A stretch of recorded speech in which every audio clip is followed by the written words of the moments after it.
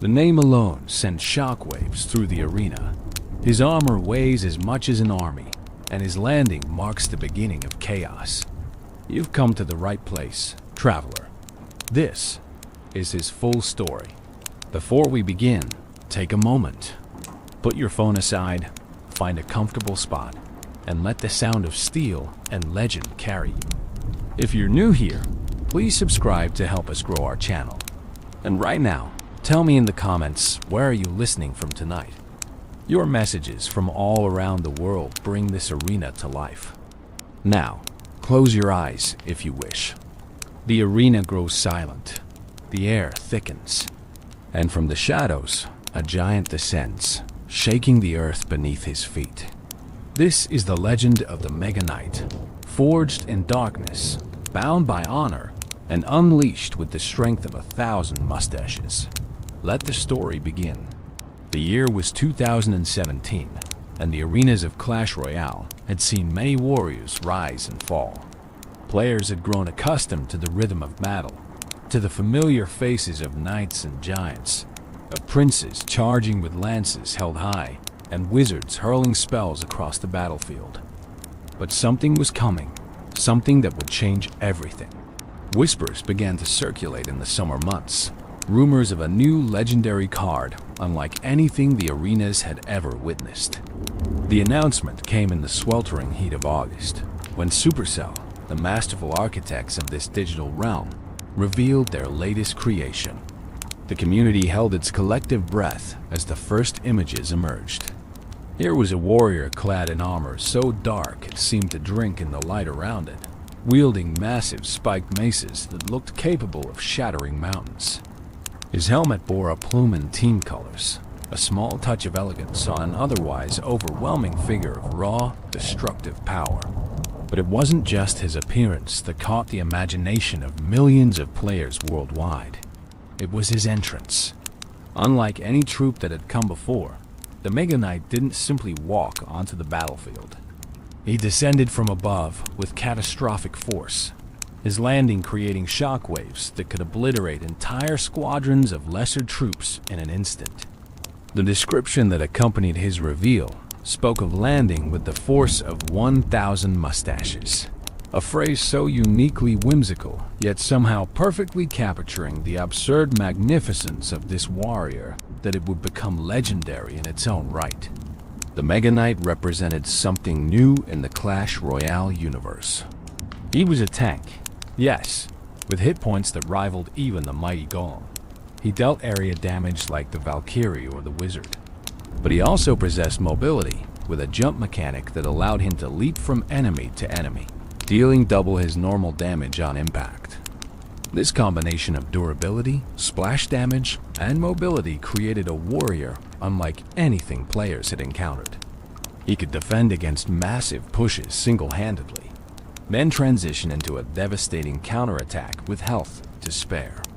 In the lore of Clash Royale, the Mega Knight's origins remain somewhat shrouded in mystery, adding to his mystique. Official Supercell materials hint at a backstory involving Knight School, a place where aspiring warriors learned the arts of combat and chivalry. According to these glimpses into his past, the Mega Knight wasn't always the imposing figure we know today. Once, he was simply another knight, but one who faced ridicule from his peers. The reason? His hands were described as small and delicate, unsuitable for a warrior destined for glory on the battlefield. This detail adds a surprisingly human dimension to what might otherwise be just another powerful card. The Mega Knight, despite his intimidating exterior and overwhelming strength, carries with him the memory of being underestimated, of being judged as inadequate by those who should have been his brothers in arms. This backstory resonates with something universal in the human experience. The journey from being looked down upon to rising above those limitations and becoming something truly extraordinary. But the path from mock student to legendary warrior isn't fully documented in official lore, and this gap has led to fascinating speculation within the Clash Royale community. Some fans theorize that the Mega Knight was actually the builder from Clash of Clans, Supercell's other flagship title. According to this theory, The builder had somehow discovered Dark Elixir and been transformed into the armored behemoth we know as the Mega Knight. While Supercell has since disproven this particular theory, it speaks to the hunger players have for understanding where this incredible warrior came from and what journey led him to don that distinctive black armor. The truth, as revealed through official channels, is that the Mega Knight chose his path deliberately. He didn't just stumble into greatness or have it thrust upon him through some magical transformation. Instead, he forged himself into something more through dedication, training, and perhaps a touch of that determination that comes from being told you're not good enough. He acquired armor that wasn't just protective, but symbolized his transformation from ordinary to extraordinary. He took up weapons that compensated for whatever perceived weaknesses he might have had. And he developed techniques like his devastating jump attack that played to his strengths while overwhelming his opponents. The Mega Knight's arrival in Clash Royale wasn't just the addition of another card to the game. It represented the culmination of Supercell's understanding of what made Clash Royale engaging. Players wanted cards that felt powerful, that gave them that rush of excitement when deployed at the right moment. They wanted mechanics that were interesting and skill-based, that rewarded good timing and smart positioning. And they wanted characters with personality, with that indefinable quality that made them memorable beyond just their stats and abilities. In the Mega Knight, Supercell delivered on all these fronts. His 7 elixir cost meant that deploying him was a significant commitment, a moment of strategic importance in any match. His spawn damage created instant impact, punishing opponents who clumped their troops together. His jump attack added an element of timing and positioning that skilled players could master while also providing spectacular visual moments that made every match feel cinematic. And his character, from that team-colored plume to the description mentioning mustaches, gave him a personality that transcended his function as a game piece. As the release date approached, anticipation built to a fever pitch. Players theorized about strategies, dreamed up deck compositions, and debated whether the Mega Knight would be overpowered or balanced. Content creators produced videos analyzing every frame of his reveal trailer, breaking down his statistics and predicting how he would impact the meta. The Clash Royale community, always passionate, became almost obsessive in their focus on this single card. And then, on September 8th, 2017, the Mega Knight officially entered the arenas.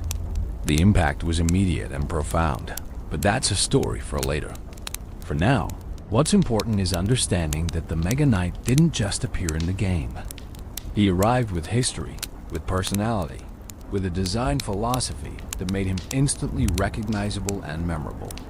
He came bearing the weight of expectation and the promise of changing how Clash Royale was played. The dawn of the Mega Knight marked a turning point in Clash Royale's evolution. Before him, the game had its legends, its powerful cards, and beloved characters. After him, the standard for what a legendary card could be had been elevated. He set a new bar for impact, for design, for that intangible quality that makes a card not just good, but iconic.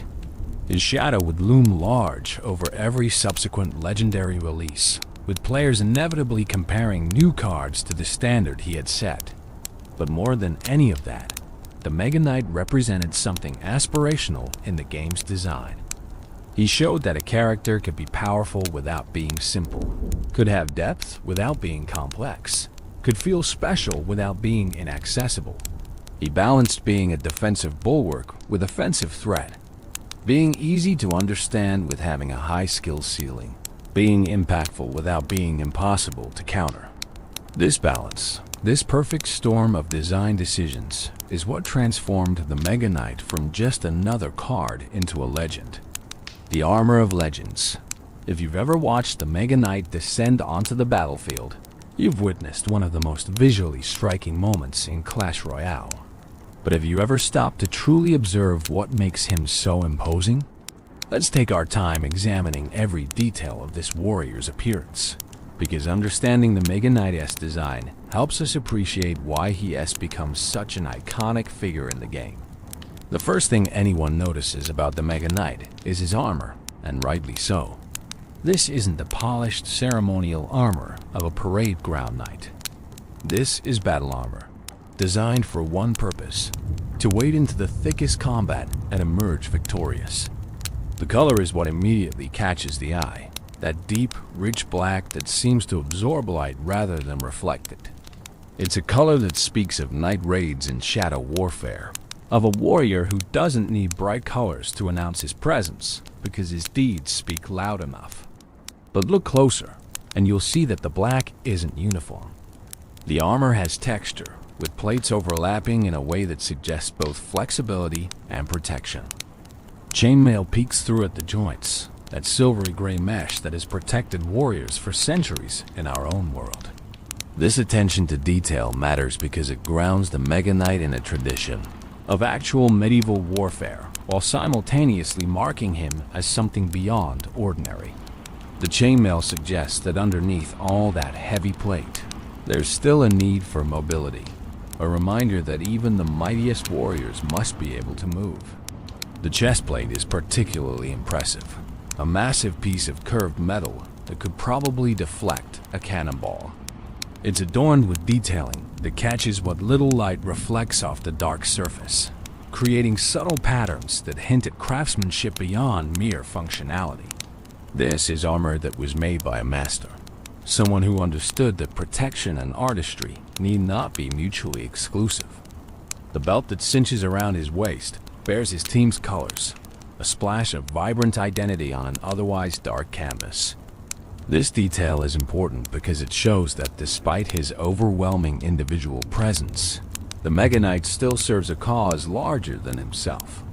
Then there's the helmet, and oh, what a helmet it is. It covers most of his face, leaving only his eyes visible, and what eyes they are. Blue and piercing, they're the only human element visible on this walking fortress.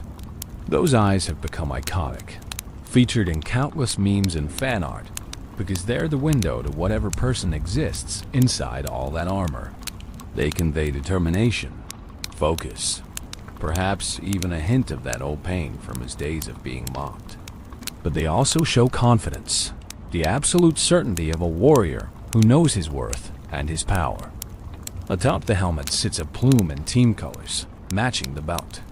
This detail is fascinating because it's purely ceremonial, serving no protective or practical function. In a design focused on brutal efficiency, the plume is a concession to pageantry, to the idea that warriors aren't just weapons but symbols. It waves as he moves, a bright flag announcing his presence, ensuring that even if somehow his massive frame and dark armor weren't enough, the plume would catch the eye. It's saying, yes, I'm here, and yes, you should be worried. But perhaps the most distinctive elements of the Mega Knight's appearance are his weapons, those massive spiked maces that serve as his fists. These aren't held weapons that can be dropped or disarmed. They're part of him, integrated into his gauntlets, making his very hands weapons of devastating power. The spikes gleam wickedly, designed not just to crush but to pierce, to maximize damage with every impact. The frames holding them are golden, a rare touch of warmth in his color palette, and they suggest that these weapons are special, perhaps even custom forged for this particular warrior. The design of these mace fists is brilliant from a practical standpoint. They're large enough to deal splash damage, each swing capable of striking multiple enemies. They're heavily weighted, adding momentum to his attacks and making each hit feel impactful. But they're also attached to his armor system, meaning his incredible strength isn't just in his arms, but distributed through his entire frame. When the Mega Knight punches, he's not just using arm strength, he's using his whole body, all that weight and power channeled through those spiked maces into his unfortunate targets. The overall silhouette of the Mega Knight is what game designers would call readable, even in the chaos of battle. Even when the screen is filled with troops and spells and effects, the Mega Knight's distinctive shape is immediately recognizable. He's broad and tall, with that slight forward lean that suggests coiled power ready to be unleashed. His proportions are just exaggerated enough to feel powerful without being cartoonish, walking that fine line between realistic and stylized that Clash Royale's art direction handles so well. Interestingly, the Mega Knight's design manages to feel heavy without feeling slow. This is a feat of visual communication that many games struggle with. The armor looks like it should weigh him down, should make him ponderous and easy to avoid. But the way he moves, with that medium speed that matches a Mega Minion or regular Knight, creates a dissonance that actually makes him more threatening. He shouldn't be that fast given his size and armor, but he is, and that violation of expectations is part of what makes him feel dangerous. The team-colored elements, the plume and belt, are more important than they might first appear. Clash Royale is a game where you're always fighting for your team, whether that's red or blue. These color touches ensure that even in the heat of battle, players can instantly identify which side a Mega Knight is on. It's a small detail that prevents confusion and frustration, but it's also a statement that the Mega Knight, for all his individual power, is still part of a larger force, still fighting for a cause beyond himself. When the Mega Knight evolution was released years later, the design team made interesting choices in how to distinguish it from the original. The armor took on an amethyst hue, that rich purple that has long been associated with royalty and power. The eyes changed from blue to magenta with glowing pink sclera, giving him an almost supernatural appearance. The spikes on his maces gained golden frames and handles at their base, and his chainmail developed gold linings.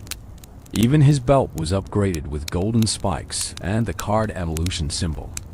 These changes maintained the core of what made the original Mega Knight recognizable while elevating him to something even more special, something that literally glowed with power. The beauty of the Mega Knight's design is how it tells a story without words. You can look at him and understand immediately what he does, what he's about. He's a tank, obvious from his massive frame and heavy armor. He deals area damage, suggested by those wide swinging maces. He's aggressive, conveyed through his forward-leaning posture and those intense eyes. And he's legendary, communicated through every carefully chosen detail, from the quality of his armor to that ceremonial plume. But beyond function, beyond gameplay communication, the Mega Knight's design succeeds because it creates an emotional response. When you deploy him, you feel powerful. When your opponent deploys him against you, you feel threatened. That's the mark of exceptional character design, when the visual presentation creates genuine emotional engagement. The Mega Knight doesn't just look cool, he makes you feel something. And that's what elevates him from a well-designed game piece to an icon. The armor, the weapons, the colors, the silhouette, they all work together to create a character that's instantly memorable and endlessly appealing.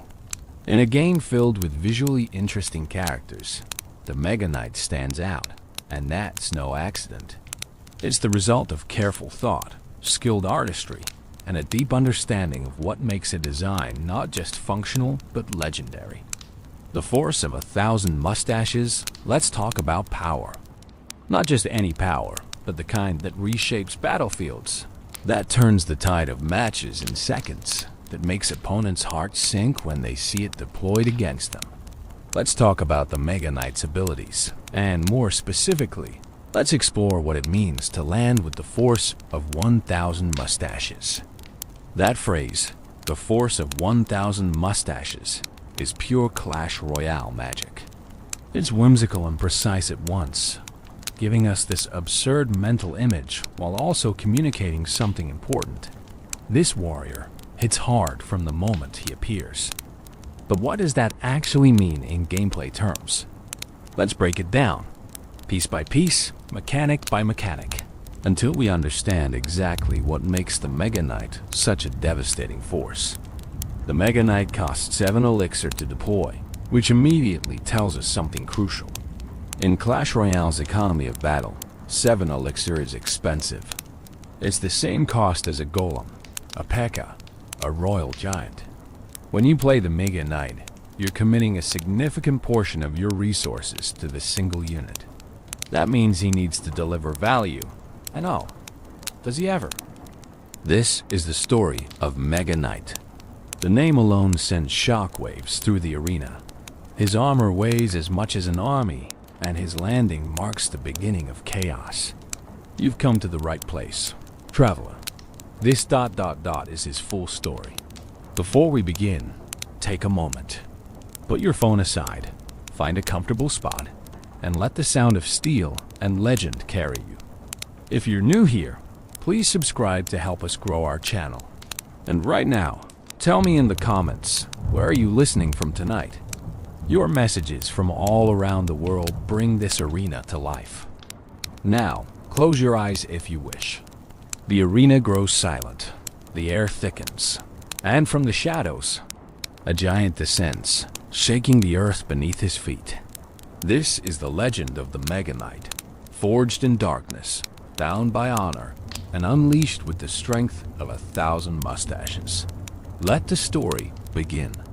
The year was 2017, and the arenas of Clash Royale had seen many warriors rise and fall. Players had grown accustomed to the rhythm of battle, to the familiar faces of knights and giants, of princes charging with lances held high and wizards hurling spells across the battlefield. But something was coming, something that would change everything.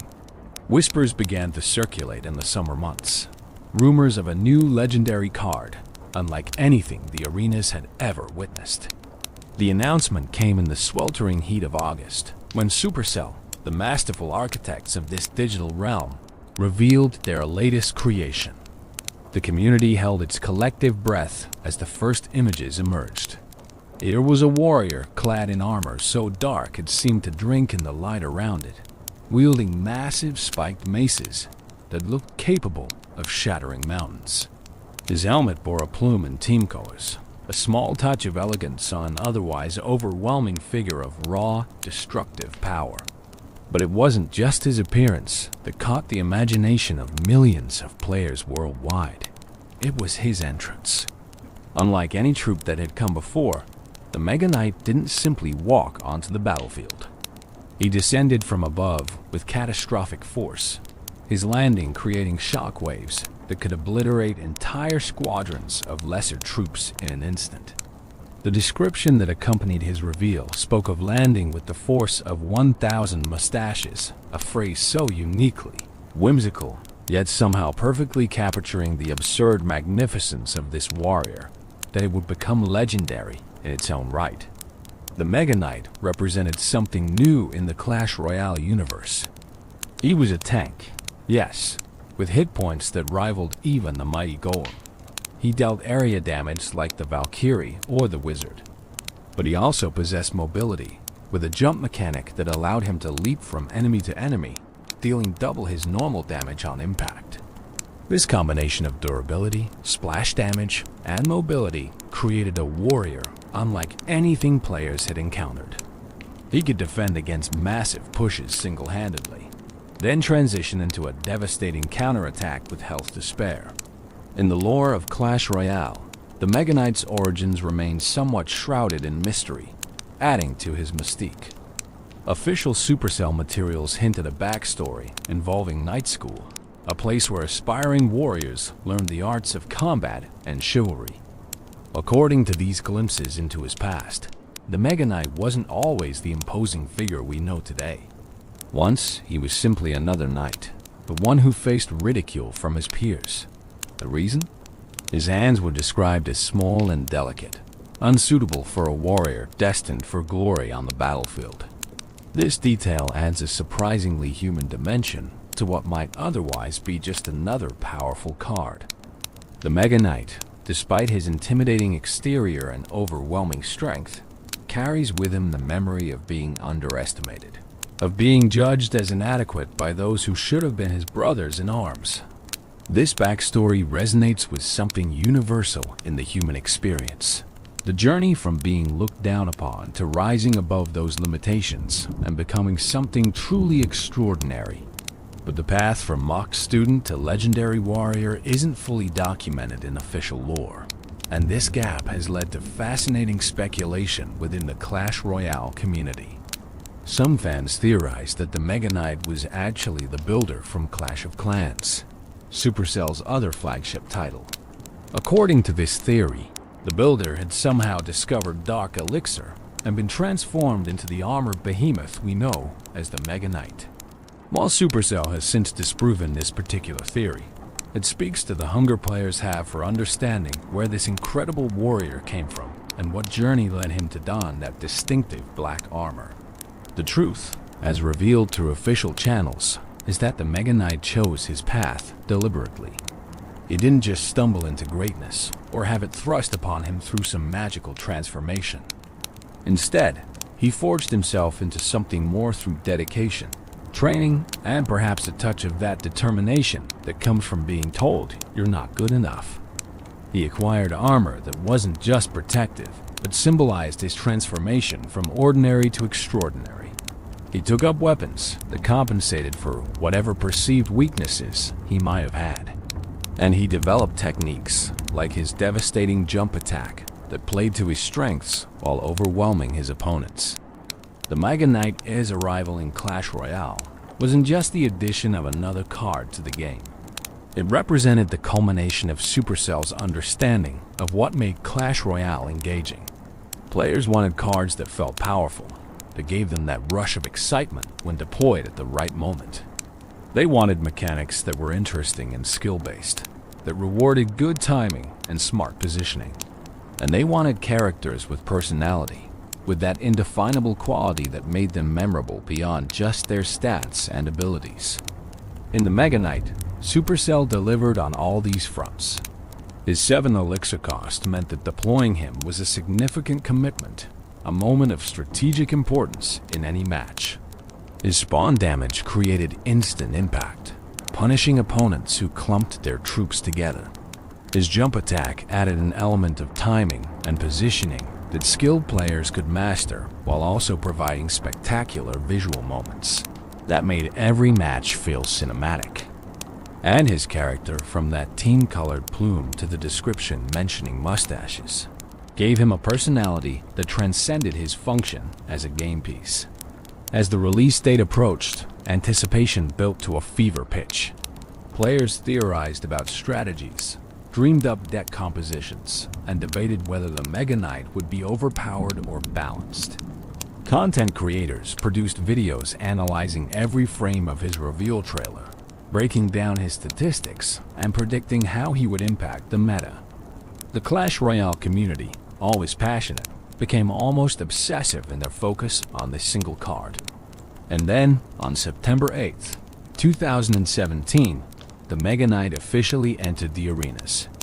The impact was immediate and profound, but that's a story for later. For now, what's important is understanding that the Mega Knight didn't just appear in the game. He arrived with history, with personality, with a design philosophy that made him instantly recognizable and memorable. He came bearing the weight of expectation and the promise of changing how Clash Royale was played. The dawn of the Mega Knight marked a turning point in Clash Royale's evolution. Before him, the game had its legends, its powerful cards, and beloved characters. After him, the standard for what a legendary card could be had been elevated. He set a new bar for impact, for design, for that intangible quality that makes a card not just good, but iconic. His shadow would loom large over every subsequent legendary release, with players inevitably comparing new cards to the standard he had set. But more than any of that, the Mega Knight represented something aspirational in the game's design. He showed that a character could be powerful without being simple, could have depth without being complex, could feel special without being inaccessible. He balanced being a defensive bulwark with offensive threat, being easy to understand with having a high skill ceiling, being impactful without being impossible to counter. This balance, this perfect storm of design decisions, is what transformed the Mega Knight from just another card into a legend. The armor of legends. If you've ever watched the Mega Knight descend onto the battlefield, you've witnessed one of the most visually striking moments in Clash Royale. But have you ever stopped to truly observe what makes him so imposing? Let's take our time examining every detail of this warrior's appearance, because understanding the Mega Knight's design helps us appreciate why he has become such an iconic figure in the game. The first thing anyone notices about the Mega Knight is his armor, and rightly so. This isn't the polished ceremonial armor of a parade ground knight. This is battle armor, designed for one purpose: to wade into the thickest combat and emerge victorious. The color is what immediately catches the eye, that deep, rich black that seems to absorb light rather than reflect it. It's a color that speaks of night raids and shadow warfare, of a warrior who doesn't need bright colors to announce his presence because his deeds speak loud enough. But look closer, and you'll see that the black isn't uniform. The armor has texture, with plates overlapping in a way that suggests both flexibility and protection. Chainmail peeks through at the joints, that silvery gray mesh that has protected warriors for centuries in our own world. This attention to detail matters because it grounds the Mega Knight in a tradition of actual medieval warfare, while simultaneously marking him as something beyond ordinary. The chainmail suggests that underneath all that heavy plate, there's still a need for mobility, a reminder that even the mightiest warriors must be able to move. The chest plate is particularly impressive, a massive piece of curved metal that could probably deflect a cannonball. It's adorned with detailing that catches what little light reflects off the dark surface, creating subtle patterns that hint at craftsmanship beyond mere functionality. This is armor that was made by a master, someone who understood that protection and artistry need not be mutually exclusive. The belt that cinches around his waist bears his team's colors, a splash of vibrant identity on an otherwise dark canvas. This detail is important because it shows that despite his overwhelming individual presence, the Mega Knight still serves a cause larger than himself. Then there's the helmet, and oh, what a helmet it is.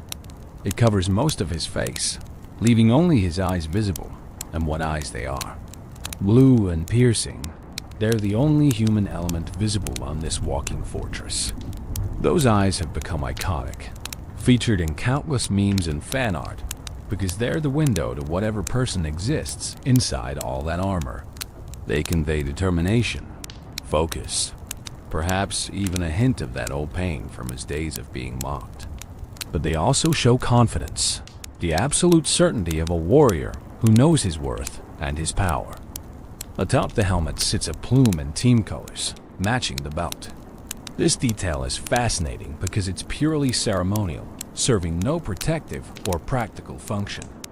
In a design focused on brutal efficiency, the plume is a concession to pageantry, to the idea that warriors aren't just weapons but symbols. It waves as he moves, a bright flag announcing his presence, ensuring that even if somehow his massive frame and dark armor weren't enough, the plume would catch the eye. It's saying, yes, I'm here, and yes, you should be worried. But perhaps the most distinctive elements of the Mega Knight's appearance are his weapons, those massive spiked maces that serve as his fists. These aren't held weapons that can be dropped or disarmed. They're part of him, integrated into his gauntlets, making his very hands weapons of devastating power. The spikes gleam wickedly, designed not just to crush but to pierce, to maximize damage with every impact. The frames holding them are golden, a rare touch of warmth in his color palette, and they suggest that these weapons are special, perhaps even custom forged for this particular warrior. The design of these mace fists is brilliant from a practical standpoint. They're large enough to deal splash damage, each swing capable of striking multiple enemies. They're heavily weighted, adding momentum to his attacks and making each hit feel impactful. But they're also attached to his armor system, meaning his incredible strength isn't just in his arms, but distributed through his entire frame. When the Mega Knight punches, he's not just using arm strength, he's using his whole body, all that weight and power channeled through those spiked maces into his unfortunate targets. The overall silhouette of the Mega Knight is what game designers would call readable, even in the chaos of battle. Even when the screen is filled with troops and spells and effects, the Mega Knight's distinctive shape is immediately recognizable. He's broad and tall, with that slight forward lean that suggests coiled power ready to be unleashed. His proportions are just exaggerated enough to feel powerful without being cartoonish, walking that fine line between realistic and stylized that Clash Royale's art direction handles so well. Interestingly, the Mega Knight's design manages to feel heavy without feeling slow. This is a feat of visual communication that many games struggle with. The armor looks like it should weigh him down, should make him ponderous and easy to avoid. But the way he moves, with that medium speed that matches a Mega Minion or regular Knight, creates a dissonance that actually makes him more threatening. He shouldn't be that fast given his size and armor, but he is, and that violation of expectations is part of what makes him feel dangerous. The team-colored elements, the plume and belt, are more important than they might first appear. Clash Royale is a game where you're always fighting for your team, whether that's red or blue. These color touches ensure that even in the heat of battle, players can instantly identify which side a Mega Knight is on.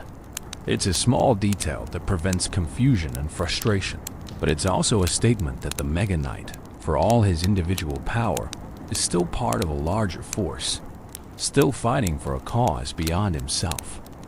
When the Mega Knight evolution was released years later, the design team made interesting choices in how to distinguish it from the original. The armor took on an amethyst hue, that rich purple that has long been associated with royalty and power. The eyes changed from blue to magenta with glowing pink sclera, giving him an almost supernatural appearance. The spikes on his maces gained golden frames and handles at their base, and his chainmail developed gold linings. Even his belt was upgraded with golden spikes and the card evolution symbol. These changes maintained the core of what made the original Mega Knight recognizable while elevating him to something even more special, something that literally glowed with power. The beauty of the Mega Knight's design is how it tells a story without words. You can look at him and understand immediately what he does, what he's about. He's a tank, obvious from his massive frame and heavy armor. He deals area damage, suggested by those wide swinging maces. He's aggressive, conveyed through his forward-leaning posture and those intense eyes. And he's legendary, communicated through every carefully chosen detail, from the quality of his armor to that ceremonial plume. But beyond function, beyond gameplay communication, the Mega Knight's design succeeds because it creates an emotional response. When you deploy him, you feel powerful. When your opponent deploys him against you, you feel threatened. That's the mark of exceptional character design, when the visual presentation creates genuine emotional engagement. The Mega Knight doesn't just look cool, he makes you feel something, and that's what elevates him from a well-designed game piece to an icon. The armor, the weapons, the colors, the silhouette, they all work together to create a character that's instantly memorable and endlessly appealing. In a game filled with visually interesting characters, the Mega Knight stands out, and that's no accident. It's the result of careful thought, skilled artistry, and a deep understanding of what makes a design not just functional but legendary. The force of 1,000 mustaches, let's talk about power. Not just any power, but the kind that reshapes battlefields, that turns the tide of matches in seconds, that makes opponents' hearts sink when they see it deployed against them. Let's talk about the Mega Knight's abilities, and more specifically, let's explore what it means to land with the force of 1,000 mustaches. That phrase, the force of 1,000 mustaches, is pure Clash Royale magic. It's whimsical and precise at once, giving us this absurd mental image while also communicating something important. This warrior hits hard from the moment he appears. But what does that actually mean in gameplay terms? Let's break it down, piece by piece, mechanic by mechanic, until we understand exactly what makes the Mega Knight such a devastating force. The Mega Knight costs 7 elixir to deploy, which immediately tells us something crucial. In Clash Royale's economy of battle, 7 elixir is expensive. It's the same cost as a golem, a P.E.K.K.A., a royal giant. When you play the Mega Knight, you're committing a significant portion of your resources to this single unit. That means he needs to deliver value. And oh, does he ever? The first ability that defines the Mega Knight is his spawn damage. Unlike most troops that simply appear on the battlefield and then begin attacking, the Mega Knight announces his arrival with explosive force. The moment he lands, he deals significant area damage in a 360-degree radius around himself. This isn't a small amount of damage either. It's enough to completely eliminate several types of support troops, to severely wound others, and to scatter any tight formation of enemies with the knockback effect it creates. The spawn damage is slightly less than a royal delivery, but it's still devastating when used correctly. A well-placed Mega Knight can land on top of a push and instantly destroy musketeers, electro wizards, ice wizards, wizards, witches, and numerous other support troops. Even tougher units like evolved barbarians can be eliminated in that initial impact. This creates immediate value, potentially trading 7 elixir for 10 or 12, or even more elixir worth of enemy troops in a single moment. But the spawn damage does more than just eliminate troops. It disrupts formation. When the Mega Knight lands, enemies are knocked back, scattered, their carefully arranged positions destroyed in an instant. A well-organized push suddenly becomes a chaotic mess, with troops no longer supporting each other, no longer attacking in unison. This disruption is often as valuable as the damage itself, because it buys time for your towers to attack, for other troops to arrive, for the situation to turn in your favor. The knockback specifically deserves attention because it's one of the most underrated aspects of the spawn damage. It's not just pushing troops back a tile or two. It's a substantial displacement that can completely change engagement distances, can move troops out of range of their targets, can separate tanks from their support. Skilled players learn to use this knockback as a tool, positioning their Mega Knight spawns not just for maximum damage, but for maximum disruption. Then there's the jump attack, and this is where the Mega Knight truly becomes unique. If there are ground units between 3.5 and 5 tiles away from him, the Mega Knight doesn't just walk toward them. He stops, charges up for about 9/10 of a second, and then launches himself through the air in a spectacular leap that covers that distance in an instant. When he lands, he deals double his normal damage in an area, along with knockback once again. The jump attack transforms the Mega Knight from a simple tank into something far more dynamic. He's not slowly plodding toward enemy troops. He's actively hunting them, leaping from target to target like some kind of armored predator. This gives him incredible threat projection. An enemy behind your Mega Knight isn't safe. A troop trying to maintain distance isn't safe. He's constantly pressuring, constantly threatening to close the gap and deliver that devastating double damage impact. The double damage of the jump attack matters enormously. The Mega Knight's base damage is moderate, not particularly impressive for his cost. But when he jumps, that damage doubles, and suddenly he's hitting hard enough to seriously threaten medium health troops, to chunk tanks, to clear swarms with ease. The jump resets his attack timer too, meaning he can land, deal the jump damage, and immediately follow up with a regular attack, creating a burst of damage that can overwhelm enemies before they have a chance to respond. The timing of the jump is interesting from a gameplay perspective. That 9/10 of a second charge-up time is long enough for skilled opponents to react, to place a troop closer to the Mega Knight and steal his attention, to use knockback or stuns to interrupt the jump. But it's short enough that it's not easy to respond to, especially in the chaos of battle. It creates this tension where both players are thinking about that jump. The Mega Knight player looking for opportunities to let it fly, the opponent trying to prevent or mitigate it. The range parameters for the jump, 3.5 to 5 tiles, are carefully chosen. Too short, and it would trigger constantly, becoming unpredictable and hard to control. Too long, and he'd be jumping across the entire arena, which would be absurd even by Clash Royale standards. The actual range means that the Mega Knight tends to jump over one-tile gaps to clear small obstacles, to reach troops that are trying to maintain a safe distance but not quite managing it.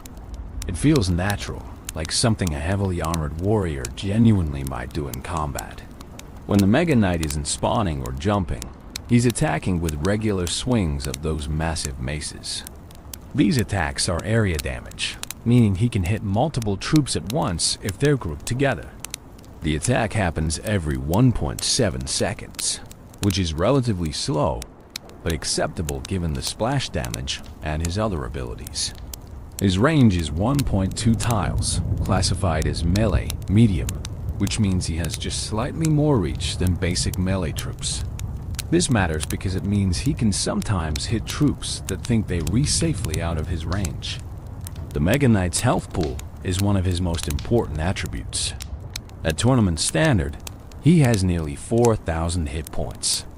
That's massive, making him one of the tankiest troops in the game. This health isn't just about surviving. It's about having the staying power to reach enemy towers, to absorb huge amounts of damage while his teammates deal with threats, to transition from defense to offense without dying in the process. A Mega Knight that survives defending against a push and still has half his health can become a nightmare for opponents to deal with. His movement speed is medium, the same as a knight, mega minion, or barbarian. This is faster than tanks like the Giant or Golem, but slower than cards like the Prince or Bandit. It is a balanced speed that lets him keep up with most pushes while not being so fast that he is impossible to intercept. The medium speed combined with his jump creates this interesting rhythm where he is alternating between steady advancement and sudden leaps, making his movement pattern distinctive and somewhat unpredictable. One crucial limitation of the Mega Knight is that he can only target ground troops. He cannot attack air units at all. This is a significant weakness that prevents him from being overwhelming. A Mega Knight alone cannot deal with a minion horde, cannot touch a baby dragon or mega minion, cannot prevent a balloon from reaching his tower. This weakness is intentional and important, creating counterplay opportunities and ensuring that the Mega Knight needs support despite his individual power. The Mega Knight's abilities create interesting interactions with other game mechanics. He can be stunned mid-jump by Electro Wizard or Zap, causing the jump to fail. He can be pulled by Tornado, repositioned mid-leap to land somewhere unexpected. He can be frozen, rooted, slowed, affected by all the various control effects in the game. But none of these completely shut him down. They merely delay him, buy time, create opportunities. The Mega Knight is resilient in a way that goes beyond his health pool, his multiple abilities ensuring he's always threatening even when countered. When the Mega Knight evolution was released, it added a new dimension to his abilities, the uppercut. With each regular attack, the evolved Mega Knight performs an uppercut that launches the targeted troop back 4 tiles toward the nearest enemy crown tower. This creates a combo with his jump, because those 4 tiles are exactly enough to trigger another jump attack. Suddenly, the evolved Mega Knight can lock single targets in a devastating loop of uppercuts and jumps, repeatedly hitting them and pushing them back until they reach the tower. The force of 1,000 mustaches isn't just a clever phrase. It's a perfect encapsulation of what makes the Mega Knight special. He has impact from the moment he appears. He has mobility that belies his size. He has staying power that lets him do his job, and then some. He has multiple ways to apply pressure and create value. All of these combine to create a card that feels powerful to play, threatening to face, and endlessly interesting to master. Understanding these abilities, really internalizing how they work and interact, is essential to using the Mega Knight effectively or countering him successfully. Every mechanic has its purpose, its strengths, its limitations. The spawn damage punishes clumping and creates immediate impact. The jump attack provides mobility and burst damage. The regular attacks clear swarms and chip at tanks. The massive health pool provides staying power. And all of it together creates a warrior that truly does land with the force of 1,000 mustaches, whatever that force might actually be. September 8, 2017. A legend arrives. There are dates in gaming that become etched in collective memory. Moments when something changed, when the before and after were distinctly different. For Clash Royale players, September 8, 2017 is one of those dates. It's the day the Mega Knight officially entered the game, and the arenas would never be quite the same. But the story of the Mega Knight's release actually begins earlier, in the final days of August, when Supercell offered players their first chance to obtain this new legendary. On August 25th, the Mega Knight Challenge was launched. This was a special event where players could build a deck that included the Mega Knight and battle others doing the same. The grand prize? Achieving 12 wins would grant you the Mega Knight early, before his official release, letting you be among the first to wield this new warrior in regular battles. The challenge itself was an experience, a glimpse into how this new card would change the game. Players experimented with different deck compositions, trying to find synergies with the Mega Knight's unique abilities. Some treated him as a defensive anchor, using his spawn damage to shut down pushes. Others built aggressive decks, pairing him with fast troops to create overwhelming pressure. Every match taught players something new about positioning, timing, the subtle art of when to spawn and when to jump. For those who managed to win that 12th game, the reward was more than just early access. It was bragging rights, the ability to surprise opponents who hadn't yet faced the Mega Knight in ladder matches, who didn't know his patterns and weaknesses. Those early adopters became unwitting teachers, their matches spreading knowledge about this new threat throughout the community. But Supercell didn't stop with just the challenge. From August 31st through September 4th, they offered a special shop deal for players at Arena 10 and above. You could purchase super magical chests, and these chests had a 50% chance to contain the Mega Knight with your first purchase, guaranteed with the second. This was an interesting approach, letting players who were willing to spend gems obtain the card without the skill requirement of winning 12 challenge matches. It democratized access somewhat, ensuring that the Mega Knight wouldn't be exclusively in the hands of the game's most skilled players. As these pre-release days passed, the community buzzed with discussion. YouTube was flooded with videos analyzing the Mega Knight, theorizing about his impact, showcasing spectacular plays from the challenge. Reddit threads dissected his statistics, compared him to other tanks and splash damage dealers, debated whether he was overpowered or balanced or maybe even underwhelming. Twitter erupted with memes, with clips, with that peculiar mixture of excitement and anxiety that comes when something new and powerful is about to change a beloved game. The anticipation built to an almost unbearable crescendo. Players who had gotten the Mega Knight early were either keeping quiet about their experiences or loudly proclaiming that the meta was about to change forever. Those who hadn't obtained him yet were both eager to try him and dreading facing him. Content creators were preparing day one videos, planning their deck guides and strategy breakdowns, ready to capitalize on the moment.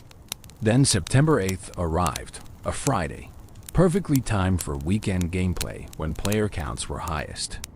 The update went live, and suddenly the Mega Knight was available in chests, in the shop, through trading, through all the normal means of card acquisition. For players in Arena 11 and above, or for anyone lucky enough to get him from a legendary chest, the Mega Knight was now accessible. The first few hours after release were chaotic in the best possible way. The arenas were flooded with players trying out their new Mega Knight, or facing him for the first time, or both. Matches had a different rhythm, an edge of unpredictability, as players learned through experience what the Mega Knight could and couldn't do. Some early attempts were disastrous, players wasting their 7 elixir on poorly positioned spawns or walking the Mega Knight into hard counters they didn't yet recognize.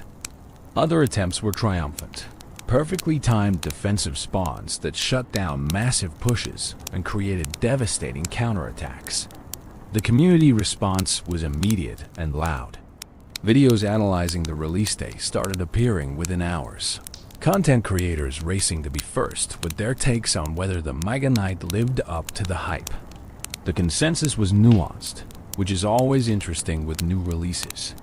Yes, the Mega Knight was powerful. Yes, he could do spectacular things. But he also had clear weaknesses, clear counters, clear situations where he wasn't the right play. What became apparent quickly was that the Mega Knight had a high skill floor, but an even higher skill ceiling.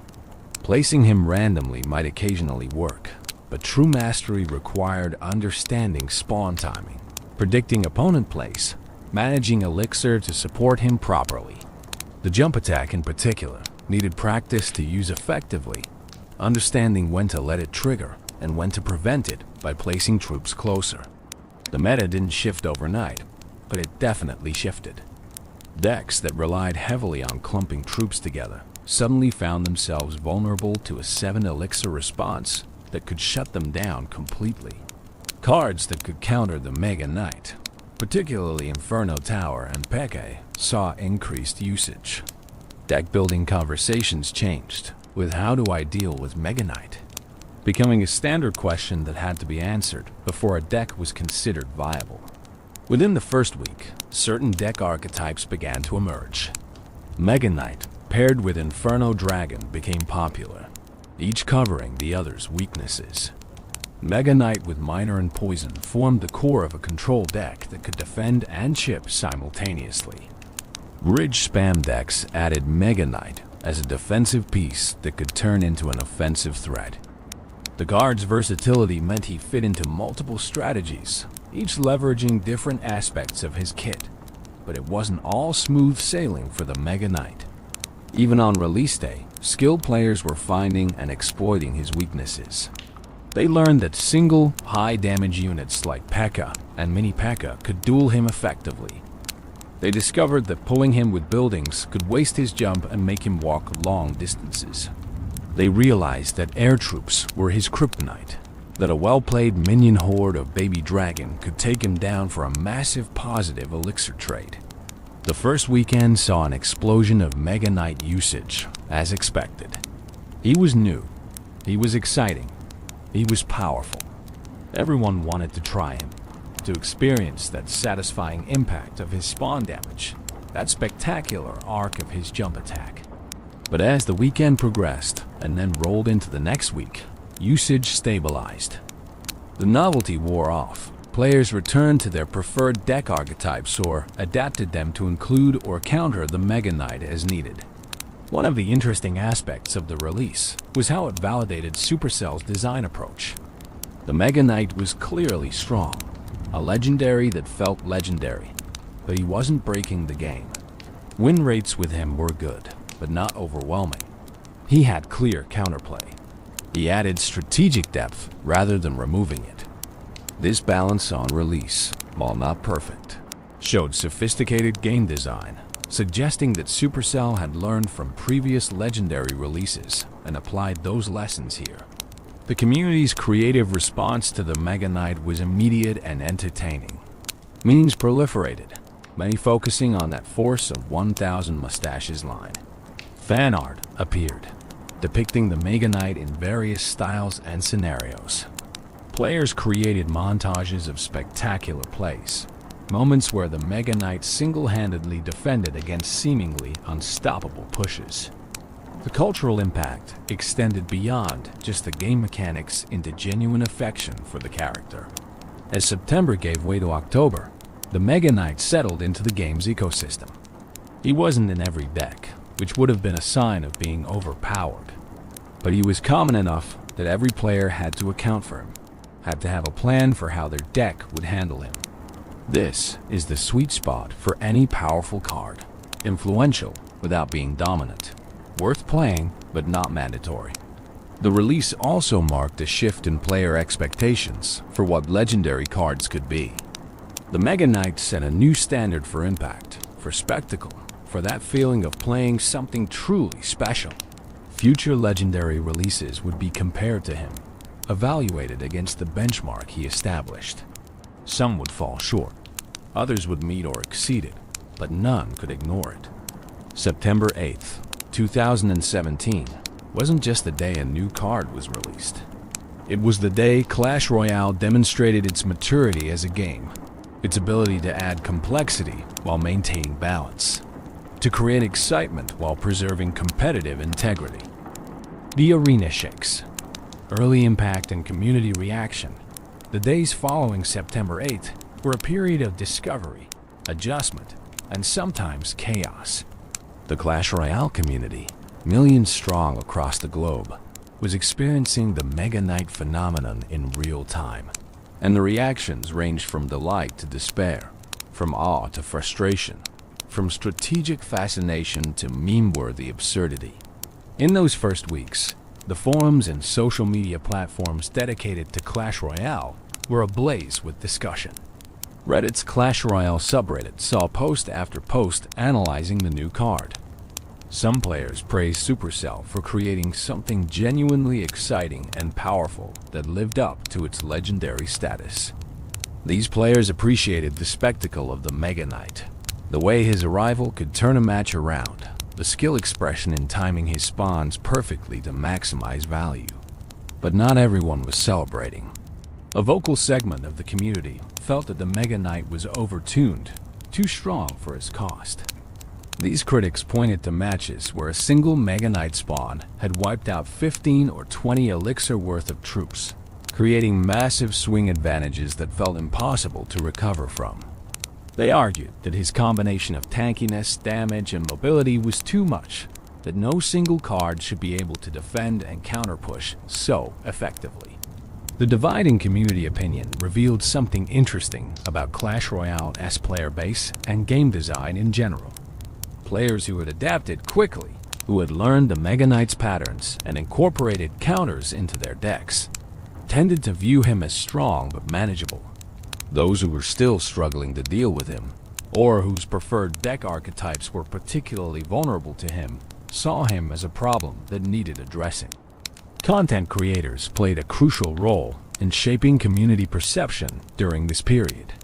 Popular YouTubers and streamers were producing daily content featuring the Mega Knight, and their takes varied widely.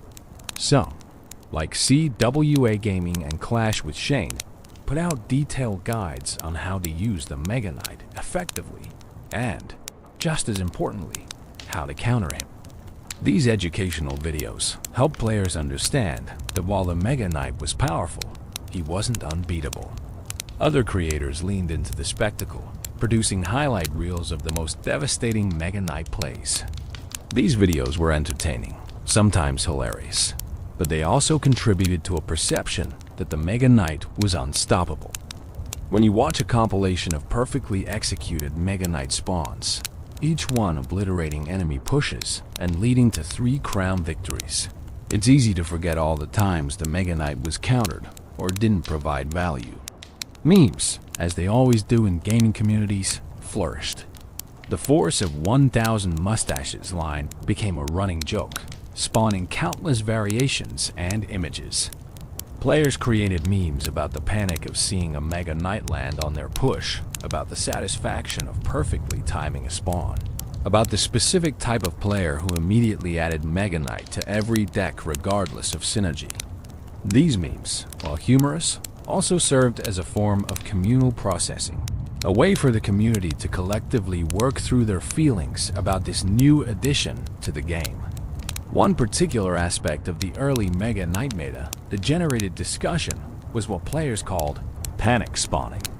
This referred to players who, upon seeing any kind of enemy push, would immediately drop their Mega Knight, regardless of whether it was actually the right play. Sometimes this worked, the Mega Knight's raw stats and abilities bailing out poor decision-making. But often it didn't, and these panic spawns became opportunities for skilled opponents to punish over-reliance on the card. The evolution of Mega Knight strategies in those early weeks was fascinating to watch. Initially, most players used him purely defensively as a response to enemy pushes. His spawn damage and high health made this the obvious application. But as players experimented, more nuanced approaches emerged. Some discovered that spawning the Mega Knight at the bridge, especially when the opponent was low on elixir, could create enormous pressure. Others found that placing him in the back during double elixir, letting him walk slowly toward the bridge while building supporting troops behind him, could create nearly unstoppable pushes. The synergy discoveries were particularly exciting. Players realized that cards like Battle Ram and Bandit, which could quickly reach the opponent's tower, created dilemmas when paired with the Mega Knight. Deal with the fast threats and the Mega Knight reaches your tower. Deal with the Mega Knight and the fast threats get through. This type of split pressure strategy became a hallmark of early Mega Knight decks. Inferno Dragon emerged as a favorite partner for the Mega Knight during this period. The pairing made perfect sense. The Mega Knight handled swarms and medium health troops that threatened the Inferno Dragon, while the Inferno Dragon melted the tanks and mini-tanks that could duel the Mega Knight effectively. Together, they covered each other's weaknesses beautifully, creating a defensive core that was difficult to overcome. As the first month progressed, the meta began to adapt. Cards that countered the Mega Knight saw their usage rates climb.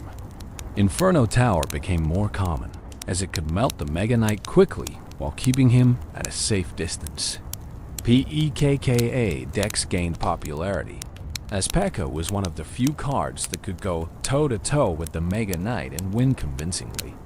Even lower-cost options like Knight and Mini P.E.K.K.A. found renewed relevance as Mega Knight counters. The adaptation wasn't one-sided, though. As counter cards became more common, Mega Knight players adapted their strategies. They learned to support their Mega Knight with Zap or Lightning to reset Inferno Towers. They started carrying air troops to deal with high-damage ground units, trying to solo their Mega Knight. They became more selective about when to play him, recognizing that sometimes holding him as a defensive threat was more valuable than actually using him. This back and forth, this dynamic adaptation and counter-adaptation, is what makes card games like Clash Royale endlessly engaging. The Mega Knight wasn't static in the meta.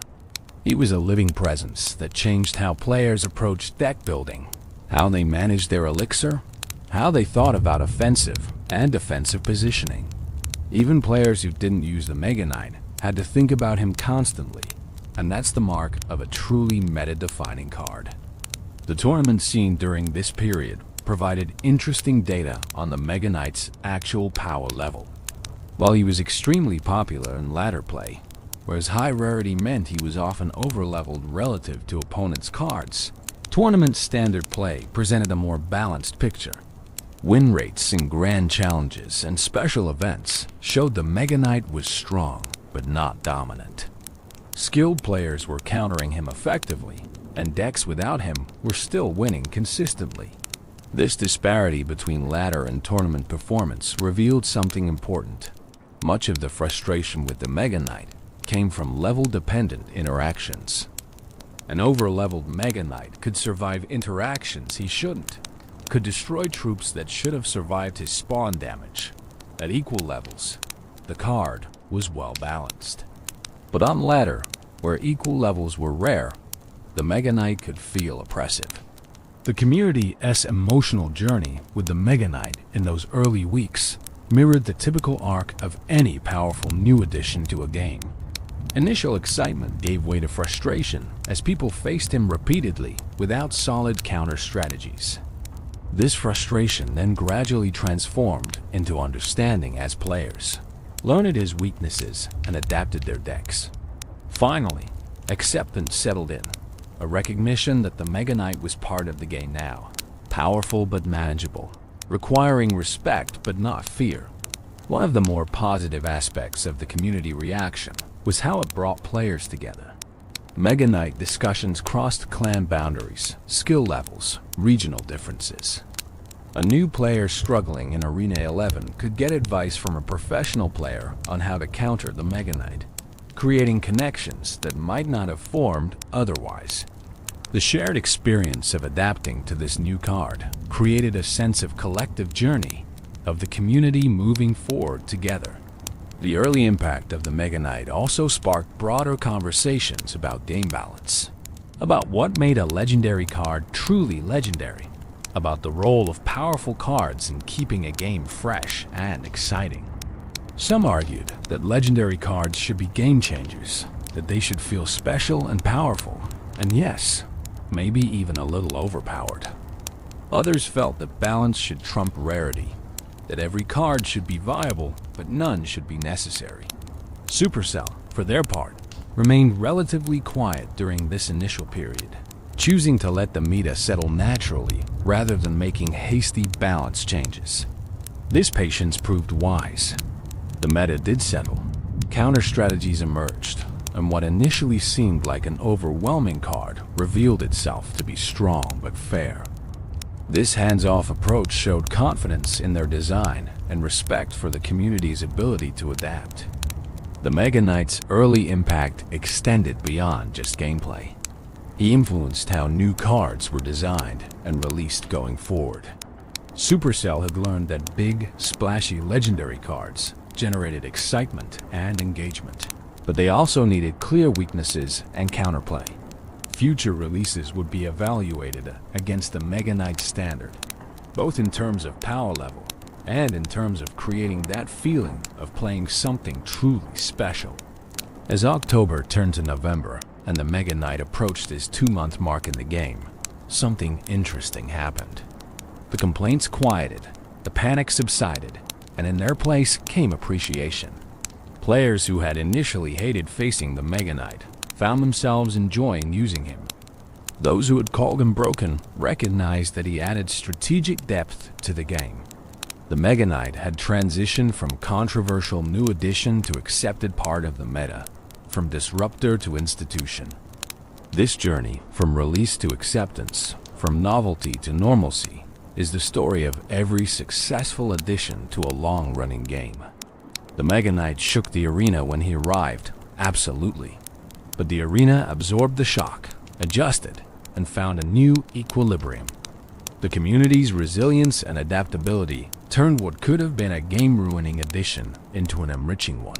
Proof that players and developers together can navigate the always challenging task of adding power to a balanced game. The Balance Chronicles. In the world of live service games, balance is never truly achieved, only approached. It's a moving target, shifting with every new card release, every strategic discovery, every evolution in how players understand and play the game. The Mega Knight's balance history is a testament to this truth, a chronicle of adjustments both large and small, each attempting to keep him powerful and exciting while preventing him from becoming oppressive. The Mega Knight launched in a surprisingly well-balanced state, a testament to Supercell's playtesting and design philosophy. However, no card enters the live environment perfectly tuned. The sheer number of players, the diversity of deck compositions, the creative strategies that emerge from millions of minds working on the same problem. These factors reveal balance issues that no amount of internal testing can predict.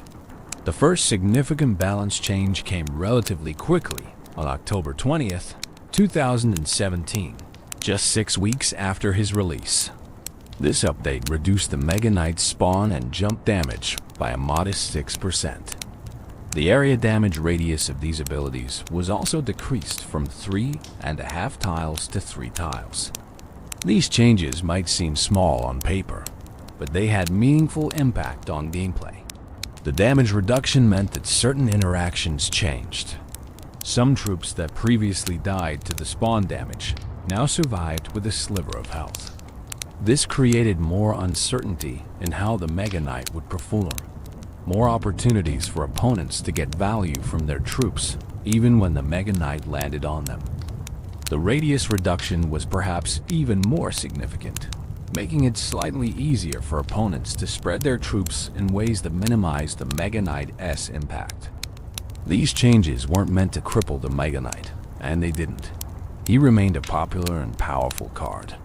But they did reduce his most frustrating aspects.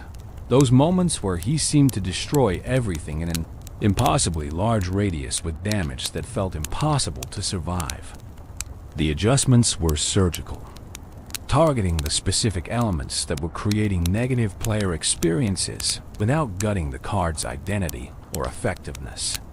In December of 2017, just 3 months after his release, another balance pass arrived. This one targeted the Mega Knight's regular attack damage, reducing it by 4.5%. This change was interesting because it didn't affect his signature abilities. The spawn and jump damage remained unchanged. Instead, it reduced his sustained damage output, his ability to take down buildings and tanks through repeated regular attacks.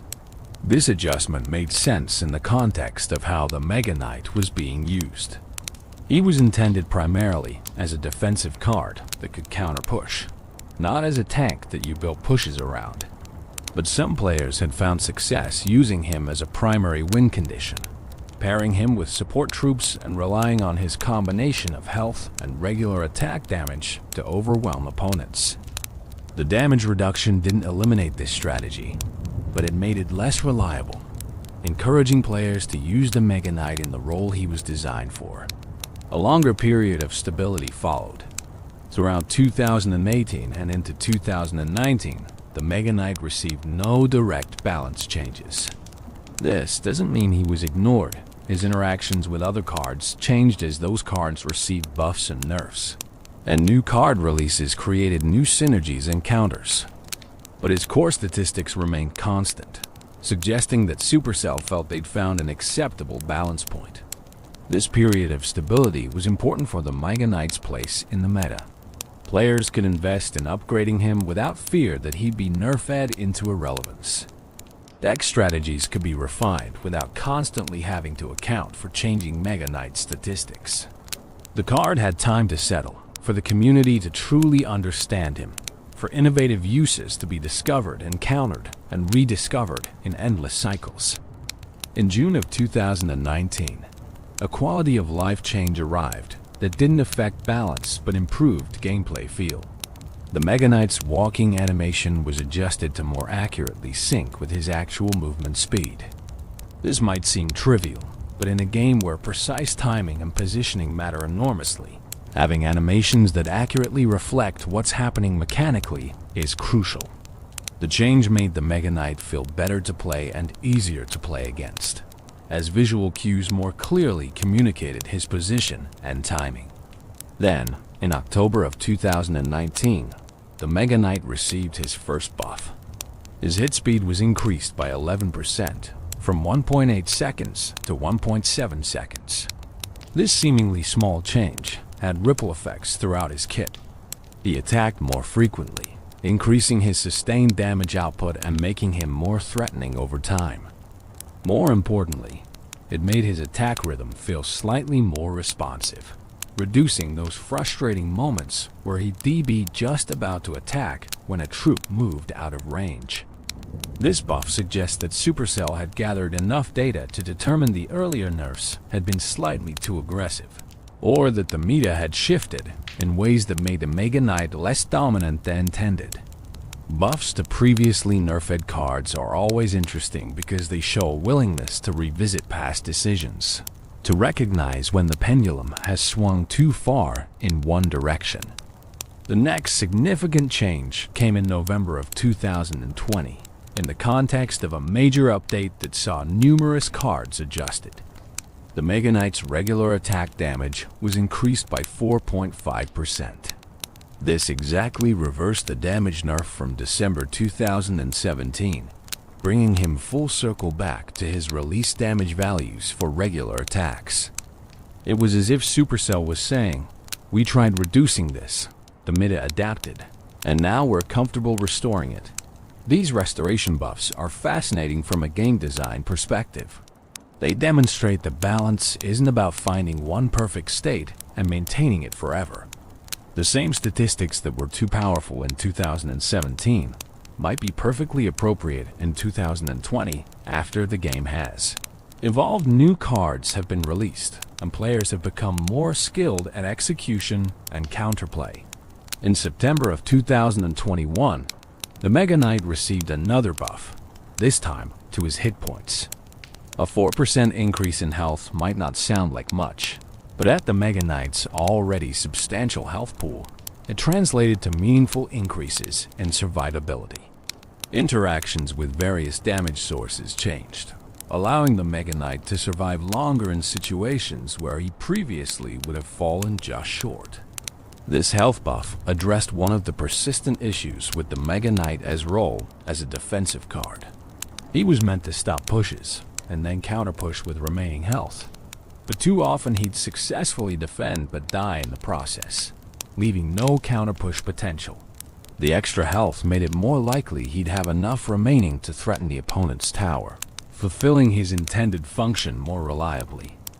The balance changes to the Mega Knight weren't just about numbers adjustments. Throughout his history, various bug fixes and interaction adjustments affected how he functioned. Issues with his jump targeting were addressed, ensuring he'd jump at appropriate targets rather than sometimes walking when he should jump. Interactions with knockback and stun effects were refined, creating more consistent and predictable gameplay. One particularly important set of changes involved level scaling interactions. Supercell worked to ensure that the Mega Knight's effectiveness didn't swing too wildly based on level differences. An over-leveled Mega Knight had been particularly oppressive on ladder, destroying troops he shouldn't while surviving against troops that should have killed him. Adjustments to various damage and health breakpoints helped smooth out these level-dependent interactions, making the card more balanced across the entire range of levels. In March of 2023, the landscape shifted dramatically with the introduction of card evolutions. While the base Mega Knight received no changes in this update, the announcement that he would eventually receive an evolution meant that future balance considerations would need to account for two versions of the card. This added complexity to the balance equation, as changes to the base Mega Knight would affect the evolution and vice versa. When the Mega Knight evolution was finally released, it brought its own balance considerations. The uppercut mechanic, launching troops backward toward the opponent's tower with each regular attack, created new interactions and strategies. The evolution was intentionally tuned to be powerful. It was meant to feel like a significant upgrade, but not so powerful that it dominated every match. Balancing evolutions while keeping base cards relevant has been an ongoing challenge for Supercell, and the Mega Knight evolution represents one approach to that challenge. Throughout all these changes, certain principles have guided the Mega Knight's balance journey. First, his identity as a defensive card with counter-push potential has been preserved. No changes have transformed him into something fundamentally different. Second, his skill ceiling has been maintained. He is easy to play at a basic level, but rewards mastery of timing and positioning. Third, his weaknesses have been kept clear and exploitable air troops. High DPS, single-target units, and building pools remain effective counter strategies. The balance history also reveals Supercell's philosophy about legendary cards. They should feel special and powerful, worth the excitement when obtained and worth the investment to upgrade. But they shouldn't be mandatory, shouldn't warp the meta around themselves, shouldn't make other strategies feel invalid. The Mega Knight's journey from slightly overtuned to well-balanced to occasionally underpowered and back to well-balanced shows this philosophy in action. Looking at the complete arc of balance changes, a pattern emerges. The Mega Knight was released slightly too strong, was carefully nerfed to address the most problematic aspects, was left stable for an extended period, and has since received small buffs to keep him relevant as the game evolves around him.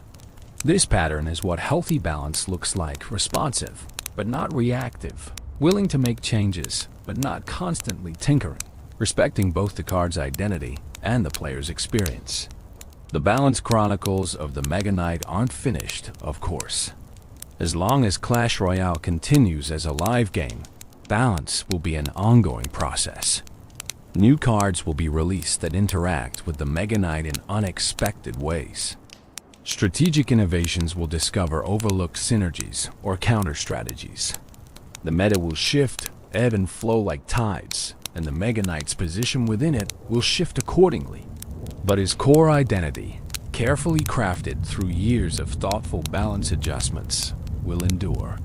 Knight School memories. Every warrior has a beginning, and even the Mega Knight, that imposing figure who descends onto battlefields with the force of 1,000 mustaches, was once something less than legendary. The lore of Clash Royale is often subtle, revealed in card descriptions and flavor text rather than explicit storytelling. But these fragments create a surprisingly rich tapestry when examined closely. The Mega Knight's backstory, centered around Knight School and the mockery he endured, adds depth to a character who could have been merely a collection of stats and abilities. The official description mentions that the Mega Knight crash lands with enough force to make grown wizards cry, and notes that in Knight School, this dude got smack-talked for his small and delicate hands. This single sentence carries surprising emotional weight. Here was someone training to be a knight, a warrior expected to wield weapons and wear armor and project strength, but he possessed a physical characteristic that made him a target for ridicule. Imagine the scene at Knight School. Young warriors in training, all competing for recognition, all trying to prove themselves worthy of their future role. In such an environment, any perceived weakness becomes a vector for mockery. Small hands, delicate hands. These became not just a physical characteristic, but a symbol of inadequacy in the eyes of his peers. The very tools he'd need for his profession, his hands, were deemed insufficient. This bullying, this mockery, would have been relentless. Knight School wasn't likely a gentle place. It was where future warriors were forged through competition, through testing, through constant comparison to one another.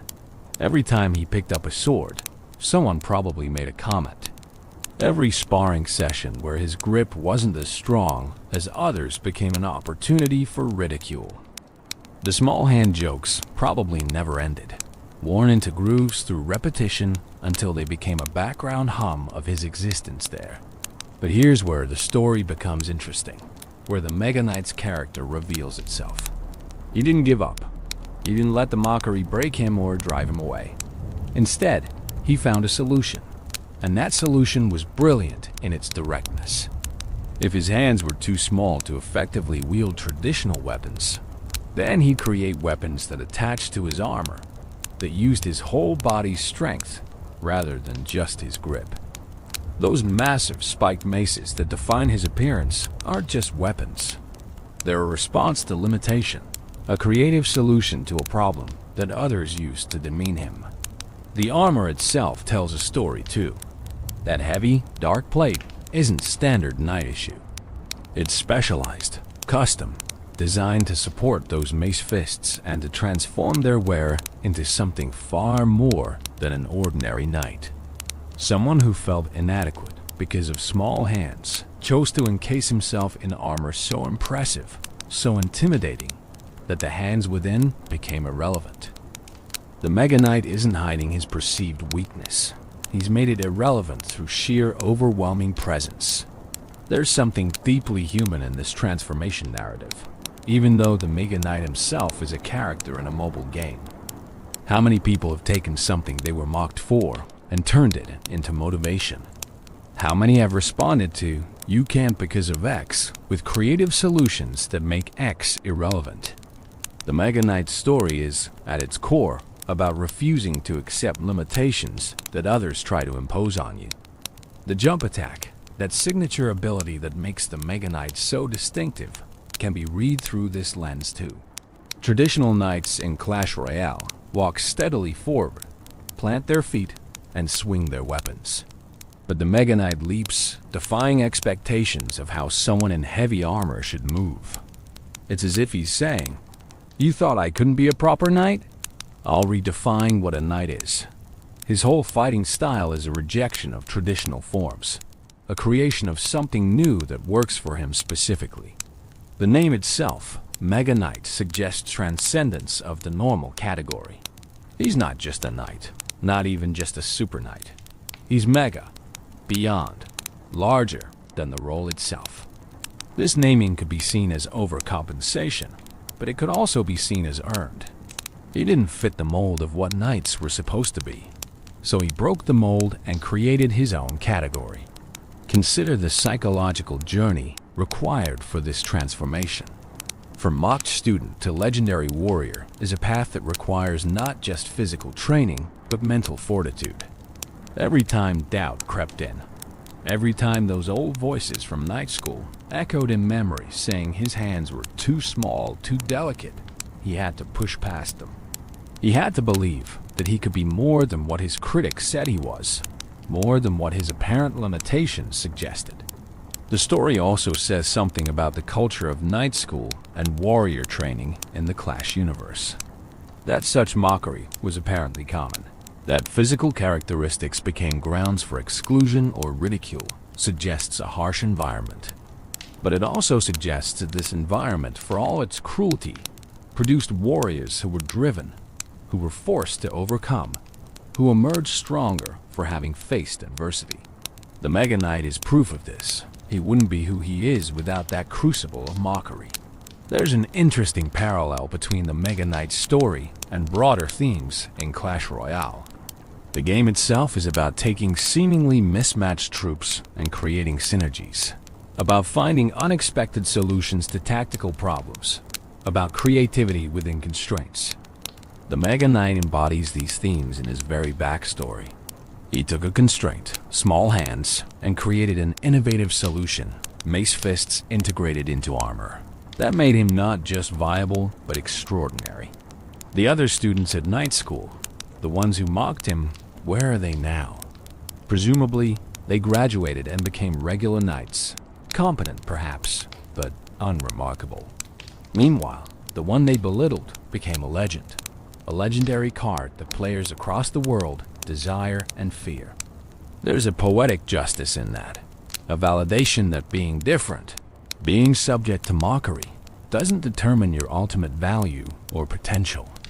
This backstory also makes the Mega Knight more relatable to players. Many people, perhaps most, have experienced some form of being told they're not good enough for something they want to do. Maybe it was a physical characteristic, maybe a skill deficit, maybe just being in the wrong place or knowing the wrong people. The Mega Knight's journey from inadequate to extraordinary resonates because it reflects struggles that transcend the game, that touch on universal human experiences of overcoming adversity. The fact that this rich backstory is conveyed in just a few words of flavor text shows Supercell's skill at world building. They didn't need to create an elaborate cutscene or write a novel. A single sentence about night school mockery is enough to spark imagination, to create depth, to transform a game piece into a character with history and motivation. It's efficient storytelling that respects players' intelligence and imagination. The Mega Knight's memories of night school, of being mocked, of feeling inadequate, these aren't shown directly in the game, but they inform everything about how we understand the character. They explain the armor's imposing nature, the oversized weapons, the aggressive abilities. They give context to the confidence he projects, that swagger of someone who has proven everyone wrong and knows it. Every time he lands on the battlefield with that characteristic force, he's making a statement. You were wrong about me. You've always been wrong about me. And here's the proof. Those memories also suggest that the Mega Knight fights not just for tactical victory, but for something more personal. Every battle is a continuation of that original struggle at night school. Every successful defense, every devastating spawn damage that obliterates enemy troops, every jump attack that crushes opponents. These are all echoes of "I told you I could do it." The battlefield becomes a place of continual validation. The psychology of power. There's something uniquely psychological about the Mega Knight that goes beyond his statistics and mechanics. When players see that dark armor descending onto their side of the arena, there's a visceral response that no spreadsheet can capture. Fear, respect, sometimes panic. Understanding why the Mega Knight generates these emotional reactions helps us appreciate not just his power, but his place in the mental game that every Clash Royale match truly is. The psychology begins before the Mega Knight even lands. The moment he appears above the battlefield, dropping toward his target position, there's anticipation. Both players know what's coming. The defender knows their carefully assembled push is about to be tested. The attacker knows they're about to see if they spent their 7 elixir wisely. That split second between appearance and impact is loaded with tension, pregnant with possibility. Then comes the impact itself, and this is where the psychological warfare really begins. The spawn damage and knockback don't just destroy troops and scatter formations. They shatter plans. A player might have spent 15 elixir building a push, carefully placing each troop to support the others, timing their advancement to overwhelm the opponent. Then 7 elixir worth of Mega Knight lands in the middle of it all, and suddenly half those troops are gone, the rest are scattered, and the entire strategy has collapsed. This feeling of having your plans demolished in an instant creates a specific type of frustration.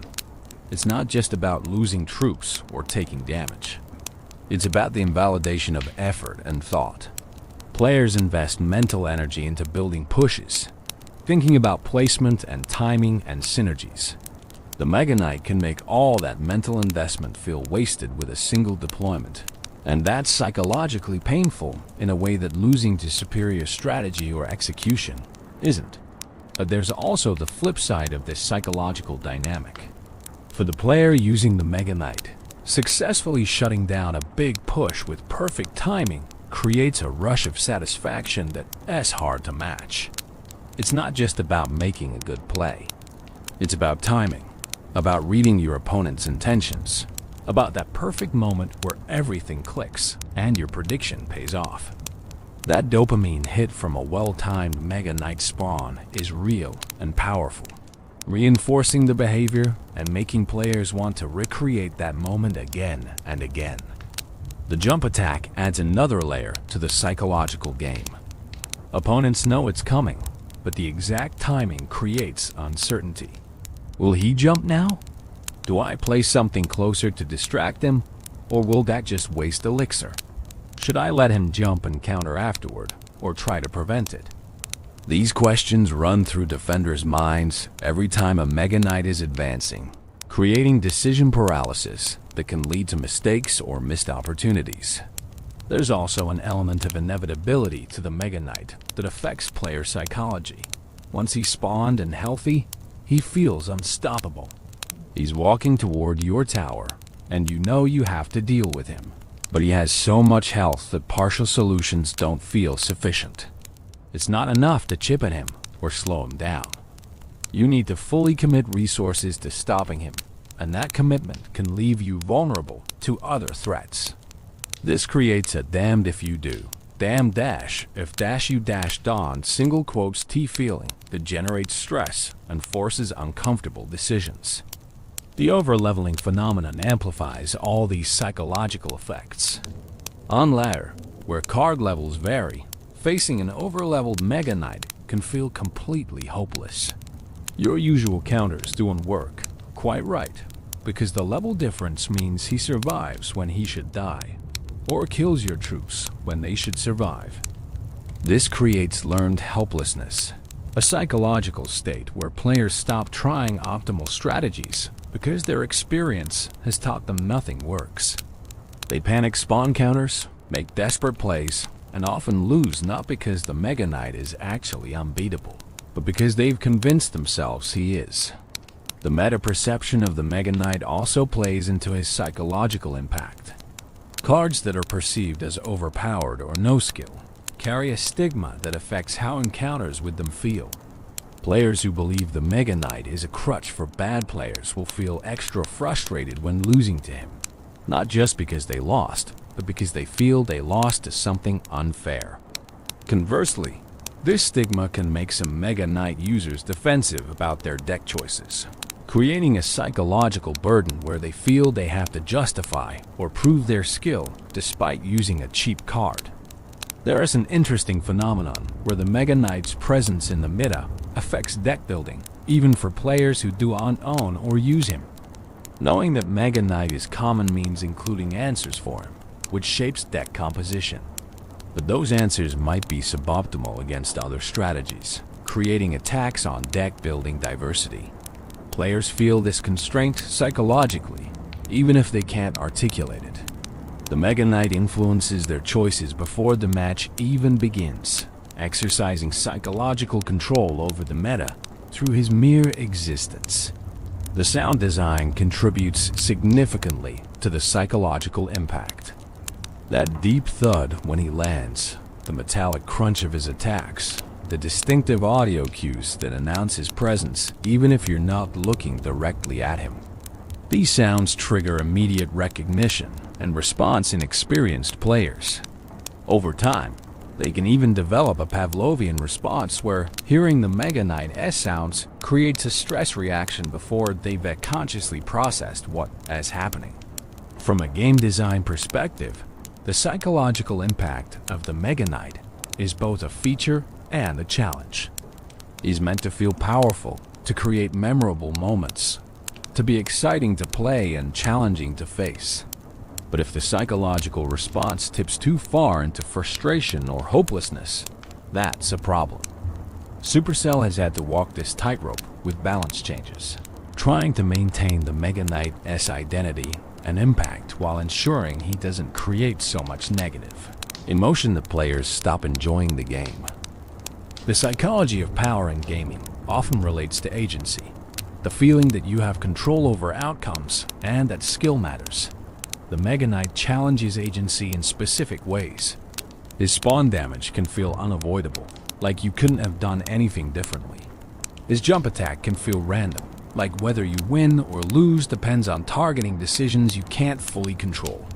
These situations where outcomes feel predetermined or out of your hands are psychologically uncomfortable, creating frustration even when the actual balance might be fair. But experienced players develop a different psychological relationship with the Mega Knight. They learn to predict when opponents are likely to have him in cycle. They position troops anticipating his deployment. They manage Elixir specifically to maintain answers. For these players, the Mega Knight becomes less an overwhelming force and more a puzzle to solve, a known quantity that adds complexity without adding stress. This transition from fear to understanding is part of the skill development journey in Clash Royale, and the Mega Knight serves as a significant milestone in that journey. The card also creates interesting psychological dynamics in terms of commitment and investment. Playing the Mega Knight is a 7 Elixir commitment, a significant portion of your total Elixir at any given time. This creates psychological pressure to make the play count, to get value from that investment. Players might hold the Mega Knight too long, waiting for the perfect opportunity that never comes, or play him desperately, trying to force value when the situation isn't right. This decision fatigue around when to commit such a costly card adds mental load to matches in ways that cheaper cards don't.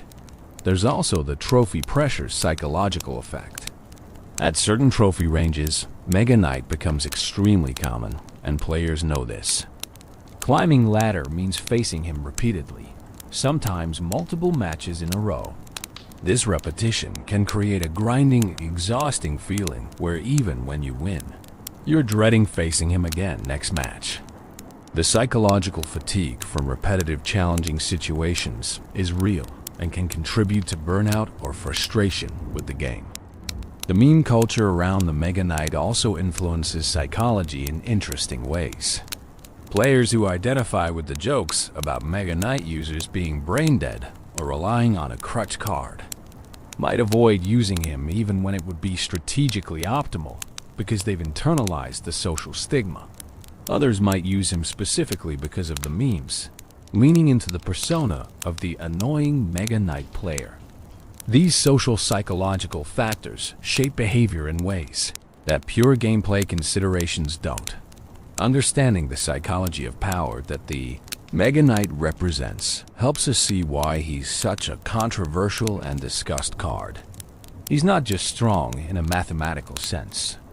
He's psychologically impactful in ways that affect how players experience matches, make decisions, and feel about the game. This psychological dimension is what makes the Mega Knight more than just another card. He's a test of mental fortitude, a trigger for emotional responses, and a force that shapes player behavior through fear, respect, and the complex interplay of commitment, agency, and learned patterns that define high-level Clash Royale play. Tactical mastery. Offensive strategies. Using the Mega Knight offensively is an art form that extends far beyond simply dropping him at the bridge and hoping for the best. While he's primarily known as a defensive card, understanding his offensive potential and the nuances of aggressive Mega Knight play separates competent players from true masters of the card. Let's explore the depth of offensive strategy that the Mega Knight enables. The most straightforward offensive use is the bridge spam. When your opponent is low on elixir, dropping the Mega Knight directly at the bridge creates immediate pressure that's difficult to answer efficiently. The opponent needs to spend at least as much elixir as you did to stop him, and often more, especially if they're caught with the wrong cards in hand. This play is most effective after you've successfully defended and forced your opponent to spend elixir, creating a window where they can't afford an optimal response. But the timing of bridge spam matters immensely. Drop him too early, and your opponent has time to generate elixir and cycle to their counters. Drop him too late, and you've missed the window where they're truly vulnerable. Reading your opponent's elixir count, tracking what cards they've played, understanding their cycle, all of this informs when the bridge spam becomes a powerful play versus when it is a desperate gamble. The back placement strategy represents a more methodical approach to offensive play. Placing the Mega Knight in the back corner of your side gives maximum time to build support troops behind him before he reaches the river. This creates what's called a beatdown push, where the Mega Knight serves as both tank and damage dealer, with support troops providing additional damage, splash protection, or utility. What makes this strategy effective is how it forces your opponent into difficult decisions.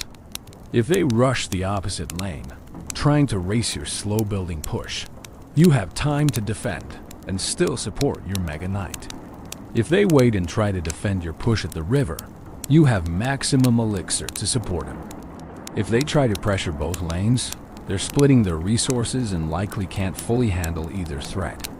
The Mega Knight's health pool and area damage make him effective at both attacking and, if needed, abandoning the push to defend emergency situations. Support troop selection for offensive Mega Knight pushes reveal strategic depth. Fast troops like Bandit or Battle Ram create a two-speed push where opponents must choose which threat to prioritize. If they focus on the fast troops, the Mega Knight gets a free approach. If they focus on the Mega Knight, the fast troops might get through. This split pressure approach exploits the fundamental problem in tower defense games. You can't be strong everywhere simultaneously. Flying support troops behind the Mega Knight solve his air weakness while adding extra damage. Minions, Mega Minion, Inferno Dragon, these troops turn the Mega Knight from a ground specialist into a more complete threat. The opponent now needs splash for swarms, high DPS for the Mega Knight, and air targeting for your support. Finding a defensive solution that handles all three becomes significantly more difficult than stopping the Mega Knight alone. Spell support for offensive Mega Knight pushes is crucial at high levels of play.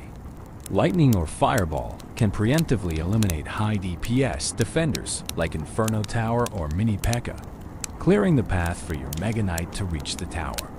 Zap can reset Inferno effects or stun groups of defending troops, buying precious seconds for your Mega Knight to do his work. The elixir investment is substantial: 7 for Mega Knight, 6 for Lightning, for example. But if it takes a tower or forces a massive defensive commitment, the value is there. The cycle consideration for offensive play is often overlooked by newer players. If you're planning an offensive Mega Knight push, you want it to be the evolved version if you're running the evolution. This means tracking your cycles carefully, ensuring that when you're ready to push, you'll get the upgraded version with the uppercut ability. Poor cycle management can result in spending elixir on an offensive push, only to realize too late that you've deployed the base version when you needed the evolution. Punishing overcommitment is another offensive application of the Mega Knight that requires reading your opponent. When they invest heavily in one lane, say, placing a golem in the back and beginning to build a massive push, the Mega Knight at the opposite bridge creates a problem they're well positioned to handle. They've committed elixir to their push and may not have efficient answers available. This opposite lane pressure can force them to abandon their push to defend, effectively wasting their investment. The surprise factor can't be underestimated in offensive Mega Knight play. Players often expect and prepare for defensive Mega Knight usage. When you use him offensively, especially early in a match before you've revealed him, the surprise can create panic and suboptimal responses.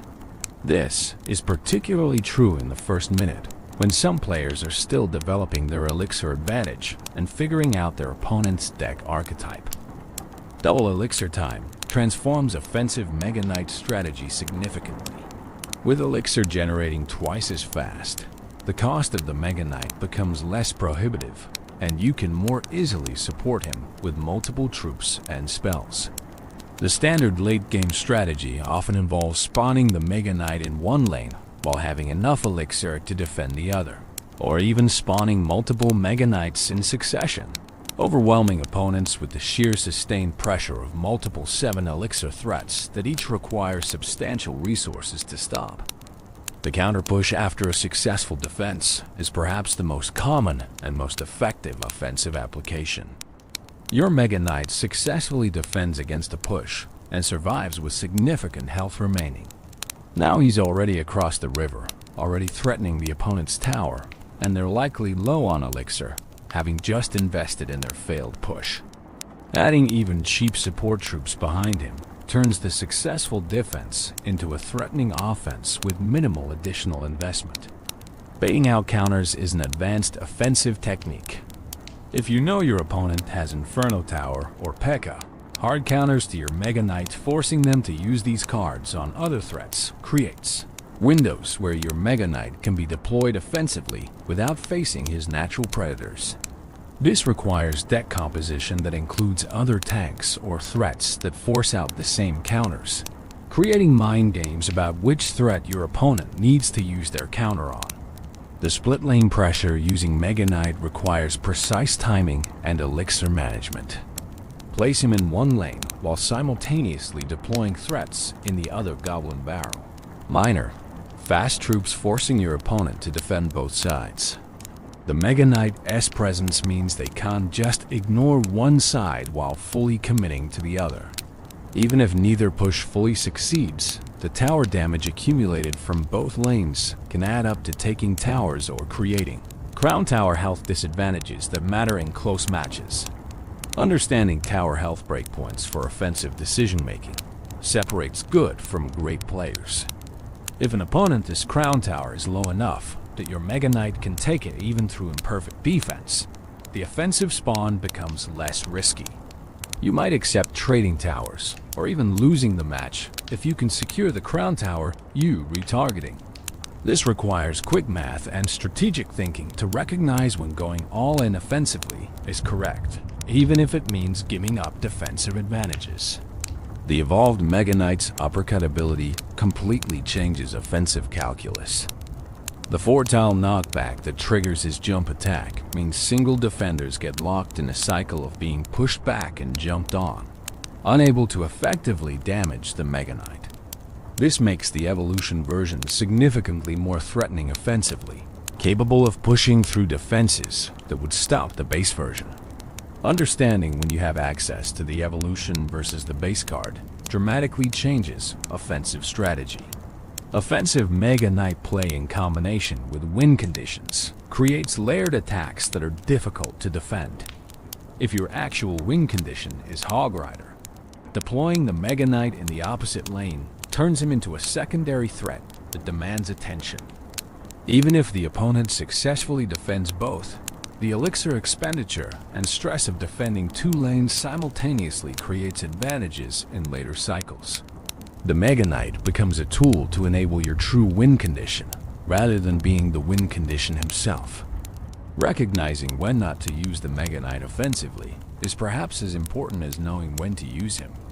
If your opponent has full elixir, has hard counters in hand, and hasn't shown any vulnerabilities, offensive Mega Knight play is likely to result in getting little value for your significant investment. Learning patience, holding the card for better opportunities, managing the temptation to do something when you re-behind. These discipline elements separate players who use the Mega Knight well from those who waste him. The offensive mastery of the Mega Knight isn't about one dominant strategy, but about having a toolkit of approaches and a game sense to know which applies in each situation. It's understanding matchups, tracking cycles, reading elixir states, predicting responses, and executing with timing that maximizes value.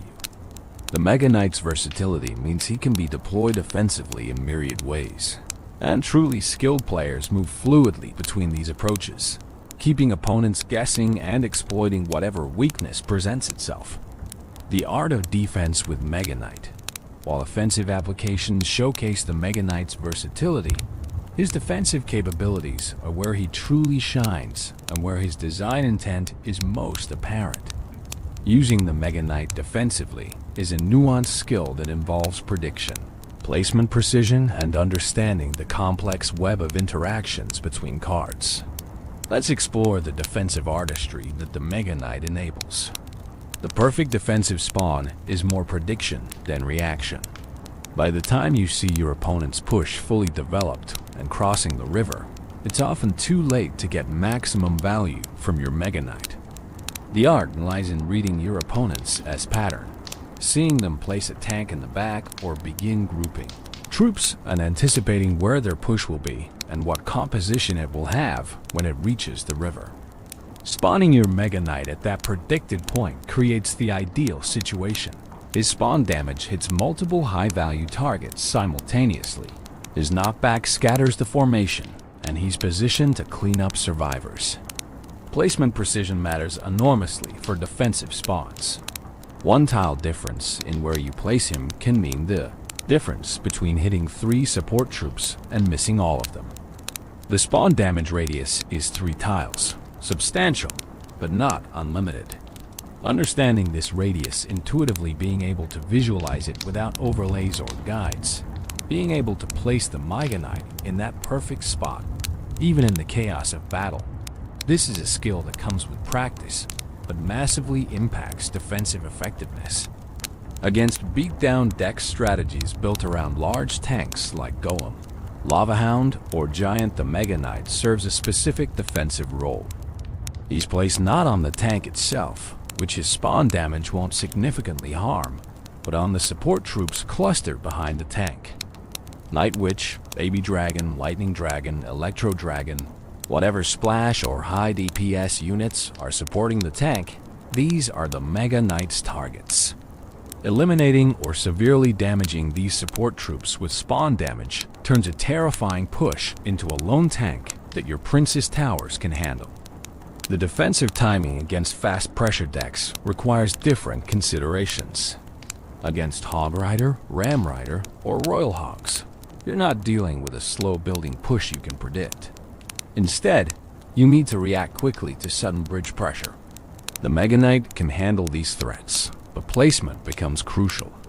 Too close to the tower, and you might miss with spawn damage. Too far forward, and the threat gets hits on your tower before you can stop it. The optimal placement is usually just at the river, letting the Mega Knight as spawn damage, and then his regular attacks stop the threat before it reaches the tower. Against spam decks, strategies that flood the arena with numerous cheap troops, the Mega Knight is uniquely valuable. His area damage, both from spawn and regular attacks, excels at clearing swarms. Skeleton Army, Goblin Gang, Spear Goblins, Fire Spirit groups, all of these popular spam elements die instantly or nearly instantly to the Mega Knight. The psychological deterrent is real too. Opponents running spam strategies have to think twice about their deployments, knowing a Mega Knight might land in the middle of their push. The kiting technique with Mega Knight. Defense is an advanced skill that turns his jump attack from a simple mechanic into a strategic tool. By placing troops at specific positions, you can control where the Mega Knight jumps, essentially choosing his path through the battlefield. This allows you to position him to intercept threats, to cluster enemies for maximum spawn damage value, or to set up situations where his jump will hit exactly what you want it to hit. Mastering this technique requires understanding the 3.5 to 5 tile jump, trigger range, and being able to use it predictively rather than reactively. Combo defending with other cards amplifies the Mega Knight's defensive value. Pairing him with Tornado, for example, creates a devastating combination where you can pull scattered enemy troops together just as the Mega Knight lands, ensuring spawn damage hits everything. Combining him with splash damage dealers like Wizard or Executioner means even if something survives his spawn, it's immediately hit by additional area damage. These combinations often completely annihilate pushes that would otherwise threaten towers, creating massive positive elixir trades. Against air-heavy strategies, the Mega Knight's fundamental limitation, inability to target air units, becomes a critical consideration. But this doesn't make him useless in these matchups. Against Lava Hound, for instance, he can touch the Hound itself, but destroys the pups when they spawn and eliminates ground support troops. Against Balloon, he needs air targeting support, but his presence means the opponent's ground troops can't support the Balloon. Understanding his limitations and building your deck to cover them is part of the defensive art.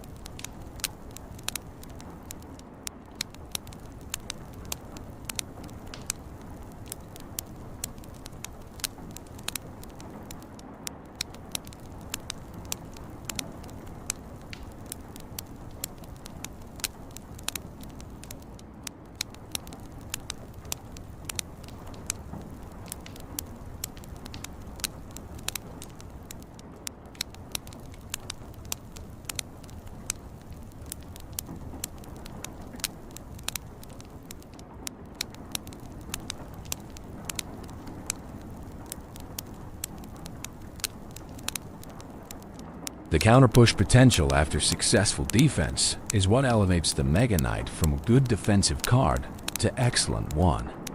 Because he has substantial health, successful defenses often leave him alive with enough HP to threaten the opponent's tower.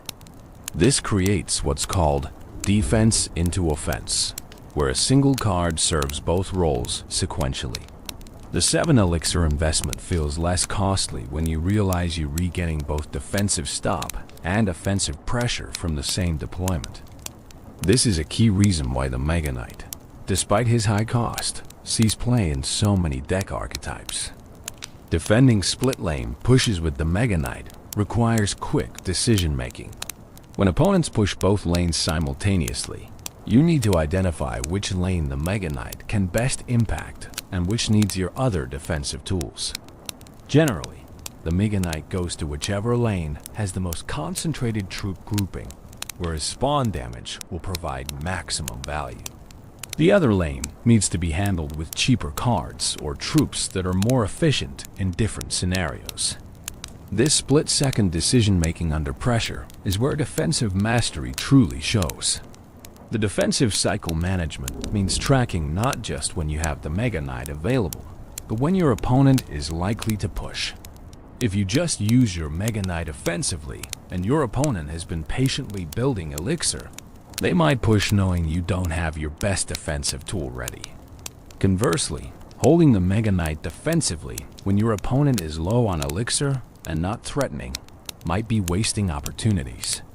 Balancing defensive preparedness with offensive opportunities is a constant tension in Mega Knight gameplay. Against swarm cards plus tanks combinations like Golem plus Skeleton Army or Giant plus Goblin Gand, the Mega Knight shined uniquely. He can be placed to hit the swarm with spawn damage while using his area damage attacks to handle any survivors and the tank simultaneously. This turns what might require multiple cards and careful sequencing from other decks into a single 7 Elixir answer. The efficiency of this interaction is a primary reason why Mega Knight is popular against certain archetypes. Defending chip damage strategies requires a different Mega Knight approach. Against Miner, Goblin Barrel, or Wall Breakers, the Mega Knight is likely too expensive and too slow to be your primary answer. But he provides value by creating situations where opponents can't build supporting pushes for their chip damage. A Mega Knight lurking defensively means they can't safely commit troops to support their miner or create diversions for their barrel. The threat of his defensive presence shapes their behavior even when he's not actively deployed. The late-game defensive stance with Mega Knight involves managing the evolving card rotation and elixir generation. In double or triple elixir, defensive Mega Knight usage becomes more forgiving. You can afford to use him suboptimally and still have elixir to correct or support. But this also means opponents can afford to bait him out and then push again quickly. The mind games intensify. Is this push the real threat or a feint to make you waste your Mega Knight? Reading opponent patterns and tendencies becomes crucial. Against Elixir Golem specifically, the Mega Knight presents an interesting case. The Elixir Golem gives your opponent elixir when destroyed, which normally makes killing it quickly a double-edged sword. But the Mega Knight has ability to simultaneously destroy the Elixir Golem and all support troops with spawn damage, then counter-push before the opponent can fully utilize the gifted elixir, turns this interaction favorable. It's one of the premier Elixir Golem counters, demonstrating how specific interactions can elevate a card's value in certain matchups. Defending siege buildings like X-Bow or Mortar with the Mega Knight is less about directly killing the building, though he can, and more about eliminating troops defending the siege weapon. An X-Bow protected by Tesla and troops is difficult to handle, but a Mega Knight landing on the protecting troops, scattering them with spawn damage and knockback, then either destroying the X-Bow or surviving long enough for your tower to do so, turns the tide. The key is recognizing when to target defenders versus the building itself.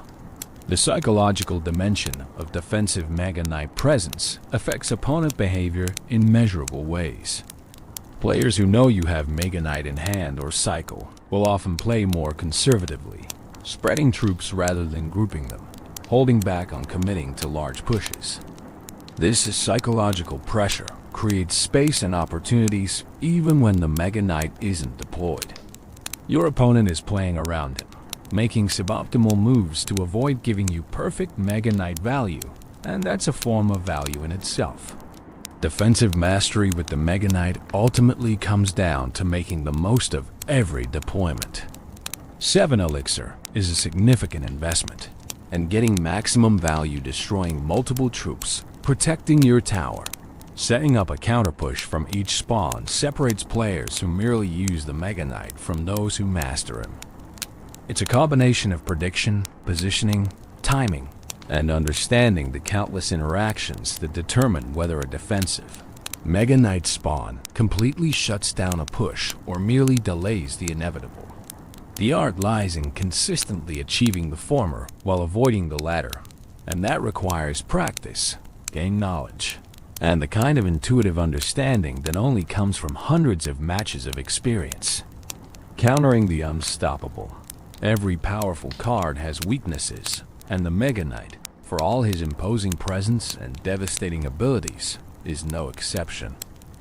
Understanding how to counter him effectively is crucial for any Clash Royale player, whether you're facing him on ladder or in tournaments. Let's explore the full spectrum of counter strategies, from simple card interactions to complex positional plays and psychological approaches. The most direct counters are high DPS, single-target troops that can duel the Mega Knight effectively. P.E.K.K.A. is the premier example, possessing enough health to survive his spawn damage and attacks while dealing massive damage in return. When P.E.K.K.A. is placed to intercept the Mega Knight, the interaction is decisively in P.E.K.K.A.'s favor. She destroys him while retaining most of her health, creating a massive positive elixir trade and potentially a devastating counterpush. Mini P.E.K.K.A. functions similarly, though with less health, making positioning more critical. Place her too close to your tower, and the Mega Knight's spawn damage might hit the tower. Place her too far forward, and support troops with the Mega Knight might eliminate her before she can do her work. Inferno Tower and Inferno Dragon represent the percentage damage counters that excel against high health troops. The Inferno Tower's advantage is its safe distance. The Mega Knight can't easily reach it, and it melts him with its ramping damage. Proper Inferno Tower placement, typically in the center of your side, pulling the Mega Knight away from your tower, neutralizes him almost completely.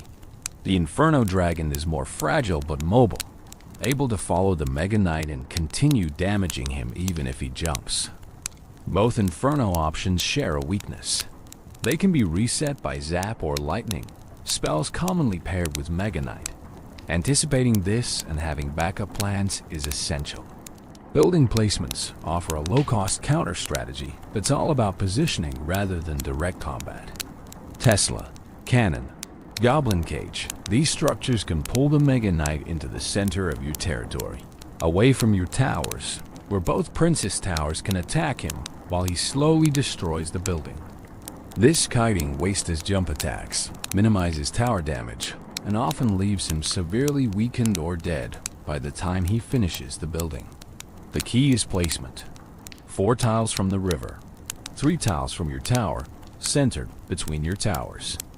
This specific positioning, called the center plant, maximizes tower damage on him while minimizing his damage to you. Knight, despite being only 3 elixir, can effectively counter the Mega Knight in certain situations. He has enough health to survive spawn damage and can then trade with the Mega Knight, especially if supported by your tower. This represents a massive positive elixir trade. 3 elixir countering 7, but it requires perfect timing and positioning. If the Mega Knight is supported or has too much health, Knight alone won't suffice. But as part of the defense or when the Mega Knight is weakened from previous engagements, Knight becomes an incredibly efficient answer.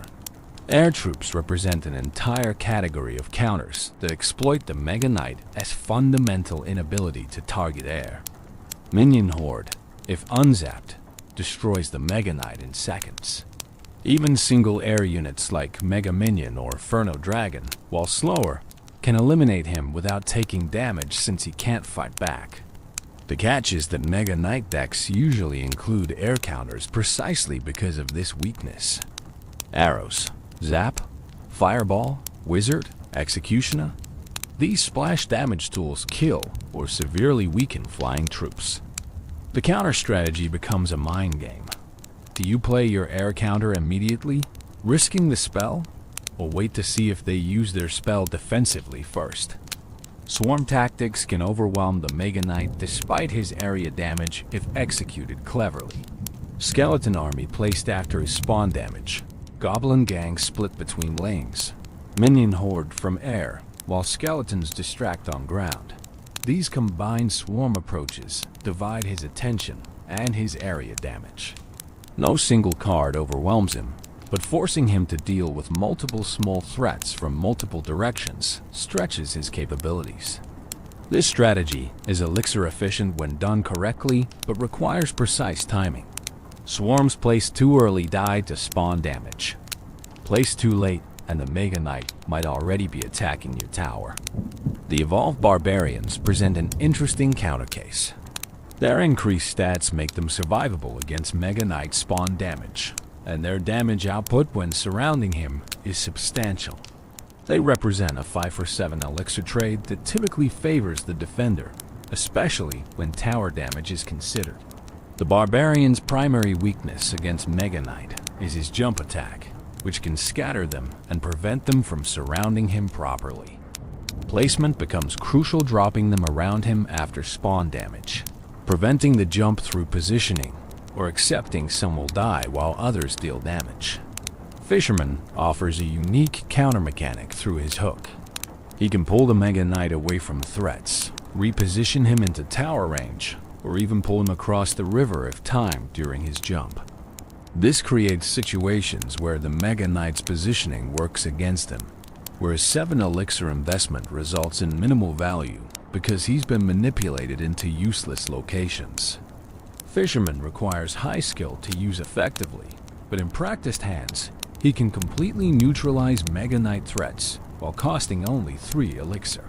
The Hunter is an underutilized but effective Mega Knight counter. His close range damage output is enormous, and he survives spawn damage with enough health to fight back effectively.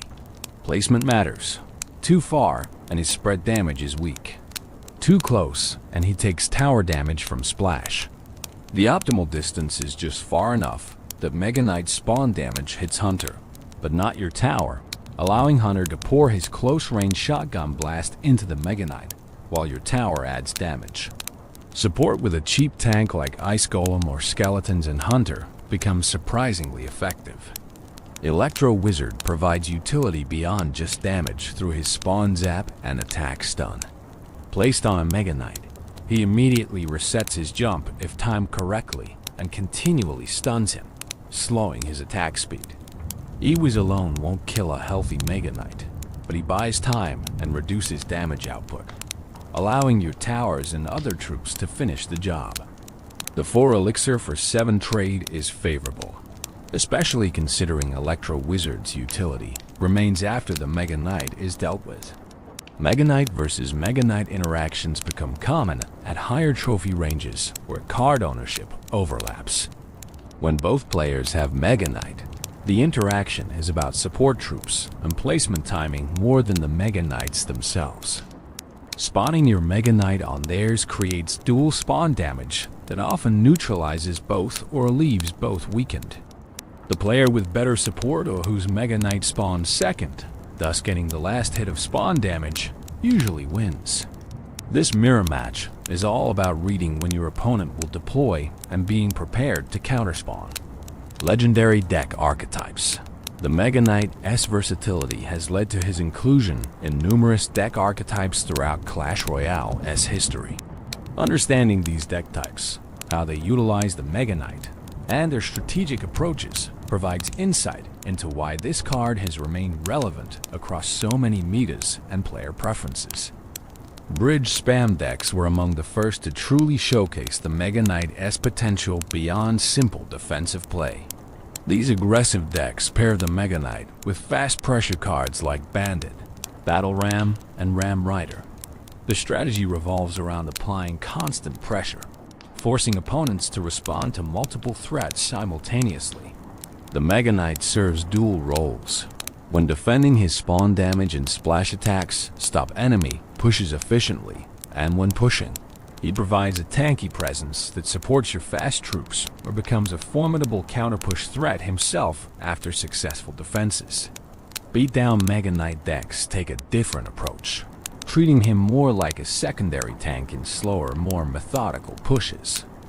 These decks might pair Mega Knight with Golem or Giant, building massive pushes with layered threats that overwhelm defenders through sheer sustained pressure. The Mega Knight in these builds often starts defensively, stopping enemy pushes, then joins your main beatdown tank for the counter push, creating a two-tank assault that's incredibly difficult to stop. Cycle Mega Knight decks seem contradictory. How can you cycle quickly with a 7 elixir card?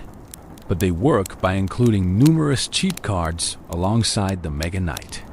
Ice Spirit, Skeletons, Fire Spirit, Bats, maybe Spear Goblins or Arrows. These ultra-cheap cards allow you to cycle back to your Mega Knight quickly, meaning you can have him available frequently despite his cost. The strategy emphasizes efficient defense with cheap cards supplemented by the Mega Knight's defensive power, then capitalizing on elixir advantages with well-timed pushes. The bait decks incorporating Mega Knight use him as both bait and payoff. These decks include multiple cards that bait out the same counter, then capitalize when that counter is unavailable. For instance, if your deck includes Mega Knight, Goblin Barrel, and Skeleton Army, opponents must choose what to use their small spell on. Zap the barrel? Then Skeleton Army threatens. Zap the Skeleton Army? Barrel gets damage. Meanwhile, Mega Knight provides a substantial threat that demands different answers, stretching opponent resources across multiple threat categories. Control Mega Knight decks focus on efficiency and attrition. These decks aim to trade favorably on defense repeatedly, slowly building elixir and crown tower health advantages that eventually become insurmountable. Mega Knight is perfect for control because his defensive value is enormous. He can turn 7 elixir into 15 elixir of defensive value with a perfect spawn, and his counter push potential means you're not just defending, you're threatening simultaneously. Control decks might include Mega Knight, Miner, Poison, Inferno Dragon, Bats, Ice Spirit, Log, and Fireball. Every card serves defensive purposes, while also providing chip or pressure capabilities. Mega Knight Balloon pairs area control with direct tower threat.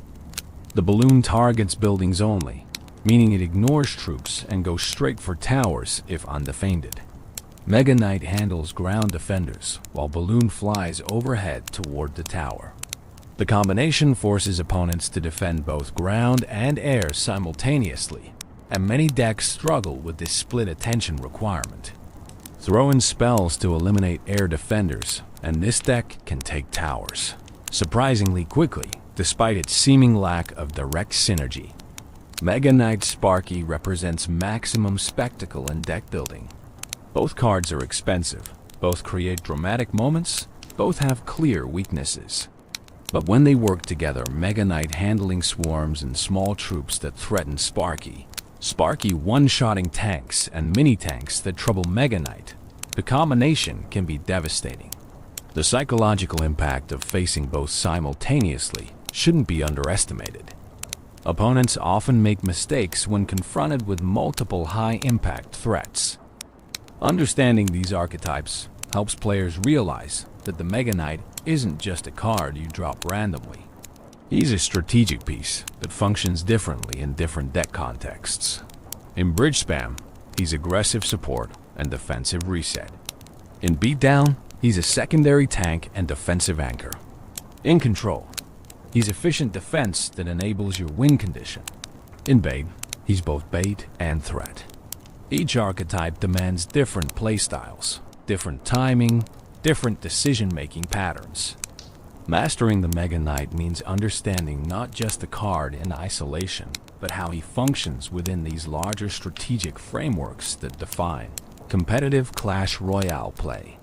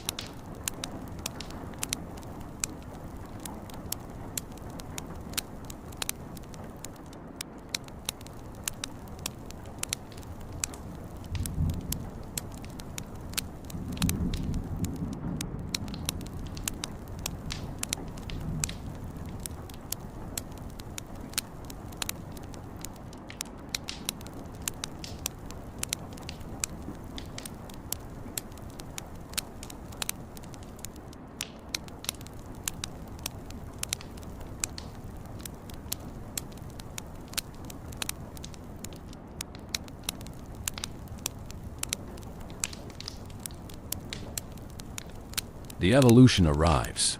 Boxing champion on September 14th, 2024. The Mega Knight received something unprecedented in Clash Royale's history. He became the first legendary card to receive an evolution. This wasn't just a stat buff or a cosmetic change. It was a fundamental alteration of his capabilities that added a new dimension to his already impressive kit and created new strategic possibilities that would reshape how he was played and countered. The evolution, called the Mega Uppercut, reflects the Mega Knight's backstory in a charming way. According to the card description, Mega Knight's other great love, besides his mustache, is boxing. This single sentence adds personality while explaining the new ability. The Mega Knight had trained in boxing, developed a devastating uppercut technique, and now that skill was being showcased on the battlefield. The mechanical implementation of the uppercut is elegantly simple, yet profoundly impactful. With every regular attack, the evolved Mega Knight performs an uppercut that launches the targeted troop backward 4 tiles toward the nearest enemy crown tower. This knockback is consistent regardless of troop weight. A skeleton gets knocked back the same distance as a golem. The 4-tile distance isn't arbitrary. It's precisely calibrated to trigger the Mega Knight's jump attack range, creating a devastating combo potential where he uppercuts a target. The target lands 4 tiles away, which triggers the jump range, so he jumps and hits them again, then uppercuts again, creating a cycle that can lock single targets in an inescapable loop until they reach the crown tower. The visual design of the evolution reflects his enhanced status. His armor shifts from black to an elegant amethyst hue, that rich purple that has historically signified royalty and power. His eyes change from blue to magenta with glowing pink sclera, giving him an almost mystical appearance that suggests the evolution is more than just physical enhancement, it's magical transformation. The spikes on his maces gain golden frames and handles, his chainmail develops gold linings, and his belt is upgraded with golden spikes and the card evolution symbol. These aesthetic changes ensure the evolved Mega Knight is instantly distinguishable from his base form, crucial for both the player deploying him and opponents who need to recognize what they're facing. The strategic implications of the uppercut ability are enormous and immediately apparent to experienced players. The base Mega Knight's primary weakness in dueling situations was that single high DPS troops could often trade favorably against him. A mini P.E.K.K.A. to be placed to intercept him, taking the spawn damage but then fighting him relatively effectively. The evolved Mega Knight completely changes this interaction. The mini P.E.K.K.A. gets uppercutted backward, preventing her from attacking effectively, then jumped on for double damage, then uppercutted again. The cycle repeats until either the mini P.E.K.K.A. dies or reaches the tower, and throughout this process, she's dealing minimal damage to the Mega Knight because her attacks are constantly interrupted. This interaction change cascades through the entire counter hierarchy. Cards that once traded evenly or favorably against the base Mega Knight suddenly struggle against the evolution. Prince charges in but gets uppercutted mid-charge, negating his charge damage and making him vulnerable. Sparky charges her shot but gets knocked back before firing, effectively reset without Zap or Electro Wizard. Even P.E.K.K.A., the premier Mega Knight counter, has trouble because while she has enough health to survive the uppercut jump cycle, her slow attack speed means she's taking far more hits than she can dish out, turning a favorable matchup into something much more even. The evolution's defensive capabilities surpass even the base Mega Knight's impressive performance. When defending against single tank pushes Royal Giant, Giant, Golem, Electro Giant, the evolved Mega Knight can be placed on them and will repeatedly uppercut them backward, preventing them from reaching the tower while the Mega Knight and towers deal damage. What makes this particularly devastating is that these tanks often have death damage or lingering effects when they reach towers, but the evolved Mega Knight can prevent them from ever getting there, completely negating their intended function. However, the evolution isn't without weaknesses. and understanding these is crucial for both using and countering it effectively. Swarm's still overwhelming because the uppercut only affects the main target. His area damage still hits multiple enemies, but only one gets knocked back per attack. A well-timed skeleton army, goblin gang, or minion horde can surround and eliminate him before the uppercut provides significant value. Air troops remain his fundamental counter. He cannot uppercut what he cannot reach, and flying units are immune to his most dangerous new ability. Building counters become more important against the evolution, because the uppercut can lock single troops in cycles. Placing buildings to pull him becomes the safer defensive strategy. An Inferno Tower placed correctly melts him before he reaches it, and even if he does, it's a building, not a troop, so the uppercut provides no additional value. Tesla, Cannon, Goblin Cage all, these building options become premium responses to the evolution in ways they were unnecessarily against the base version. The cycle requirement for the evolution adds strategic depth. Like all evolutions, the Mega Knight requires one cycle to deploy the evolved version, meaning you deploy him twice, and every other deployment is evolved. This creates interesting decision points. Do you waste a base Mega Knight deployment to get the evolution in cycle? Do you hold your Mega Knight until you know the next one will be evolved? How do you track opponent cycles to predict when they'll have access to the evolution? These questions add layers to gameplay that reward planning and game sense. The evolution's release was handled through multiple avenues, reflecting Supercell's approach to evolution accessibility.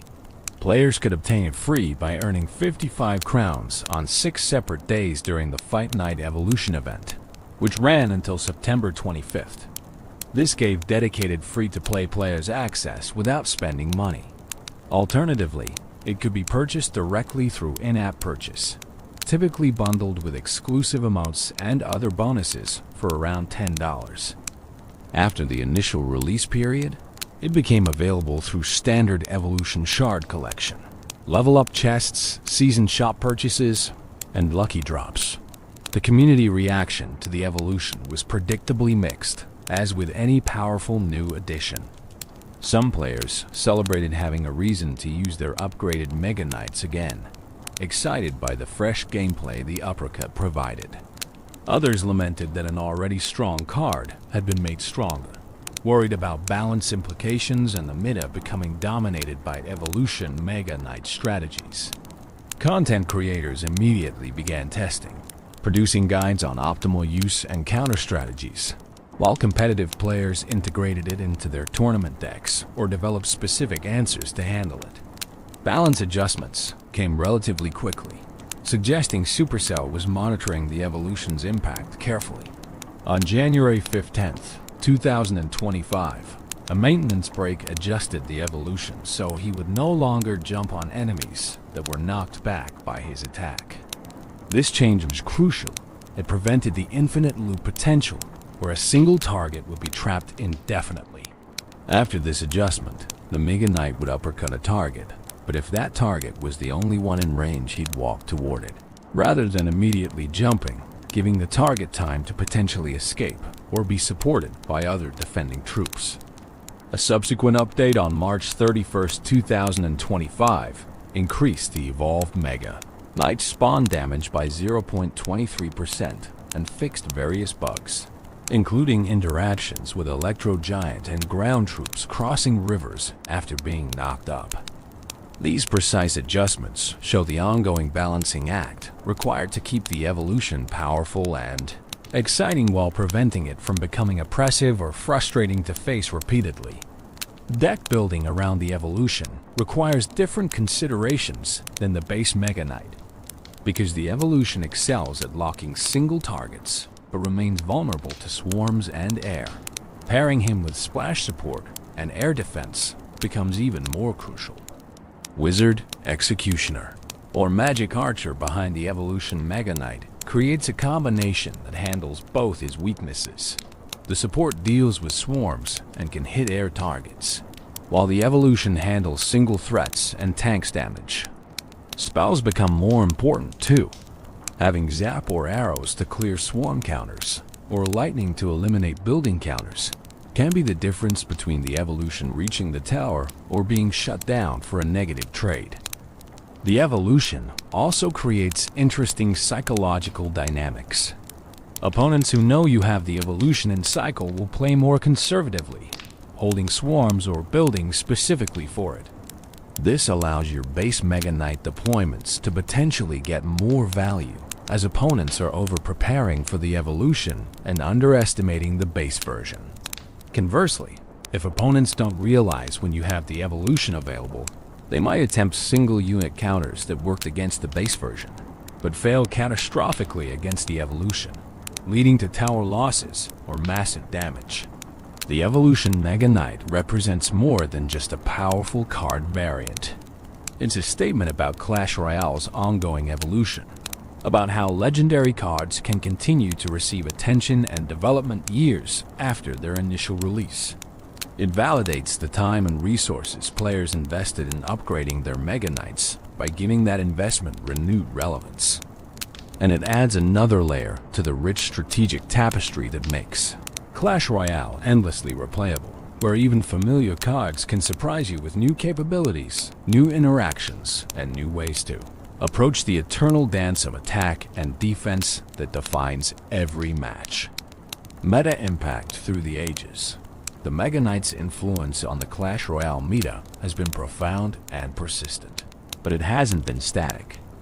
Like the meta itself, his position within the strategic landscape has shifted, sometimes holding a dominant position, other times fading to niche use, always relevant but never unchangingly so. Tracking his meta impact over the years tells the story of Clash Royale's evolution as a game. In his release period, September through November 2017, the Mega Knight's meta impact was immediate and disruptive. Usage rates spiked dramatically, especially on ladder where players who obtained him early had significant advantages. The meta hadn't fully adapted, yet counter strategies weren't refined. Deck compositions hadn't adjusted to account for his presence. This created what could be called the honeymoon period, where the Mega Knight felt stronger than he actually was, simply because the collective knowledge of how to handle him hadn't developed. The first post-release meta saw the rise of what players called Mega Knight defenses, deck archetypes specifically built to counter him. Inferno Tower usage climbed significantly. P.E.K.K.A decks proliferated. Building heavy strategies that could kite and distract him became popular. This was the community's immune response, the collective adaptation to a new threat. The Mega Knight remained powerful and popular, but his win rates normalized as players learned both how to use him effectively and how to counter him efficiently. By early 2018, the Mega Knight had settled into the meta as a stable presence rather than a dominant force. He was common enough that every viable deck needed to account for him, but not so overwhelming that he appeared in every match. This equilibrium represented healthy balance. The card was impactful without being oppressive. Certain archetypes naturally countered him. Others struggled against him, creating a rock-paper-scissors dynamic that kept the meta diverse. The mid-2018 meta saw interesting developments as new cards were released that interacted with the Mega Knight in unique ways. The Magic Archer's long-range splash damage provided efficient chip alongside or against Mega Knight. The Royal Hogs created fast pressure that demanded responses, making Mega Knight defensive spawns riskier as you needed elixir for other threats. Each new card release subtly shifted the Mega Knight's position, not through direct changes to him, but through changes to the ecosystem around him. The 2019 meta period, following his late 2019 buff to hit speed, saw renewed Mega Knight prominence. The increased attack frequency made him more threatening in duels and more effective at clearing troops. Usage rates climbed, particularly in bridge spam variations that paired him with fast pressure cards. The meta adapted again, but this time, the Mega Knight had slightly better tools to fight back against his counters, creating a more contested landscape where both Mega Knight decks and anti-Mega Knight decks jockeyed for supremacy. Tournament play throughout these years showed the Mega Knight's competitive viability fluctuating. In some major tournaments, he saw high representation, particularly in formats favoring defensive play and counter pushes. In others, faster cycle decks or heavy beatdown strategies that could overwhelm his defensive capabilities dominated, pushing him to the fringes. His tournament presence was always respectable, but rarely dominant, suggesting balanced design that allowed skilled play with multiple archetypes rather than centralizing around one strategy. The 2020 meta, influenced by global shifts and increased playtime during lockdowns, saw the Mega Knight become somewhat controversial on ladder. His overleveling on ladder created frustration among mid-range players who lacked properly leveled counters. The perception of him as low skill or a crutch became more prominent in community discussions. Those statistics showed that at equal levels and high skill, he remained balanced. This disconnect between perception and reality highlighted how psychological factors and level-dependent interactions can create meta-narratives that diverge from actual balance. The introduction of champions in late 2021 added new dynamics. Champions with their abilities provided tools that could handle the Mega Knight in novel ways. Archer Queen's Cloak could avoid his attacks while dealing damage. Golden Knight's Dash could reposition around him. Monk's Reflect could turn his own damage against him. Each champion release subtly altered the Mega Knight's meta position, not dramatically, but incrementally, as the game's complexity increased and new interaction possibilities emerged. The 2022 meta saw multiple balance passes that tweaked various cards around the Mega Knight without directly changing him. Support troops he commonly paired with received adjustments. Counter cards were buffed or nerfed. These indirect changes affected his performance more than many players realized. A nerf to Battle Ram or Bandit weakened bridge spam Mega Knight decks. A buff to Cannon made building kiting strategies more viable against him. The meta isn't just about individual cards, but about the web of interactions between all cards, and changes anywhere in that web ripple out to affect everything else. The Evolution update in 2023 fundamentally altered meta considerations around the Mega Knight. The existence of evolutions for other cards meant more threats that demanded responses, more decision points about when to commit Elixir, more layers of strategic depth. The Mega Knight remained relevant, but is part of a more complex ecosystem where evolved Barbarians, evolved Firecracker, and other enhanced cards competed for deck slots and mental attention. The Mega Knight Evolution, S release in September 2024, created perhaps his most significant meta impact since his original launch. Suddenly, the Mega Knight wasn't just a solid defensive card with counter-push potential. He was a potentially game-ending threat that could lock down single-target defenses and force opponents into specific counter strategies. Usage rates spiked again. Deck diversity shifted as players either incorporated the evolution or built specifically to counter it. The meta during this period was defined in large part by Evolution Mega Knight presence and the strategies that emerged to handle or leverage him. The quick balance adjustments to the evolution, the jump change in January 2025, the spawn damage increase in March showed active meta management. Supercell was monitoring win rates, usage rates, and player feedback, making targeted changes to keep the evolution powerful without letting it become oppressive. This active management style, responding to meta developments rather than waiting for scheduled balance passes, reflected lessons learned from years of live service game operation. Throughout all these meta periods, certain truths about the Mega Knight remained constant. He was always better on ladder than in tournaments due to level advantages. He was always more popular among mid-range players than pros, who often preferred more reliable or flexible win conditions. He was always controversial, beloved by users, and frequently complained about by opponents. And he was always relevant, never completely dominant, but never falling into irrelevance, maintaining a consistent presence that marked him as one of the game's defining cards. The current meta, as of early 2025, sees the Mega Knight in what might be his healthiest state yet. The evolution provides high-power gameplay for those who enjoy it. The base version remains viable and accessible. Counter strategies are well understood, but not trivializing. Deck diversity is high, with Mega Knight fitting into multiple archetypes without dominating any.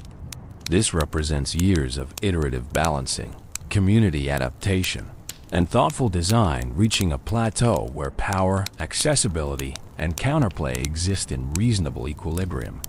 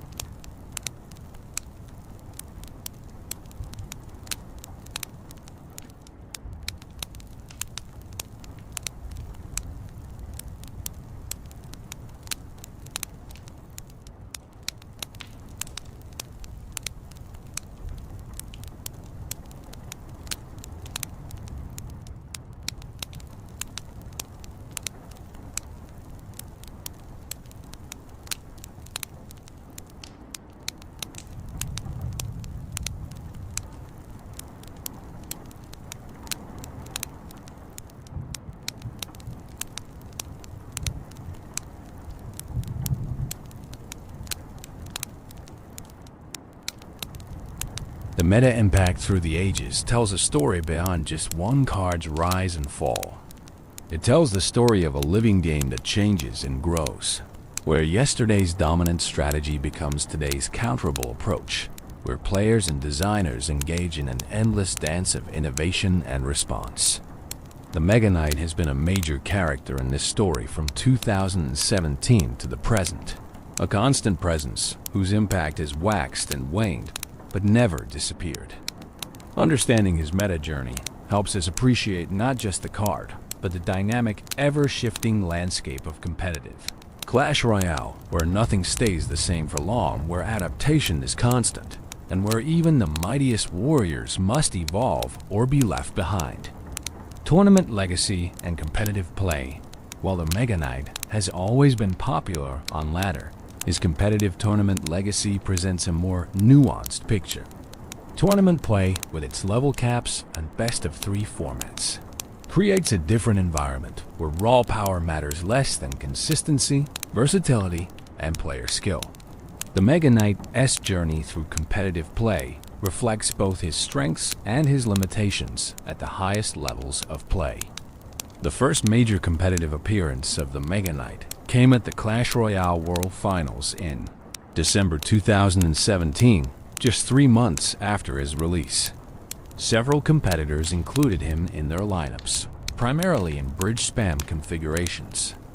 The results were mixed. Some players found great success with him, leveraging his defensive power to shut down opponent pushes and create devastating counterpressure. Others struggled, finding that top-level opponents had already developed counter strategies that neutralized his impact. This debut established a pattern that would persist. The Mega Knight was viable competitively, but not dominant. Effective in the right hands and matchups, but not universally optimal. The Clash Royale League throughout 2018 saw fluctuating Mega Knight representation. In the first season, he appeared in roughly 20 to 25% of deck lists, a healthy but not overwhelming presence. Certain players became known for their Mega Knight mastery, showcasing intricate timing and placement that extracted maximum value from every deployment. These showcase matches did more than just win games. They educated the player base on optimal Mega Knight technique, raising the general skill level around the card across the entire community. One particularly memorable competitive moment came during the Crown Championship 2018, when a player executed a perfect Mega Knight spawn that eliminated an entire push worth over 20 elixir, then counterpushed for the 3 crown victory. This play became a highlight reel moment, shared across social media and YouTube, cementing the Mega Knight's reputation for spectacular game-swinging potential. But for every highlight play, there were dozens of matches where the Mega Knight performed adequately without creating these dramatic moments, reflecting the reality that consistent, efficient play often matters more than spectacular ceiling. The 2019 competitive season saw an interesting development: the rise of Mega Knight Minor Poison as a tournament-viable archetype. This control-focused deck leveraged the Mega Knight's defensive prowess while using Minor and Poison for consistent chip damage. The strategy was patient, almost defensive, waiting for opponents to overcommit and punishing them with efficient Mega Knight defenses, then slowly chipping away with Minor Poison cycles. Multiple players piloted variations of this deck to success in Clash Royale League and Crown Championship qualifiers, proving that the Mega Knight could anchor control strategies at the highest level, not just aggressive bridge spam. However, the 2020 competitive meta saw reduced Mega Knight presence as cycle decks like Hog Cycle and X-Bow gained prominence. These faster cycling strategies could bait out the Mega Knight, then push when he was out of cycle, or spread pressure across both lanes to prevent the Mega Knight from providing single-lane defensive dominance. The competitive meta demonstrated a truth about the Mega Knight: he excels against certain strategies but struggles against others, making him a meta-dependent choice rather than a universally strong pick. The introduction of best-of-5 formats in certain tournaments created interesting strategic dynamics around the Mega Knight. Players would include him in their lineups not for every match, but for specific matchups where he excelled. This selective deployment showed sophisticated meta reading, recognizing that the Mega Knight was a tool for specific jobs rather than a universal solution. The format also allowed players to ban out Mega Knight in matches where they had poor answers, adding another layer of strategy around when and how to include him in competitive play. The Clash Royale World Finals 2021 saw a memorable Mega Knight performance in the Grand Finals, where a top player used him in a critical Game 5 situation, spawning him perfectly to shut down a match point push and turn the game around for an eventual championship victory. This clutch performance under maximum pressure showcased why players continue to trust the Mega Knight competitively. His ability to create swing moments in crucial situations provides insurance against catastrophic push breakthrough that could end matches or series. The monthly seasonal tournaments that Supercell introduced provided another data point for Mega Knight competitive viability. These tournaments, accessible to all players, but with tournament standard levels, showed consistent but moderate Mega Knight representation. Win rates hovered around 50 to 53% across these events, suggesting he was balanced, viable, and effective without being overpowered. Players who mastered him performed well. Those who misused him struggled. This skill dependency is the hallmark of good competitive card design. The Evolution Mega Knight's arrival in competitive play created immediate controversy and adjustment. Initial tournaments featuring the Evolution saw high ban rates. Players respected his power enough to frequently ban him out rather than try to counter him. As counter strategies developed, ban rates decreased and actual play rates increased, with players incorporating the Evolution into various archetypes or building specific answers into their decks. The Evolution's competitive presence was stronger than the base Mega Knights had ever been, suggesting that while the base version was balanced for competitive play, the Evolution pushed closer to dominance. Certain professional players became synonymous with Mega Knight mastery. Their gameplay videos and tournament performances served as masterclasses in optimal deployment timing, positioning precision, and strategic decision-making around when to hold versus when to commit the 7 elixir. Analyzing these top-tier Mega Knight pilots revealed techniques that weren't immediately obvious: specific placements that maximize spawn damage, timing patterns that predicted opponent plays, elixir management that ensured the Mega Knight was available for critical defensive situations. The competitive legacy of the Mega Knight isn't measured solely in championship wins or dominant meta periods. It's also measured in his consistency.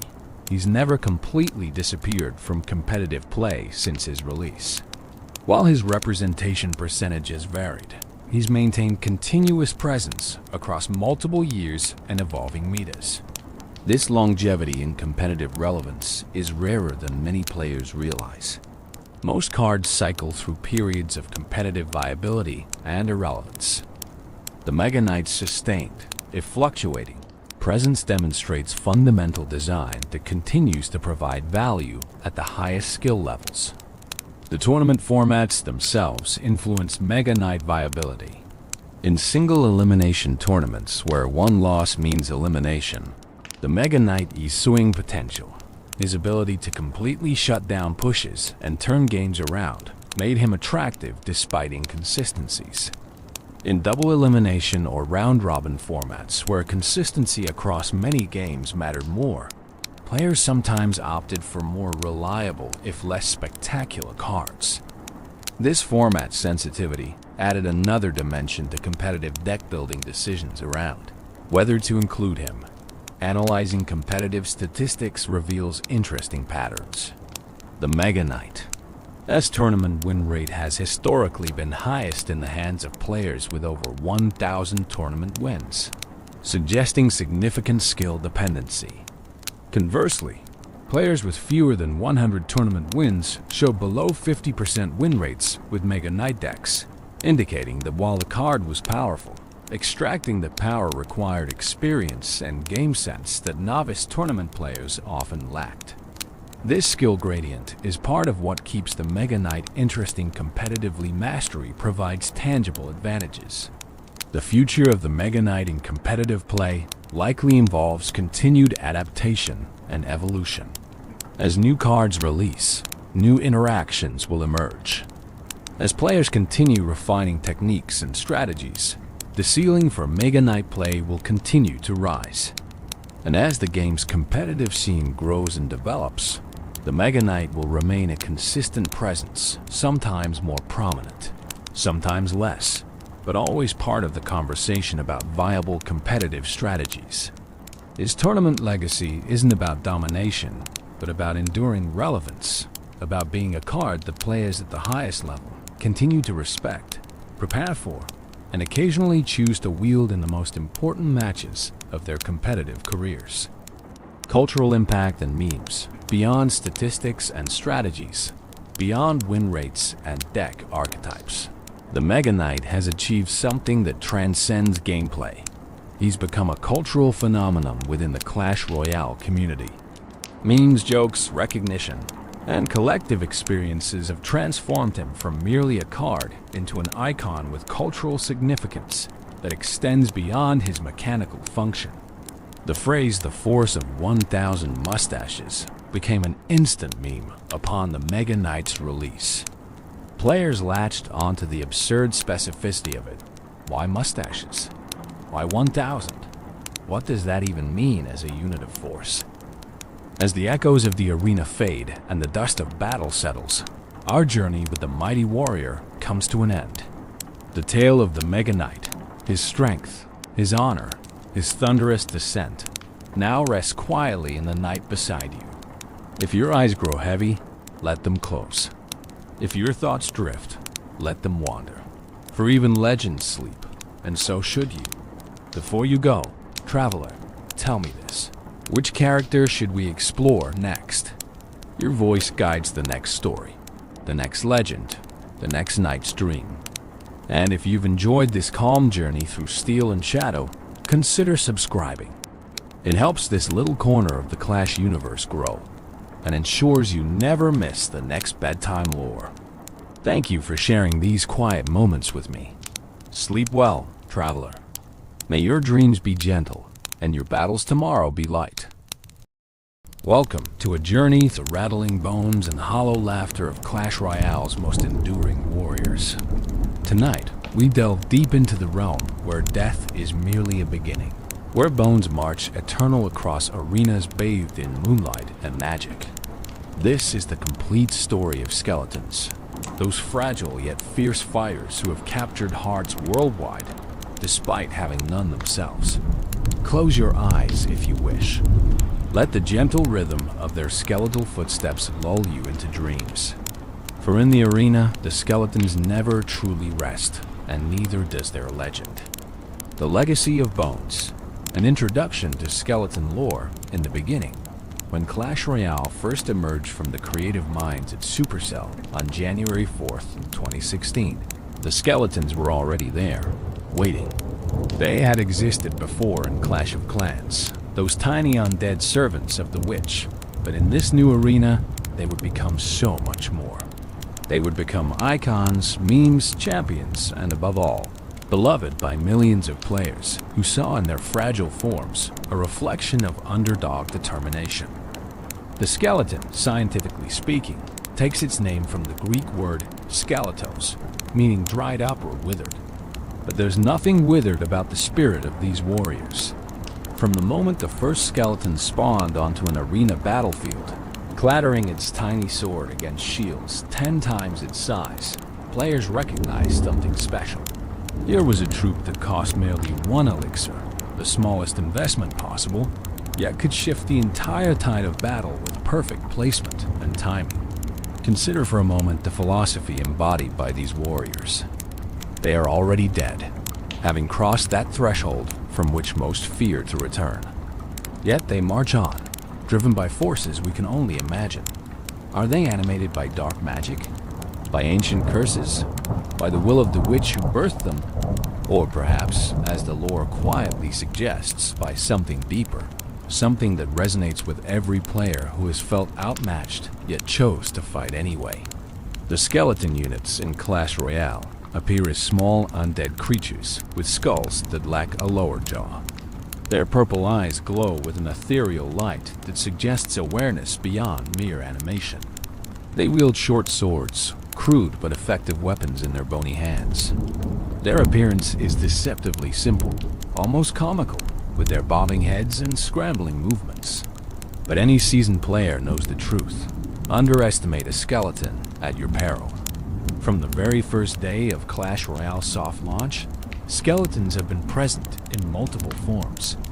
The 3-skeleton card, the skeleton army with its overwhelming numbers, the giant skeleton carrying its devastating bomb, the witch perpetually summoning more, and later additions like the skeleton barrel, evolved variations, and ultimately the skeleton king himself. Each represents a different facet of skeleton lore, a different chapter in their ongoing story.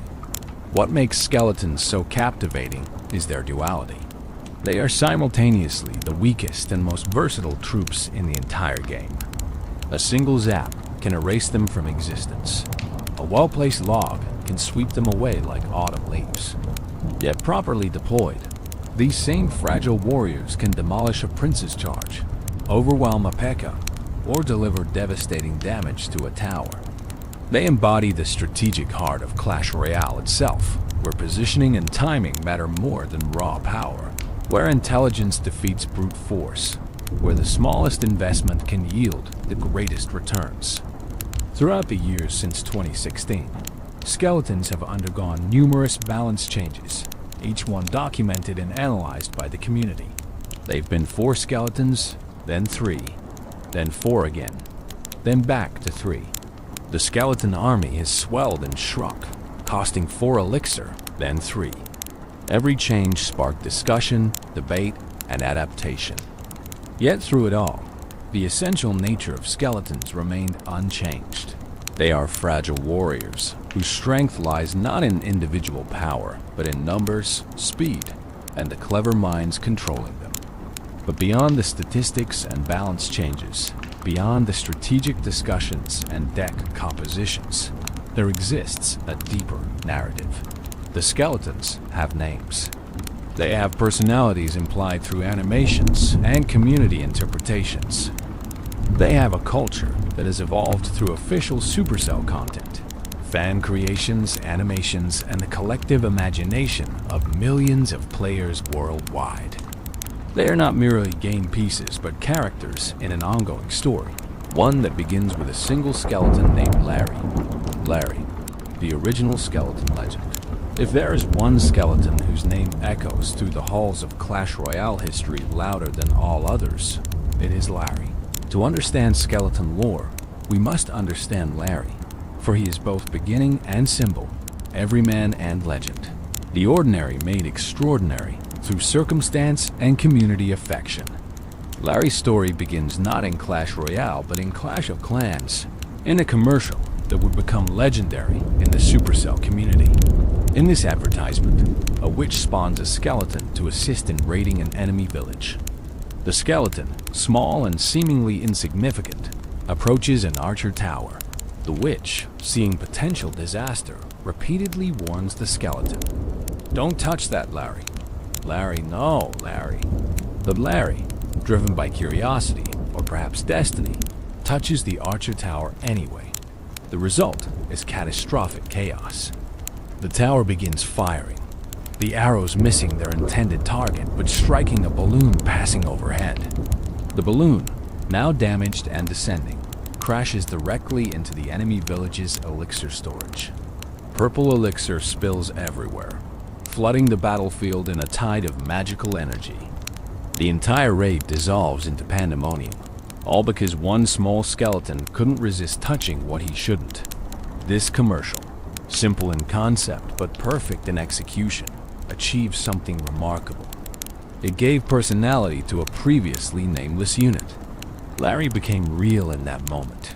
Not just a game piece, but a character with agency, curiosity, and the kind of innocent mischief that endears rather than annoys. The name Larry itself, so ordinary and unassuming, perfectly captured the essence of this every skeleton. This representative of all the little warriors who march into battle knowing they're outmatched.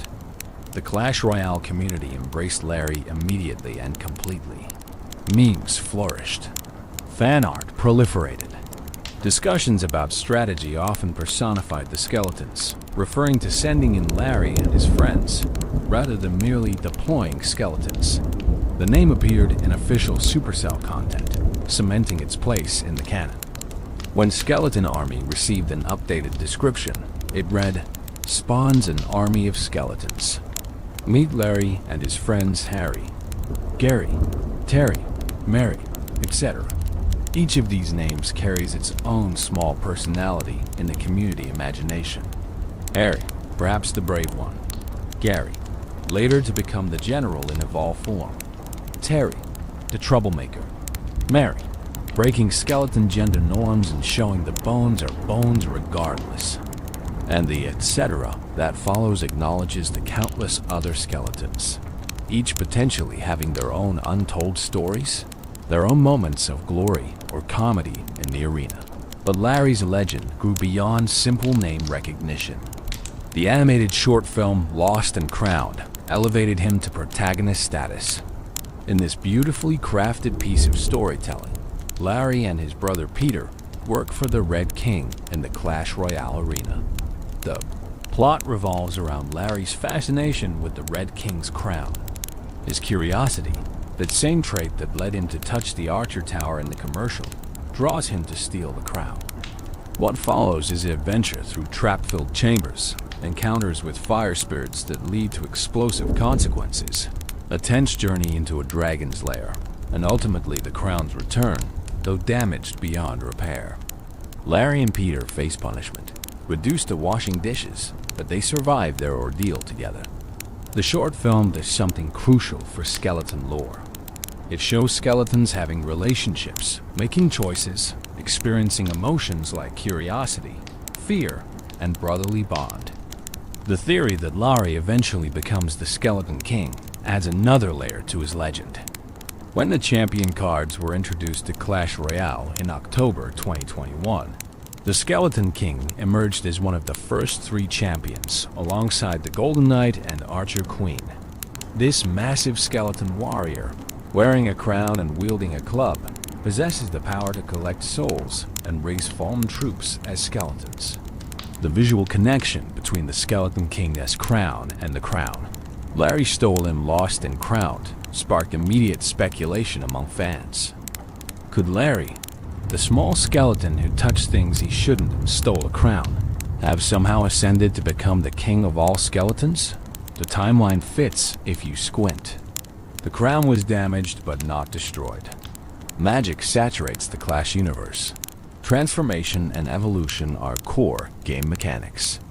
The idea that a simple skeleton might rise to royalty through circumstances both comic and tragic appeals to the underdog narrative that makes Larry so beloved. Whether the theory is officially canon or not, the Clash Royale community has largely embraced it. Fan animations, edits, and artwork frequently depict Larry's transformation into the Skeleton King. The narrative resonates because it follows a classic story arc. The smallest among us, through curiosity and adventure, becomes something greater. Larry represents potential, the idea that even the most insignificant unit in the game might have a destiny beyond its initial deployment. In competitive play, Larry has become shorthand for skeleton strategy itself.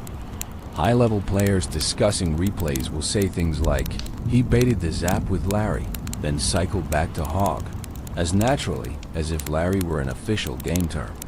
Tournament casters reference him. Strategy guides acknowledge his cultural significance. Larry has transcended his status as meme to become part of the game's actual vocabulary. The Larry phenomenon also reflects something deeper about gaming communities.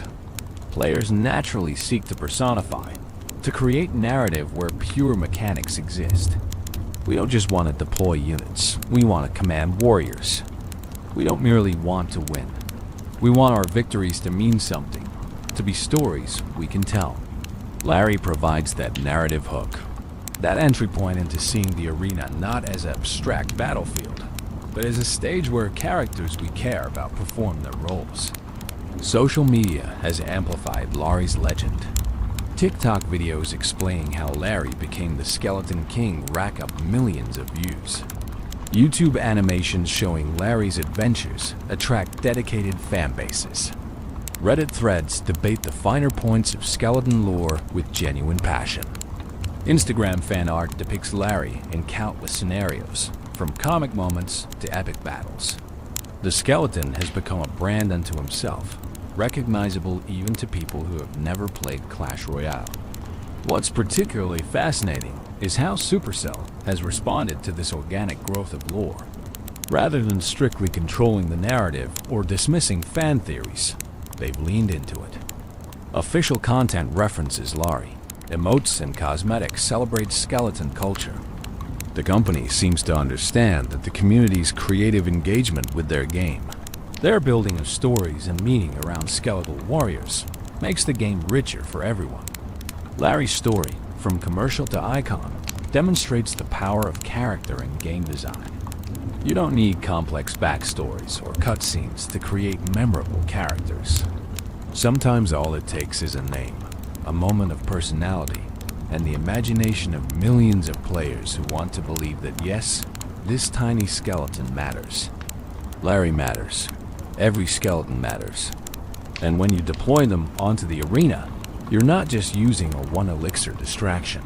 You're sending brave warriors into battle. Warriors with names and stories. Warriors who chose to fight despite knowing they're made of fragile bones. In the quiet of night, when you're falling asleep to tales of Clash Royale, remember Larry.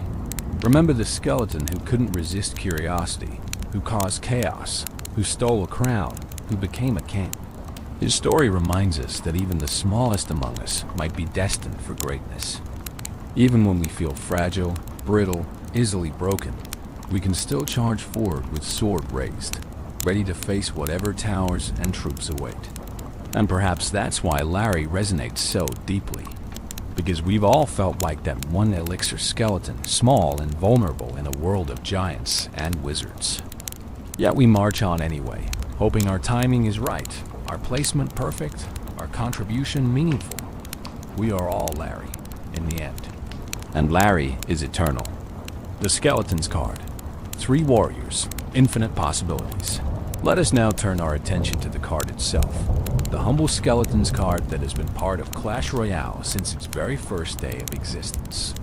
This common card, unlocked from the Bone Pit, which is Arena 2, costs just 1 elixir to deploy. For that minimal investment, you receive 3 fast, single target, ground targeting melee troops with very low hit points and very low damage. On paper, they sound almost worthless. In practice, they are one of the most versatile and valuable cards in the entire game. The visual design of the skeletons is deceptively simple, yet perfectly executed. They appear as small undead creatures, their skulls distinctively lacking a lower jaw, giving them a permanent appearance of surprise or perhaps a skeletal grin. Their purple eyes glow with otherworldly energy, marking them as beings animated by magic rather than natural life. Each skeleton wields a short sword, a weapon proportional to their size, perfect for their quick, stabbing attacks. They wear no armor, no protection, nothing but bones held together by dark sorcery. When you deploy the Skeletons card, they spawn in a triangle formation, appearing simultaneously in an arrangement that allows them to quickly surround and attack from multiple angles. This formation is crucial to their effectiveness. Against single-target troops, the Skeletons can attack from 3 directions at once, maximizing their collective damage output. Against area-damaged troops, the triangle formation at least ensures they don't all die to a single hit, though many area damage attacks can still eliminate all 3 with proper timing. The historical evolution of the Skeletons card tells its own story of balance and community response. When Clash Royale launched on January 4th, 2016, the card originally spawned 4 skeletons. For months, players learned to utilize this 4-skeleton swarm, developing strategies around their numerical advantage. Then on June 21st, 2016, a balance update decreased the count to 3, fundamentally changing how the card functioned. The description shifted from 4 fast, very weak melee fighters to 3 fast, very weak melee fighters, and the word swarm became surround to reflect their diminished numbers. The community adapted, as communities do, finding new ways to leverage 3 skeletons instead of 4. But the story didn't end there. On February 13th, 2017, another balance update increased the count back to 4 skeletons. Players celebrated the return of the 4th warrior, adjusting their strategies once again.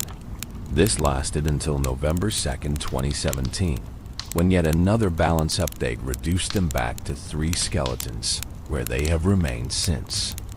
These changes might seem arbitrary to casual observers, but they represented careful attempts by Supercell to balance one of the game's most fundamental cards. 4 skeletons for 1 elixir proved too strong, providing too much defensive value and cycle speed. 3 skeletons hit a sweet spot where they remained useful, but required more skill to extract maximum value. The back-and-forth nature of these changes also demonstrates how difficult game balance is, how even seemingly small adjustments can ripple through the entire meta. Beyond these count changes, the skeletons received numerous other adjustments over the years. February 19th, 2016 saw their hit points and damage increased by 11%. May 18th, 2016 brought another 5% increase.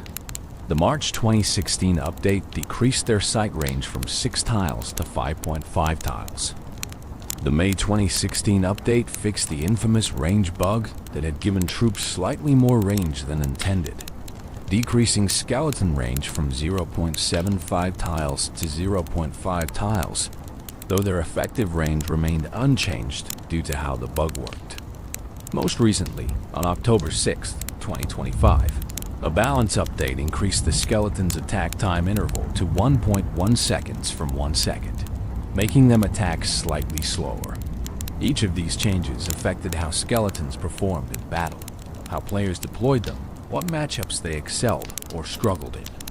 The competitive community analyzed every adjustment, theory-crafted new deck compositions, and gradually discovered optimal usage patterns. High-level play evolved alongside the skeletons themselves, with professional players pioneering techniques that would filter down through the ranks to casual players. The strategic applications of the Skeletons card are wonderfully diverse. Their most obvious use is a distraction for medium to high hit point units.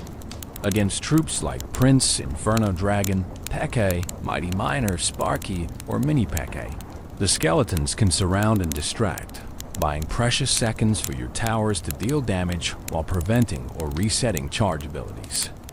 A perfectly timed skeleton deployment can stop a Prince mid-charge, negating thousands of damage for a 1 elixir investment. Against building targeting troops that cannot fight back effectively, like Hog Rider or Ram Rider, skeletons provide substantial damage per second relative to their cost. While the skeletons alone won't fully counter such troops, they slow them down significantly, often securing the difference between the tower taking 1 hit or 2, between winning and losing close matches. 3 small skeletons stabbing away at a hog's flanks might look comical, but those tiny swords add up. In offensive scenarios, skeletons serve multiple purposes. They can tank tower shots from more valuable units, sacrificing themselves so your musketeer or wizard stays alive longer. They can support a tank push, adding their modest damage to the death ball rolling toward enemy towers. They can split push, drawing defensive attention to one lane while your main attack develops in another. And just 1 elixir, you can afford to throw skeletons at problems speculatively, testing opponent responses or cycle through your deck quickly. The psychological dimension of skeleton deployment shouldn't be underestimated either. Experienced players learn to predict skeleton placements, holding spells or timing area damage specifically to counter them. This creates mind games where you might fake a skeleton deployment, causing opponents to waste spells preemptively. Or you might deploy skeletons in unusual positions, places where opponents expect other troops, throwing off their timing. The humble skeletons become tools not just of combat, but of deception. Perhaps most importantly, skeletons are the ultimate cycle card. In cycle decks built around quickly returning to your win condition, skeletons allow you to rotate through your hand faster than almost any other option. You can deploy them defensively, extract value, and find yourself back to your Hog Rider or Miner or Royal Giant 1 card sooner. Over the course of a match, that acceleration compounds, potentially giving you multiple additional attacks with your primary win condition. The community has developed extensive shorthand for skeleton plays. Larry and friends stop the Prince is understood to mean distracting with skeletons. Cycling skeletons at the bridge refers to throwing them offensively just to progress through your deck. Skeleton kiting describes pulling enemy troops toward the center using skeleton placement, maximizing tower damage. These phrases, used thousands of times daily across forums, streams, and Discord servers, constitute a shared language built around 3 small undead warriors. The skeletons that spawn from the dedicated Skeletons card are identical to those spawned by the Witch, Tombstone, Skeleton Barrel, Skeleton Army, Graveyard, and Super Witch. This creates interesting strategic interactions. If your opponent uses Witch, you already know exactly how much damage each skeleton deals, how much health they have, how they'll behave.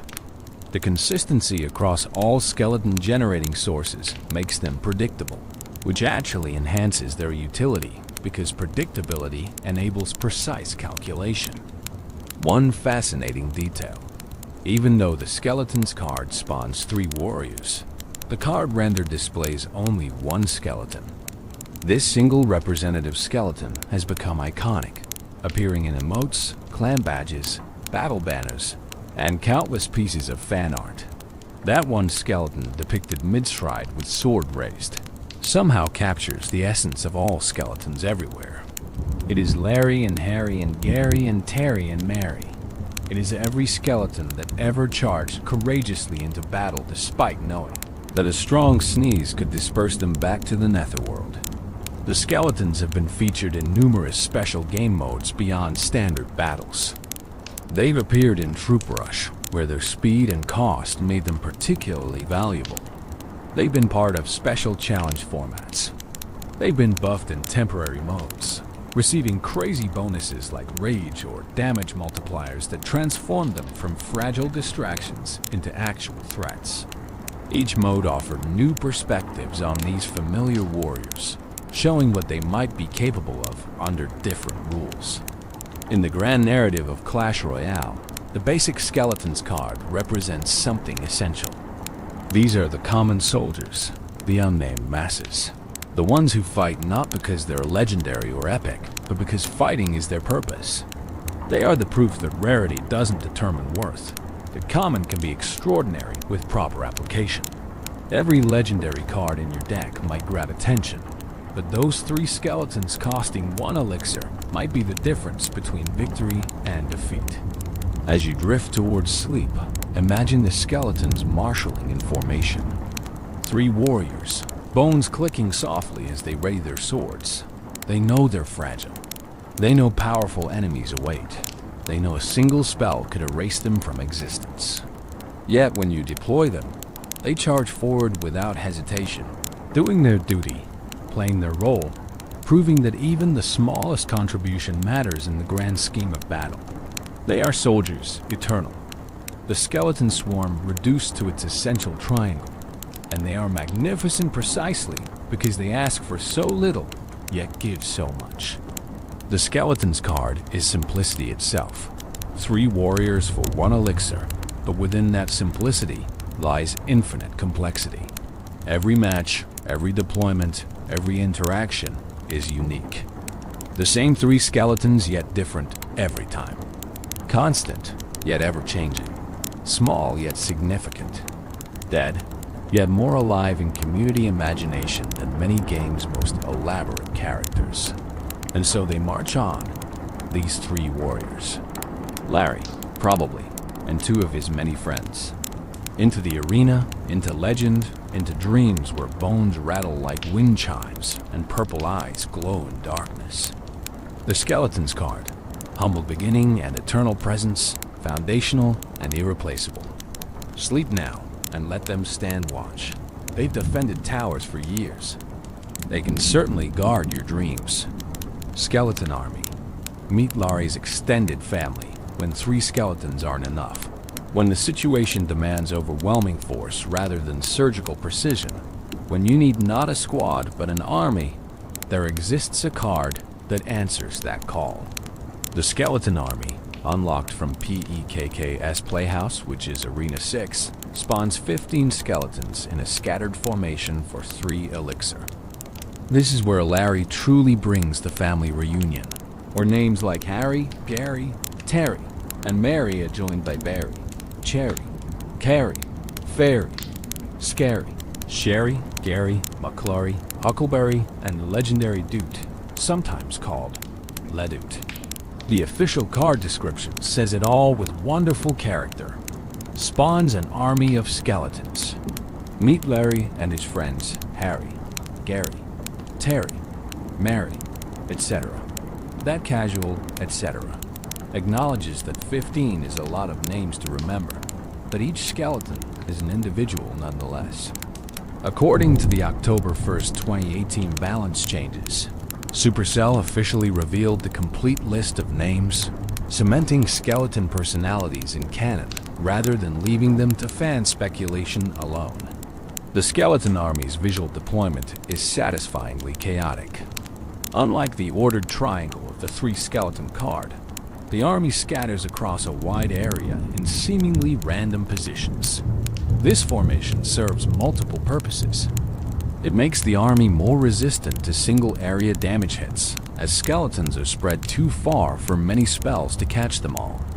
It allows them to surround enemies from every direction simultaneously, creating a skeletal tide that engulfs rather than merely attacks. It looks appropriately overwhelming, a genuine army rather than a small squad. Each skeleton in the army is identical to those from the basic Skeletons card, having the same hit points, damage, speed, and appearance. They spawn with the same lack of lower jaw, the same purple eyes, the same short swords. What changes is quantity and formation.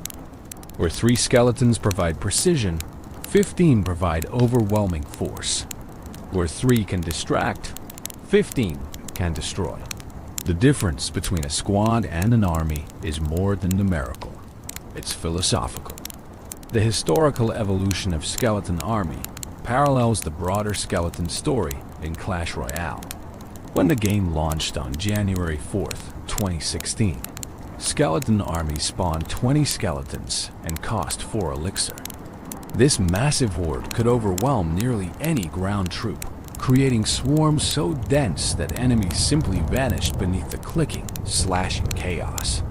But the 4 elixir cost made it a significant investment, vulnerable to spell counters that could generate positive elixir traits for opponents. The April 4th, 2016 tournament update increased the count from 20 to 21 skeletons and compressed their spawning pattern when deployed near the river, fixing an issue where some would spawn in enemy territory before others. The description was also changed to add Ledut, a reference to skeleton memes that had proliferated through the community. The October 20th, 2016 balance update made the most significant change, decreasing the cost to 3 elixir, but reducing the skeleton count to 15 and adjusting their levels to compensate. This transformation from a 4 elixir swarm of 21 to a 3 elixir swarm of 15 fundamentally altered how players use Skeleton Army. The card became more versatile, easier to include in various deck archetypes, quicker to cycle through. The reduced cost made spell counters less profitable for opponents, though cards like Zap or Log could still eliminate the entire army for a positive trade. The balance struck a middle ground where Skeleton Army remained powerful, but required more careful timing and placement. Over subsequent years, Skeleton Army received the same hit point and damage adjustments as other skeleton units, plus various quality of life improvements. The card's formation was tweaked multiple times to prevent exploitation. Eventually, with the October 26, 2022 update, its unlock arena was moved from Bone Pit to Peike's Playhouse, changing when new players could access this powerful card. Each adjustment reflected ongoing efforts to keep Skeleton Army relevant without making it oppressive. The strategic applications of Skeleton Army are distinct from the basic Skeletons card, despite using identical units. The army excels at shutting down single-target threats with overwhelming numbers. Against troops like P.E.K.K.A., Prince, Giant, Golem, or any building targeting unit, the 15 skeletons swarm and destroy before the target can eliminate them all. The damage per second from 15 tiny swords is substantial, capable of melting through even the most heavily armored foes given time. On defense, Skeleton Army serves as an emergency button against pushes that threaten to break through. When your opponent commits heavily to an attack, dropping Skeleton Army in their path can halt momentum completely. The skeletons surround, distract, and defeat, buying precious seconds for your towers and other defenses to respond. Even if spells counter the army, you forced opponents to spend resources, potentially leaving them vulnerable to counterattacks. The army also functions as bait in spell bait strategies. If opponents hold Zap or Log specifically to counter your Skeleton Army, they can't use those spells on your Goblin Barrel, Goblin Gang, or other swarm threats. You create rock, paper, scissors scenarios where opponents must choose which threat to spell and which to accept. Sometimes, just having Skeleton Army in hand influences opponent behavior, making them play more conservatively or hold spells defensively rather than using them offensively. The vulnerability to spells represents Skeleton Army's greatest weakness. Zap, Log, Arrows, Bar Barrel, Snowball, and numerous other cards can completely eliminate the entire army for neutral or positive elixir traits. This makes timing crucial. Deploy Skeleton Army when opponents have already used their spell, when they're low on elixir, or when baiting will create opportunities elsewhere. Deploy it carelessly, and you've essentially donated 3 elixir to your opponent. Against area-damaged troops like Wizard, Witch, Valkyrie, or Bomber, Skeleton Army can still work if deployed directly on top of the enemy unit. The skeletons spawn surrounding the threat, attacking from all angles simultaneously. While the area damage will eliminate skeletons continuously, the combined damage from the entire army can defeat the threat before all skeletons die, especially with tower assistance. This requires precise placement, deploying right on top of the target rather than in front of it. The skeleton army has inspired countless memorable moments in competitive play. Professional players pulling off perfectly timed army deployments, converting defense into overwhelming counterattacks. Devastating spell predictions where players zap or log positions before opponents deploy the army, catching it the instant it appears. Failed predictions where the spell hits empty ground and the army tears through defenses unopposed. Each moment contributes to the card's legend, proof that 15 small skeletons can shift entire matches. In terms of lore, the skeleton army represents community. These aren't individual skeletons operating independently. They're a collective.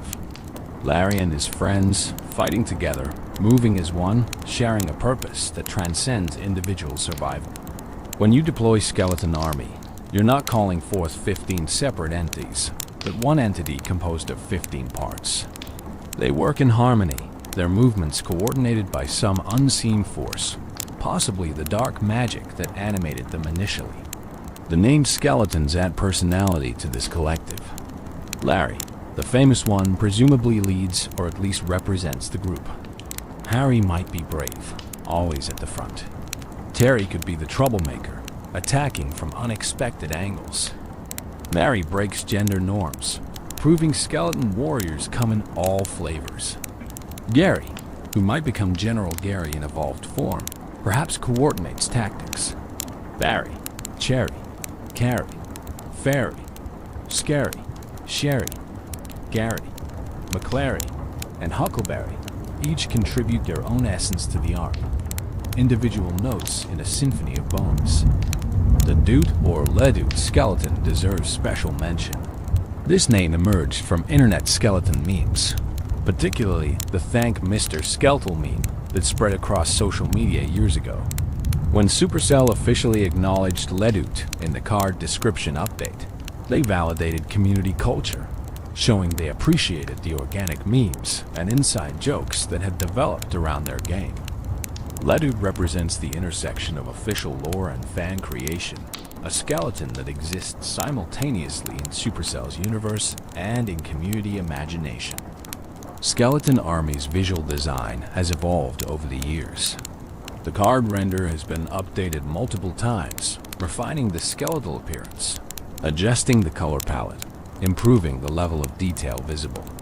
Yet the core image remains, a horde of skeletons, weapons raised, rushing forward as an unstoppable tide. The render captures motion and energy, conveying the sense that these bones are very much active despite their former owners being very much not. In October 2025, Skeleton Army received its evolution version, adding General Gary to the mix. This development expanded the lore significantly, showing that among the army exists hierarchy and leadership. General Gary appears as a guard variant with purple eyes, wearing a helmet with golden handle and team-colored. Crest a purple cape with gold lining, carrying a spear with attached purple banner, displaying a skull symbol and wielding a wooden shield bearing the card evolution symbol. The existence of General Gary raises fascinating questions. Was he always present among the army, simply unnamed and undistinguished until evolution? Or does evolution elevate one skeleton from the ranks to leadership position? In most depictions, Skeleton Army includes both Larry and Gary among its named members. If Gary evolves into General, does this make him superior to Larry? Or are they equals, with Gary handling tactical command while Larry retains his status as symbolic leader? These questions might seem silly, overthinking game mechanics that simply needed a cool evolution design. But they matter to the skeleton lore community, to players who have invested years into caring about these rattling warriors. The relationships between named skeletons, the hierarchy and social structures implied by titles like General, the possibility that skeleton society, exists beyond what we see in battle. All of this enriches the experience of deploying the card. Consider also the tragedy inherent in Skeleton Army. Every deployment, you summon 15 warriors who know they're likely to be obliterated by a spell, burned by a wizard, swept away by log.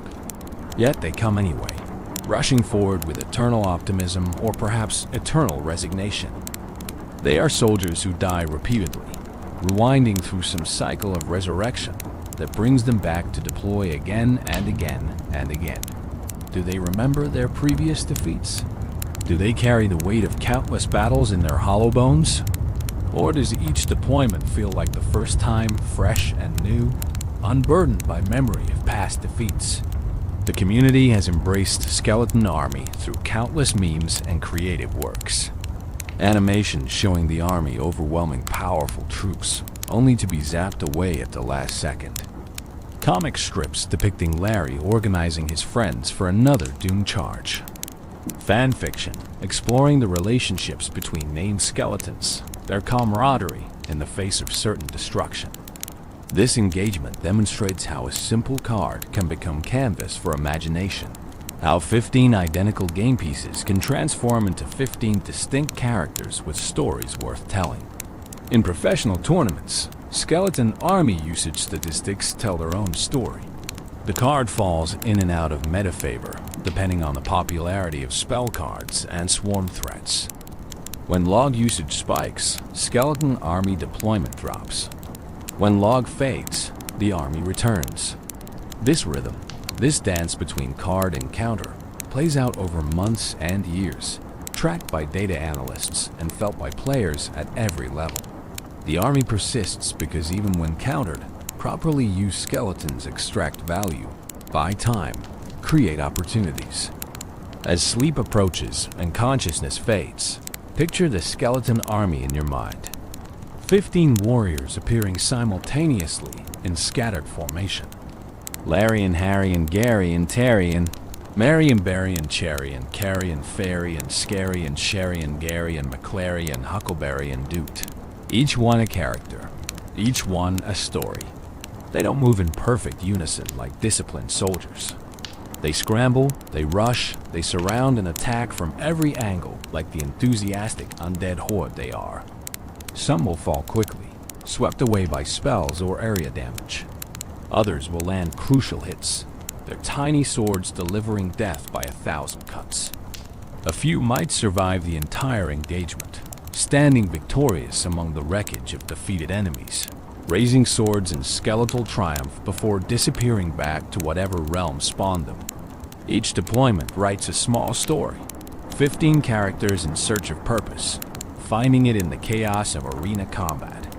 The Skeleton Army represents community at its finest. Not one hero but many, not individual glory, but collective achievement.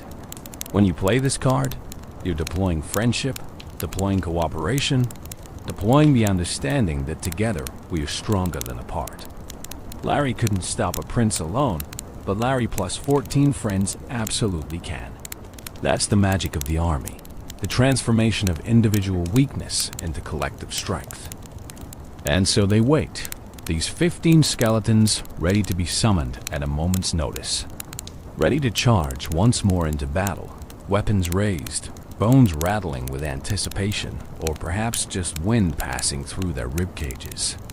They are the Skeleton Army, fierce despite fragility, powerful through numbers, beloved by millions. Let them march through your dreams tonight, clicking their way to victory or glorious defeat, laughing that hollow laugh that sounds like wind through empty halls, living their best undead lives in service to the arena. The giant skeleton, when Larry grew up and found a bomb, while regular skeletons embody speed and numbers. One skeleton took a different evolutionary path. The giant skeleton, that hulking bomb-carrying behemoth, represents what happens when skeletons embrace size, strength, and explosive consequences. This epic card, unlocked from PEKK's Playhouse, which is Arena 4, costs 6 elixir and deploys a single massive skeleton that doesn't just fight. It transforms death itself into a weapon. The giant skeleton's appearance immediately sets it apart from its smaller brethren. This is no fragile warrior held together by wispy magic. This skeleton stands tall, its bones thick and sturdy, its frame imposing.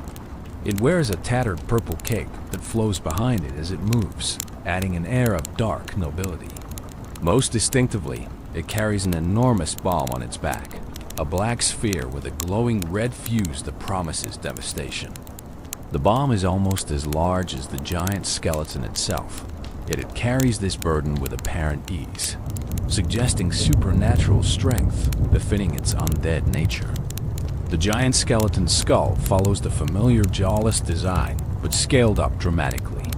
Its purple eyes glow with the same ethereal energy as regular skeletons, but brighter, more intense, as if more magic was required to animate this larger frame. Unlike regular skeletons that wield tiny swords, the giant skeleton carries an absolutely massive bomb as its primary weapon, though it can also deliver devastating melee attacks with its bare, bony hands when enemies get close. The card's description is simple but evocative. The bigger the skeleton, the bigger the bomb. Carries a bomb that blows up when the giant skeleton dies. This mechanic defines the card's entire identity. The giant skeleton isn't primarily about the damage it deals while alive, though that damage is respectable. It's about what happens when it falls, the moment when death becomes offensive capability, when defeat transforms into delayed victory. When the giant skeleton dies, its bomb drops to the ground and begins a 3-second countdown, marked by increasingly frantic ticking and glowing. After 3 seconds, the bomb detonates in a massive explosion that deals tremendous area damage to all ground units and structures within its radius. The damage is enough to eliminate most troops instantly and deal significant damage to buildings, including towers. This death damage makes the giant skeleton uniquely threatening, forcing opponents to carefully manage not just the living skeleton, but its posthumous revenge. The historical evolution of giant skeleton reveals constant struggle with balance. Since Clash Royale's launch on January 4th, 2016, this card has received more adjustments than almost any other, as Supercell tried to find the sweet spot where it felt powerful without being oppressive. The original giant skeleton dealt 1100 death damage at tournament standard, enough to destroy most troops and deal devastating damage to towers. This made it both terrifying and frustrating, depending which side of the deployment you found yourself on. The May 3rd, 2016 balance update decreased death damage by 20%, from 1100 to 880, reducing its tower-threatening capability while maintaining its defensive strength. The October 20th, 2016 update decreased death damage again, from 880 to 720, a further 18% reduction. Players adapted, using giant skeleton more defensively than offensively, leveraging the death bomb to clear enemy pushes rather than threatening towers directly. The November 1st, 2016 update increased the bomb timer from 3 seconds to 4 seconds, giving opponents more time to escape the blast radius. This significantly weakened the card, as skilled players could now kite units away from the bomb or retreat their troops before detonation. The December 12, 2016 update then decreased the timer back to 3 seconds, acknowledging the 4-second timer had overcorrected. Balance changes continued over the years. February 2, 2018 decreased bomb damage by 8%. The March 5, 2018 update decreased hit points by 4%. July 2, 2018 increased bomb timer to 4 seconds again. August 6, 2018 decreased hit points by 6%. September 3, 2018 decreased hit points by 4% more and reduced bomb radius by 1 tile. Each change attempted to rein in a card that consistently overperformed at lower skill levels while underperformed at the highest competitive levels. The pattern continued through 2019, 2020, and beyond. Hit speed adjustments, hit point tweaks, bomb damage modifications, radius changes, each trying to thread the needle between useful and oppressive.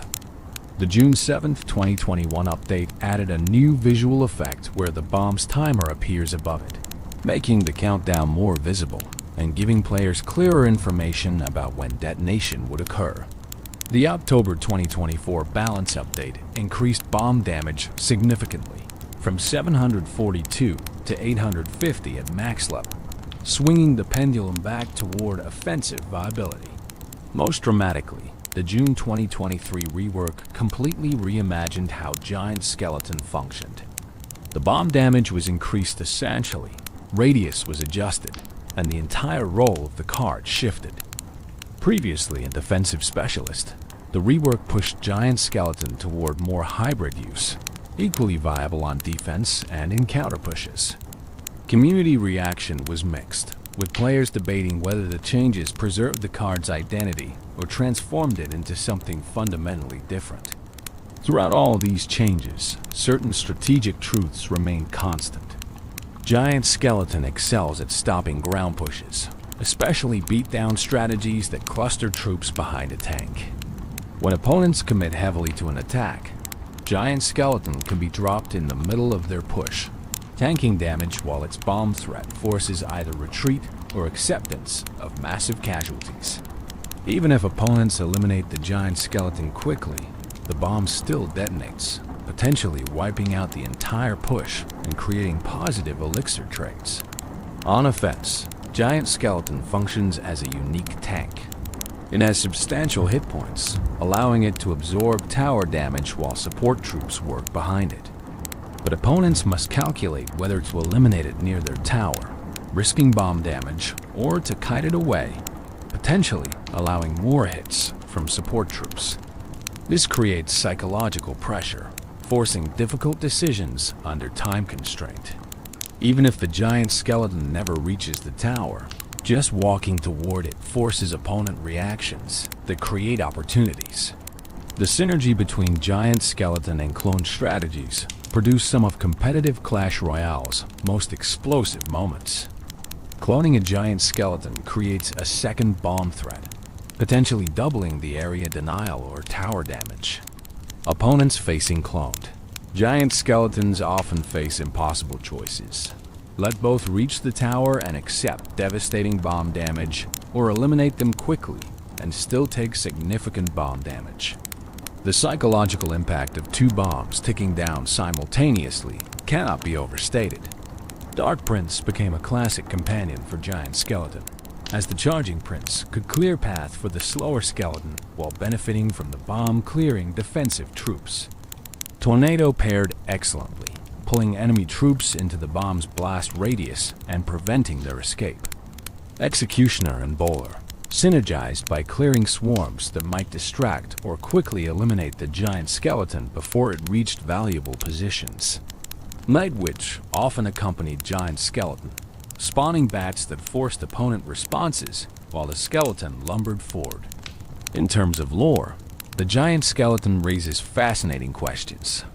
Is this a skeleton that grew to enormous size through dark magic or accumulated death energy? Is it a different species of skeleton entirely, perhaps once belonging to a giant humanoid creature? Or is it, as some theories suggest, what happens when regular skeletons like Lari are exposed to too much magic, too much power, transforming from small warrior into massive bomber? The bomb itself carries mysterious origins. Where did this enormous explosive device come from? Did some mad alchemist create it? Did the Giant Skeleton craft it from materials scavenged across the arena? Or is the bomb itself magical, conjured from death energy and manifested as physical explosive? The game never explains, leaving these questions to fuel fan theories and imaginative speculation. The Giant Skeleton's personality, as much as can be inferred from animations and behavior, seems almost melancholic. It moves slowly, deliberately, without the manic energy of smaller skeletons. Its stance suggests weight, not just physical, but existential. This skeleton knows it will die. It knows its death will cause massive destruction. It accepts this fate with what appears to be resignation, carrying its bomb toward enemies like Atlas carrying the world, burdened but unyielding. Community creativity around Giant Skeleton has produced countless memorable works. Animations showing the skeleton approaching towers while defenders scramble desperately to stop it. Comics depicting the giant skeleton as a tragic figure, wanting friends but knowing its explosive death makes closeness dangerous. Memes about the satisfaction of perfectly timed bomb detonations versus the frustration of bombs that explode too late or in wrong positions. The card has personality despite or perhaps because of its simple, destructive purpose. In competitive play, Giant Skeleton has enjoyed periods of prominence and stretches of obscurity. During metas favoring beatdown strategies, Giant Skeleton emerges as counter, punishing players who cluster troops together. During spell-heavy metas where players hold splash damage specifically to counter swarms, Giant Skeleton struggles to find value. The card's viability ebbs and flows with the broader meta, but it never completely disappears, always lurking in some player's deck, ready to surprise opponents who forgot to respect the bomb. The Giant Skeleton's bomb has produced some of Clash Royale's most memorable tournament moments. Perfectly predicted bombs catching entire pushes, eliminating 6 or 7 elixir worth of troops in one explosion. Failed predictions, where the bomb explodes on empty ground while the troops it was meant to counter survive elsewhere. Desperate overtime situations, where a bomb detonating a tower delivers exactly enough damage for victory. Each moment becomes highlight, becomes story, becomes part of the card's growing legend. The visual spectacle of the bomb detonation deserves appreciation. The expanding circle of flame, the shockwave rippling outward, the sound design combining explosion with magical energy release. Everything about the detonation emphasizes impact, making each explosion feel significant even after you've seen it thousands of times. It's a death worthy of the skeleton carrying the bomb, spectacular and devastating in equal measure. As you drift into sleep, imagine the giant skeleton's slow march.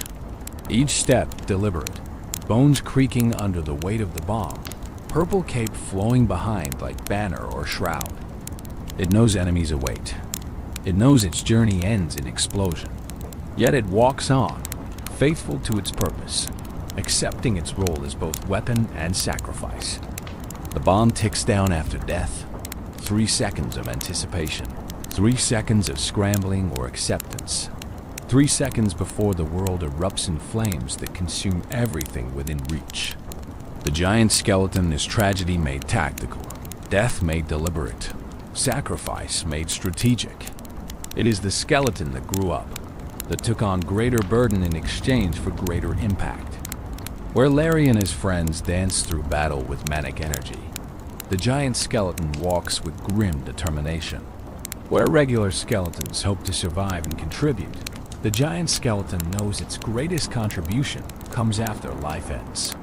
It is the undead made more undead, animated for the express purpose of becoming unanimated again. Existence defined by the moment of cessation. And yet there's something admirable in that certainty, that acceptance of purpose. The giant skeleton doesn't question its role or resist its fate. It simply carries its bomb forward, step by step, closer to whatever awaits, ready to transform its death into devastating art. That's a kind of courage, isn't it? Knowing the ending yet marching toward it anyway, making peace with explosive destiny, finding meaning in destruction. Let the giant skeleton guard your dreams tonight. That massive frame a wall between you and anything that might disturb rest. Trust in the bomb to eliminate threats, to clear away chaos, to create space for peace. The skeleton that grew up can protect you now, carrying its burden so you don't have to carry yours. Sleep soundly, knowing that somewhere in the arena, a giant skeleton is walking its eternal walk, counting down to an explosion that will echo through tomorrow. The witch, mother of skeletons and necromantic architect behind every army of skeletons, stands a summoner, a wielder of dark magic who calls bones from the earth and animates them with purpose. The witch, That purple-robed necromancer with her staff of power and army of undead servants represents the source from which skeletons flow. This epic card, unlocked from PEKK's Playhouse, which is Arena 4, costs 5 elixir and deploys a ranged splash damage dealer who continuously spawns skeletons throughout her lifetime. The witch's visual design immediately communicates her dark nature. She wears flowing purple robes adorned with skull motifs, marking her as a practitioner of death magic. Her staff, topped with a glowing skull, serves as both weapon and necromantic focus. Her face is obscured by her hood, adding mystery and suggesting someone who has looked into death's realm long enough to be changed by it. Purple energy swirls around her, the same purple that glows in skeleton eyes, connecting her visually to her undead creations. Every few seconds, the witch spawns skeletons behind her. These skeletons are identical to those from the Skeleton's card and Skeleton Army, having the same stats, speed, and behavior.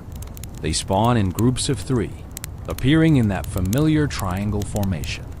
Over her lifetime, if left unchallenged, a single witch can spawn dozens of skeletons, creating a perpetual stream of undead warriors that overwhelm through attrition. She is Factory and Commander, Creator and Controller, the necromantic heart of skeleton society. The witch's attack consists of lobbing skulls from her staff in a splash damage arc. These projectiles travel through the air before impacting and dealing area damage to ground and air units. The splash radius allows her to clear swarms effectively, making her strong against other skeleton-based strategies, goblin gangs, and clustered troops. The damage is moderate, not devastating but respectable, enough to wear down targets over time while her skeletons do the primary offensive work. Since Clash Royale's launch on January 4th, 2016, the witch has undergone numerous balance changes, reflecting ongoing struggle to make her competitively viable without being oppressive. Early versions spawned skeletons more frequently and had different damage profiles. Over time, Supercell adjusted her skeleton spawn rate, hit points, damage, hit speed, spawn speed, and various other statistics, searching for the balance point where she felt powerful without dominating matches. The January 13th, 2016 update increased witch hit points by 5%. The February 2nd, 2016 update increased her damage by 5% and decreased her skeleton spawn time from 8 seconds to 7 seconds, making her spawn skeletons more quickly. The May 3rd, 2016 update decreased her range from 6 tiles to 5.5 tiles. The November 1st, 2016 update increased her first skeleton spawn time from 1 second to 2 seconds, preventing instant skeleton swarms upon deployment. More significant changes came in later years. The June 1st, 2018 rework completely reimagined the witch, increasing her first skeleton spawn time to 5 seconds, increasing her skeleton spawn speed to 7 seconds, but also allowing her to spawn 4 skeletons instead of 3. Her damage was increased, but her hit speed was decreased, fundamentally changing how she functioned in battle. These changes made her more powerful but less oppressive, requiring more skill to use effectively. The October 7th, 2019 update reverted many of these changes, decreasing her skeleton spawn count back to 3, decreasing her damage, but increasing her hit speed and decreasing her skeleton spawn time. She was rebuilt again, differently from both her original incarnation and the 2018 rework. The community adapted once more, learning the new witch's rhythm, discovering her optimal placements and synergies. In 2021, the witch received her evolution, adding a new dimension to her character. When evolved, the witch becomes the Super Witch, her robes darker, her power greater, spawning big skeletons instead of regular skeletons. These big skeletons are larger, stronger, and more durable than regular skeletons, transforming the witch from moderate threat to genuine win condition. The evolution emphasized her identity as skeleton matriarch, the ultimate expression of necromantic power. Strategically, the the witch functions primarily as a support card, rather than a tank or primary win condition. Her value comes from continuous skeleton generation, creating perpetual pressure that opponents must address. Place her behind a tank like Giant, Golem, or Lava Hound, and she spawns skeletons that protect the tank while dealing damage. She converts defense into offense, transforming a simple defensive witch into a counter-push threat that can spiral out of control if ignored. On defense, the witch excels against swarms and ground-targeting troops. Her splash damage clears skeleton armies, goblin gangs, and bats quickly. Her spawn skeletons distract single-target threats like Prince, P.E.K.K.A., or Mini P.E.K.K.A., buying time for towers to deal damage while preventing charge abilities. A well-placed witch can stop ground pushes single-handedly, then transition into offense with her surviving health and accumulated skeleton bodyguards. Rocket kills her instantly, though at neutral elixir trade. Lightning hits her and nearby troops simultaneously, making it efficient if opponents can catch her with support units. Mini P.E.K.K.A., Prince, and other high-damage troops can reach and eliminate her before her skeletons overwhelm them if they read properly supported or have clear paths. The relationship between Witch and her skeletons has inspired significant lore speculation. Is she their creator, literally animating bones with dark magic? Is she their commander, calling forth skeletons that already exist in some netherworld? Is she their mother, as her title Mother Witch in some contexts suggests, giving birth to undead children through necromantic means? The game never clarifies, leaving these questions open for interpretation. Consider the implications if the witch truly creates skeletons. Every Larry, every Harry, every member of the skeleton army might ultimately trace their existence back to a witch's spell. In this interpretation, the witch is skeleton genesis, the source from which all other skeleton cards derive. Regular skeletons are simply those that persist after their witch falls, continuing to serve their purpose even after their creator's demise. Alternatively, if the witch merely summons existing skeletons from elsewhere, she becomes a portal or conduit. Somewhere in the Clash universe exists a skeleton realm, a boneyard or underworld where countless undead warriors await. The witch's magic creates temporary bridges between that realm and the arena, allowing skeletons to cross over, fight, and return. In this interpretation, Larry and his friends have independent existence, and the witch is simply the means by which they enter battle.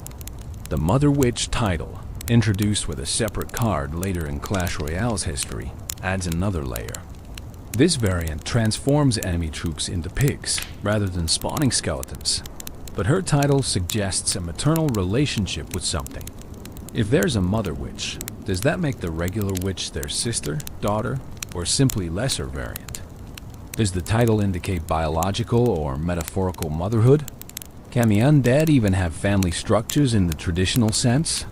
Community content often portrays the witch as caring for her skeletons, treating them as her children or loyal servants.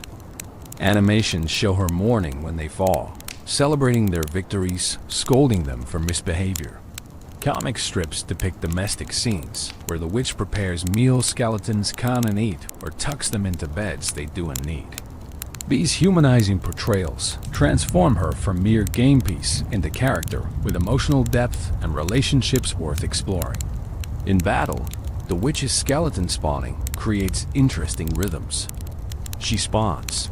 Enemies clear the skeletons. She spawns again. A cycle that continues until she falls or reaches her target. This rhythm means pressure is constant but predictable. Skilled opponents time their spells to clear skeletons immediately after they spawn, maximizing efficiency. Skilled witch players time their deployments to align skeleton spawns with pushes, maximizing their impact. The sound design around Witch emphasizes her necromantic nature. Her attack carries ethereal, ghostly tones. Her skeleton spawning comes with distinctive audio cues, alerting attentive players even if they're not watching that specific position. Her death sound suggests magic dissipating, the spell that held everything together finally breaking. Even her presence on the field has ambient audio, subtle whispers that reinforce her dark magic theme. The witch has been featured in various game modes beyond standard battles. In certain draft challenges, she becomes high-value pick, offering splash damage, swarm generation, and versatility. In triple elixir mode, her skeleton spawning becomes overwhelming, creating floods of undead that opponents struggle to contain. In special challenges where certain cards are buffed, powered-up witches become nearly unstoppable, spawning skeletons so quickly that the screen fills with rattling bones. Competitive usage of witch has varied across Clash Royale's history. She's been meta-defining during certain periods, appearing in top ladder decks and championship tournaments. She's been completely absent during others, considered too vulnerable or slow for the pacing of competitive play. She's the definition of meta-dependent, strong when the cards that counter her are weak, weak when those counters dominate. This volatility makes her interesting, never quite settling into permanent position in the tier lists. The Witch also represents player progression for newer players. Unlocked relatively early from Arena 4, she provides accessible splash damage and swarm generation that helps players understand key strategic concepts. Learning when to deploy the Witch, how to support her, when to sacrifice her for value, these lessons translate to understanding the game at deeper levels. Many players remember their first Witch, the excitement of unlocking that epic card and trying it in battle for the first time. As sleep deepens and dreams begin, imagine the Witch standing at the boundary between life and death. Her staff glows with purple energy, that light that connects all skeletons to their source. She raises the staff, speaks words in languages long forgotten, and bones rise from the earth. 3 skeletons, then 3 more, then 3 more again, an endless procession of undead warriors answering her call. She is mother, creator, commander, architect of skeletal armies. Where other troops fight alone or in fixed groups, she builds her army dynamically, adapting to the flow of battle. Her magic is patient, inexorable, the kind of power that doesn't overwhelm immediately, but accumulates over time until suddenly the battlefield is covered in rattling bones and gleaming purple eyes, and her enemies realize, too late, that they should have addressed her sooner. The Witch represents transformation of death into purpose. Bones that should rest in peace instead rise to serve. Endings become beginnings. What was lost becomes found, though changed, though different, though animated by forces that transcend natural life. She is the proof that in Clash Royale's universe, death is not final but transitional, not an ending but a different kind of existence. Let her magic protect your sleep tonight. Let her skeleton stand guard while you rest. She who commands death itself can surely ensure your dreams remain peaceful, your rest undisturbed. The Witch watches, staff in hand, ready to summon defenders should nightmares approach. Behind her, an infinite army of bones awaits her command, loyal until the final tower falls, faithful beyond death itself. The mother of skeletons nurtures her children through battle after battle. She calls them forth, watches them fight, welcomes them back when they fall. This is her purpose, her power, her eternal role in the arena. And as long as witches exist, skeletons will never truly be gone. They are always just a spell away from rattling back into existence, ready for one more battle, one more charge, one more moment in the moonlight, before returning to whatever realm spawned them. Night Witch, sister of darkness and bat matriarch. While the witch rules over skeleton armies, her darker counterpart holds dominion over a different form of death servants. The Night Witch, released on May 12, 2017, as part of a major update, brought with her not skeletons but bats, those small flying creatures that swarm through the night sky with chittering malevolence. This legendary card, unlocked from Hog Mountain, which is Arena 10, costs 4 elixir and represents the Witch's shadow, the necromancer who chose a different path towards similar ends. The Night Witch's appearance immediately distinguishes her from her skeletal sibling. Where the witch wears purple, The Night Witch wears black with purple accents. Her robes are darker, more tattered, suggesting someone who has delved deeper into Forbidden's magic. Her staff is twisted and gnarled, topped not with a skull, but with a purple crystal that pulses with malevolent energy. Her face is pale, her expression severe, her entire design suggesting someone who has sacrificed more for power than the witch ever did. Most distinctively, the Night Witch's familiar spirits are not skeletons, but bats. She continuously spawns bats throughout her lifetime, 4 at a time rather than 3 skeletons, creating airborne swarms that attack both ground and air units. These bats are fragile, even more so than skeletons, dying to any damage whatsoever. But they fly, giving them mobility and targeting flexibility that ground-bound skeletons lack. They swarm around enemies, overwhelming through numbers and speed, death delivered on leathery wings. The Night Witch's attack differs fundamentally from the witch's splash projectiles. Instead, she shoots dark energy bolts that deal high single-target damage to ground units. This makes her excellent at eliminating high hit point threats rather than clearing swarms. Combined with her bat spawning, she represents a different strategic niche. Tank killer rather than swarm counter, assassin rather than area denier, precision rather than spread. Upon death, the Night Witch spawns 4 bats immediately, a death spawn similar to but distinct from the giant skeleton spawn. These final bats represent her last act of necromancy, a posthumous contribution that can catch opponents off guard. The death spawn ensures that defeating the Night Witch doesn't completely end her threat, as those 4 bats might reach towers or eliminate weakened troops, extracting final value from your elixir investment. The Night Witch's introduction to Clash Royale was explosive, arguably one of the most impactful card releases in the game's history. When she first arrived, she was overwhelmingly powerful, dominating the meta so completely that nearly every competitive deck included her. Her bat spawn rate was too fast, her damage too high, her death spawn too threatening. She defined the meta for weeks, warping deck building and strategy around either using her or countering her. The June 12, 2017 balance update, mere weeks after her release, significantly nerfed the Night Witch. Her bat spawn time was increased from 6 seconds to 7 seconds. Her hit points were decreased by 9%. Her damage was decreased by 9%. Her death spawn bats were reduced from 4 to 3.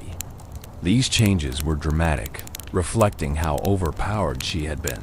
But even after them, she remained viable and popular. Subsequent updates continued refining the Night Witch. The October 9, 2017 update increased her bat spawn speed from 7 seconds back to 6 seconds, but decreased her range from 5.5 tiles to 5 tiles. The March 5, 2018 update decreased her hit points by 5%. The May 31, 2018 update decreased her bat spawn speed from 6 seconds to 5 seconds, but decreased her damage by 17%. Each change tried to find the sweet spot between powerful and oppressive. The pattern continued over years.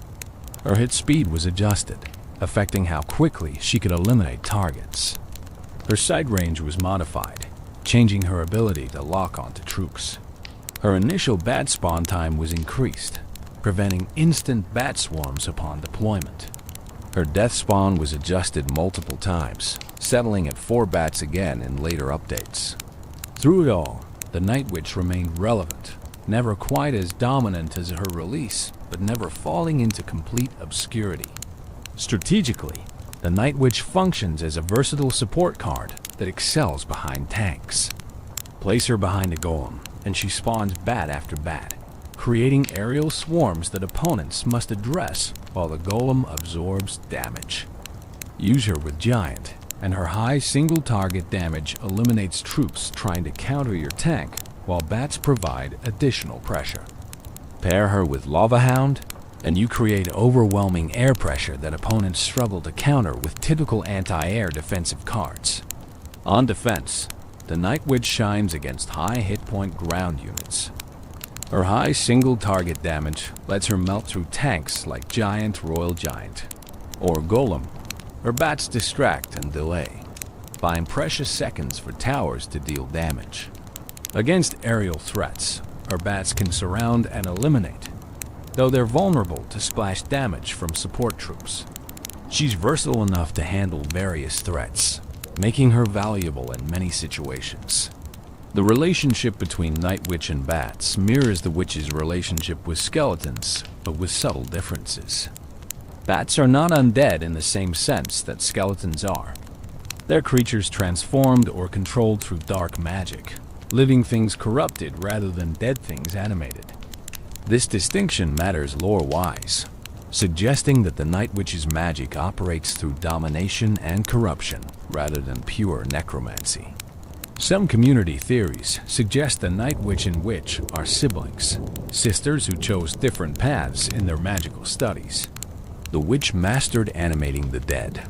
The Night Witch mastered controlling the living. Both pursue power through dark arts, but their methods and philosophies diverge. The Night Witch is specialist, optimized for specific conditions, while the Witch is generalist, functional in all circumstances. Visual design reinforces this nocturnal theme. The Night Witch's color palette is blacks and purples, colors of midnight and shadow. Her animations are smoother, more graceful, suggesting someone who moves through darkness like water through cracks. Her bat spawning looks effortless, as if the bats emerge naturally from her presence, rather than being deliberately summoned. She doesn't command death, she embodies it, becoming living shadow that spawns smaller shadows to do her bidding. The bats themselves deserve attention. These tiny creatures, with their leathery wings and chittering cries, are even more fragile than skeletons.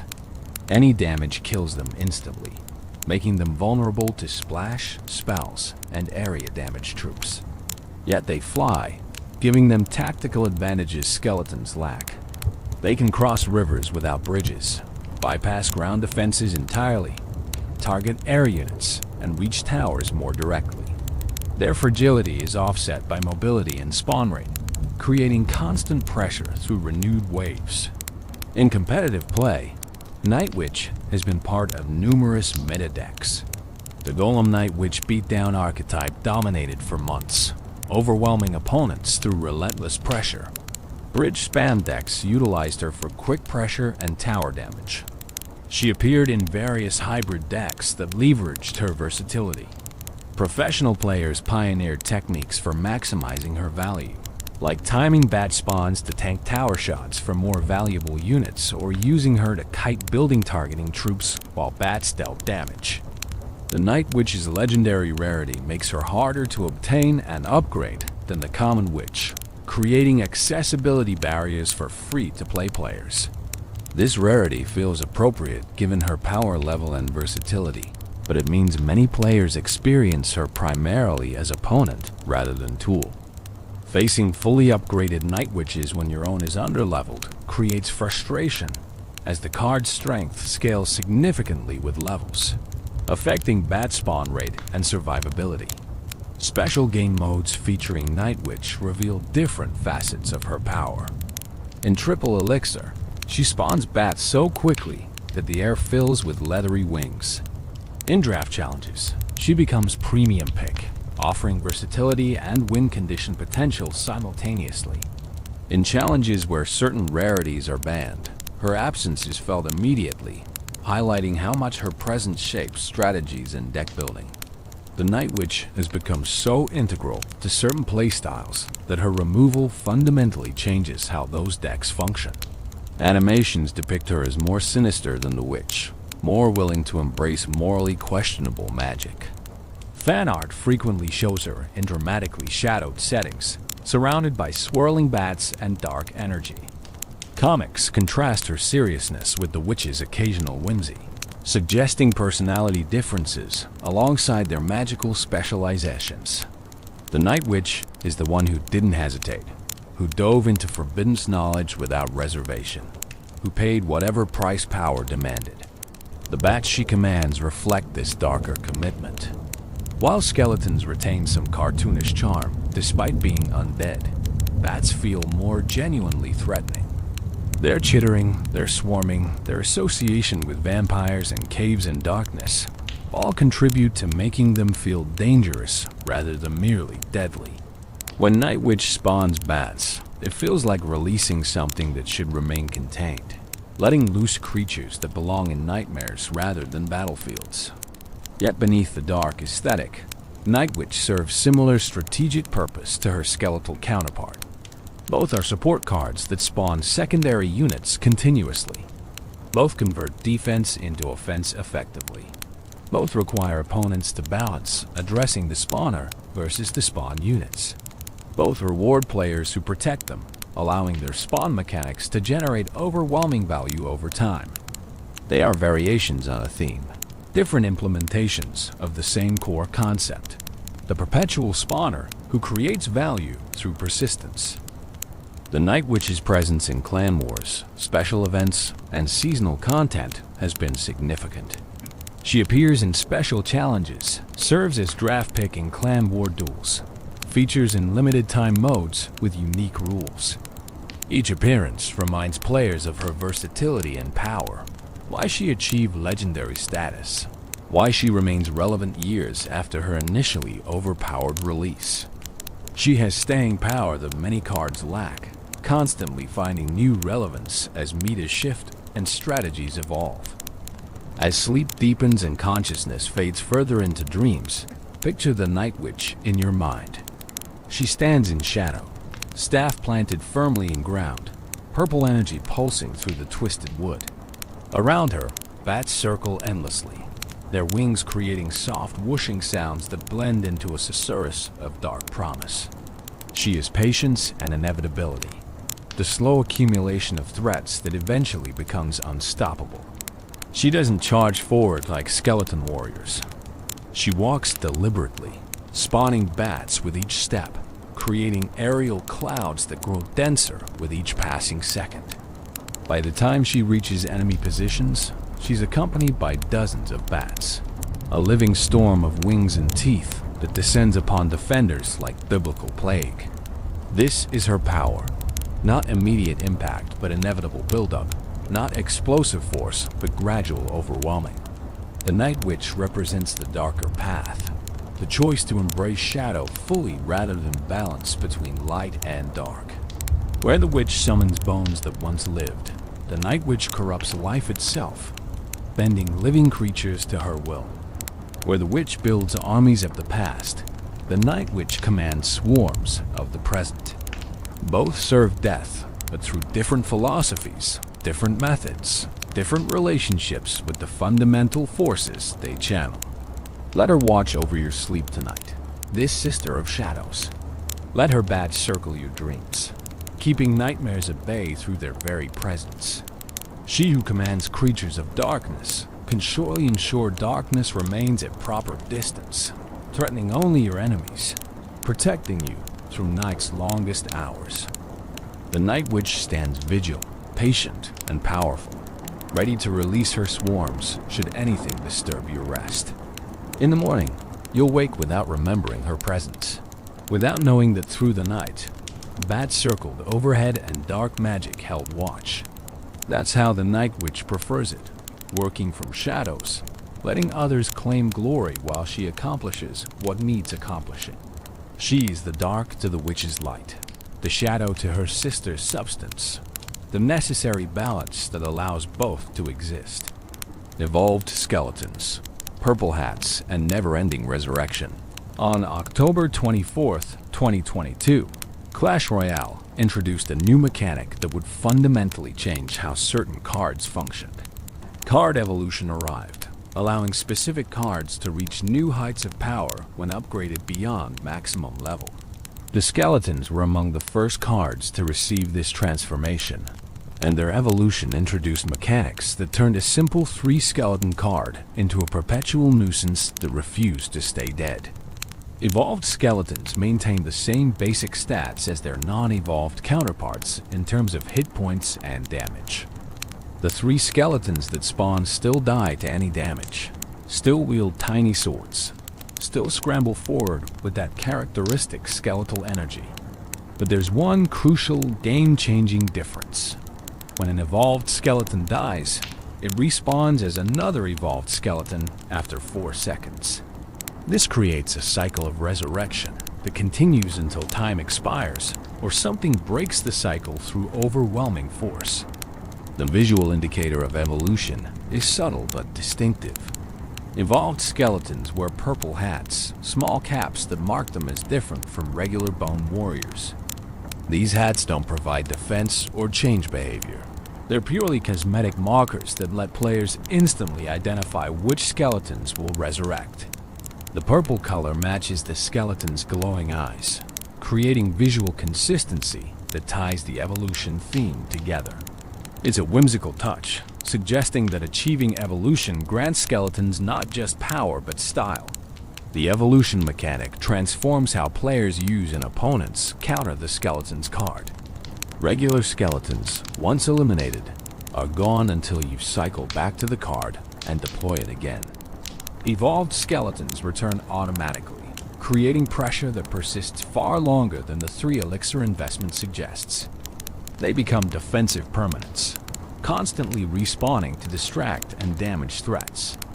They become offensive persistence, continuously attacking towers unless completely stopped. To evolve cards, players must reach King level 14, the maximum King level. They need the card at maximum level, requiring significant time and resources for common cards like skeletons. Then they need evolution shards, special items that accumulate slowly through various game modes and occasionally through shop purchases. Finally, they need gold, the universal currency that gates all upgrades. The combined requirements make evolution accessible primarily to dedicated players or those willing to spend money, creating power disparities that sparked community debate. When first introduced, evolved skeletons immediately impacted the competitive meta. Their persistent respawning made them exceptionally valuable on defense, as they continuously distracted and damaged troops without requiring additional elixir investment. On offense, they provided constant chip damage, requiring opponents to address them repeatedly or accept slow tower deterioration. The 4-second respawn timer proved short enough that properly protected, evolved skeletons could chain resurrections indefinitely. Balance adjustments followed quickly. The November 7, 2022 update increased the respawn time from 4 seconds to 6 seconds, giving opponents more breathing room between skeleton waves.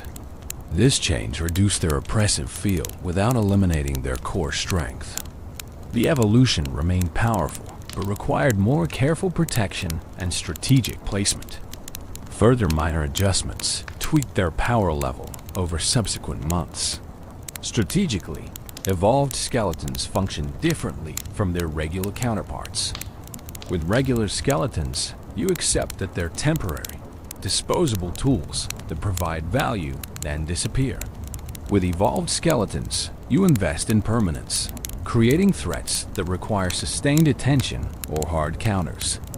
They're less about immediate impact and more about maintaining pressure, about creating problems opponents must repeatedly address. On defense, evolved skeletons shine against predictable attacks. Drop them to counter a hog rider, and they'll respawn to counter the next hog rider. Use them against a royal giant, and they'll return to distract the next royal giant push. Their resurrection turns single defensive plays into lasting solutions, extracting enormous value from what appears to be a minimal elixir investment. However, this strength depends on protecting them, ensuring they die in your territory where they can respawn safely. Offensively, evolved skeletons function as perpetual chip damage. Deploy them at the bridge and, even if they're immediately countered, they'll respawn and attack again. This forces opponents into difficult choices.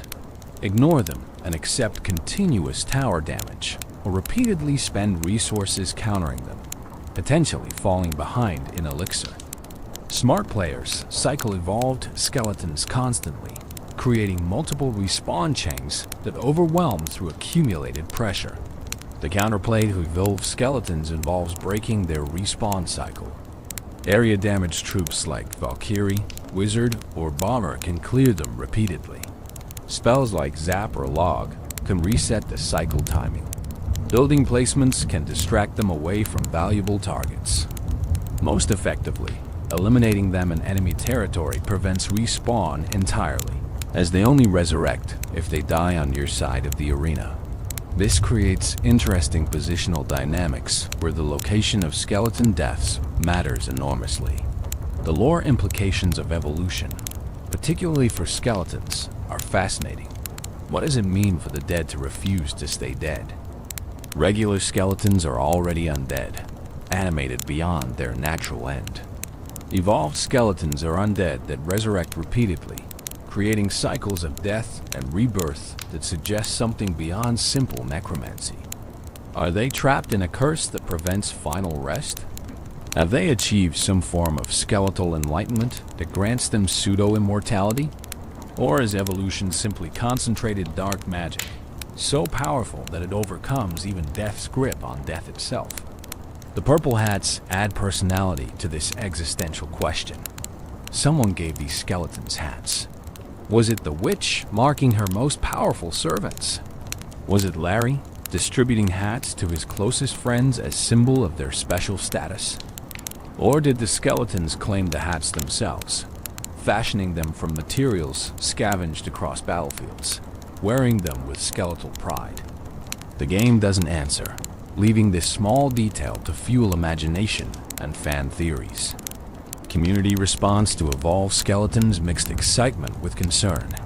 Players appreciated the new strategic depth evolution added, the fresh ways of using familiar cards, but the power level sparked debate. Were evolved skeletons too strong, warping the meta around them? Did their respawn mechanic feel unfair, creating situations where opponents felt helpless? Or was the community simply adjusting to new mechanics, learning counterplay that would eventually bring evolved cards into balance? Professional players quickly integrated evolved skeletons into competitive decks. Cycle decks leveraged their persistence to maintain constant pressure. Defensive decks used them as foundations for stopping pushes. Hybrid strategies combined both approaches, defending with evolved skeletons, then converting their respawns into counterattacks.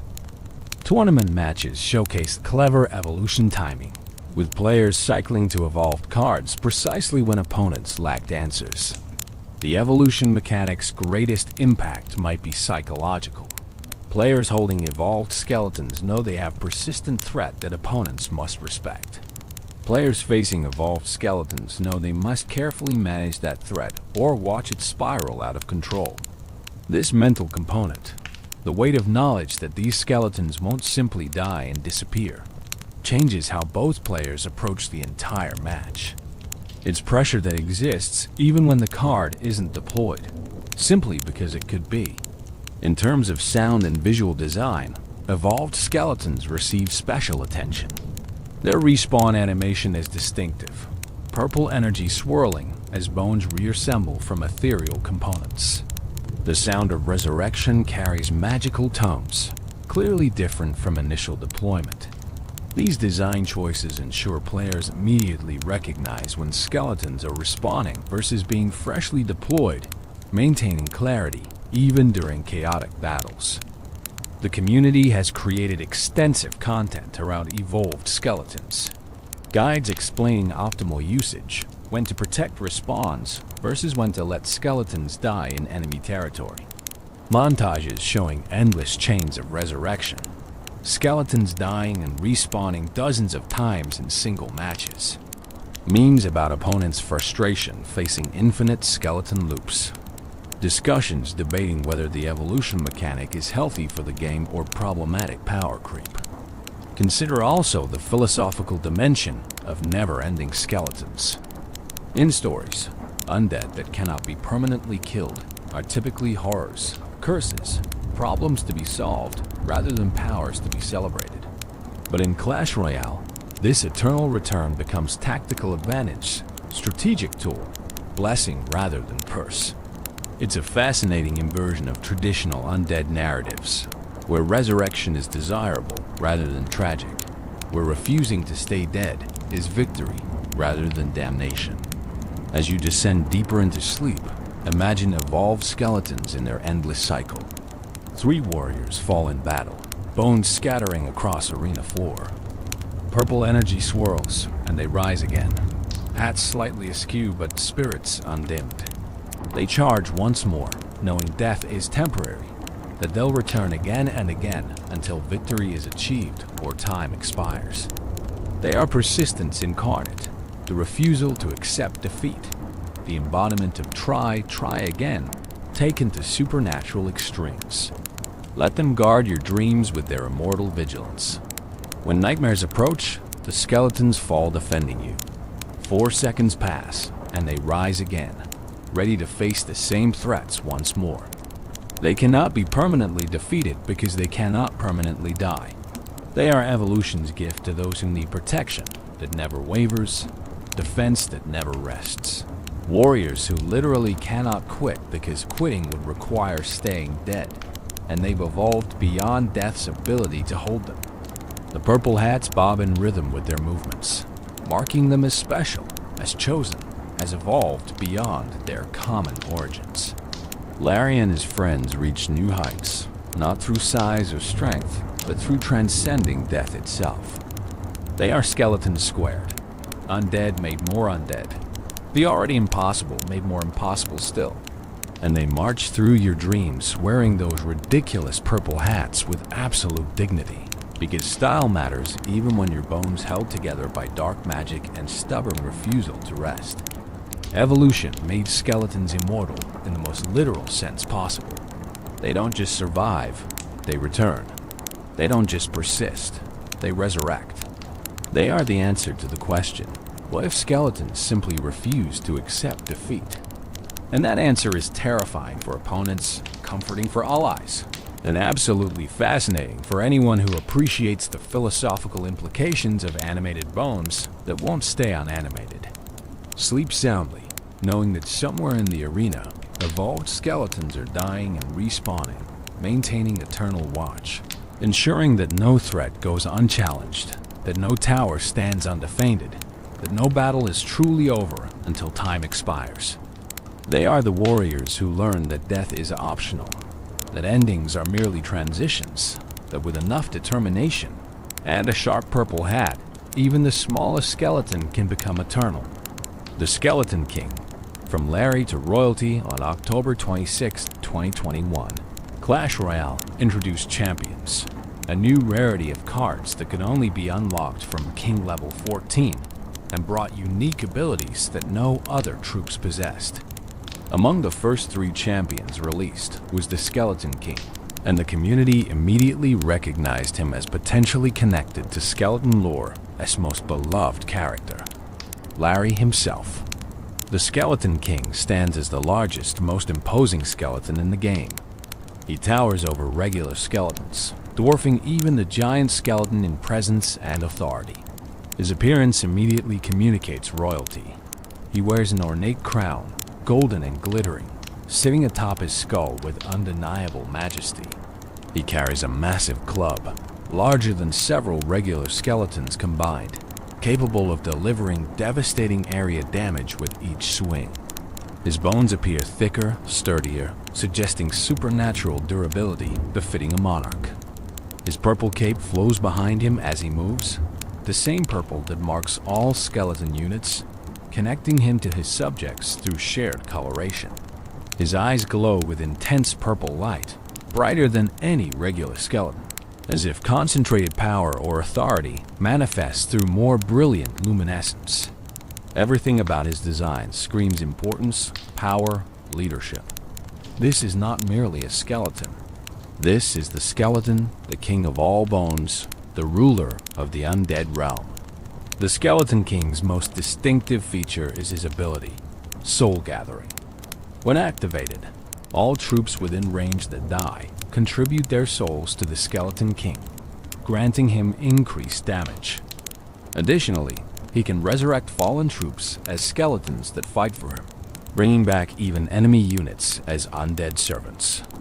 This ability, thematically perfect, connects him to skeleton lore, positioning him as the ultimate necromancer, the being who commands death itself rather than being merely subject to it. The resurrection mechanic feels like evolution of the witch's skeleton spawning, where she continuously creates skeletons from nothing. The Skeleton King transforms death itself into skeleton warriors. Fallen allies, defeated enemies, even other skeletons once they die can all be resurrected by the king's power. He is recycler of death, ensuring nothing truly ends while he reigns, converting every casualty into another undead servant. The theory that Laurie became the Skeleton King draws primarily from the animated short, Lost and Crowned. In this film, Larry steals the Red King's crown, triggering a series of misadventures that see the crown damaged and Larry punished. The Skeleton King's crown bears visual similarity to the crown from the animation, suggesting narrative connection. If Larry kept the crown after his punishment, if he discovered it held transformative power if wearing it long enough changed him fundamentally, then perhaps the small skeleton who couldn't resist touching things eventually became the king who rules all skeletons. The timeline supports this theory if we assume the animated shorts exist in a chronological sequence relative to card releases. Lost and Crowned could be Larry's origin story, explaining how he obtained the crown that would eventually transform him. His punishment, reduced to washing dishes, might have been temporary. Perhaps he continued wearing the crown in secret, its magic working slowly, gradually enlarging his bones, amplifying his power until he emerged transformed as the Skeleton King. Alternatively, the transformation might have been sudden. Perhaps the crown's damage during the adventure released concentrated magic, blessing or cursing Larry with immediate transformation. Maybe the dragon's involvement, the fire spirit's explosions, or the Red King's own magic residue all combined to create circumstances under which a simple skeleton could become royalty. The exact mechanism isn't important to the theory. What matters is the possibility, the narrative satisfaction of Larry's journey from lowly skeleton to ultimate skeleton authority. The Skeleton King's personality, as evidenced through his animations and emotes, shares characteristics with Larry from the shorts. There's a playfulness beneath the regal exterior, a sense that he doesn't take himself entirely seriously despite his imposing presence. His victory animations have whimsy that suggests someone enjoying their power rather than solemnly bearing responsibility. This lighter touch feels consistent with Laurie's character, the curious skeleton who touched things he shouldn't, who stole crowns on impulse, who approached the world with childlike wonder despite being undead. Supercell has never officially confirmed or denied the Larry to Skeleton King theory. This ambiguity is likely intentional, allowing fans to believe what resonates with them while maintaining flexibility for future lore developments. The company seems to appreciate that sometimes fan theories enhance engagement more than official declarations would. By leaving the connection implied rather than explicit, they invite community participation in skeleton lore, making players co-creators rather than merely consumers. Competitively, the Skeleton King has been impactful since his release. His high hit points make him difficult to eliminate quickly. His area damage allows him to clear swarms and pressure multiple targets simultaneously. His ability provides value in both offense and defense, resurrecting fallen troops during enemy pushes, or creating overwhelming attacks by converting your own casualties into skeleton reinforcements. He functions as tank, damage dealer, and support simultaneously, justifying his champion status. The 80 elixir cost makes him expensive, requiring careful elixir management and strategic timing. You can't simply drop the Skeleton King reactively like you might with cheaper troops. He represents significant investment that must be protected and leveraged properly. But when used effectively, he can swing entire matches, his presence on the field fundamentally changing how both players approach combat. He is win condition and defensive anchor, game changer and game ender. His synergies extend throughout skeleton-based strategies. Pair him with Witch, and her skeleton spawning feeds his resurrection ability, creating exponentially growing undead armies. Use him with Graveyard, and fallen graveyard skeletons can be resurrected, extending the spell's impact. Combine him with Skeleton Army, and you have numerical superiority backed by royal authority. Swarms led by their king into glorious battle. The Skeleton King also introduced champion cycle mechanics to the game. Once deployed, he must be defeated and respawn before you can deploy him again.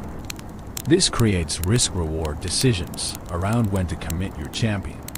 Deploy him too early, and he might die without extracting full value, forcing you to wait through respawn timer during crucial moments. Deploy him too late, and you've left powerful tool unused, potentially losing matches you could have won.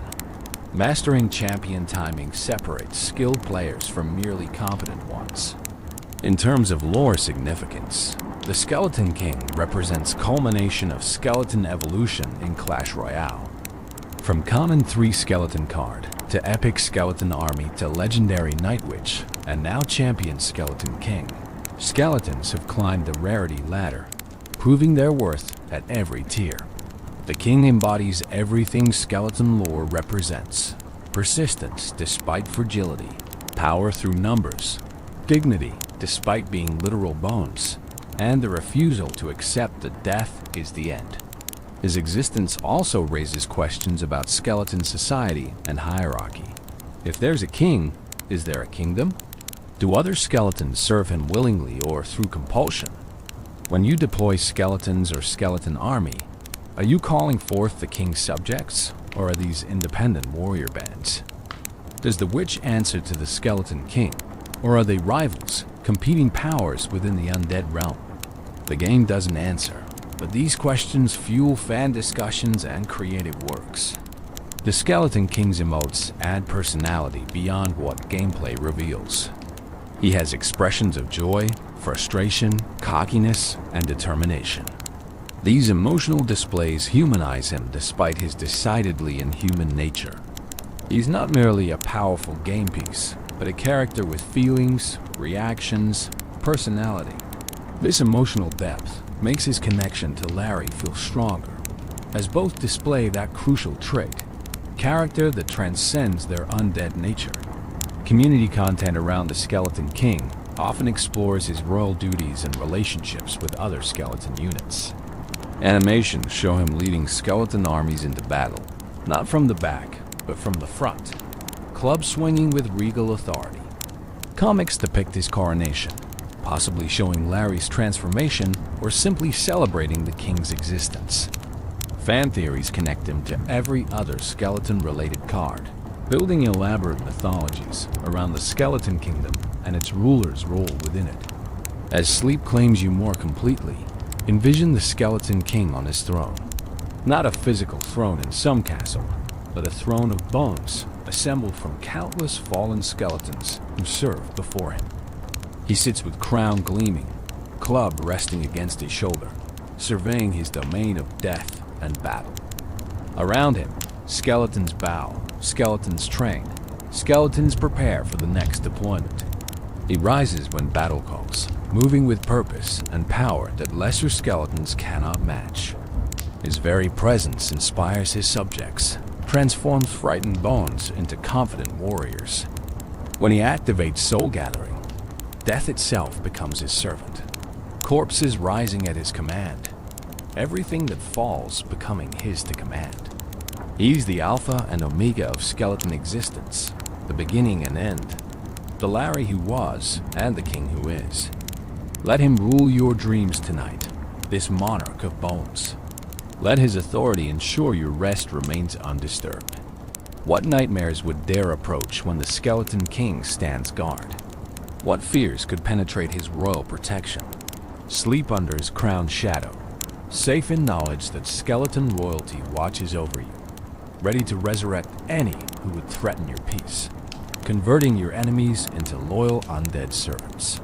The Skeleton King represents achievement, the possibility that even the smallest among us might someday rule.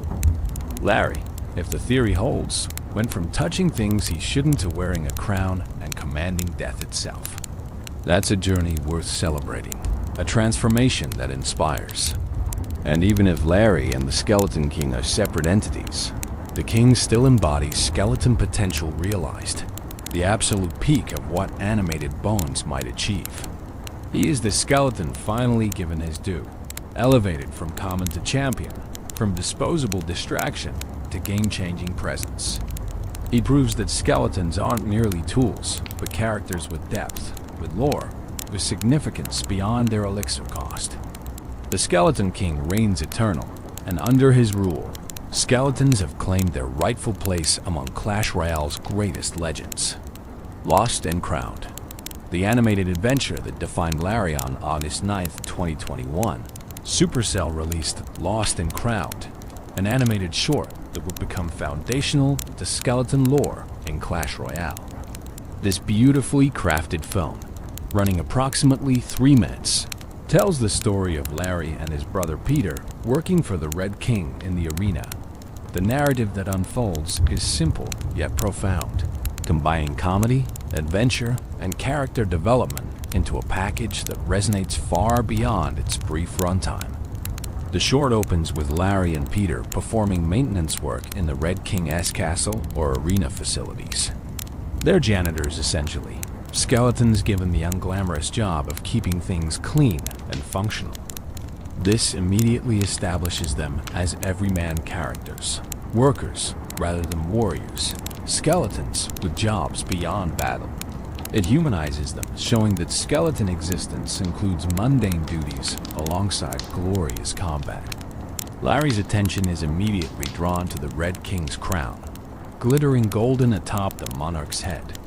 Larry has always been characterized by curiosity, that same impulse that led him to touch the Archer Tower in the original commercial. Here, that curiosity fixates on the crown, that symbol of authority and power that sits tantalizingly visible, yet completely inaccessible to a simple cleaning skeleton.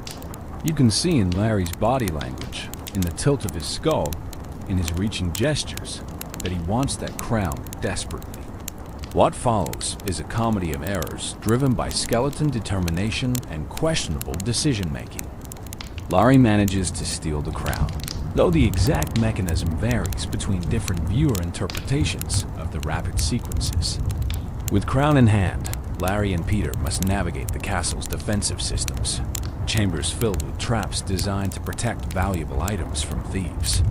The fact that the crown was improperly secured before they stole, it raises interesting questions about the Red King's security, protocols, or perhaps his trust in his skeleton employees. The Fire Spirits sequence provides some of the animation's most memorable moments. Larry and Peter encounter fire spirits, those small explosive elementals that hover and burn with manic energy. The skeleton's attempts to avoid or neutralize the fire spirits result in cascading chaos, explosions triggering more explosions, flames spreading through chambers and chain reactions of fiery destruction. The animation quality shines here, with fluid movements and dynamic camera angles that create genuine tension despite the comedic tone. Peter proves himself a loyal brother throughout the ordeal, staying with Larry despite the increasingly dangerous situations Larry's theft has created. This brotherly bond adds emotional weight to the narrative. These aren't just two random skeletons. They're family, connected by something deeper than simply being spawned by the same witch. Their relationship suggests that skeletons have social structures, family bonds, relationships that matter beyond mere unit deployment. The dragon's lair represents the adventure's climax. Having escaped the fire spirits and navigated countless traps, Larry and Peter find themselves in a chamber dominated by a massive dragon, possibly a juvenile or sleeping dragon that suddenly awakens. The scale contrast is powerful. Two tiny skeletons, one wearing a stolen crown, facing a creature that could incinerate them with a single breath. Yet they persist, somehow surviving through combination of luck, quick thinking, and skeletal resilience. The crown becomes damaged during the dragon encounter, dented or cracked depending on how you interpret the visual damage shown. This detail becomes crucial for theories about Larry's eventual transformation into the Skeleton King. The crown's damage might have released magic, altered its properties, or simply made it wearable for a skeleton, whereas the perfect crown would have been too large or incompatible with skeletal anatomy.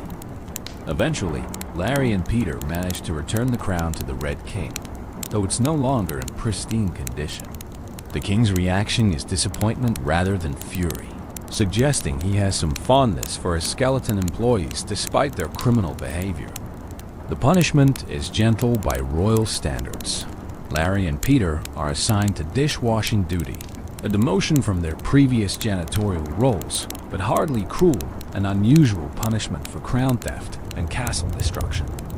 The final scenes show Larry and Peter washing dishes together, banter between them suggesting they don't particularly regret their adventure despite its consequences. They're together, they survived, they experienced something beyond their normal existence.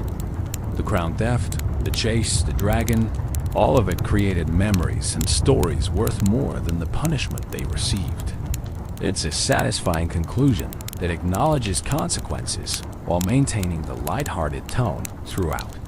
Lost and Crowned achieves several crucial things for Clash Royale's lore. First, it established Larry and Peter as distinct characters with personalities, relationships, and agency. They're not merely game pieces, but beings who make choices, albeit questionable ones.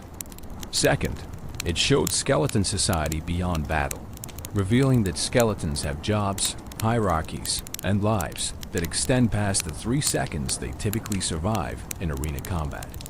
Third, it created narrative foundation for the Skeleton King theory, providing origin story for how a simple skeleton might obtain the crown that would transform or mark him as royalty. The animation quality itself deserves recognition. The movements are fluid and expressive, giving the skeletons impressive range of body language despite lacking faces capable of detailed expression. The environments are richly detailed, showing the Red King's castle as lived in space rather than abstract background.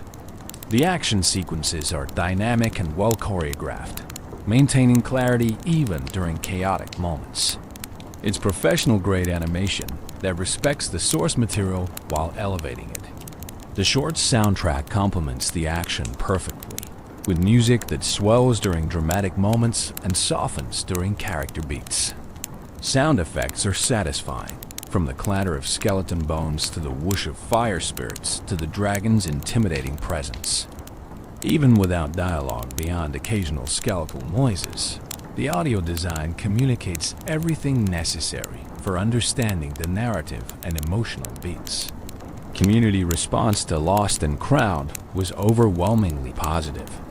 Fans celebrated seeing beloved characters receive proper animated treatment. The short was analyzed frame by frame, with viewers discovering small details and Easter eggs hidden throughout. It inspired fan art, fan fiction, and extensive discussions about its implications for Clash Royale lore. Supercell had created something that transcended marketing, becoming genuine entertainment and enriched player connection to the game. The short also raised interesting questions that remain unanswered. Why did Larry want the crown so badly? Was it simple kleptomania, the same impulse that made him touch the Archer Tower? Or did he sense something about the crown, some connection or destiny that drew him to it? Why did Peter help him despite knowing it was wrong? Brotherhood? Or does he also feel the crown's pull, supporting Larry's quest even if he doesn't fully understand it? What happened to the crown after Larry and Peter returned it? Did the Red King have it repaired? Did he discard it as damaged? Or, as the Skeleton King theory suggests, did Larry manage to keep it after all, perhaps as partial payment for his labor, or through another theft we never witnessed? The animation doesn't show us, leaving these crucial plot points open for interpretation and speculation. The dragon's role also invites questions. Why was a dragon living in the Red King's castle? Is it a pet? A prisoner? A guard? Does it relate to other dragon cards in the game, like Baby Dragon or Inferno Dragon? Or is it unique, an individual creature whose story intersects with Larry's just this once? The animation treats the dragon as obstacle rather than character, but its presence suggests depths to arena world building that other content only hints at. Lost and Crowned exists in a peculiar narrative space. It's clearly part of Clash Royale's official lore, released by Supercell through official channels. Yet it's also somewhat divorced from the game itself, telling a story that doesn't directly connect to gameplay mechanics or match outcomes. It's world building, character development, lore enrichment that asks nothing of players except that they watch and enjoy. This willingness to create content that exists for its own sake, rather than serving immediate game promotion, demonstrates Supercell's investment in their universe. The short has been used in promotional campaigns, appearing in advertisements and social media posts. But it's also become something players seek out independently, something they share with friends who don't play Clash Royale, something that stands as entertainment regardless of game knowledge. A well-crafted story with appealing characters transcends its original purpose, becoming a cultural artifact that outlives its marketing intent. As you drift deeper into dreams, let Lost and Crowned play in your mind. See Larry reaching for that glittering crown, unable to resist despite knowing consequences await. Watch Peter loyally following his brother into danger, their bond stronger than common sense. Feel the heat of fire spirit explosions, the terror of the dragon's chamber, the relief when they survive against all odds. Experience their adventure, their choices, their punishment, their ultimate acceptance that some experiences are worth any price. Larry and Peter's story reminds us that curiosity, while dangerous, leads to adventures worth having. That loyalty to those we care about matters more than following rules. That consequences, while unavoidable, can be survived and even embraced. That simple skeletons can have complex motivations, can want things beyond their assigned roles, can dream of crowns even when they know crowns aren't meant for creatures like them. Lost and Crowned gave skeletons depth, narrative, the beginning of mythos that players would build upon for years to come. It transformed Larry from meme into protagonist, from running joke into hero of his own story. And in doing so, it elevated all skeletons, showed that even the most disposable units in the game could be characters worth caring about, worth creating content around, worth dreaming about as sleep finally claims you fully. Tombstone and skeleton spawners. Buildings that bleed bones. Not all skeletons enter the arena through direct deployment. Some emerge from structures, spawn continuously by buildings that serve as skeletal factories, producing warriors at regular intervals until destroyed or time expires. The Tombstone, introduced early in Clash Royale's history, represents the classic skeleton spawner, a building that creates tactical advantages through persistent troop generation rather than direct damage or defensive mechanics. The Tombstone unlocks from Bone Pit, appropriately Arena 2, and costs 3 elixir to deploy. It's a rare building card that spawns skeletons at regular intervals throughout its 30-second lifetime. The building itself appears as a weathered gravestone, cracked and ancient, emanating purple necromantic energy that marks it as more than mere stone. The visual design immediately communicates its purpose. This is where skeletons come from, the literal tombstone from which the undead rise. Every 2.9 seconds, the tombstone spawns one skeleton, continuing this production until the building is destroyed or its lifetime expires. Additionally, when destroyed, the tombstone spawns 4 skeletons as a death spawn, similar to the Night Witch's posthumous bat production. This ensures that even successful destruction of the tombstone rewards the deploying player with additional skeletons, extracting final value from the elixir investment. The historical evolution of Tombstone reveals constant adjustments aimed at keeping it relevant without making it oppressive. When Clash Royale launched on January 4th, 2016, The tombstone spawns skeletons every 2.9 seconds and costs 3 elixir, stats that have remained relatively stable throughout the game's history. However, numerous tweaks to spawn timing, hit points, lifetime, and death spawn have refined how the building functions in practice. The May 18, 2016 balance update increased tombstone hit points by 8%, making it slightly more durable against damage. The July 4, 2016 update decreased its hit points by 11%, reverting some of the earlier buff after data showed it had become too strong defensively. The January 23, 2017 update increased its lifetime from 40 seconds to 60 seconds while decreasing hit points by 30%, fundamentally changing its role from durable structure to fragile but long-lasting spawner. Later updates continued the refinement process.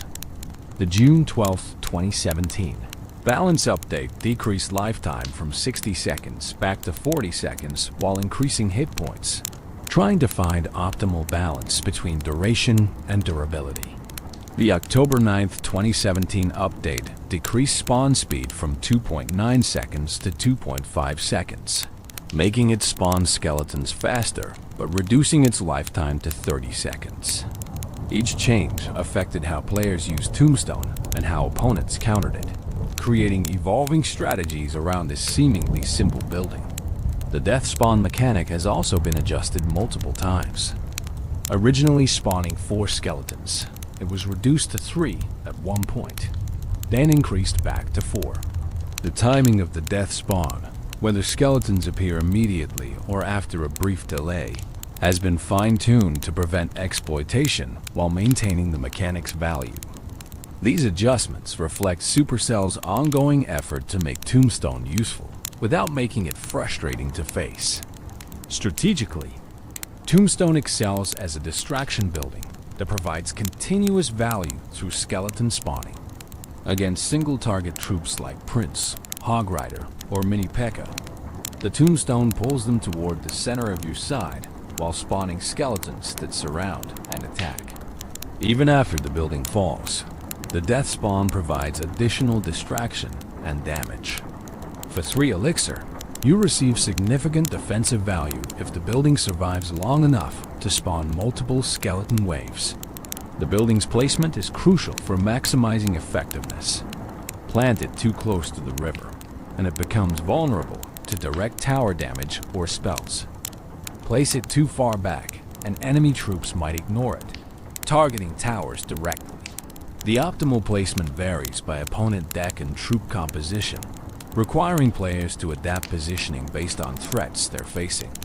Mastering Tombstone placement separates players who extract maximum value from those who waste its potential. Tombstone also functions as spell bait in certain deck archetypes. If opponents hold Fireball, Rocket, or Poison specifically to eliminate your Tombstone, they can't use those spells on your Goblin Barrel, 3 Musketeers, or other valuable targets. You create decision points where opponents must choose which threat to spell and which to handle through other means. This mind game element adds strategic depth beyond the building's simple skeleton spawning function. In beatdown strategies, Tombstone can support pushes by providing continuous skeleton reinforcements. Place it behind your tank, and it spawns skeletons throughout the push's development, adding their damage to your accumulated death ball. The building stays safely behind your advancing troops, protected from direct assault while churning out warriors. This transforms a defensive structure into offensive support, demonstrating Tombstone's versatility. The lore implications of Tombstone are dark and fascinating. This building literally spawns skeletons from a grave, suggesting that beneath the arena ground lie countless buried bones waiting for necromantic magic to call them forth. The Tombstone serves as portal or conduit, connecting the surface world with whatever realm the dead inhabit. Each skeleton that emerges has been summoned from that realm, pulled through the stone into temporary service. Does each tombstone contain specific skeletons, individual warriors bound to particular graves? Or does it tap into a general pool of available undead, summoning whoever answers the call? Are the skeletons spawned from tombstone different from those spawned by witches or deployed directly? The game treats them identically in terms of stats and behavior, but lore-wise, their origins might differ significantly, affecting their nature even if not their combat performance. The death spawn raises especially interesting questions. When the tombstone is destroyed, why do 4 skeletons emerge? Is this a final desperate measure? The building releasing all remaining undead in one burst? Or is it the opposite? The destruction breaking the seals that kept most skeletons contained, allowing a few to escape?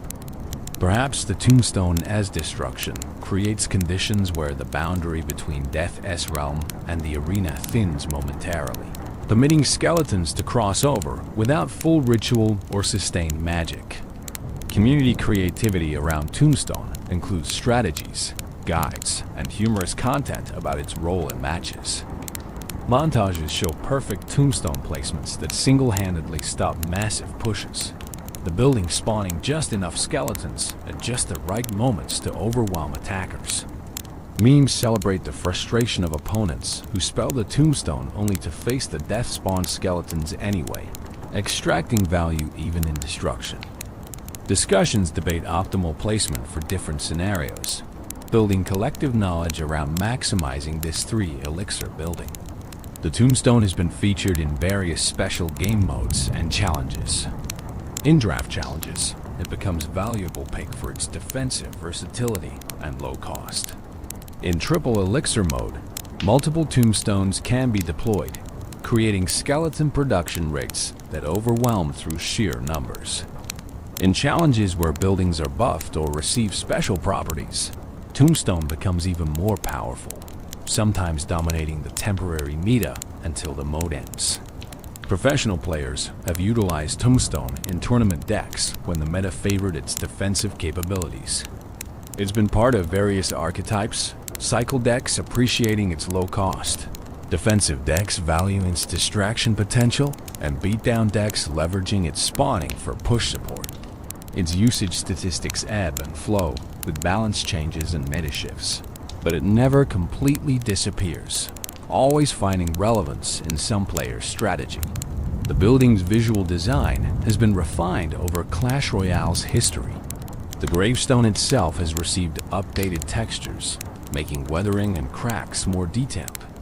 The purple necromantic energy has been enhanced, making it more visible and thematically consistent with other skeleton-related cards.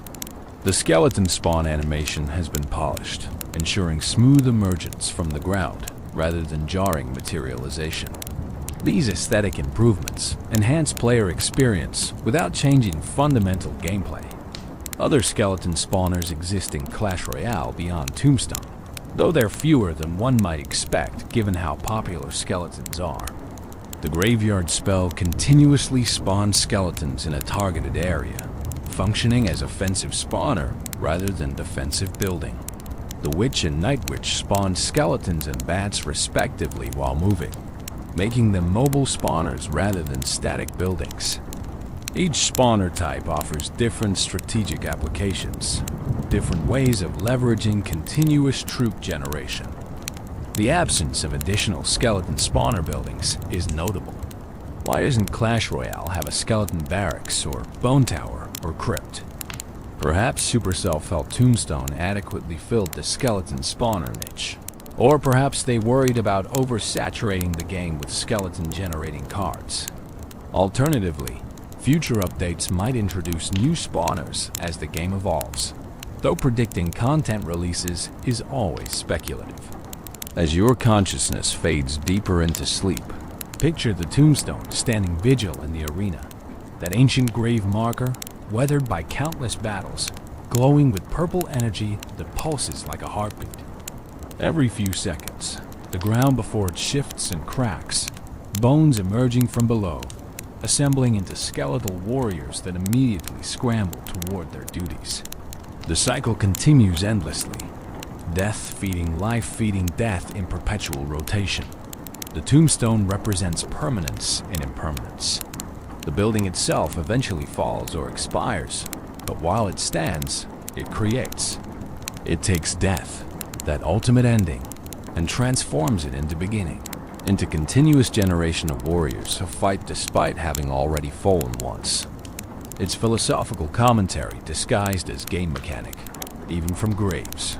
From the absolute conclusion, new possibilities emerge. Let the tombstone guard your dreams tonight. Let it spawn skeletal sentinels who patrol the boundaries of your rest, ensuring nothing disturbs the peace you've earned. Every few seconds, new guardians emerge, replacing those who fell defending you, maintaining constant watch that never wavers, because the source never depletes. The grave gives endlessly, the dead serve eternally, and you sleep soundly knowing that from the tombstone's magic, protection flows without end. The building that bleeds bones, the grave that grants warriors, the stone that spawns soldiers. Tombstone is all these things and more, a 3-elixir investment that pays dividends in distraction, damage, and defensive depth. It stands where you place it, spawning skeletons until destruction or expiration, then spawning 4 more for good measure, ensuring that even in defeat, it contributes. That's skeleton philosophy in architectural form. Persist, provide value, and when you finally fall, make certain you take something with you. Skeleton Barrel. Airborne delivery of rattling chaos on October 9th, 2017. Clash Royale introduced a card that combines skeletons with aerial mobility in a way no previous card had achieved. The Skeleton Barrel, a common card unlocked from Jungle Arena, which is Arena 9, costs 3 elixir and deploys a barrel carried by 2 balloons that, when destroyed or reaching its target, drops 8 skeletons to wreak havoc below. Is the skeleton equivalent of the Goblin Barrel, trading surprise tower damage for overwhelming skeleton swarm delivered from above. The visual design of Skeleton Barrel immediately communicates its purpose. A wooden barrel, weathered and cracked, hangs suspended beneath 2 purple balloons. The balloons match the color scheme of all skeleton-related cards, that signature purple that marks them as products of dark magic. Inside the barrel, if you look closely during brief moments before deployment or destruction, you can see skeletons packed tightly, waiting for their aerial journey to conclude so they can begin their ground assault. The barrel itself appears fragile, held together by rusted metal bands that look like they might fall apart at any moment. This fragility is reflected in gameplay, as the Skeleton Barrel has very low hit points, dying to most damaging spells and quickly eliminated by defensive troops. But this fragility serves design purpose, making the barrel high-risk, high-reward card that requires skill and timing rather than being automatically effective. When deployed, the Skeleton Barrel moves toward targeted building or the nearest Princess Tower if no building is specified. Its speed is medium, faster than tanks like Giant, but slower than quick troops like Goblins. As it travels, it's vulnerable to air targeting troops and spells, creating opportunities for opponents to destroy it before it reaches valuable positions. But if ignored or inadequately defended, the barrel reaches its destination and drops its skeletal payload directly onto defenders. Upon destruction, either from damage or reaching its target, the Skeleton Barrel releases 8 skeletons. These skeletons drop simultaneously in a circular formation around where the barrel was when it broke, creating instant surrounding threat to any troops or buildings nearby. 8 skeletons is substantial, more than twice the 3 from the basic Skeletons card, enough to overwhelm single-target troops quickly or deal significant damage to buildings before being cleared. The historical evolution of Skeleton Barrel shows Supercell's struggle to balance this unique card. Upon release, it spawned 8 skeletons and cost 3 elixir, statistics that have remained mostly stable. However, numerous adjustments to the barrel's hit points, death damage, skeleton count, and deployment mechanics have tweaked its power level over the years. The November 20th, 2017 update increased barrel hit points by 14%, making it more likely to reach targets before destruction. The January 24th, 2018 update decreased skeleton count from 8 to 7, reducing the swarm's overwhelming potential. Later updates continued refining the card. The June 4th, 2018 update increased skeleton count back to 8, while adjusting other properties to compensate. The November 5th, 2018 update added death damage to the barrel itself, meaning when it breaks, it deals a small amount of damage before skeletons drop. This change gave Skeleton Barrel additional chip damage potential, even if opponents immediately eliminated the skeletons, making it slightly more reliable as offensive tool. More recent adjustments focused on fine-tuning balance. The April 4th, 2022 update increased barrel hit points by 5%. The June 27th, 2022 update increased death damage by 10%. Each change reflected data showing the card was slightly under or overperforming at various trophy ranges and skill levels. The adjustments were typically minor, suggesting Skeleton Barrel was close to balanced, but needed occasional nudges to maintain optimal power level. Strategically, Skeleton Barrel functions primarily as offensive pressure card that forces opponent responses. Unlike ground troops that can be distracted by buildings or defensive placements, the barrel flies directly toward towers, ignoring most defensive structures. Opponents must have air targeting troops or spells ready to intercept it, or accept the barrel reaching their tower and dropping 8 skeletons directly on their defensive line. The card excels in combination with other threats, creating split-push scenarios or overwhelming opponents who've committed resources elsewhere. Launch a ground assault in one lane, then drop Skeleton Barrel in the other lane, forcing opponents to divide their attention and resources. Or use Skeleton Barrel as follow-up to other attacks, dropping it after opponents use their air-targeting defenses on different cards, ensuring the barrel reaches its destination unopposed. Skeleton Barrel also functions as spellbait in spell-heavy metas. If opponents hold arrows, fireball, or zap specifically for your Skeleton Barrel, those spells aren't available for other threats. You can bait the spell with different cards, then deploy Skeleton Barrel, knowing opponents lack efficient answers. This creates rock, paper, scissors scenarios where proper sequencing of cards matters enormously, where knowing what's in opponent's hand determines your deployment decisions. On defense, Skeleton Barrel sees less use but can serve niche purposes. Dropping it on top of enemy troops releases 8 skeletons that immediately surround and attack, similar to how Skeleton Army functions, but delivered from air rather than ground. This can catch opponents off guard, as they're not expecting defensive deployment of what appears to be purely offensive card. The tactic requires precise timing and placement, but can generate positive elixir trades against certain threats. The lore implications of Skeleton Barrel raise amusing questions. Who built this barrel? Who decided that putting skeletons in a barrel suspended by balloons was sensible strategy? The contraption seems almost comedic, like something from a cartoon rather than serious military equipment. Yet it works, delivering undead warriors through aerial means that ground defenses cannot intercept, proving that sometimes ridiculous ideas are strategically sound. Are the skeletons inside the barrel conscious during transit? Do they experience the flight? Feel the wind? See the arena passing below them? Or do they exist in suspended animation, unaware until the barrel breaks and releases them into immediate combat?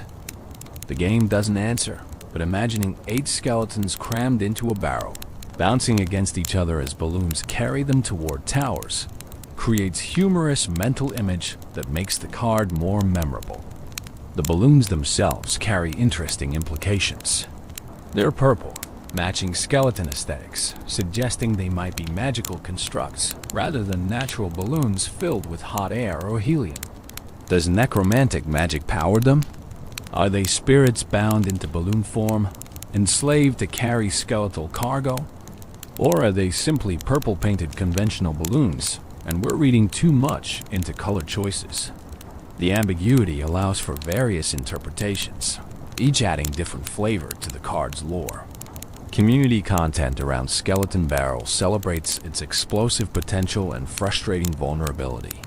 Montages show perfect barrel placements that drop 8 skeletons directly onto opponent towers, dealing substantial damage before defenders can react. Compilations feature failed attempts where barrels are shot down pathetically short of their targets, wasting 3 elixir on nothing. Guides teach proper timing, positioning, and combination strategies that maximize barrel effectiveness while minimizing wasted deployments. The satisfaction of successful skeleton barrel deployment cannot be overstated. Watching that fragile vessel float toward enemy towers, witnessing opponent panic as they realize they lack answers, seeing the barrel pop and rain skeletons onto defensive troops, then watching those 8 warriors rapidly eliminate defenders and attack the tower. All of it creates emotional payoff that makes the card fun even beyond its competitive viability. Conversely, the frustration of having Skeleton Barrel easily countered is equally memorable. Spending 3 elixir only to watch opponent casually shoot down the barrel before it reaches anything valuable feels terrible, like throwing away resources for no return. This risk-reward dynamic makes Skeleton Barrel polarizing, beloved by some players and avoided by others, depending on their tolerance for high variance outcomes. Professional players have used Skeleton Barrel in competitive decks when metas favored aggressive, multi-lane pressure strategies. It appeared in various hybrid and control decks that leveraged its aerial approach as alternative win condition. Usage statistics show it as a niche card, powerful in right circumstances but not universally strong across all metas. Its effectiveness depends heavily on what cards opponents are running, whether they have reliable air targeting answers or must scramble to defend its approach. The Skeleton Barrel represents innovation in skeleton delivery systems, where Tombstone spawns them from graves and witches summon them through magic. The barrel simply carries them through the air and drops them onto enemies. Its low-tech solution to high-level strategic problem: how to get fragile ground troops past ground defenses. The answer, apparently, is to put them in a barrel and float them over obstacles. It shouldn't work as well as it does, but that's part of its charm. As sleep takes you further into dreams, imagine the Skeleton Barrel floating through night sky. 2 purple balloons carrying that wooden container, inside which 8 skeletons wait patiently or impatiently for their journey to end. They don't know exactly where they're going or what awaits them. They just know that when the barrel breaks, they'll spill out and fight whatever's there. That's faith. In a way, trust that whoever deployed them chose wisely, that their aerial insertion will place them where they're needed most. Let the Skeleton Barrel drift through your dreams tonight, carrying skeletal guardians to wherever nightmares might spawn. When fears approach, the barrel breaks above them, raining bones and swords and that distinctive rattling laughter. 8 defenders appear instantly, surrounding threats before they can approach, overwhelming through numbers what they lack in individual strength.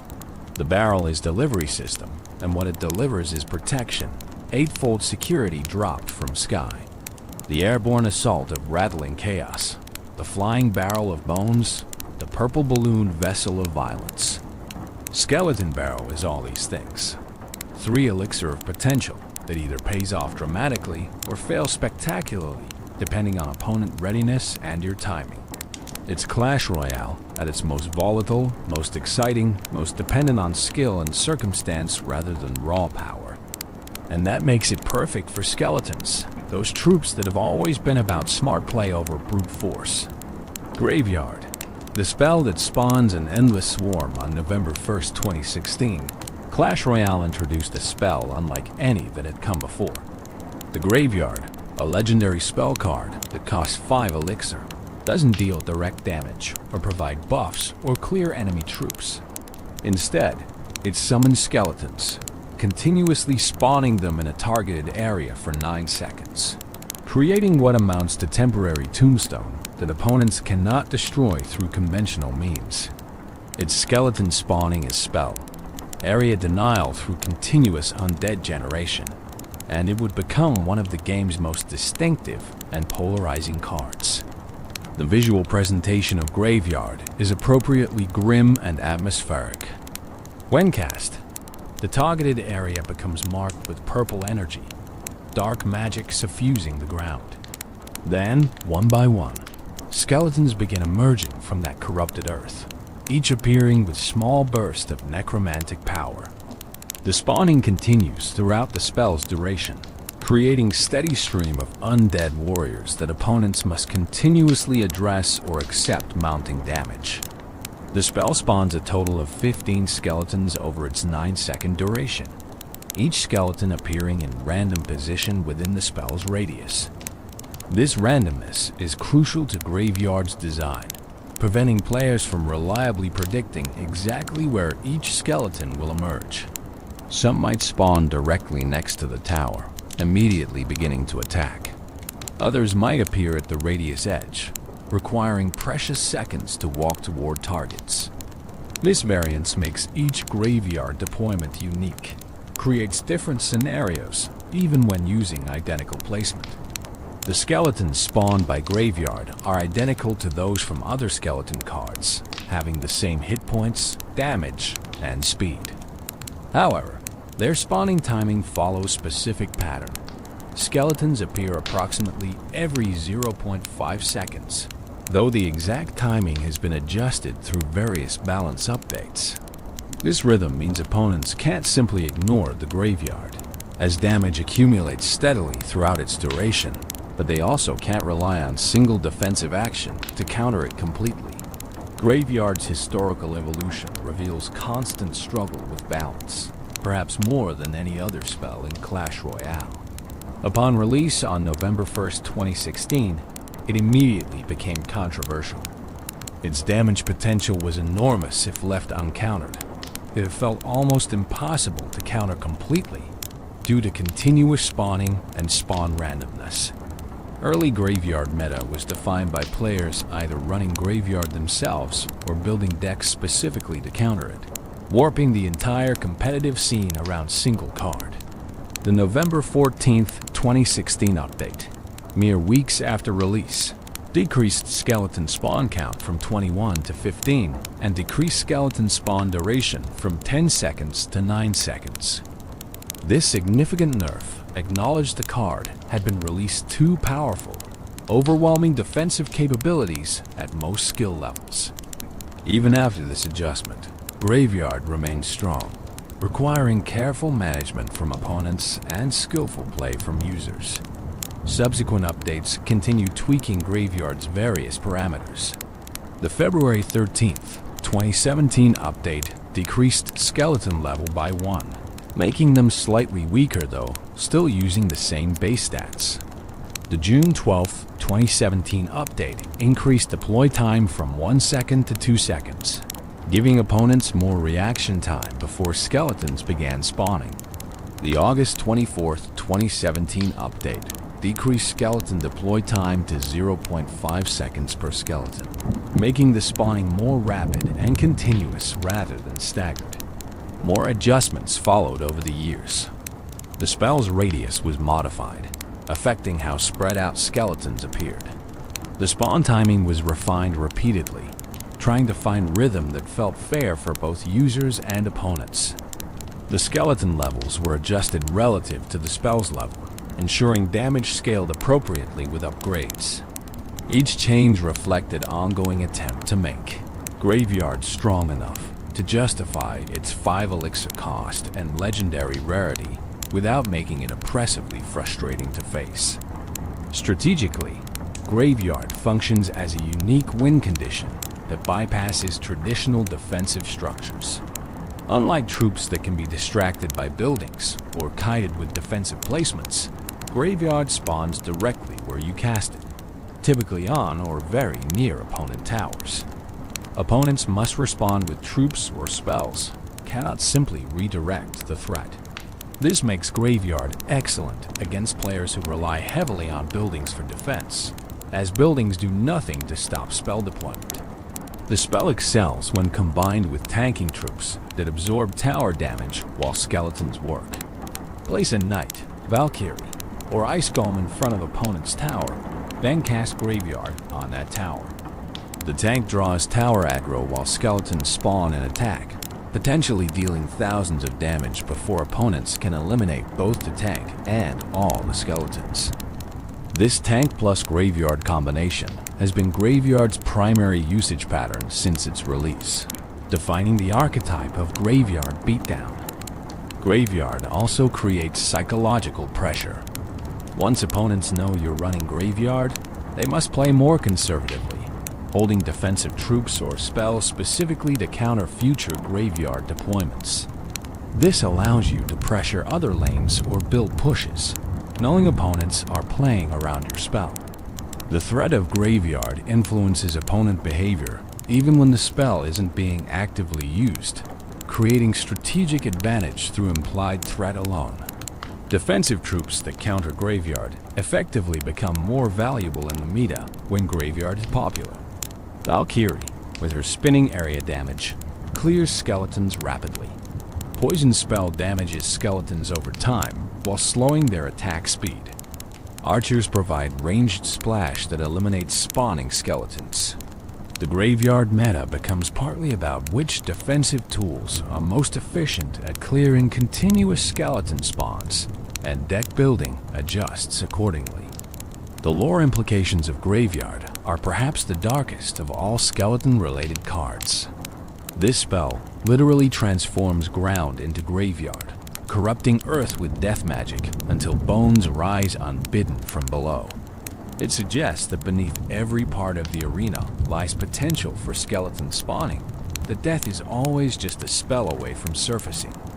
The necromantic power required to cast Graveyard must be immense, greater than what individual witches command, accessing death on more fundamental level. Are the skeletons spawned by Graveyard pulled from actual graves somewhere? Does the spell reach into Death's realm and drag warrior spirits back to physical world, forcing them into newly formed bone bodies? Or does it create skeletons from scratch, assembling them from death energy and arena soil? The spell's name suggests actual Graveyard is created, implying the skeletons were once buried there. Though whether that burial happened centuries ago or moments ago remains unclear. The random spawn positions add to the horror. Skeletons don't emerge in neat lines or organized formations. They erupt chaotically, unpredictably, like ground itself is rejecting them, vomiting them back into the world of the living. This lack of order makes Graveyard feel more like natural disaster than military tactic, more like curse than strategy. It's appropriate, then, that its rarity is legendary, marking it as something beyond normal cards, something that breaks or bends the usual rules. Community response to Graveyard has always been mixed. Players who use it appreciate its unique mechanics and game-winning potential. Players who face it often complain about its randomness, the way lucky spawn positioning can decide matches through variance rather than skill. This polarization has made Graveyard one of Clash Royale's most discussed cards, generating endless debates about whether it is healthy for the game or problematic design that should be reworked or removed. Professional players have built entire careers partially around Graveyard mastery. Tournament specialists who pilot Graveyard decks with incredible precision, reading opponent responses, adapting spell placement to counter defensive positioning, combining Graveyard with exactly right support troops at exactly right moments. Watching professional Graveyard play reveals depths to the card that casual usage doesn't expose, demonstrating that despite randomness, skill expression exists in timing, positioning, and decision-making. The spell has been featured prominently in special challenges and events. Graveyard Focus challenges task players with winning matches using decks built around the spell. Special modes sometimes buff Graveyard, spawning more skeletons or spawning them faster, creating overwhelming undead floods that showcase what the spell could be if balance weren't a concern. These temporary experiences remind players why Graveyard must be carefully balanced, as unbridled skeleton spawning becomes unstoppable quickly. Graveyard's interaction with other cards creates interesting synergies and counters. Freeze spell cast on opponent towers prevents them from targeting spawning skeletons, allowing the undead swarm to deal devastating damage. Rage spell increases skeleton attack speed, making them deal damage faster. Poison cast on opponent defensive troops weakens them while they try to clear skeletons, improving Graveyard's effectiveness. Each combination adds strategic depth, creating deck archetypes built around maximizing Graveyard value through specific card pairings. As Sleep claims you deeper still, envision the Graveyard spell in action. Purple energy marking corrupted ground, then the first skeleton erupting from earth with burst of dark magic. Another appears nearby, then another, each one scrambling immediately toward the nearest tower or troop. The spawning continues relentlessly. 9 seconds of continuous undead generation. 15 skeletons total emerging from ground that shouldn't spawn anything yet does anyway, because magic has transformed it into a literal graveyard. Let Graveyard protect your dreams tonight by turning them into protected zones where nightmares cannot tread. Any fear that approaches gets immediately swarmed by spawning skeletons. 15 defenders emerging to eliminate threats before they reach you.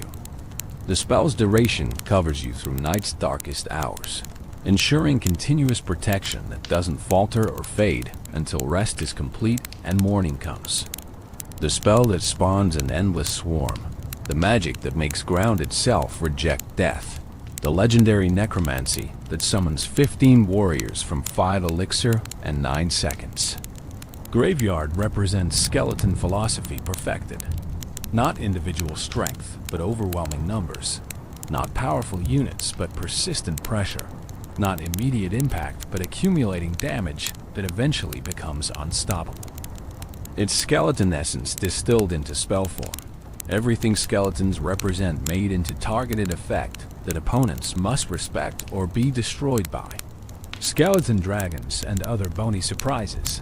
While most skeleton lore focuses on ground troops and spawners, Clash Royale has occasionally experimented with skeleton-related cards that break expected patterns.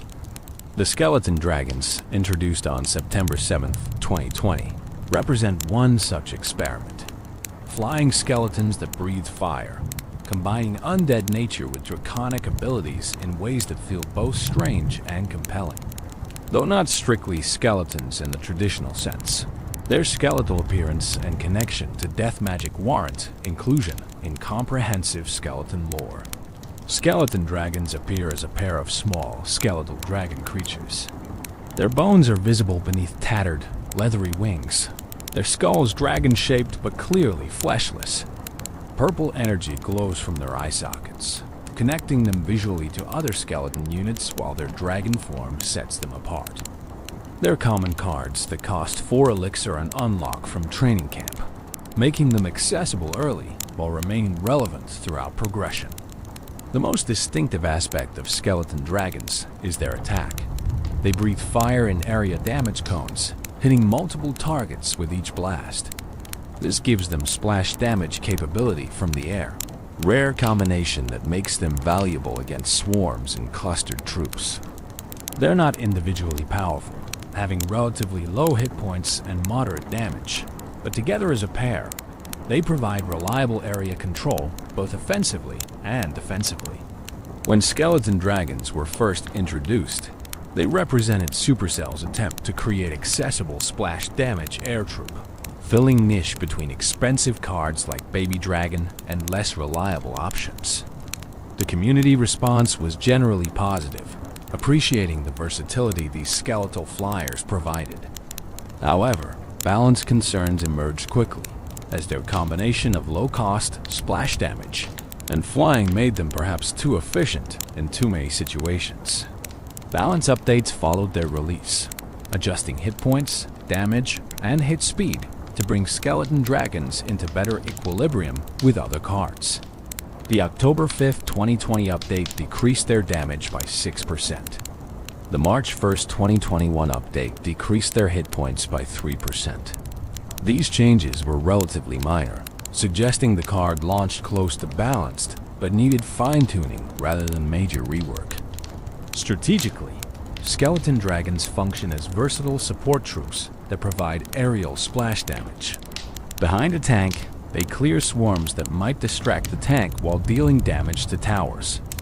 On defense, they eliminate air swarms like minions or bats while providing ranged area damage against ground troops. Therefore, elixir cost makes them affordable enough to deploy reactively while substantial enough to provide meaningful impact. The lore implications of skeleton dragons are fascinating. Are they actual dragons that died and were resurrected through necromancy? Their flesh rotted away, but their bones animated through dark magic? Or are they artificial constructs? Skeleton warriors modified with dragon characteristics through magical experimentation. Their small size suggests they might be young dragons, juveniles who died prematurely and were brought back, trapped in undead state before reaching full maturity. The connection between skeleton dragons and other skeleton units isn't explicitly stated in-game. Do they serve the Skeleton King? Were they created by witches as specialized aerial units? Or do they represent entirely separate faction of undead? Skeletal dragons, having their own society and purposes beyond the ground-based skeleton warriors we're more familiar with. The game doesn't clarify, leaving these questions open for interpretation. Beyond skeleton dragons, Clash Royale has hinted at other skeleton-related content through cosmetics, emotes, and seasonal events. Halloween celebrations often feature skeleton-themed content, acknowledging the connection between skeletons and spooky celebrations.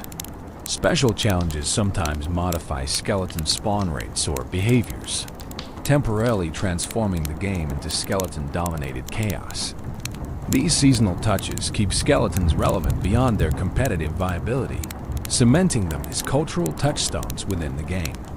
Emotes featuring skeletons have been particularly popular. Larry's various expressions, the Skeleton King's reactions, generic skeleton celebrations and frustrations all have been immortalized in emote form. Players use these to communicate, to taunt, to celebrate, to commiserate.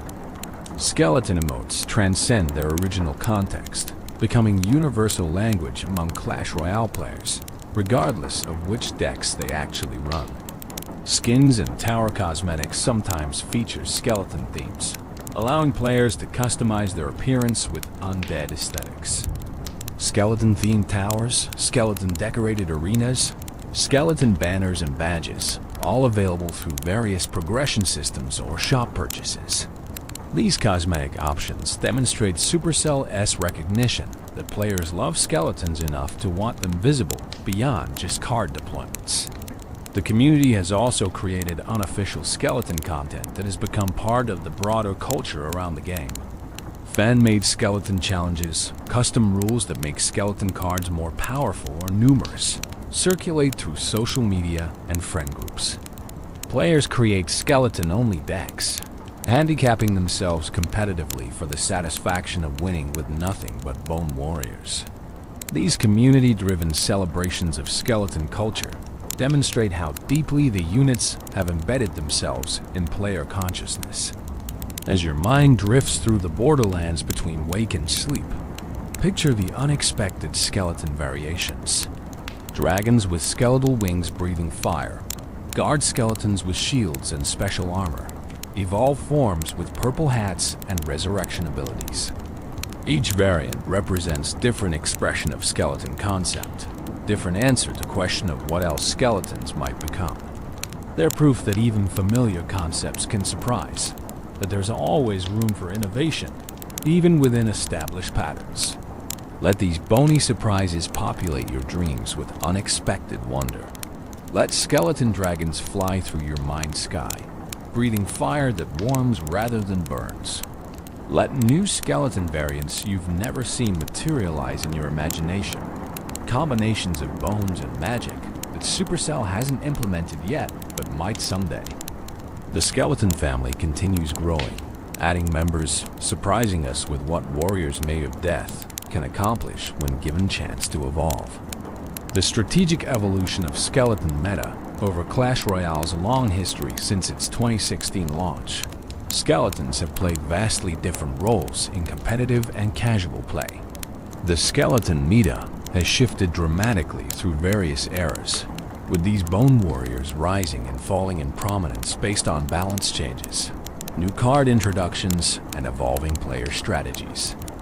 Understanding this evolution reveals not just game history, but how a simple concept, fragile warriors that die easily but cost little, can remain relevant for nearly a decade.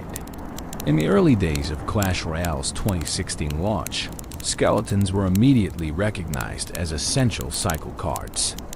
The original 4-skeleton deployment for 1 elixir represented incredible value, allowing players to cycle through their decks faster than almost any other option while extracting defensive value. Early competitive players built entire strategies around cycling skeletons and other cheap cards to reach their win conditions repeatedly, establishing the cycle deck archetype that remains viable today. The skeleton army's initial 20-skeleton swarm for 4 elixir dominated early meta, providing defensive capabilities that could stop nearly any ground push. Players quickly learned that having answers to skeleton army was mandatory, not optional. Decks without area damage spells or splash troops struggled against the overwhelming bone tide. This forced diversity in deck building, as pure single-target strategies became unviable when 1, 3, or 4 elixir card could completely shut them down. The reduction of skeletons from 4 to 3 on June 21, 2016 marked the first major skeleton meta shift. Suddenly, the card that had been automatic inclusion in many decks felt slightly less powerful, marginally less capable of completely stopping threats. Some players abandoned it, seeking other cycle options.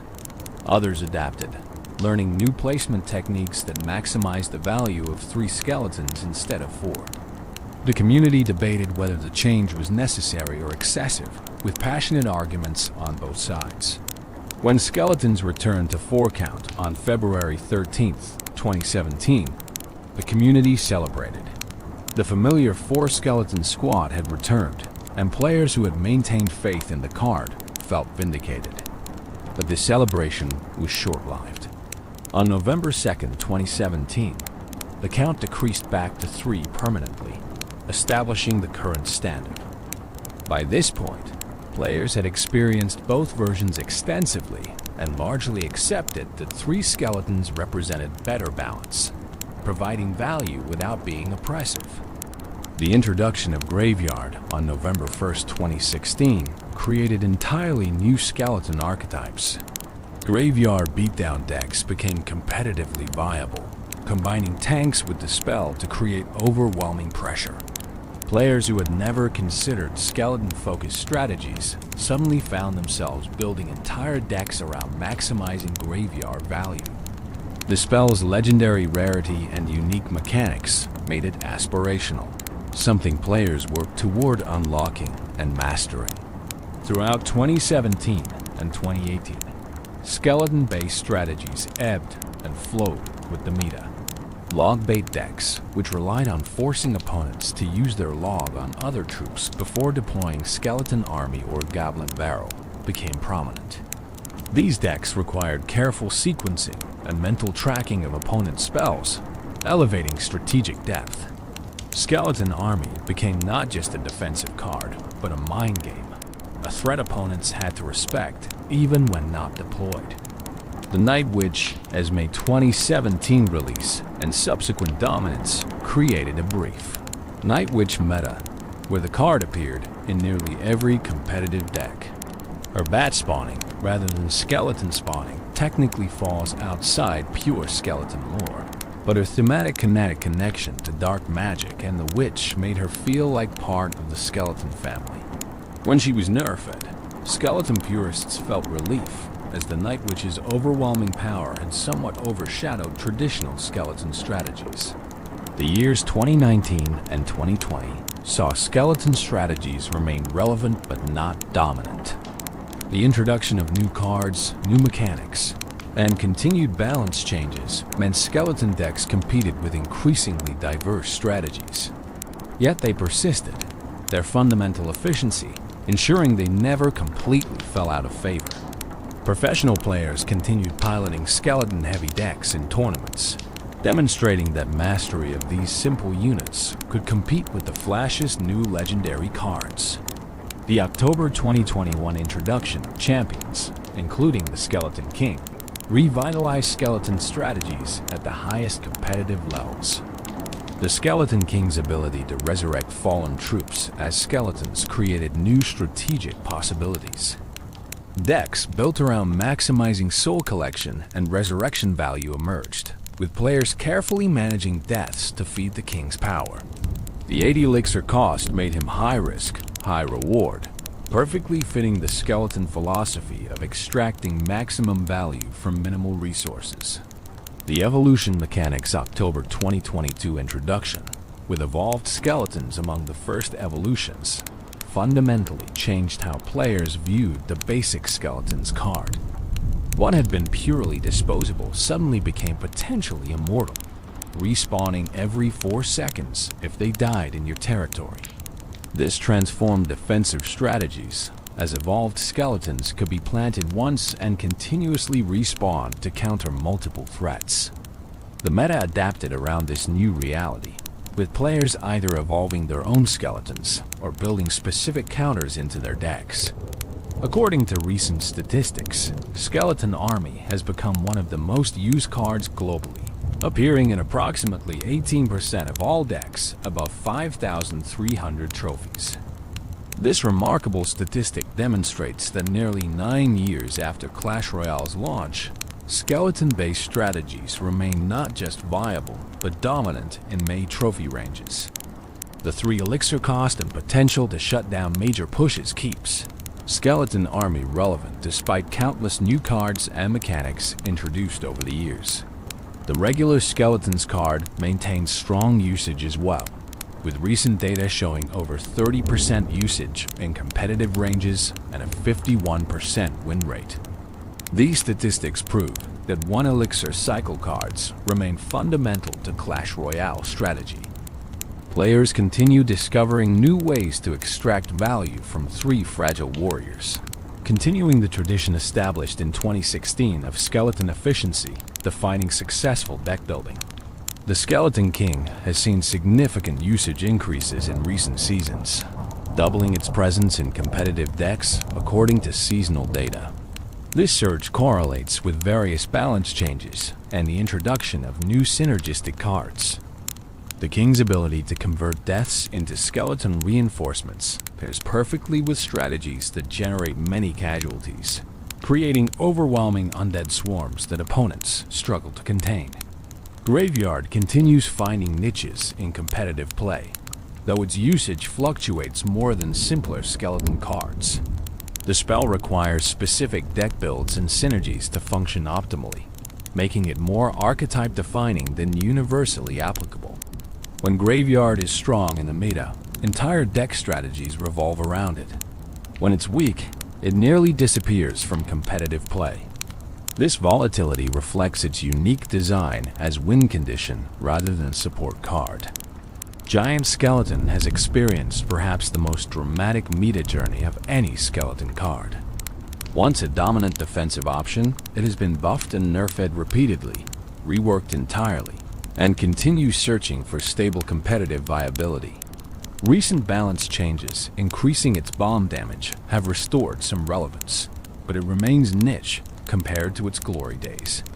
The community debates whether Giant Skeleton can ever be properly balanced or if its fundamental design, trading death for massive area damage, is inherently problematic.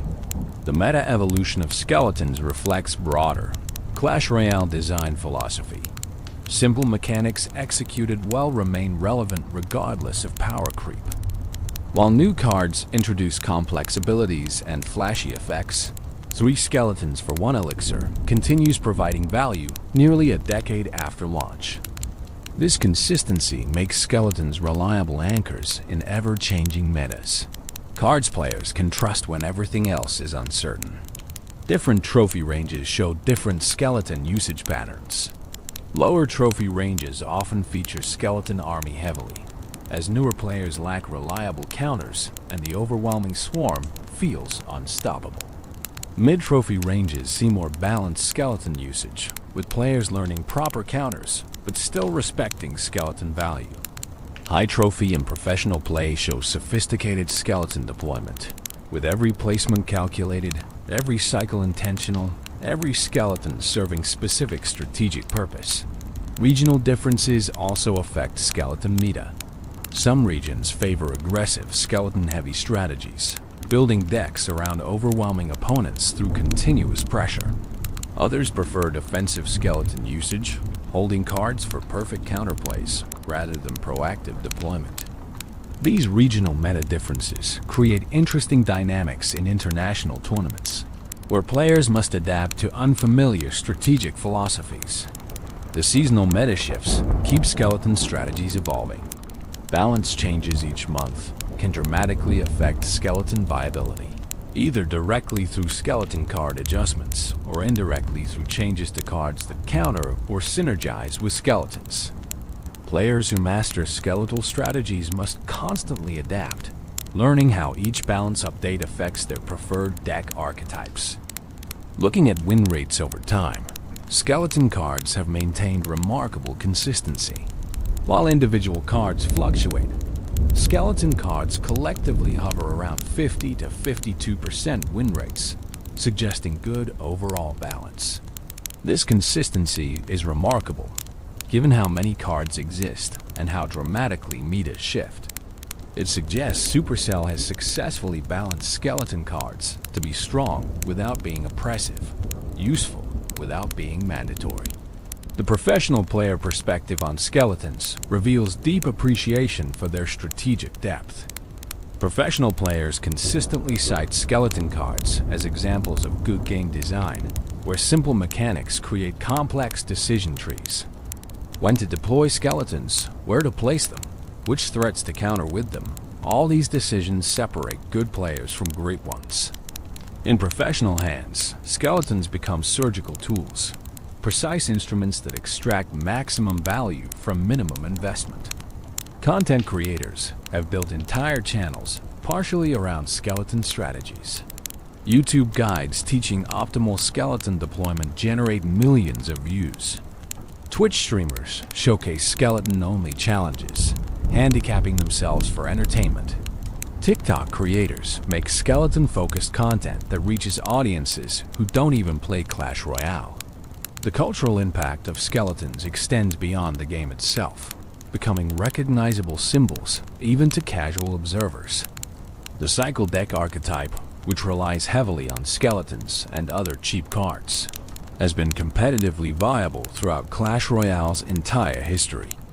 This archetype emphasizes quick cycling to your win condition, using cheap cards like skeletons to maintain defensive pressure while constantly rotating through your deck. The consistency of cycle decks across nearly 9 years proves that skeleton-based strategies have fundamental strengths that transcend temporary meta conditions. Skeleton bait strategies represent another enduring archetype. These decks run multiple cards vulnerable to the same spells, forcing opponents into impossible choices. If they log your skeleton army, your goblin barrel gets through. If they save long for goblin barrel, skeleton army wreaks havoc. This rock-paper-scissors dynamic creates engaging gameplay where prediction and psychology matter as much as mechanical skill. The control archetype often incorporates skeletons as defensive tools that transition into counterattacks. After using skeletons to stop an enemy push, the surviving skeletons become offensive threats that must be addressed. This dual-purpose utility makes skeletons valuable in control strategies that emphasize efficiency and conversion of defense into offense.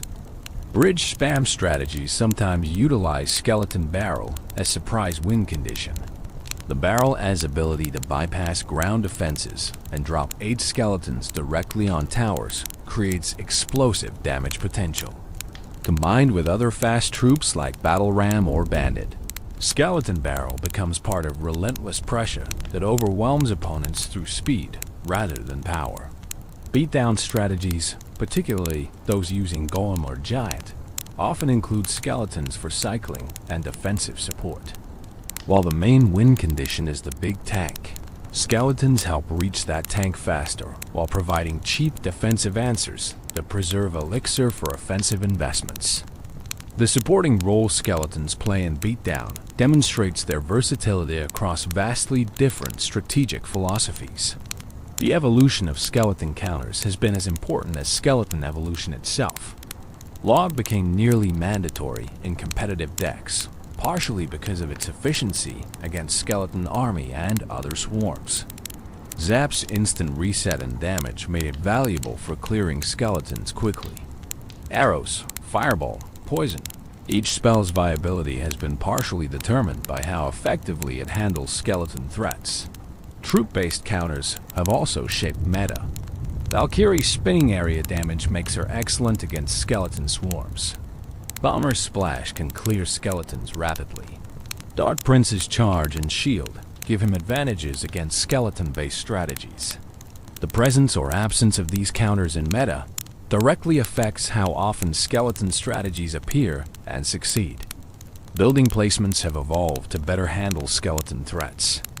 Players learned optimal positions for buildings to pull and distract skeletons from graveyard or kite giant skeleton away from towers. These placement refinements represent meta knowledge that has accumulated over years, passed down from professional players to casual players through guides, streams, and direct experience.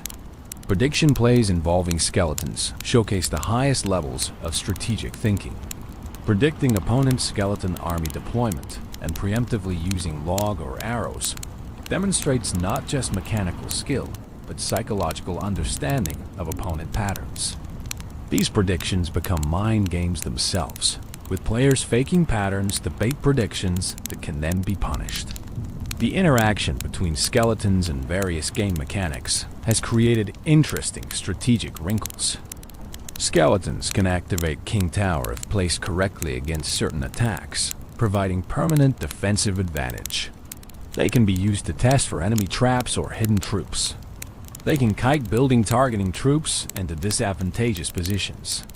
Each interaction adds strategic depth that rewards experience and game knowledge. Tournament meta often differs from ladder meta in how skeletons are deployed. Tournament standard levels create different relative power levels than ladder's level-dependent calculations. Professional players optimize skeleton usage for tournament conditions, sometimes discovering techniques that don't work as well on ladder or vice versa. This creates parallel meta evolution that occasionally converges, but often diverges based on competitive context.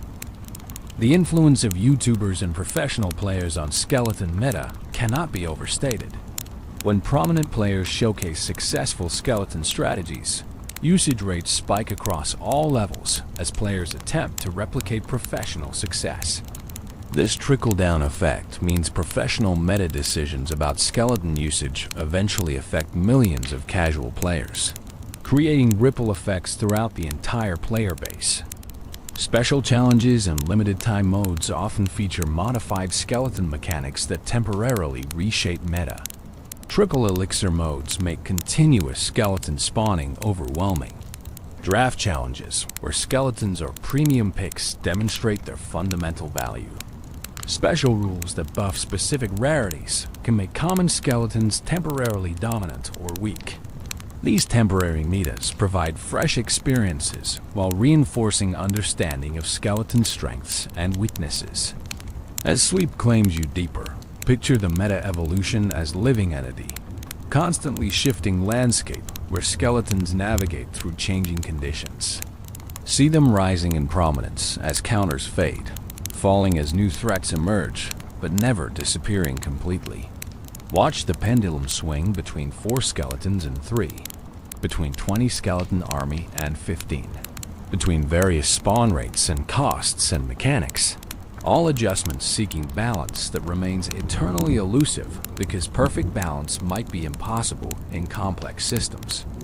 The strategic evolution of skeleton meta tells story of adaptation, of persistent relevance despite constant change. a fundamental value that transcends temporary power. These Bone Warriors have marched through 9 years of shifting metas, always finding their place, always mattering to some players and some strategies. That's remarkable longevity that few cards achieve. Testament to elegant design that serves multiple purposes without being mandatory for any. Let the meta history guard your dreams tonight. The endless cycle of buffs and nerfs, the rise and fall of various skeleton strategies, the constant search for optimal usage that drives millions of players to experiment, adapt, and discover. The meta never stops evolving, but skeletons remain constant presence within that evolution. Bones rattling through every era, reminding us that some things persist not through domination, but through being exactly what S needed when it S needed. Community legends, when players became skeleton storytellers. Beyond official content and competitive statistics, skeleton lore has been profoundly shaped by community creators who fell in love with these rattling warriors and dedicated countless hours to celebrating them through various creative mediums. From animations to comics, from fan fiction to custom challenges, the Clash Royale community has transformed skeletons from game pieces into cultural icons with rich, player-generated mythology that rivals and sometimes surpasses official lore. The animation community deserves first recognition for their extraordinary contributions to skeleton lore. Independent animators, some professional and others hobbyist, have created hundreds of skeleton-focused videos that collectively represent thousands of hours of work. These animations range from simple comedic shorts showing hilarious misadventures to elaborate multi-episode series exploring skeleton society and culture. The best of these animations achieve view counts in the millions, sometimes reaching audiences far beyond Clash Royale's player base. One particularly influential animation trend involves Larry's daily life outside of battles. These videos depict Larry and his skeletal friends engaging in mundane activities, shopping for bones, trying to eat food they can't digest, attempting to make friends with non-skeleton troops who find them creepy. The humor comes from treating skeletons as normal people with skeleton-specific problems, creating comedy through contrast between their undead nature and very human desires for connection, purpose, and acceptance. Another animation trend explores darker themes, presenting skeletons as tragic figures trapped in cycles of death and resurrection. These more serious works question the ethics of necromancy, explore what consciousness means for animated bones, and contemplate whether skeletons suffer or simply exist without capacity for suffering. While less popular than comedic content, these philosophical animations demonstrate the creative community's willingness to engage deeply with skeleton lore's implications. The comic and illustration community has been equally prolific. Artist platforms like Twitter, Instagram, and DeviantArt host thousands of skeleton-themed Clash Royale artworks. Some present skeletons in epic battle scenes, portraying them as heroic warriors despite their fragility. Others focus on cute, chibi-style interpretations that emphasize skeletons' endearing qualities. Still others create dark, gothic pieces that lean into death magic aesthetics, presenting skeletons as genuinely eerie rather than comical. Long-form comic series following skeleton characters have developed dedicated followings. These comics develop original characters, create ongoing narratives, and build worlds where skeletons have personalities, relationships, and agency beyond their game roles. Some comics are strictly canon compliant, working within established Clash Royale lore. Others take wild liberties, creating alternate universes where skeletons rule kingdoms, fight interdimensional wars, or run surprisingly successful businesses. Fan fiction represents another massive category of community skeleton content.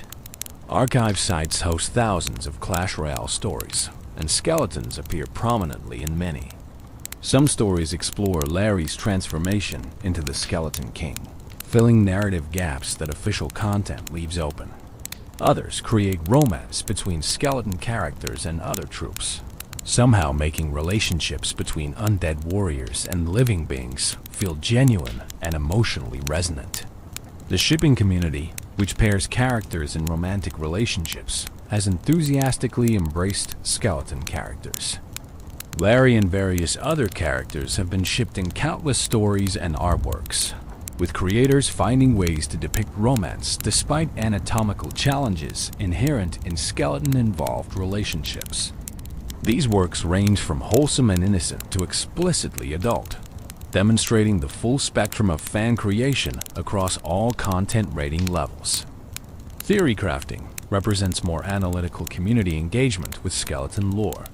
Dedicated fans compile every skeleton-related detail from official sources, building elaborate theories about skeleton origins, purposes, and futures.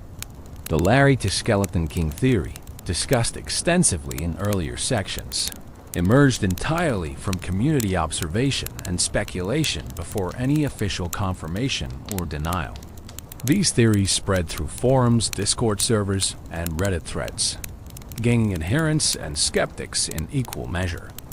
The custom challenge community has created skeleton-specific game modes that push skeleton strategies to extremes. Skeleton-only challenges, where players can use only skeleton cards, demonstrate the versatility of bone-based strategies.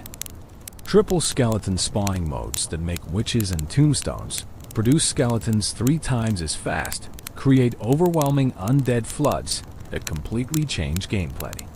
These custom modes, shared through friend challenges, provide fresh experiences that official Supercell modes don't offer.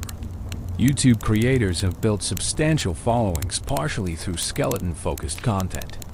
Challenge videos, where creators attempt to reach specific trophy counts using only skeleton cards, attract hundreds of thousands of views. Theory videos explaining skeleton lore and connections generate passionate comment discussions. Compilation videos showing the best skeleton plays from professional matches serve both entertainment and educational purposes, teaching viewers advanced techniques while celebrating skeleton versatility. Twitch streamers engage with skeleton lore through live interaction with their audiences. Chat members spam skeleton emotes, request skeleton-only matches, donate specifically to fund skeleton deck upgrades. Streamers create skeleton-themed channel points rewards, skeleton sub-badges, skeleton donation alerts. The live format allows real-time community building around shared appreciation for skeletal warriors, creating spaces where skeleton enthusiasm is celebrated rather than mocked. TikTok has become increasingly important for short-form skeleton content. Quick animations showing Larry's reaction to various game situations go viral regularly. Skeleton memes spread rapidly through the platform's algorithm, reaching casual mobile game audiences who might never watch longer YouTube content. TikTok creators have developed distinct skeleton content styles that work within the platform's constraints, maximizing impact in videos under 60 seconds. The cosplay community has even embraced skeleton characters, though creating convincing skeleton costumes presents unique challenges. Dedicated cosplayers have constructed full skeleton armor, complete with glowing purple eyes, short swords, and attention to detail that honors the source material. Convention photos show skeleton cosplayers alongside Clash Royale's more traditionally bodied characters, proving that dedicated fans will represent their favorite troops regardless of difficulty. The music community has created skeleton-themed songs and remixes. Original compositions celebrating Larry and his friends mix game sound effects with actual instruments, creating surprisingly catchy tracks. Remixes of Clash Royale's soundtrack incorporate skeleton sound effects, the rattling bones becoming percussion elements. Some creators have even written and performed full ballads telling skeleton stories, complete with lyrics exploring their undead existence. Meme culture around skeletons has become self-sustaining. Each new skeleton-related update spawns waves of memes. Balance changes generate memes about buffed or nerfed skeletons crying or celebrating. New skeleton cards inspire memes comparing them to existing variants. Skeleton interactions with other cards become meme templates used for situations completely unrelated to Clash Royale. The skeleton as meme transcends the skeleton as game piece. The competitive community contributes through detailed statistical analysis and strategic guides. Players compile data on skeleton usage rates, win rates, optimal placements, and synergies. They create tier lists ranking skeleton cards. They write comprehensive guides teaching everything from basic skeleton mechanics to advanced techniques that only top players execute consistently. This analytical content helps players improve while deepening understanding of why skeletons remain competitively relevant. Community tournaments specifically celebrating skeleton strategies have been organized through various platforms. These events require participants to use skeleton-heavy decks, proving themselves through bone-based battle.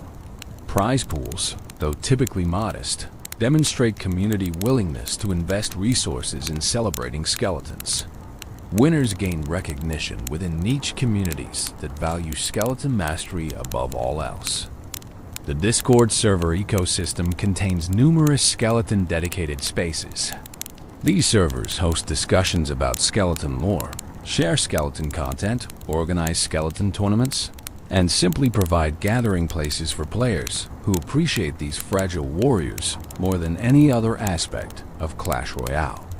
Some servers have hundreds or thousands of members, creating substantial communities united by skeletal enthusiasm. Language communities have adapted skeleton lore to their cultural contexts. Japanese fan content incorporates anime aesthetics and storytelling conventions. Spanish language creators add cultural flavor that differs from English content while maintaining core skeleton appreciation. Chinese fan content sometimes blends skeleton lore with local gaming culture and preferences. This global diversity enriches skeleton lore, showing how universal skeleton appeal transcends linguistic and cultural barriers. The community has also created physical merchandise independently of Supercell's official products. Custom t-shirts, stickers, phone cases, and artwork featuring skeleton characters are sold through print-on-demand services. While these operate in legal gray areas regarding intellectual property, they demonstrate demand for skeleton merchandise that official channels don't fully satisfy. Fans want to wear their skeleton appreciation literally, displaying allegiance to Larry and his friends in daily life. Perhaps most touchingly, the community has created charity initiatives around skeleton themes. Fundraising streams where donations unlock skeleton-only challenges. Charity tournaments where entry fees go to good causes. Awareness campaigns using skeleton characters to promote various social issues. All demonstrate how community appreciation for skeletons extends beyond mere entertainment into real-world positive impact. The educational content created by community members helps new players understand skeleton strategies. From basic deployment tips to advanced kiting techniques, from counterplay guides to synergy explanations, community educators have built comprehensive curricula around skeleton mastery. This knowledge transfer ensures that each new generation of players learns from previous generations' accumulated wisdom. Community contests and challenges keep skeleton engagement fresh. Screenshot competitions for best skeleton deployment, replay contests for most creative skeleton play, art competitions celebrating skeleton aesthetics. All these community-organized events maintain enthusiasm while showcasing talented community members. Winners gain recognition that encourages continued creation and participation. The role-playing community has created extensive skeleton backstories and personalities. Detailed character profiles for Larry, Harry, Gary, Terry, and Mary establish their relationships, motivations, and personal histories. Some role players create original skeleton characters that exist alongside canon skeletons, expanding the skeleton family through collaborative storytelling. These role-playing exercises develop narrative skills while celebrating skeleton characters in deeply personal ways. Modding communities, though less prevalent for mobile games than PC games, have created skeleton-focused modifications where possible. Custom skins that change skeleton appearances, modified game files that adjust skeleton stats for personal enjoyment, fan-made skeleton games inspired by, but separate from Clash Royale, all demonstrate technical community members' dedication to skeleton celebration through code and design. The archive and preservation community ensures skeleton content remains accessible. Dedicated fans download and save skeleton videos, artwork, and stories, protecting them against potential deletion or platform closures. These digital archivists understand that community-created content represents valuable cultural artifacts worth preserving for future skeleton enthusiasts who might discover these warriors years from now. As Sleep deepens, picture this vast community of creators and fans. Millions of people across the world who saw 3 small skeletons in a mobile game and decided they mattered enough to create around, to build upon, to celebrate through countless creative works. Animation studios, art galleries, fiction archives, all built on foundation of skeleton appreciation, all proving that community passion can rival official content in depth, breadth, and impact. Let their creativity inspire your dreams tonight. Let fan animations play in your mind's theater. Let community theories about skeleton origins weave narratives in your sleeping thoughts. Let the sheer volume of creative works dedicated to celebrating bones and swords and purple eyes remind you that sometimes the most unlikely things become beloved precisely because they re so simple, so humble, so genuinely themselves. The community made skeletons legends not because Supercell demanded it, but because something about these fragile warriors resonated so deeply that millions couldn't help but create, share, discuss, and celebrate. That's organic cultural phenomenon, authentic appreciation that no marketing campaign could manufacture. The community saw Larry touch that Archer Tower and collectively decided, yes, this skeleton matters to us. And in making that decision, they ensured he always would. Rest now, knowing that while you sleep somewhere in the world, a community member is creating new skeleton content, drawing Larry in new situations, writing stories about skeleton adventures, theorizing about skeleton futures. The community never sleeps, constantly producing, constantly celebrating, constantly ensuring that skeleton lore grows richer with each passing day. They are the true keepers of skeleton legend, and their dedication ensures these bone warriors will rattle through gaming culture for generations to come. Welcome, friends. Tonight, we're going to journey through the complete story of one of gaming's most iconic warriors, the Hog Rider, that distinctive battle cry you know so well, that fearless charge across the battlefield, that hammer swinging with devastating purpose.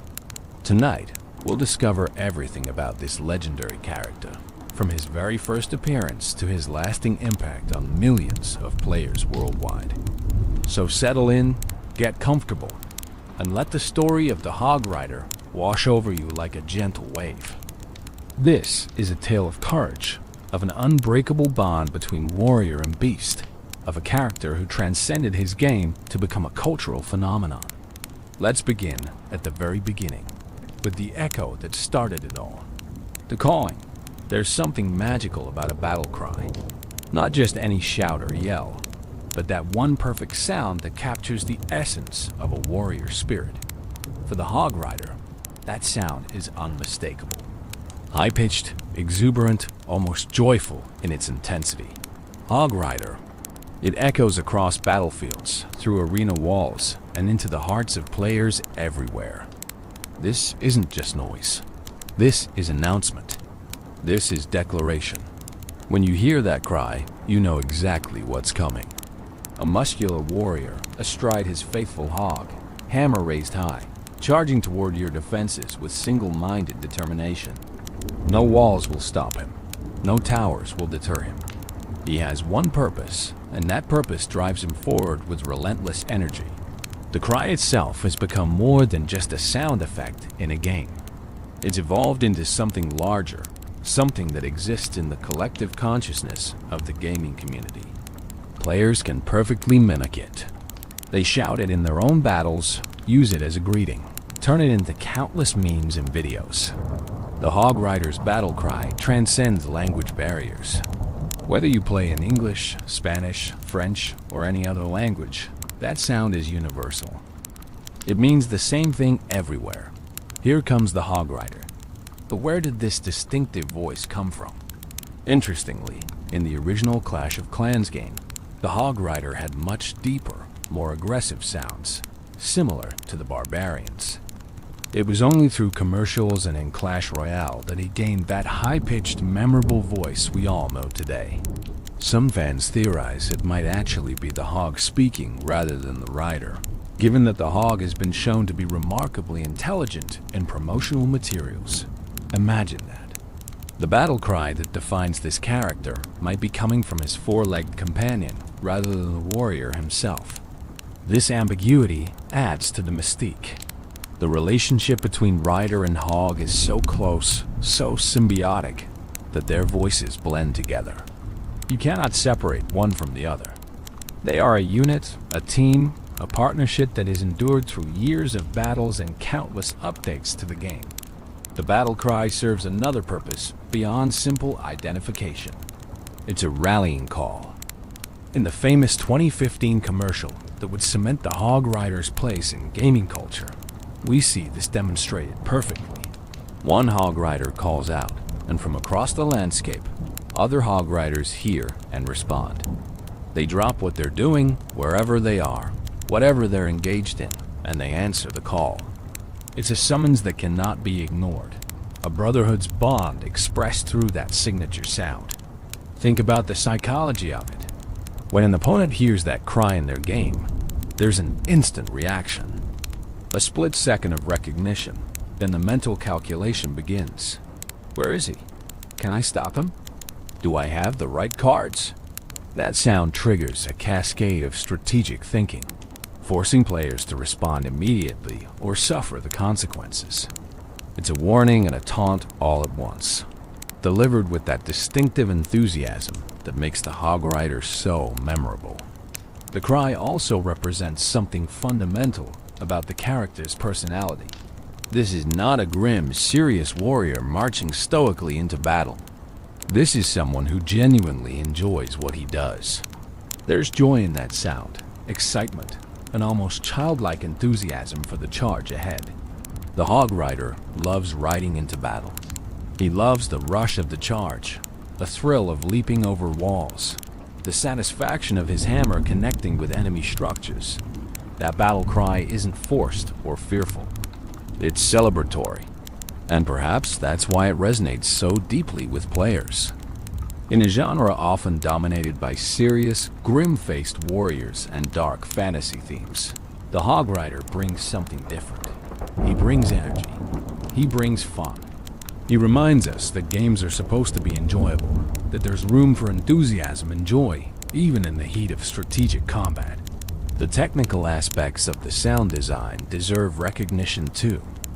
Creating a battle cry that would be heard thousands of times by millions of players without becoming annoying is no small feat. It needed to be distinctive enough to be instantly recognizable, loud enough to command attention, but not so grating that it would become irritating with repetition. The sound designers at Supercell achieved something remarkable with that high-pitched Hog Rider. It's been part of players' lives since 2013, heard countless times, and yet it still brings a smile to faces when it rings out. In Clash Royale, the cry takes on additional significance because of the game's description of the card. He followed the echoing call of Hog Rider all the way through the arena doors. This single line of text creates an entire backstory. It suggests that the Hog Rider we deploy in our battles heard that call from somewhere, from someone, and he couldn't resist. He had to find its source. He had to join the battle. That cry literally drew him into the arena, pulled him through those doors into the world of Clash Royale. It's a beautiful piece of storytelling through sound. The battle cry isn't just what the Hog Rider does. It's what defines him. It's his essence distilled into a single perfect sound. And that sound has echoed through gaming culture for over a decade now. showing no signs of fading. If anything, it grows stronger with each passing year. Each new player who discovers these games and hears that distinctive call for the first time. Origins of a legend, every legend has a beginning, and for the Hog Rider, that beginning came on March 12th, 2013. This was the day Supercell introduced him to Clash of Clans as part of a major update that added Dark Elixir troops to the game. Players had been eagerly awaiting new units, new strategies, new ways to approach their battles. What they got exceeded their expectations in ways they couldn't have imagined. The Hog Rider arrived as the second Dark Elixir troop, unlocked when players upgraded their Dark Barracks to level 2. This positioning was significant. Dark Elixir troops were meant to be special, powerful, worth the extra effort required to obtain the rare resource needed to train them. The Hog Rider lived up to that promise immediately. Here was a troop that could do something no other ground unit could do at the time.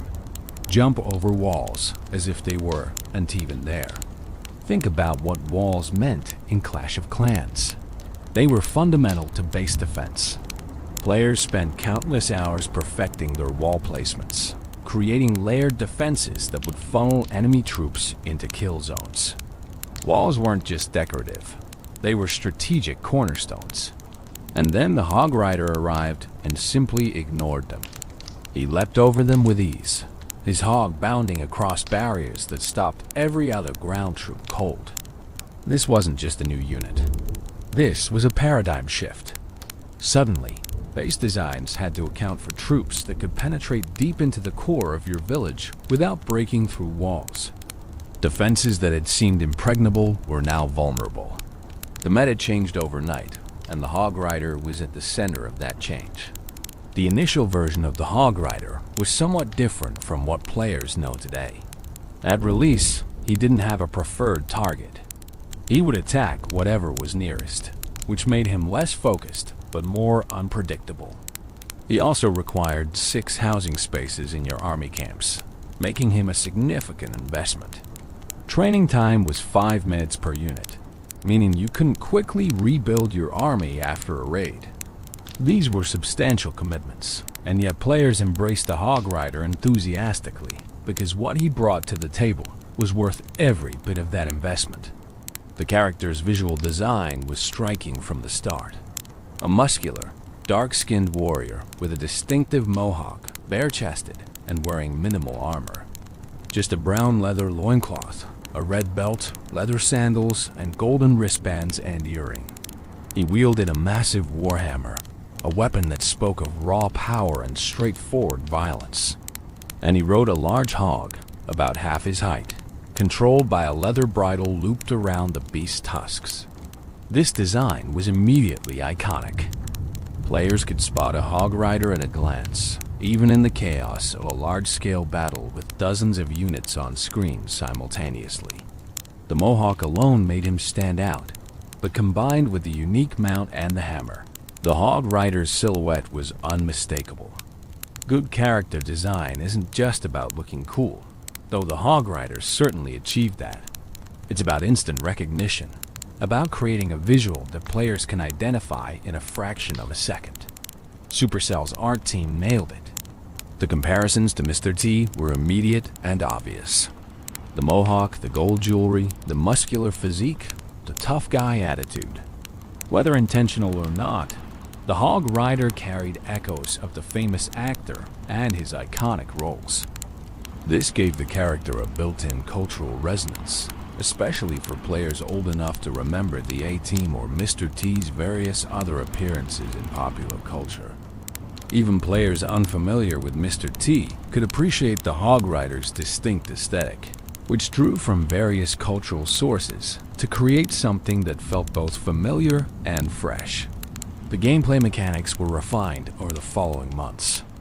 On August 27, 2013, Supercell made significant changes. Training time dropped from 5 minutes to 2, making Hog Riders much more practical for regular use.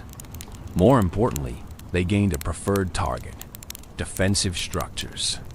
This change transformed the Hog Rider from an unpredictable unit into a precision instrument. He would bypass everything else on the battlefield, driving straight for enemy defenses with single-minded focus. Walls, buildings, even enemy troops attacking him couldn't distract him from his purpose. He had a job to do, and nothing would stop him until every defense was destroyed or he fell trying. This created the strategic framework that still defines Hog Rider usage today. He's not a general-purpose troop. He's a specialist, a surgical tool designed for one specific task: eliminating enemy defenses. This specialization made him incredibly powerful in the right hands and relatively useless if deployed carelessly. Skill mattered. Strategy mattered. Simply having Hog Riders wasn't enough. You needed to know when to deploy them, where to deploy them, what spells to bring to support them. The learning curve was steep, but players who mastered Hog Rider strategies found themselves winning battles they had no right to win. A well-executed Hog Rider attack could dismantle bases that seemed impenetrable. Players discovered synergies with healing spells, keeping their hogs alive as they charged through heavy fire. They learned to scout for giant bombs, the Hog Rider's greatest weakness, and trigger them with sacrificial units before sending in their main force. An entire subgenre of Clash of Clans strategy content emerged around Hog Rider attacks, with players sharing their techniques, their base analysis, their spell timings. The Dark Elixir requirement added another layer to the Hog Rider's identity. This wasn't just any resource. Dark Elixir was rare, harder to obtain than regular elixir or gold. Players had to work for it, protect it from raiders, make tough decisions about how to spend it.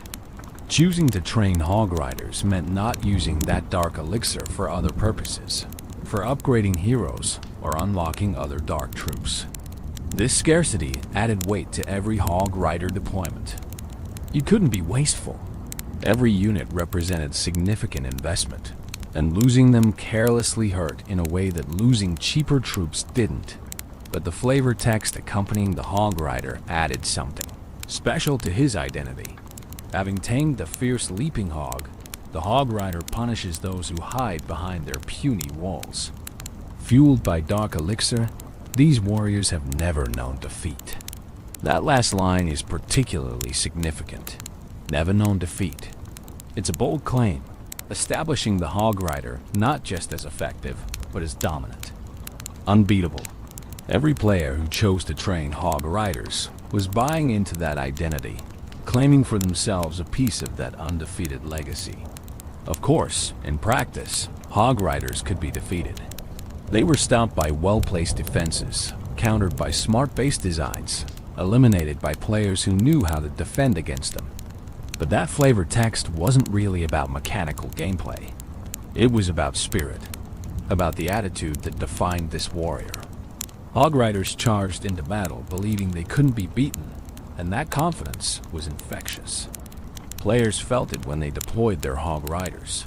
That surge of excitement as their army leapt over walls and drove toward enemy defenses. The introduction of the Hog Rider in March 2013 was more than just adding another unit to Clash of Clans. It was the birth of a legend, the creation of a character who would transcend his original game to become one of mobile gaming's most recognizable icons. From those first moments when players unlocked their first Hog Rider and heard that battle cry for the very first time, something special was unleashed into the world of mobile gaming. A warrior astride his trusty hog, hammer in hand, ready to leap over any obstacle and charge toward victory with unshakable confidence. The warrior's appearance. Let's take a moment to really look at the Hog Rider. To understand him, we need to see him clearly, to appreciate the thoughtful design that went into aspect of his appearance. This is a character who has remained visually consistent across multiple games and years of updates, a testament to how perfectly his original design captured his essence. The Hog Rider is a powerful figure, muscular and imposing even while riding a mount barely half his height. His physique speaks of strength earned through constant battle, of a warrior who swings a massive hammer with ease.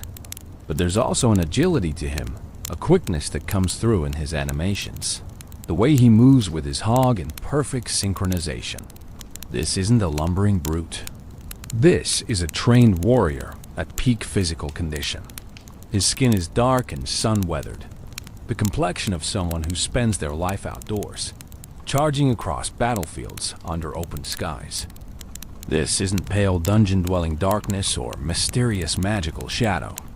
This is natural human skin tone, dark and beautiful, representing a warrior from warm climates where the sun beats down relentlessly. The choice to make the Hog Rider dark-skinned was significant, adding diversity to the Clash games roster and creating a character who would resonate with players from various backgrounds. The Mohawk is perhaps his most distinctive feature. In his original appearance, it's jet black, standing straight up in that classic Mohawk style that has symbolized rebellion and warrior culture across various real-world societies. This isn't some carefully styled modern Mohawk with gel and precision cuts. This is rough, practical, the kind of hairstyle a warrior maintains between battles. It says, "I'm different, I'm fierce, I'm not bound by conventional appearance expectations." The Mohawk became so iconic that as the Hog Rider evolved through different level upgrades, its color changes were major visual milestones. At level 5, it shifts to orange like a level 5 goblin's head. At level 7, it returns to black with added headband. Higher levels bring browns, lavenders, crimsons, each color marking progression and power. His facial hair consists of a full beard and mustache, dark brown and well-maintained despite his warrior lifestyle. Unlike the barbarian's wild, unkempt facial hair, the Hog Rider's is neater, suggesting someone who takes pride in his appearance even while living a life of constant battle. It frames his face, adds maturity and gravitas to his features. When he opens his mouth to let loose that signature battle cry, players have noted his teeth appear to be in perfect condition, surprisingly pristine for a warrior, with one notable exception. In the Clan Wars commercial, careful observers can spot a gold tooth glinting as he yells. The gold earring in his right ear is a statement piece. Not small and subtle, but large and prominent, catching light as he moves. In some depictions, it's shown in his left ear instead, but the significance remains the same. This isn't decoration for decoration's sake. In many warrior cultures throughout history, earrings signified status, achievement, experience. They marked you as someone who had earned their place, who had proven themselves in battle. The Hog Rider's gold earring speaks to his status as an elite warrior, someone who has fought enough battles to have earned such adornment. His wristbands are equally impressive. 2 massive golden cuffs, one on each wrist, thick and substantial. These aren't delicate jewelry. They're almost armor in their own right, heavy bands that add weight to his hammer swings while protecting his wrists from the shock of impact. Gold is soft metal in reality, impractical for such use, but in the fantasy world of Clash games, these golden wristbands are symbols of wealth earned through conquest trophies taken from defeated enemies, or perhaps sacred items, blessed by whatever gods watch over these warriors. The minimal armor situation is interesting from both practical and aesthetic standpoints. The Hog Rider wears no chest armor, no leg protection, no helmet. His torso is completely exposed, showing off his muscular build. In realistic terms, this would be suicide on a medieval battlefield. But the Hog Rider exists in a world where magic and fantasy reign, where confidence and skill matter more than conventional protection. His lack of heavy armor emphasizes his speed and agility. He's not meant to stand and take hits. He's meant to move fast, strike hard, and rely on his mount's ability to carry him out of danger. The brown leather loincloth is simple and functional, held in place by that distinctive red belt. The belt adds a splash of color to his otherwise minimal attire, drawing the eye and breaking up the brown and gold tones that dominate his appearance. It's practical clothing for riding, allowing freedom of movement that heavier pants or robes would restrict. The leather sandals complete the outfit, basic footwear that wouldn't interfere with his ability to grip his mount with his legs. These are warrior's clothes, practical and no nonsense, free of unnecessary embellishment beyond the gold jewelry that marks his status. His weapon deserves special attention. The warhammer is massive, a two-handed weapon that the Hog Rider swings one-handed because of his tremendous strength. In its base form, it has a large hammerhead with two brass-colored bands wrapped around it. As the Hog Rider levels up, this hammer transforms dramatically. At level 3, it grows larger and turns black, the brass bands disappearing. Higher levels add golden spikes, glowing edges, colorful plating that matches different town hall themes. The hammer becomes increasingly elaborate and magical looking as it upgrades, transforming from simple tool of destruction into legendary weapon that practically radiates power. But the hammer isn't just for show. Its design is perfect for its purpose, smashing buildings. The broad, flat striking surface delivers maximum impact. The long handle provides leverage for devastating swings. When the Hog Rider connects with an enemy structure, you can practically feel the impact through the screen. The animators gave real weight to those swings, making each hit look and sound satisfying. That crunch of hammer on stone, the way buildings crack and crumble under repeated strikes, it all sells the fantasy of being an unstoppable force of destruction. In Clash Royale, the Hog Rider's appearance remains largely consistent with his Clash of Clans design, with a few refinements. His eyes are visible in Clash Royale, bright blue and full of determination. His features are slightly more defined, taking advantage of Clash Royale's more detailed art style. The wristbands and belt take on team colors, adding red or blue tints, depending on which side of the battle he's fighting for. It's a small touch that increases visual clarity in the heat of battle, making it instantly obvious which Hog Rider belongs to which player. The ribbon tied at the bottom of his hammer in Clash Royale is another team-colored element, streaming behind him as he charges. It adds dynamic motion to his appearance, emphasizing his speed. When the Hog Rider is sprinting toward your tower, that ribbon whipping in the wind sells the sense of momentum, of unstoppable force bearing down on your defenses. What's remarkable about the Hog Rider's design is its timelessness. Created in 2013, he still looks fresh and relevant over a decade later.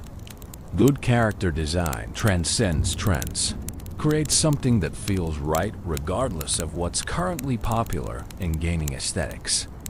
The Hog Rider achieves this through a combination of strong silhouette, distinctive colors, and memorable details. You could reduce him to a simple black shape, and he'd still be instantly recognizable. That's the mark of truly excellent design. His appearance also tells a story without words. This is someone who has embraced the warrior's path completely. No heavy armor, because he trusts his skill and his mount to keep him safe. Minimal clothing, because he values speed and mobility over protection. Gold jewelry, because he's earned it through countless victories. A massive hammer, because subtle isn't his style. Everything about his appearance reinforces his identity as a bold, confident warrior who charges straight at problems and smashes through them with raw power. The consistency of his design across different games and years of updates has helped cement his iconic status. Players know exactly what to expect when they see a Hog Rider. That familiarity breeds affection. He's like an old friend, unchanged in all the ways that matter despite the years passing by. In an industry where characters are constantly being redesigned, updated, modernized, the Hog Rider remains true to his roots, and players love him for it. The Hog Companion.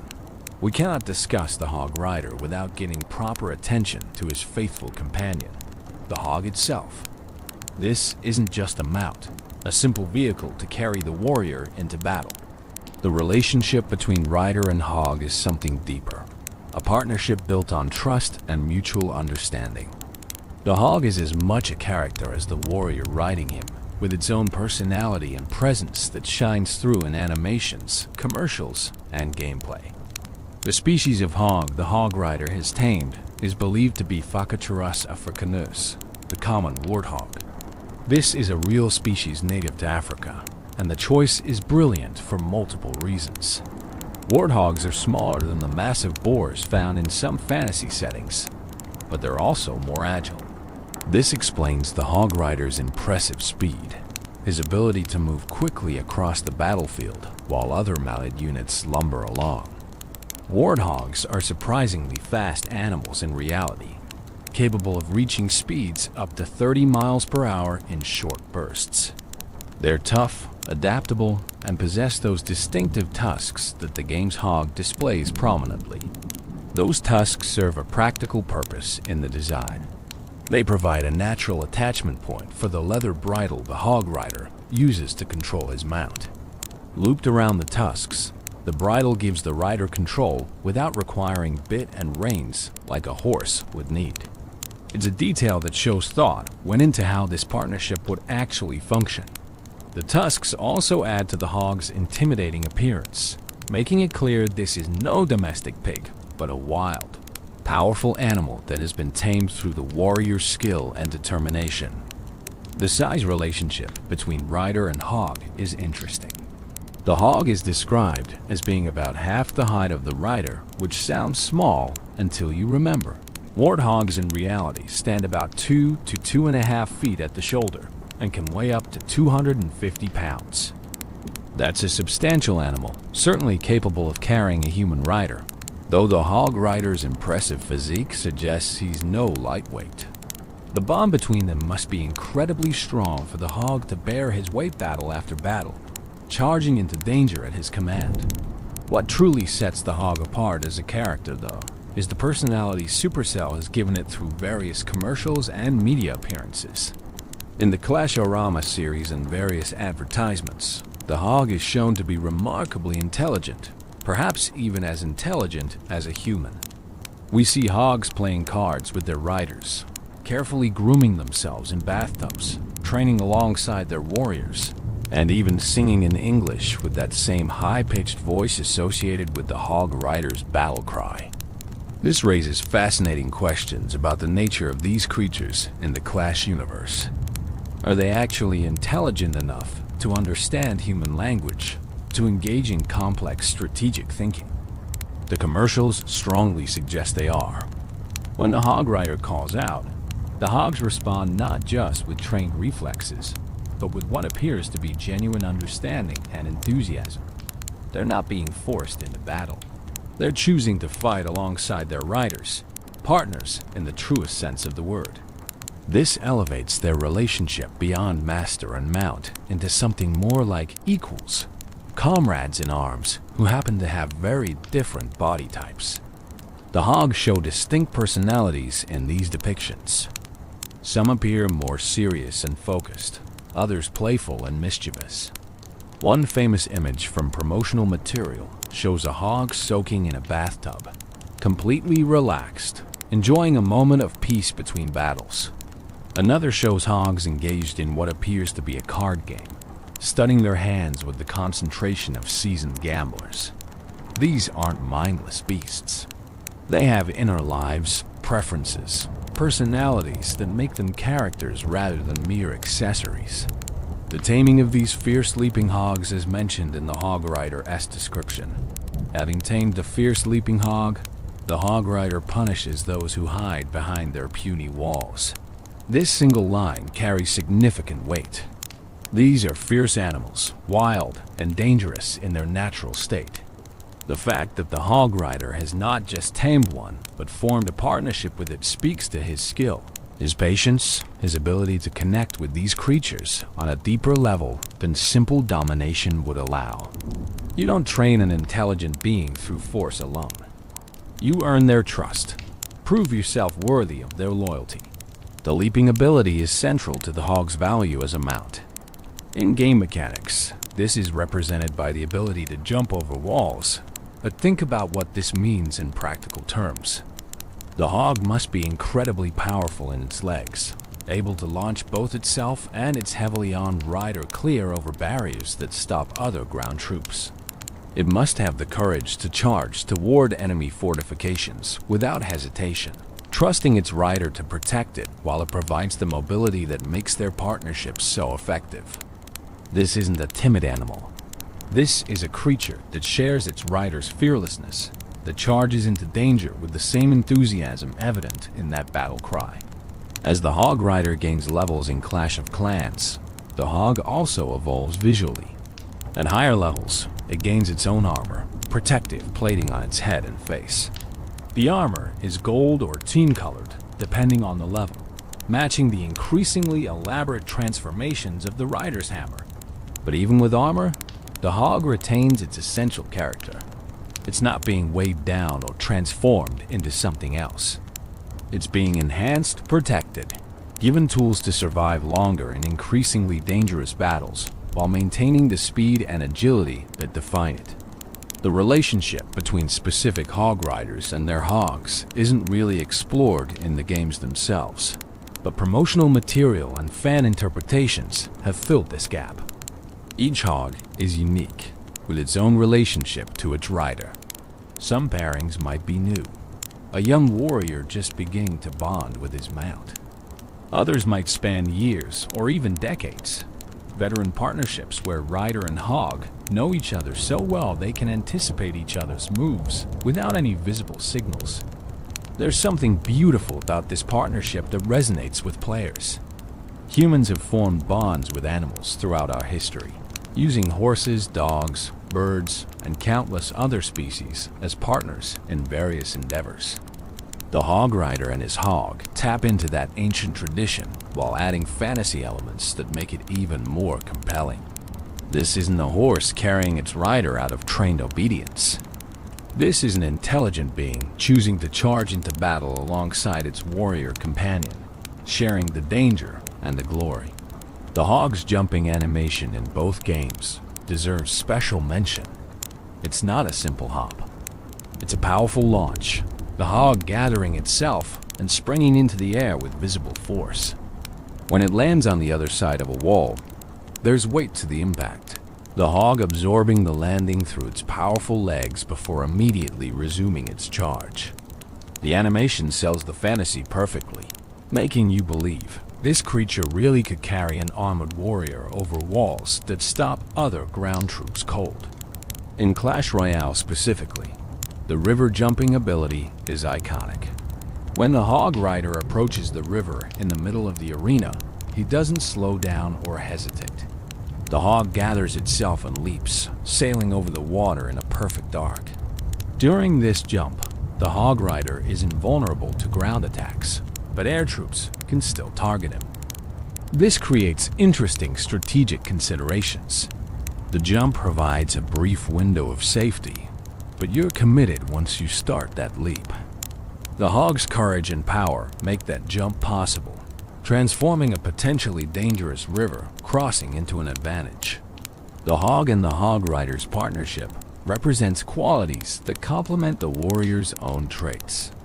Where the warrior brings strength and skill with his hammer, the hog brings speed and mobility. Where the warrior provides strategy and determination, the hog provides unwavering courage and trust. Together, they form something greater than either could be alone. That's the essence of a true partnership, and it's why the Hog Rider character feels so complete. He's not just a man with a mount. He's part of a team that has chosen to face the world's dangers together. Dark elixir and power. The Hog Rider is described as being fueled by dark elixir, and this connection to the rare, powerful resource shapes his identity in fundamental ways. To understand the Hog Rider fully, we need to understand what dark elixir represents in the Clash universe, and why being powered by it makes the Hog Rider special. Dark elixir was introduced to Clash of Clans as a new resource tier, rarer and more valuable than the standard elixir that powered most troops. Its very appearance is different, a deep purple-black substance that seems to shimmer with inner darkness. Unlike regular elixir, which could be obtained relatively easily through elixir collectors and raids, Dark Elixir required Dark Elixir drills and was much harder to accumulate. Players couldn't stockpile it as quickly, couldn't waste it carelessly. Every drop of Dark Elixir represented significant time investment and careful resource management. This scarcity made Dark Elixir troops inherently more valuable. Training a Hog Rider wasn't a casual decision. You were committing precious resources to this specific strategy, resources you wouldn't have available for other purposes. This economic cost added weight to every Hog Rider deployment. Losing them wasn't just a tactical setback. It was a waste of resources that would take time to replace. Players learned to deploy their Dark Elixir troops carefully, to support them properly, to maximize the value they got from each unit. But Dark Elixir isn't just mechanically valuable. It carries implications about the power it provides. The name itself suggests something beyond ordinary, something touched by darker forces or deeper magic. Dark doesn't necessarily mean evil in the Clash universe, but it implies power that comes from sources more mysterious and potent than the bright, clear regular elixir. The Hog Rider, fueled by this substance, draws strength from these deeper wells of power. What does it mean to be fueled by Dark Elixir? The description suggests it's not just payment for training, like hiring a mercenary. The Dark Elixir actively powers these warriors, provides them with capabilities beyond normal human limits. The Hog Rider's incredible strength, his ability to swing that massive hammer repeatedly without tiring, his seemingly endless stamina as he charges across battlefields. All of this comes from the Dark Elixir flowing through him. Consider the physical feats the Hog Rider regularly accomplishes. He swings a warhammer that should require 2 hands to wield effectively, and he does it one-handed while maintaining balance on a charging hog. He absorbs impacts from defensive structures, taking hits that would pulverize normal humans. He fights through conditions that would exhaust anyone else, continuing his assault until either he succeeds or falls. This isn't normal human endurance. This is enhanced capability. The Dark Elixir providing supernatural stamina and resilience. The connection between Dark Elixir and the Hog Rider's fearlessness might run deeper than simple courage. Dark Elixir could be affecting his psychology, his emotional state, removing or suppressing the natural fear responses that would cause most warriors to hesitate. When the Hog Rider charges toward heavily fortified positions, he does so with absolute confidence. No second guessing, no moment of doubt. That could be training and experience, or it could be the Dark Elixir, burning away uncertainty, leaving only pure determination. The description states these warriors have never known defeat. This bold claim becomes more understandable when you consider the Dark Elixir factor. These aren't just skilled warriors with good mounts. They're enhanced individuals, their natural capabilities amplified by this mysterious dark substance. They've never known defeat because the Dark Elixir makes them effectively undefeatable in their mindset. Even when they fall in battle, they respawn and charge again. The Dark Elixir ensuring they never truly experience the psychological weight of defeat. Interestingly, the Dark Elixir connection also explains the Hog Rider's targeting behavior. His single-minded focus on defensive structures, his ability to ignore distractions even when taking damage from other sources, suggests the Dark Elixir might be programmatically directing his actions to some degree. It's enhanced his natural warrior instincts, sharpened them to laser focus, eliminating the confusion and chaos that normally clouds battlefield decision-making. He knows exactly what he needs to do, and the Dark Elixir ensures he has the clarity and drive to do it. The visual effects in Clash Royale subtly reinforce this connection. Though there's no obvious Dark Elixir glow around the Hog Rider during normal gameplay, his eyes in that game are remarkably bright and intense. That could be artistic choice, or it could represent the Dark Elixir's influence, providing an inner fire that manifests in his gaze.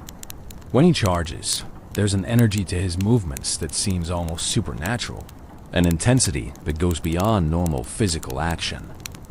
The cost structure of the Hog Rider in Clash of Clans reinforced the Dark Elixir connection mechanically.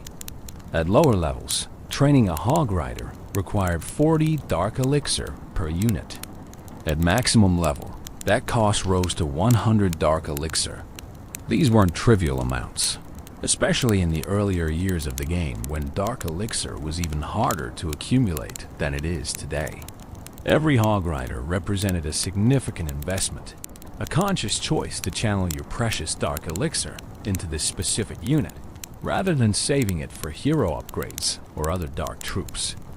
This created interesting strategic dynamics. Players had to manage their Dark Elixir carefully, balancing the desire to use Hog Riders in attacks with the need to save Dark Elixir for long-term progression.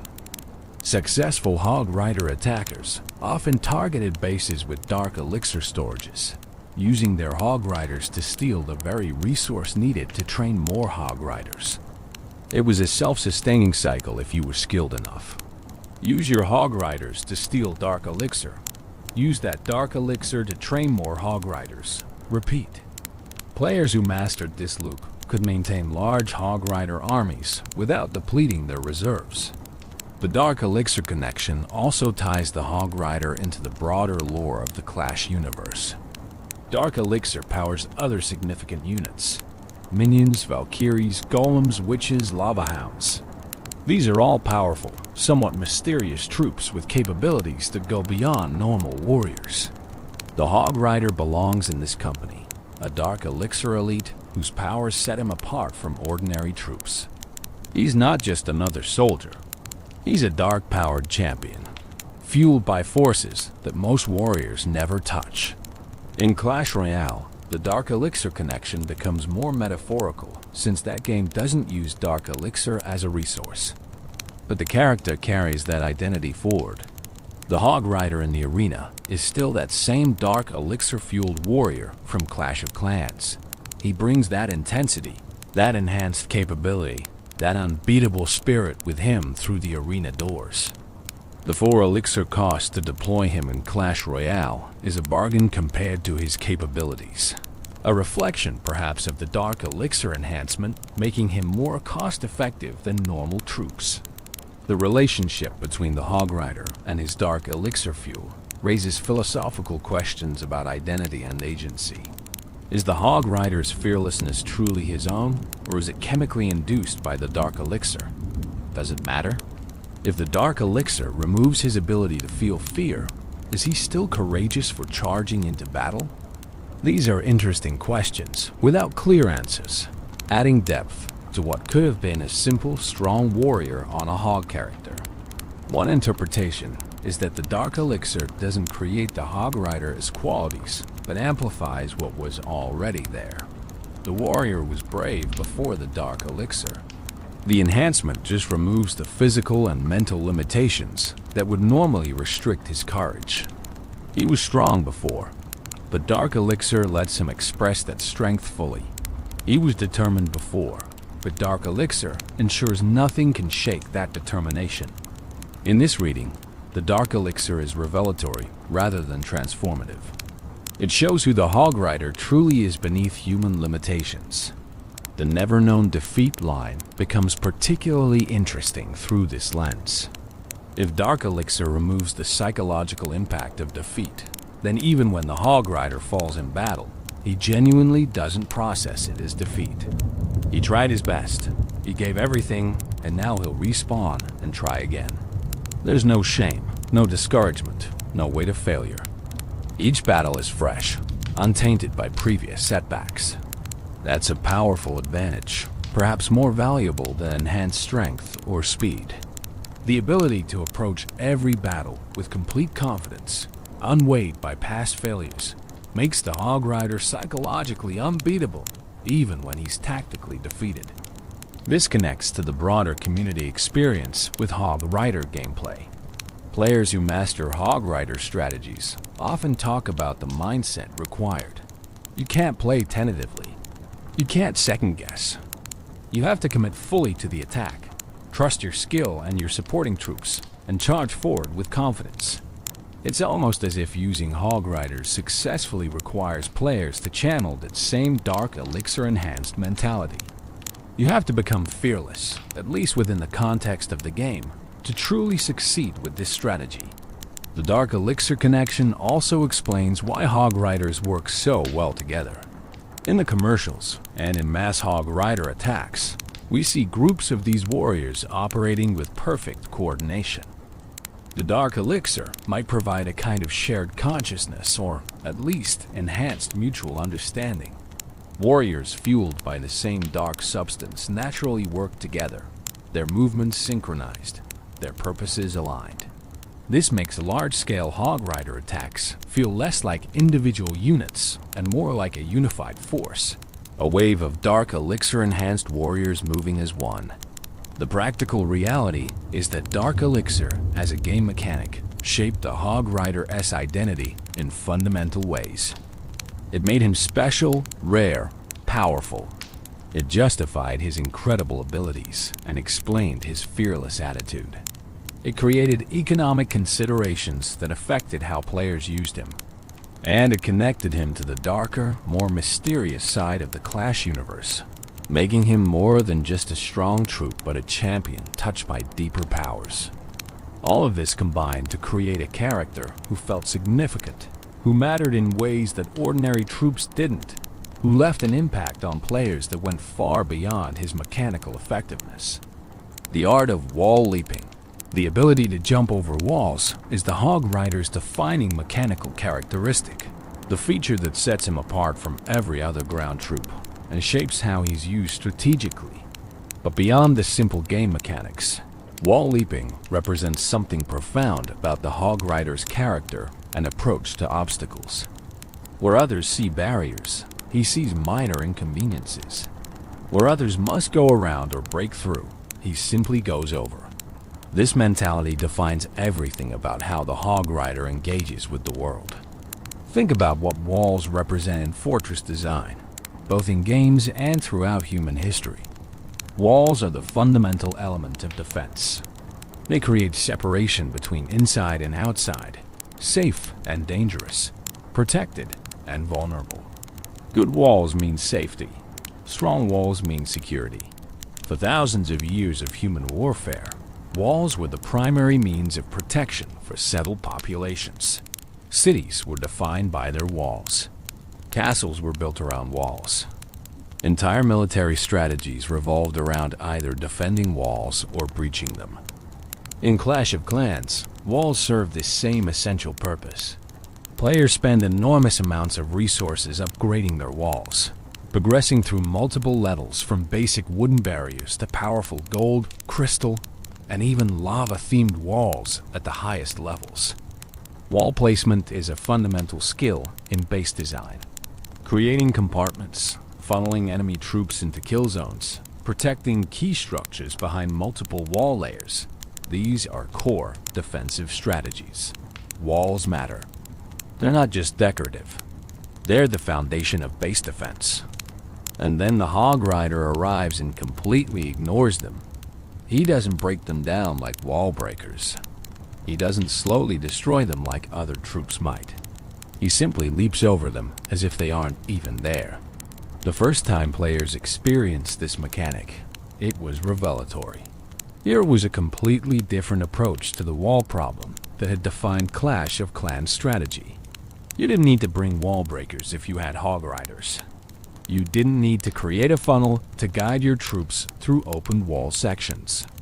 You just deployed your Hog Riders and let them find their own path, jumping over whatever barriers stood in their way.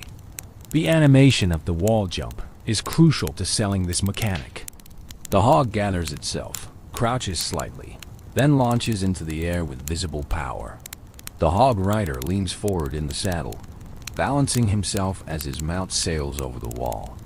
There's a brief moment of hang time, the pair suspended in the air, completely vulnerable, but also completely unstoppable. Then they land on the other side, the hog absorbing the impact through its powerful legs, and they immediately resume their charge without missing a beat. The whole sequence takes perhaps a second, but it's smooth and dynamic enough to feel epic every single time. This jumping ability isn't unlimited or without conditions. The Hog Rider only jumps walls when they're directly in his path to his target. He won't jump walls just for fun or to take shortcuts that don't lead toward defensive structures. This creates interesting pathing situations where the Hog Rider might take routes that seem inefficient to reach a wall he can jump, simply because his programming knows that jumping that wall will get him closer to his actual target. Understanding these pathing quirks is essential for both attacking with Hog Riders and defending against them. The wall jumping also has strategic implications for spell usage. Healing spells become more effective with Hog Riders because you can predict where they'll be. Unlike troops that path around walls or wait for wall breakers, Hog Riders take direct routes, jumping obstacles that would slow other units. You can place a healing spell in the core of the base and know your Hog Riders will jump right into it, staying healthy as they take fire from multiple defenses. Free spells similarly benefit from predictable Hog Rider pathing. You know where he'll be, so you can time your spells perfectly. Defending against wall jumping requires different thinking than defending against normal ground troops. Compartmentalization, which works well against most armies by creating multiple walls they need to breach, is less effective against Hog Riders. Each wall they jump is a wall they don't need to break, meaning they maintain maximum speed throughout their attack. This led to defensive base designs specifically meant to counter Hog Riders, incorporating features like centralized Teslas carefully placed, giant bombs to catch jumping hogs, and multiple layers of defensive structures that would wear down even the toughest Hog Rider attack. The giant bomb became the Hog Rider's nemesis because of the jumping mechanic. When a Hog Rider jumps a wall, he lands in a specific, predictable spot on the other side. Clever base designers place giant bombs in these landing zones, creating traps that would devastate unwary Hog Rider attackers. Two giant bombs placed close enough to both trigger on a landing Hog Rider could eliminate several at once, completely shutting down an attack. This created a minigame within the game. Attackers trying to scout for giant bombs before committing their Hog Riders. Defenders trying to hide their traps in spots attackers wouldn't expect.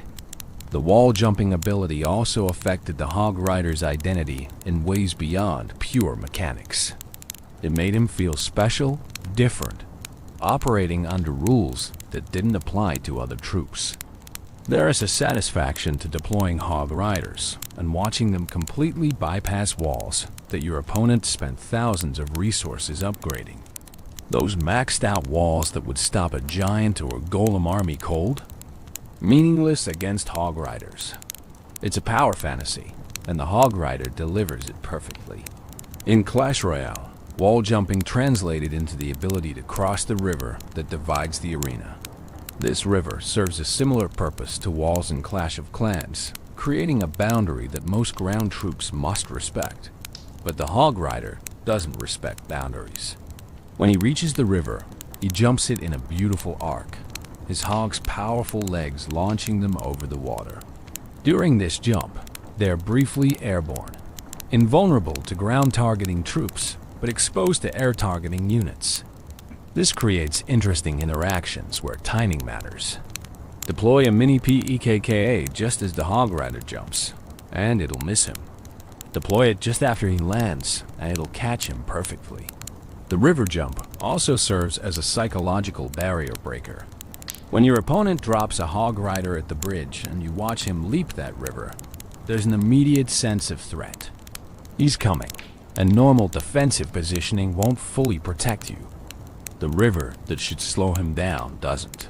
The distance that should give you time to build a defense isn't as long as it seems because he crosses that gap effortlessly. Good Hog Rider players understand this psychological element and use it to pressure opponents, forcing hasty defensive decisions that might not be optimal. The wall leaping ability has symbolic significance too. Walls represent limitation, boundaries that restrict movement and possibility. The Hog Rider's ability to leap over these limitations makes him a symbol of freedom and determination.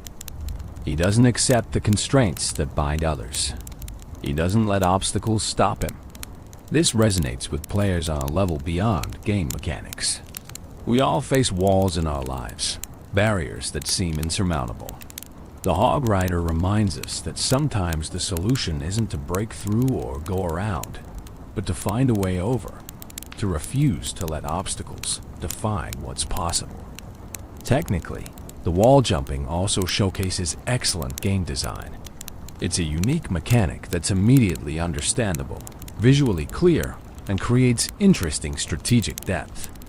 Players don't need a tutorial to understand what the Hog Rider does. They see him jump a wall once, and they get it. That clarity is valuable in game design, where complex mechanics can confuse or frustrate players. The Hog Rider's wall jumping is elegant in its simplicity, while being profound in its implications for strategy. The evolution of base design in Clash of Clans can partly be tracked through how builders adapted to Hog Rider threats. Early bases, designed before Hog Riders existed, were completely vulnerable. As Hog Riders became popular, bases evolved to include anti-Hog Rider features. Then, as those defenses became standard, Hog Rider strategies evolved to overcome them, prompting further defensive innovations. This back and forth, this eternal arms race between Hog Rider attackers and defenders trying to stop them, kept the game fresh and engaging for years. In competitive play, wall jumping elevated the Hog Rider to top-tier status. The ability to bypass the main defensive layer meant Hog Riders could reach high-value targets faster than any other ground troop. In war attacks where every second mattered, or getting to that last percent needed for a 3-star was crucial, the Hog Rider's wall jumping could mean the difference between victory and defeat.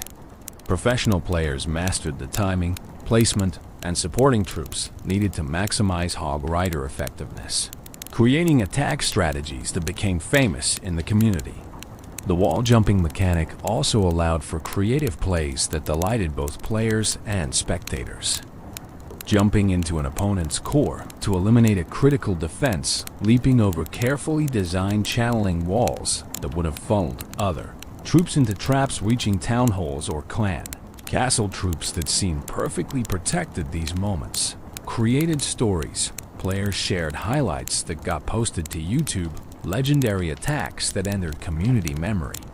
The Hog Rider's wall jumping wasn't just mechanically effective. It was dramatically satisfying in ways that made every successful Hog Rider attack feel like a minor triumph. Evolution through levels. The Hog Rider's journey from level 1 to maximum level is a visual story of growth and increasing power. With each level upgrade, he transforms, gaining new colors, enhanced armor, more impressive weapons, and an overall presence that communicates his growing strength. This progression gives players something to work toward, a visible reward for their investment in upgrading this troop. Let's walk through this evolution, level by level, examining how the Hog Rider changes as he grows in power. At level 1, the Hog Rider appears in his most basic form. The warrior is bare-chested with his signature mohawk standing straight and black. His hammer is relatively simple, with those brass-colored bands wrapped around the head. The hog beneath him is unarmored, showing its natural hide. This is the Hog Rider at the start of his journey. Raw potential not yet refined. He's effective even at this level, capable of the wall jumping and building targeting that defines his role. But he's clearly just beginning. There's room for growth, room for improvement, room for this warrior to become something greater. Level 2 brings subtle refinements.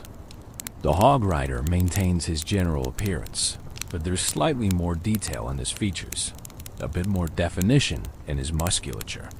His equipment looks marginally better maintained. These changes are minor because level 2 represents early progression, the first step toward mastery, but still firmly in the beginner category. Players at this stage are still learning how to use Hog Riders effectively, still discovering optimal deployment strategies and support troop combinations. At level 4, the evolution continues. The Hog Rider's presence becomes more imposing. His equipment shows signs of serious use, the wear patterns of a warrior who has fought countless battles. But there's also careful maintenance visible, suggesting this isn't just a brawler, but a professional warrior who takes care of his gear. The hog might show the first hints of protective equipment, perhaps leather strapping or metal studs that presage the full armor coming at higher levels. Level 5 brings one of the most distinctive changes. The mohawk turns orange. This color shift is significant, matching the orange hair of level 5 goblins and creating a visual connection between these dark elixir troops. It suggests that dark elixir enhancement at this level causes physical changes, affecting hair pigmentation in consistent ways across different troop types. The orange mohawk makes level 5 hog riders instantly identifiable, even in the chaos of a large-scale battle. The hammer at this level gains additional detailing, possibly metal bands or decorative elements that indicate this warrior has earned some prestige. Level 6 continues the orange mohawk theme while adding further refinements to equipment and armor. The hog rider's physical presence seems to increase, his muscles more defined, his stance more confident. This is a warrior who has survived countless battles and learned from each one. His hammer might gain spikes or bladed edges, transforming from a simple crushing weapon into something more versatile and deadly. The hog's armor becomes more substantial, better protecting the mount during its charges into enemy territory. At level 7, the mohawk returns to black, but now the hog rider gains a white headband. This accessory adds a touch of sophistication to his appearance, suggesting he's reached a level of mastery that goes beyond simple barbarian fury. The headband might represent rank or achievement within hog rider society, a visual marker that this warrior has proven himself worthy of special recognition. The hammer continues to evolve, possibly gaining golden accents or glowing elements that indicate magical enhancement beyond simple physical improvements. Level 8 maintains the black mohawk with white headband combination while pushing the visual enhancements further. The hog rider's armor becomes more elaborate, his weapons more ornate. There's a sense that he's moving beyond mere mortal warrior into legendary champion territory. The hog's armor now fully protects its head and vital areas, colored to match the hog rider's theme and creating a unified visual that emphasizes their partnership. Level 9 through 11 continue this progression, with the mohawk cycling through various colors. Brown at level 9, lavender at level 10, dark cyan at level 11. Each color represents a different stage of dark elixir enhancement, the substance continuing to transform the warrior as he absorbs more of its power. The hammer at these levels becomes truly legendary, possibly glowing with energy, featuring elaborate decorative elements, clearly magical in nature. This is no longer just a weapon. It's an artifact of power, worthy of a champion. At level 12, the final form emerges with the mohawk turning crimson. This red coloring matches Town Hall 15's theme, creating a visual link between the hog rider's maximum potential and the highest level of base development. The crimson mohawk, combined with his fully enhanced armor and glowing legendary hammer, creates an intimidating presence. This is the hog rider at his absolute peak, having absorbed maximum dark elixir enhancement, carrying the best equipment, representing the pinnacle of what this warrior can become. Throughout these transformations, certain elements remain constant. The hog rider's basic silhouette doesn't change. He's always recognizable as a hog rider regardless of level. The mohawk, the hammer, the mounted posture, these signature elements persist through all variations. This consistency is important for gameplay clarity. Players need to be able to identify troops instantly, and the hog rider's core design ensures this is possible even as visual details change dramatically. The hog's evolution parallels its rider's progression. Starting as a natural warthog, it gradually gains armor and protective equipment that matches the Hog Rider's aesthetic. By maximum level, the Hog is fully kitted out with golden armor plating on its head, face, and flanks, turning it from simple mount into armored warbeast. Yet even with all this armor, the Hog retains its essential character, its aggressive stance and powerful build clearly visible beneath the protective gear. These visual progressions serve multiple purposes in game design. They reward players for investing resources in upgrades, providing clear visual feedback that their investment has resulted in tangible improvement. They create aspirational goals, with lower-level players seeing high-level Hog Riders and wanting to upgrade their own troops to achieve those impressive appearances. They add variety to the battlefield, preventing visual monotony by ensuring Hog Riders from different players at different progression levels look distinctly different from each other. The color changes in the Mohawk also serve practical purposes. In clan wars or friendly battles where multiple players might be using Hog Riders, the different colors help distinguish whose troops are whose. A level 5 Hog Rider with orange Mohawk is clearly from a less developed player than a level 10 with lavender Mohawk, allowing observers to track battle developments more easily. From a lore perspective, these visual transformations suggest the Hog Rider is being fundamentally changed by dark elixir enhancement. The hair color changes indicate this isn't just external equipment improvement, but internal transformation. The dark elixir is altering him at a cellular level, changing his very biology as it enhances his capabilities. By maximum level, the Hog Rider might be more dark elixir enhanced being than baseline human, transformed into something greater through repeated exposure to this mysterious substance. The hammer's evolution from simple tool to legendary weapon mirrors classic hero's journey narratives.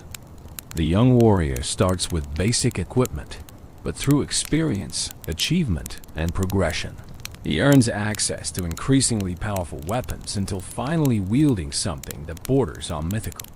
That maximum level hammer, glowing with power and covered in ornate decoration, is fit for a legend.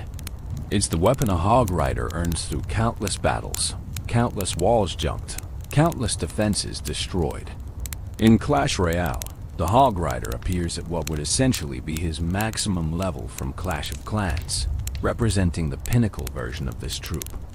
This makes sense, given Clash Royale's setting as a legendary arena where only the best warriors compete. The Hog Rider who followed the echoing call through the arena doors would naturally be a fully realized version of this warrior, not a beginner still learning his craft. His appearance in Clash Royale, with all the bells and whistles of a max-level troop, reinforces his status as an elite warrior worthy of arena combat. The 2015 commercial phenomenon in February 2015, Supercell released a commercial that would fundamentally change the Hog Rider's place in gaming culture. What started as a simple advertisement for Clash of Clans became something much larger, transforming the Hog Rider from popular troop into cultural icon. That commercial, with its now legendary line, "Did somebody say Hog Rider?" would be viewed tens of millions of times, spawn countless memes, and cement the Hog Rider's place in gaming history. The commercial opens with a Hog Rider relaxing in a bathtub, fully submerged except for his head, completely at peace. It's a humorous juxtaposition. This fearsome warrior who charges into battle without hesitation, now utterly relaxed in domestic tranquility. He's soaking away the stress of countless battles, eyes closed, probably imagining his next charge.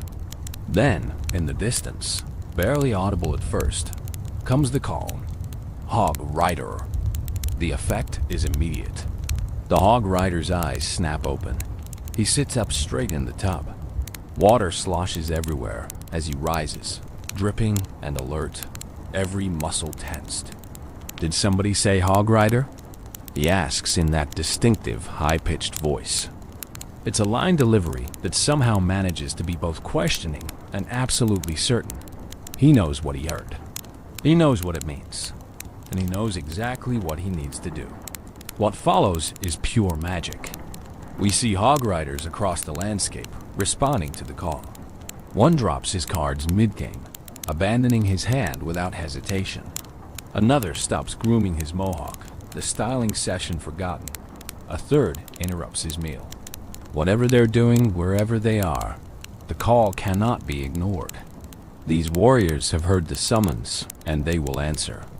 The commercial shows them mounting up, hogs and riders coming together in practice synchronization. There's no fumbling, no awkward mounting process. These partnerships are so well established that the motion is fluid, natural, rider and hog moving as one from standby to full battle readiness in seconds. Then they ride, charging across the landscape toward the source of the call. Hammers raised, battle cries echoing, a brotherhood answering their summons. The genius of this commercial lies in multiple layers. On the surface, it's funny. The bathtub opening is inherently humorous. The idea of a fearsome warrior doing something as mundane as bathing. The high-pitched voice asking, "Did somebody say hog rider?" in that specific tone became instantly memorable. The over-enthusiastic response to what might just be someone mentioning hog riders in casual conversation plays on the warrior's supposed single-minded obsession. But deeper than the humor is the characterization. This commercial established personality for the hog rider beyond what the game itself provided. We see that these warriors have lives outside battle. They relax, play cards, groom themselves. They exist as complete beings with hobbies and downtime, not just soldiers waiting for deployment. Yet when the call comes, everything else becomes meaningless. The brotherhood bond is so strong that a single hog rider S-call brings all others running without question. The commercial also showcased the intelligence and personality of the hogs themselves. We see them responding to their riders, moving with purpose and awareness. These aren't dumb beasts being directed. They're willing participants, partners who understand what the call means and are just as ready to answer it as their riders. The synchronization between rider and mount shown in the commercial reinforced the idea that this was a true partnership, not simple animal handling. The production values were impressive. The animation was smooth and dynamic, showing hog riders in motion across varied terrain. The sound design was perfect, with that signature battle cry cutting through all other noise, impossible to ignore. The pacing built from the quiet bathtub scene through the gathering momentum of multiple hog riders converging, creating genuine excitement about what these warriors would do once they assembled. The "Did somebody say hog rider?" line became instant meme material. The specific delivery, the questioning tone combined with unmistakable certainty, the high-pitched voice that was so distinctive, all of it combined to create a phrase that players couldn't stop repeating. It spread beyond Clash of Clans players to the broader gaming community, and even beyond gaming entirely.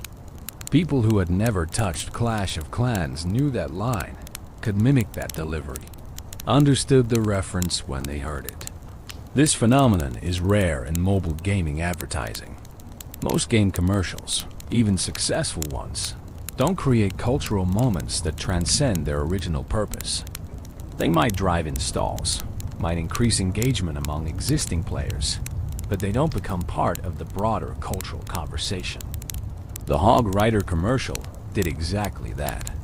It broke out of the mobile gaming niche and became something people referenced in completely unrelated contexts. The commercial's impact on player engagement was substantial. Search interest in Hog Rider spiked dramatically after the commercial's release. Players who hadn't been using Hog Riders suddenly wanted to try them, inspired by the commercial's portrayal of these enthusiastic warriors. The commercial made Hog Riders feel fun in a way that pure gameplay couldn't quite capture. Yes, they were effective troops with unique mechanics, but the commercial made them cool, funny, memorable in ways that elevated them beyond simple game units. Supercell recognized what they had and leaned into it. The Hog Rider became a central figure in their advertising, appearing in subsequent commercials and promotional materials far more frequently than his in-game usage rates alone would justify. He became the face of Clash of Clans in many ways, the character they put forward when they wanted to represent their game. This was smart branding, building on the organic enthusiasm players had for this character. The commercial also influenced how players thought about their hog riders in-game. Deploying them wasn't just a strategic decision anymore. It was participating in that brotherhood shown in the commercial. You weren't just using a game mechanic. You were answering the call, joining the charge, becoming part of that hog rider army, thundering toward enemy defenses. The commercial added a layer of fantasy and role-playing to what had been purely mechanical gameplay. Fan content exploded after the commercial's release. Players created their own versions, remixing the audio, creating parodies, adapting the concept to other games and contexts. The "Did Somebody Say" format became a meme template applicable to countless situations. Artists drew their own interpretations of the bathtub scene and the gathering charge. The commercial gave creators material they could work with, a shared reference point that resonated with millions of players. The voice acting deserves special recognition. Whoever provided that distinctive "Did somebody say hog rider?" line absolutely nailed it. The delivery was perfect, walking the line between genuine questioning and unmistakable certainty. It was enthusiastic without being obnoxious, memorable without being irritating.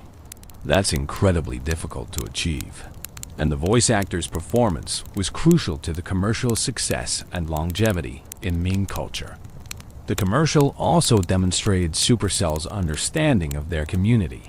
They knew players loved the hog rider. They knew the troop had become iconic.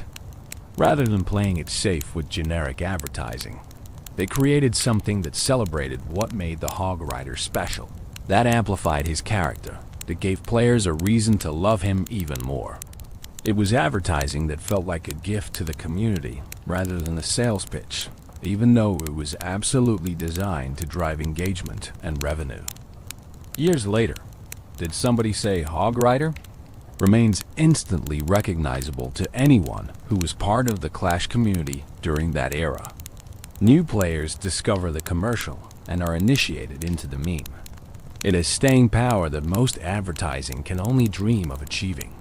That 30-second commercial created a cultural touchstone that has remained relevant through multiple years and countless game updates. Journey to Clash Royale. When Supercell announced Clash Royale in early 2016, players immediately wondered which troops from Clash of Clans would make the transition to this new arena-based game. The Hog Rider was an obvious choice, but his journey into Clash Royale would involve adaptations and changes that transformed him from his Clash of Clans roots while preserving his essential identity. Clash Royale launched globally on March 2nd, 2016, and from day one, the Hog Rider was present. He was available as a rare card, findable in chests starting from Arena 4 PEKKA's Playhouse. This positioning was significant. Rare rarity made him accessible, but not too common, maintaining some of his premium status from Clash of Clans, while ensuring dedicated players could obtain and use him relatively easily.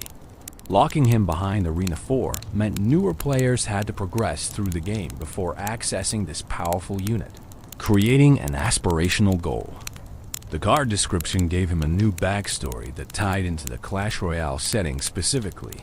Fast melee troop that targets buildings and can jump over the river. He followed the echoing call of Hog Rider all the way through the arena doors. This single sentence created an entire narrative. It referenced the famous 2015 commercial directly, suggesting that the Hog Rider in Clash Royale heard that same call that brought other Hog Riders together. But for him, it led to something different. It led to the arena, to competitive combat, to a new form of battle entirely. This description implies choice and agency. The Hog Rider wasn't assigned to the arena or forced through its doors. He heard the call and followed it, driven by curiosity or destiny, or that same unbreakable brotherhood instinct that made Hog Riders answer each other as summons. The arena called to him, and like all calls related to Hog Riders, he couldn't resist. He had to investigate, had to find the source, had to see what awaited him on the other side of those doors. The mechanical translation from Clash of Clans to Clash Royale required significant adaptation. In Clash of Clans, the Hog Rider was a troop you deployed in your army, potentially bringing many of them in a single attack. In Clash Royale, he became a single unit card, costing 4 elixir to deploy. This meant he needed to be individually powerful enough to justify that cost, while not being so overwhelming that he broke the game's balance. Supercell achieved this balance through careful stat design. The Hog Rider in Clash Royale has substantial hit points, allowing him to absorb damage while charging toward his target. His damage per second is significant enough to threaten towers if left unchecked, but not so high that he can destroy a tower alone before defenders can respond. His movement speed is very fast, maintaining the aggressive rushing playstyle that defined him in Clash of Clans.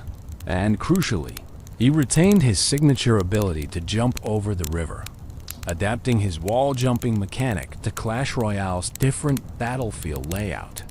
The river in Clash Royale serves a similar purpose to walls in Clash of Clans, creating a boundary between friendly and enemy territory.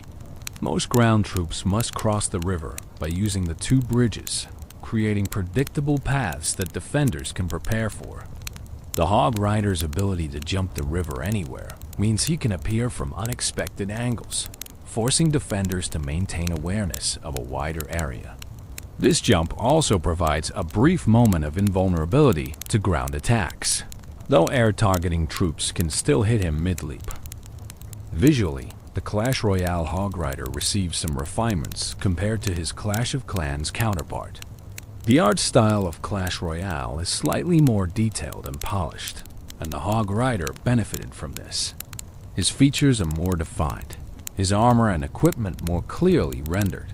The team coloring system in Clash Royale means his wristbands, belt, and the ribbon on his hammer change to red or blue depending on which side he is fighting for, adding visual clarity in the heat of battle. His animations in Clash Royale are fluid and dynamic. When deployed, he appears with purpose, immediately orienting toward the nearest building. His charging animation shows the hog galloping with powerful strides, while the rider maintains perfect balance, hammer ready. When he reaches his target, the attack animations are satisfying, the hammer connecting with visible impact, chunks of tower health disappearing with each hit. When the Hog Rider is destroyed, he doesn't simply disappear.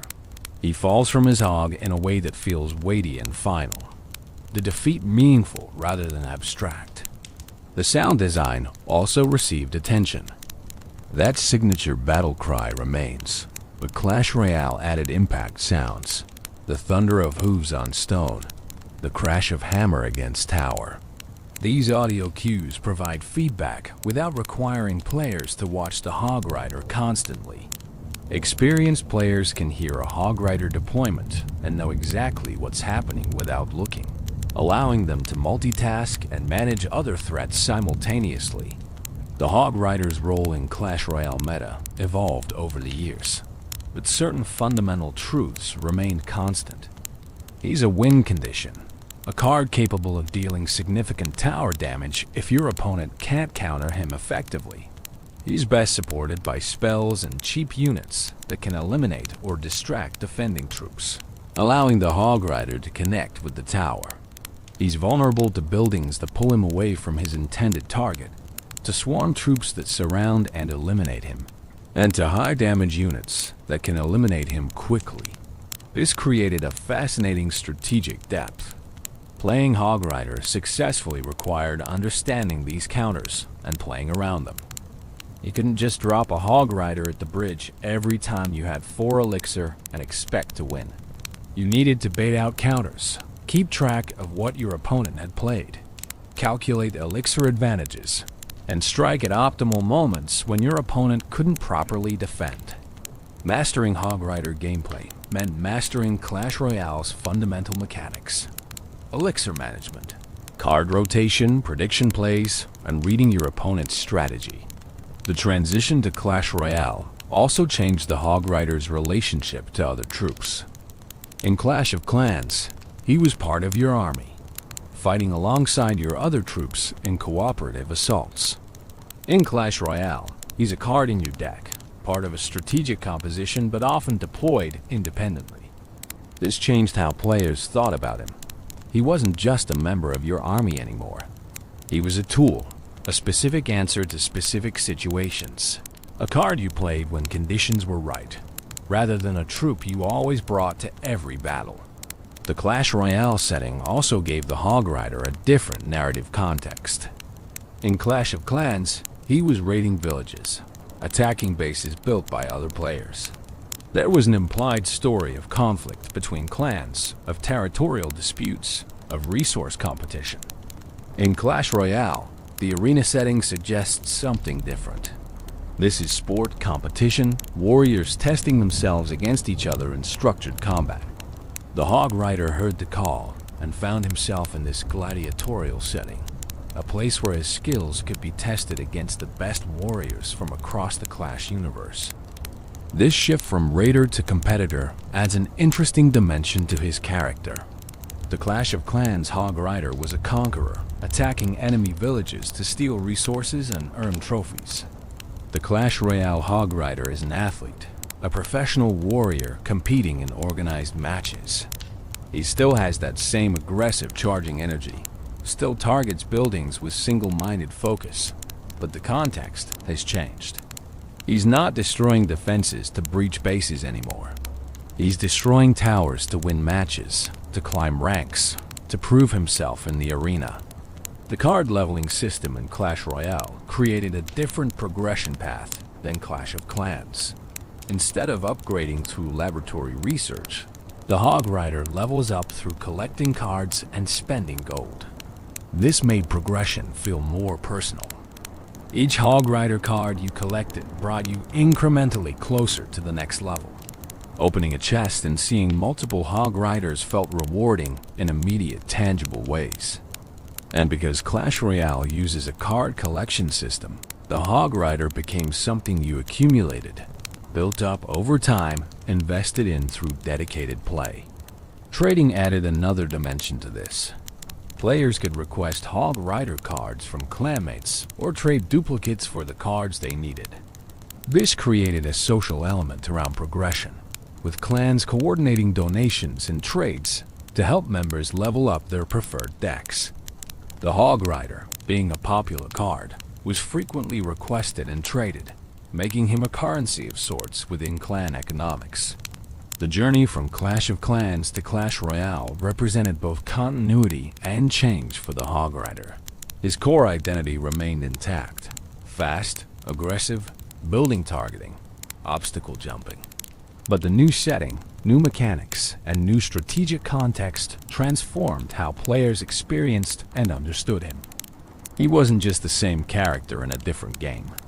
He was a character who had evolved, who had answered a call that led him to new challenges, new opponents, new ways of expressing his warrior spirit. The fact that Supercell chose to include the Hog Rider in Clash Royale from launch day, to make him accessible at Arena 4, where many players would unlock him relatively early, speaks to their recognition of his importance to the Clash franchise. He wasn't just another troop to include. He was an ambassador, a familiar face that would help. Clash of Clans players feel at home in this new game while also serving as an iconic character that new players could discover and embrace. Master of the Arena in Clash Royale, the Hog Rider found his true calling. Where Clash of Clans had established his mechanical identity and cultural status, Clash Royale refined him into one of the game's most enduring and versatile win conditions. Understanding the Hog Rider's role in Clash Royale requires examining his statistics, interactions, optimal usage, and the strategic depth that makes him effective in skilled hands, while being vulnerable to proper defensive play. At Tournament Standard, which is level 11 for rare cards, the Hog Rider has 1,592 hit points. This HP pool is substantial for a 4-elixir unit, allowing him to absorb significant damage while charging toward his target. His damage per second is 264, which translates to 264 damage per hit with a 1-second hit speed. These numbers mean an uncontested Hog Rider can deal serious damage to a tower before being eliminated by Princess Tower Fire alone, making him a legitimate threat that demands defensive response. His movement speed is very fast, the same category as Lumberjack and Elite Barbarians, meaning he crosses the arena quickly. This speed is essential to his role. The Hog Rider doesn't want prolonged engagements with defending troops. He wants to reach the tower fast, land as many hammer swings as possible before defenders can eliminate him. That very fast movement speed makes him difficult to intercept unless defenders place their units precisely or use buildings to pull him off course. The range of one tile means the Hog Rider must be directly adjacent to his target to strike it. This short range makes him vulnerable to being kited, pulled away from the tower by troops placed to distract him. But it also means when he does reach the tower, he's close enough that defending troops can't attack him without coming into tower range themselves, forcing defenders to make difficult choices about troop placement.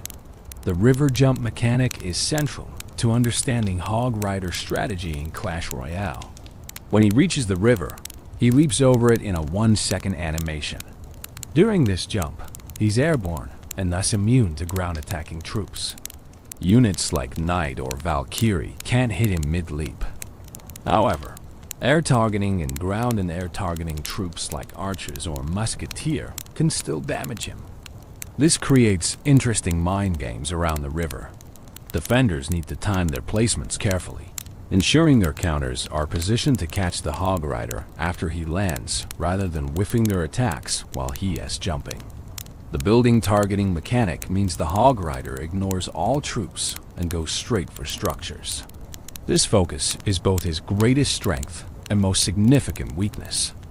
The strength is obvious. He can't be distracted by troops positioned away from his path. You can't pull him toward your king tower with a troop placement like you can with some other win conditions. He's going to attack the nearest building, period. The weakness is equally clear. Any building played in the center of the arena will pull him, dragging him away from the tower and into the kill zone where both Princess Towers can fire on him. This building vulnerability created an entire subset of defensive strategies.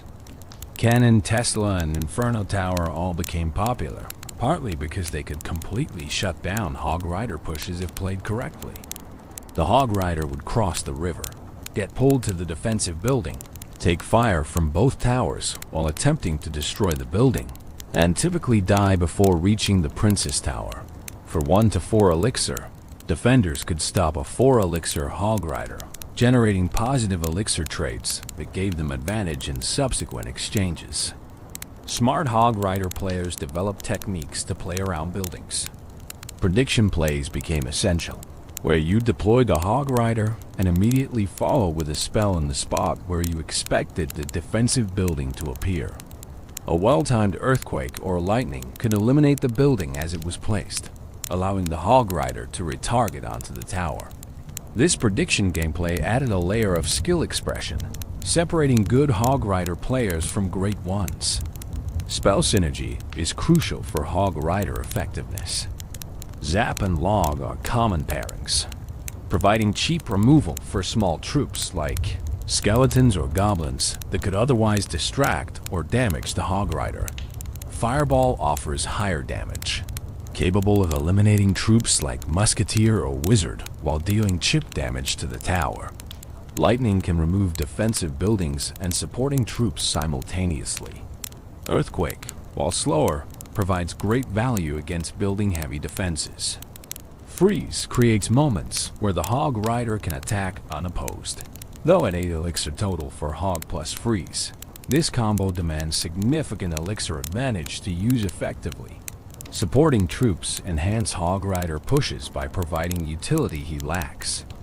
Ice Golem can tank damage and slow defending troops with its Death Nova. Ice Spirit provides a 1 elixir freeze effect that gives the Hog Rider extra seconds to attack. Electro Wizard or Musketeer, placed behind the Hog Rider, can eliminate defending troops while threatening to become their own win condition if ignored. These combinations transform simple Hog Rider deployments into complex pushes that require multiple defensive cards to stop completely. Timing is perhaps the most critical skill in Hog Rider gameplay. Deploying him when your opponent is low on elixir can result in devastating damage as they scramble to defend with suboptimal cards. Waiting until they've invested elixir on offense, then punishing them with a Hog Rider in the opposite lane, forces difficult choices about whether to defend or push for race scenarios. Recognizing when your opponent has cycled key counters out of their hand and striking before they can rotate back to them requires card counting and game sense that develops through extensive play.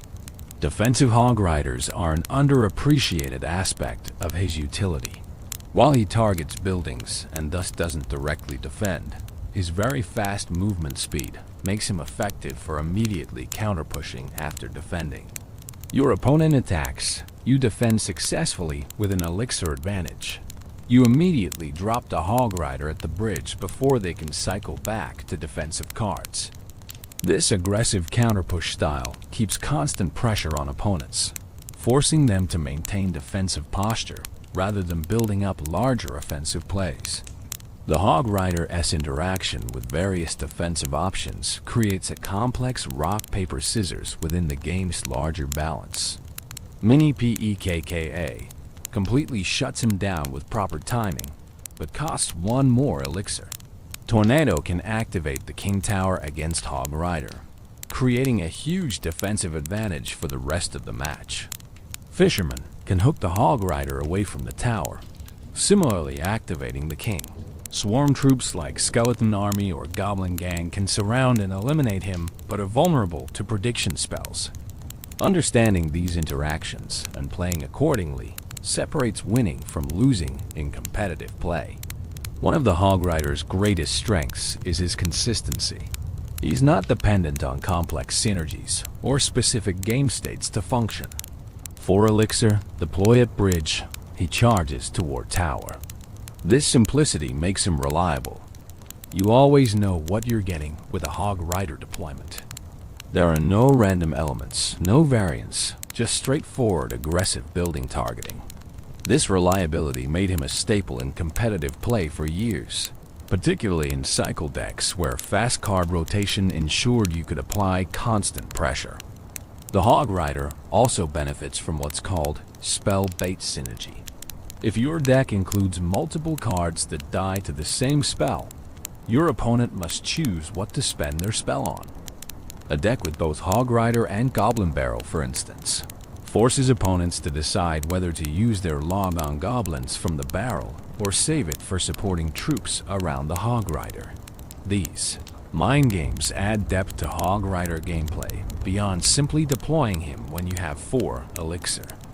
In double elixir, which begins at 60 seconds remaining in regular matches, the Hog Rider's fast cycle potential becomes even more valuable.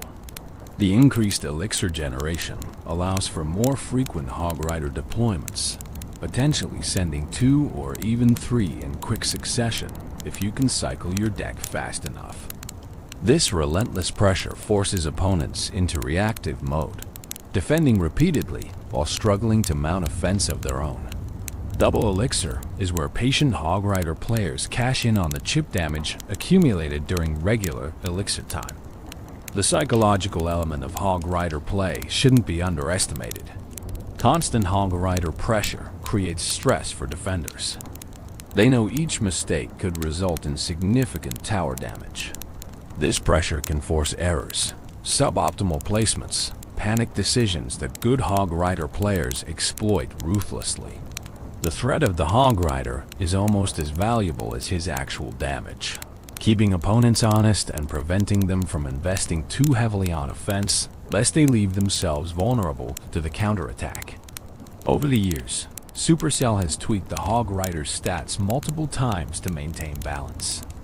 His hit speed was adjusted, his initial attack speed modified, his hit points and damage numbers scaled.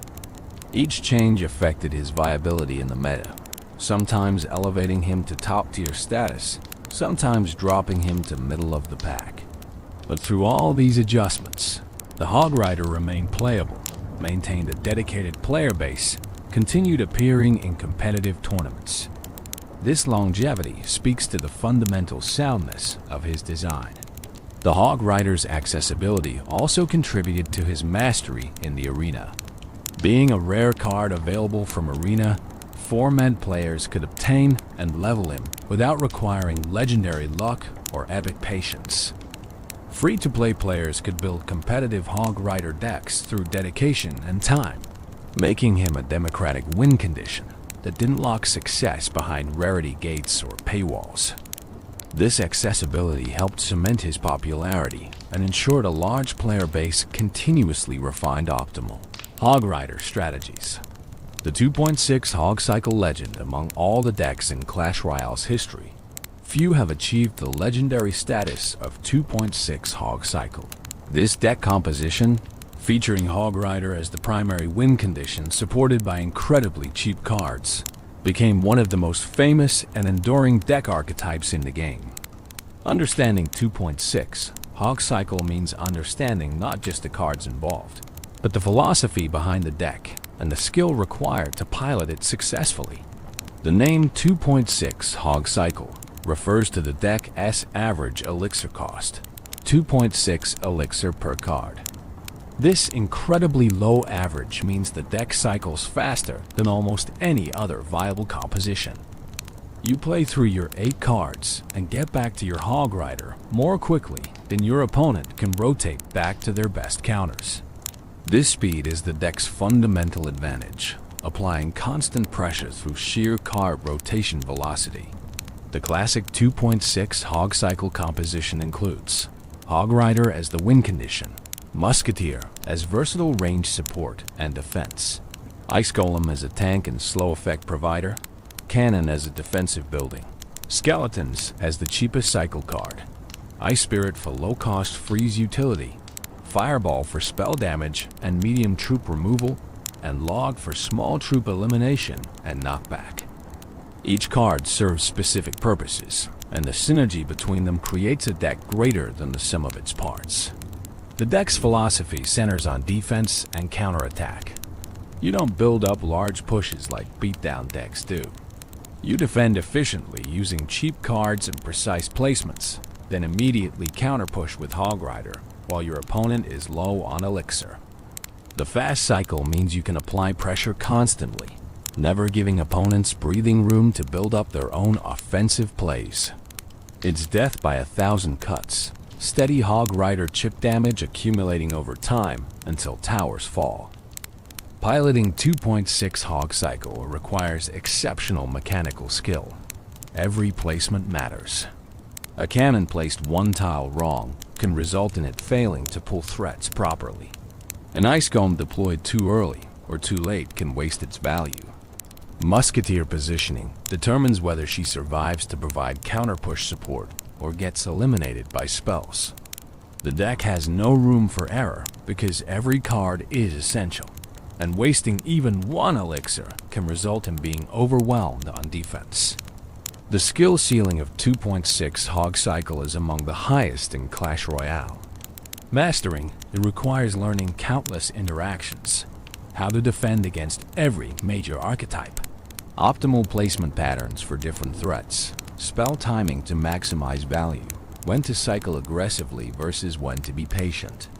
Professional players who specialized in 2.6 Hog Cycle became celebrities within the community. Their gameplay studied and emulated by aspiring players seeking to master this demanding deck. One famous 2.6 player was Oyasu, a Japanese competitor who demonstrated incredible skill with the archetype. His defensive abilities seemed almost superhuman, using Skeletons and Ice Spirit to defend against threats that should have overwhelmed such cheap cards. His precise placements, split-second timing, and deep understanding of card interactions made him a joy to watch and a nightmare to face. He proved that in sufficiently skilled hands, 2.6 Hog Cycle could compete with any deck regardless of rarity or average elixir cost. The defensive capabilities of 2.6 Hog Cycle are remarkable considering the deck's low elixir commitment. Cannon serves as the primary building for pulling and tanking damage. Ice Golem kites threats while providing death damage and slow. Musketeer offers high damage per second from safe distance. Skeletons provide incredible value for their 1 elixir cost, capable of surrounding and eliminating or heavily damaging units worth many times their cost. Ice Spirit adds a brief freeze effect that's often just enough to prevent defending units from connecting with your tower. Against different archetypes, 2.6 Hog Cycle adapts its defensive strategy. Against beatdown decks with tanks like Golem or Lava Hound, the focus is on defending efficiently with minimal elixir, then punishing their large investments with opposite lane Hog Rider pressure that forces them to defend rather than building up unstoppable pushes. Against bridge spam, the deck's cheap cards allow for rapid response to threats in both lanes. Against other cycle decks, the faster rotation speed usually provides advantage in the race to chip down towers. The Fireball in 2.6 Hog Cycle serves multiple purposes. Offensively, it hits the tower alongside Hog Rider damage, increasing chip potential. It eliminates or damages troops defending against the Hog Rider, particularly 3 Musketeers or grouped units. Defensively, it resets Inferno Towers and Inferno Dragons that would otherwise melt through tanks. It removes support troops behind enemy tanks. The versatility of Fireball makes it irreplaceable in the deck, despite its relatively high 4 elixir cost. Log provides similar versatility at 2 elixir. It clears small troops like goblins or skeletons that could surround and eliminate Ice Golem. It pushes back threats, buying precious seconds for your defenses to work. It chips the tower for modest damage that accumulates over long matches. The knockback effect can interrupt charges or attacks, providing utility beyond simple damage. Between Fireball and Log, 2.6 Hog Cycle has answers for most defensive setups opponents might employ. The Ice Golem is perhaps the most underrated card in 2.6 Hog Cycle. For 2 elixir, it provides so much utility. It tanks damage for the Hog Rider, absorbing hits that would otherwise reduce the Hog's HP before reaching the tower. Its Death Nova slows enemy troops, giving your defensive units more time to work. It can kite troops away from your towers, drawing melee threats across the arena while your Prince's towers destroy them. It can tank for Musketeer on counter pushes, protecting her long enough to deal significant damage. Cannon's role as the sole defensive building creates vulnerability against building targeting wind conditions, but 2.6 Hog Cycle compensates through outright cycling and superior elixir efficiency. Against Hog Riders, Cannon pulls them into both tower ranges. Against giants or golems, it tanks damage while Ice Golem kites and Musketeer damages from range. Against royal giants, Cannon's placement can minimize damage while other cards eliminate the threat. The 3 elixir cost allows for frequent cannon placements, maintaining defensive pressure without breaking the bank. Skeletons represent the ultimate value play at 1 elixir for 3 units. They can surround Prince or Mini PEKKA, often eliminating these threats without taking tower damage. They can distract air units, pulling them into tower range. They can cycle the deck when you need to get back to specific cards quickly.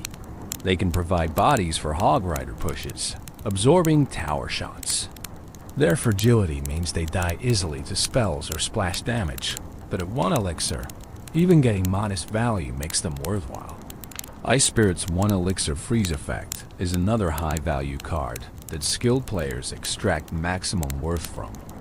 Timed correctly, it can freeze defending troops just long enough for Hog Rider to land extra hits. It can stun charging units, interrupting their attacks. Combined with skeletons, it can defend against surprisingly expensive threats. Its cycle potential matches skeletons, allowing for rapid deck rotation when needed. The freeze duration may be brief, but in a game where fractions of seconds matter, Ice Spirit's effect is often game-changing. Musketeer serves as the deck's most expensive card at 4 elixir, matching the Hog Rider's cost. She provides essential range damage, capable of eliminating or damaging air units that the rest of the deck struggles against. It faces challenges against Earthquake decks that destroy the cannon and weaken the Hog Rider simultaneously. It can struggle against X-Bow and Mortar decks that outcycle it and provide building-to-building interactions. But it performs well against Beatdown, has even matchups against most bridge spam variants, and generally favors the skilled player in mirror matches. The learning curve for 2.6 Hog Cycle is steep. New players picking up the deck often get overwhelmed on defense. Their cheap cards eliminated easily by opponents who can afford to spend more elixir. They misplace buildings, waste spells, miss counter-push timings, but with practice, patterns emerge. Placements become muscle memory. Interactions are learned and internalized. The deck's skill ceiling means there's always room for improvement, always some interaction to optimize, always some matchup knowledge to deepen. Tournament success for 2.6 Hog Cycle varied over the years depending on the meta, but it maintained consistent representation even when not top tier. Players who mastered the deck could compete against theoretically unfavorable matchups through superior skill. Watching professional 2.6 players defend against what should be overwhelming pushes using nothing but precise placements and perfect timing was inspirational, demonstrating that skill could overcome resource disadvantages. The deck's longevity is remarkable. 2.6 Hog Cycle has remained viable in some form for years, surviving numerous balance changes, meta shifts, and new card releases. Its fundamental strategy of fast cycling and efficient defense proved resilient against whatever the game threw at it. New players continued discovering and mastering the deck, keeping its legacy alive through multiple generations of the Clash Royale community.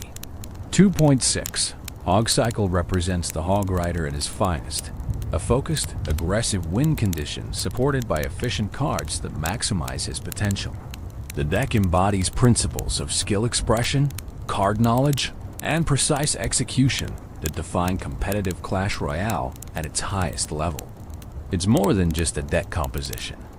It's a philosophy, a way of understanding the game, and a testament to what the Hog Rider can achieve when piloted by dedicated players willing to invest the time to master him. Strategic mastery, beyond simply knowing how to use the Hog Rider. True mastery requires understanding advanced strategies, subtle techniques, and deep game knowledge that separates casual players from competitive ones. Let's explore the strategic depth that makes Hog Rider gameplay endlessly rewarding for those willing to study and improve. Pressure management is fundamental to Hog Rider strategy. The Hog Rider isn't just about dealing damage. He's about creating pressure that forces defensive responses. Even when your Hog Rider dies without touching the tower, if he forced your opponent to spend 5 or 6 elixir defending, you've generated positive elixir trade that can be exploited. Understanding this economic aspect transforms how you think about Hog Rider deployments.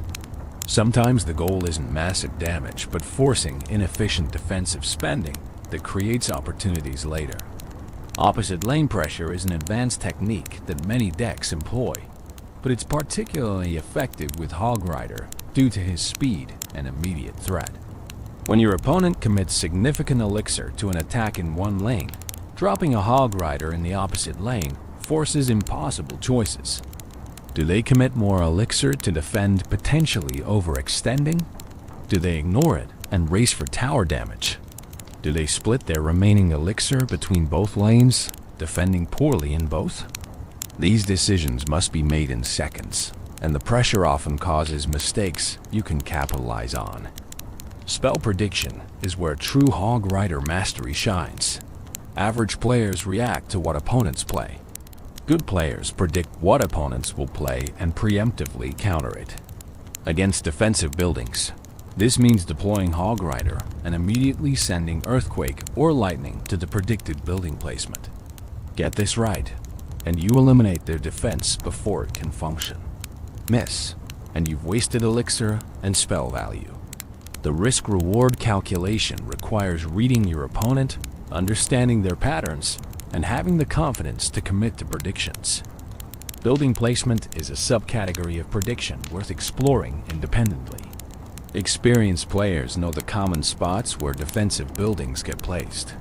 Cannon in the center, Tesla slightly offset, Inferno Tower deeper in their territory. Learning these positions allows for more accurate predictions. But the metagame goes deeper. Smart defenders vary their placements to avoid predictions, forcing you to adapt.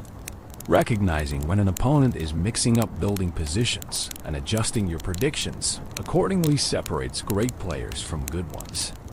King Tower activation is a consideration that affects all Hog Rider players.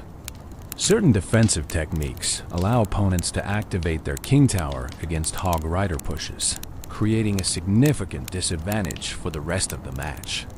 Tornado and Fisherman are primary culprits, hooking or pulling the Hog Rider into positions where he attacks the King Tower, activating it permanently. Once active, the King Tower provides additional firepower that makes all subsequent defenses easier. Careful play around these cards.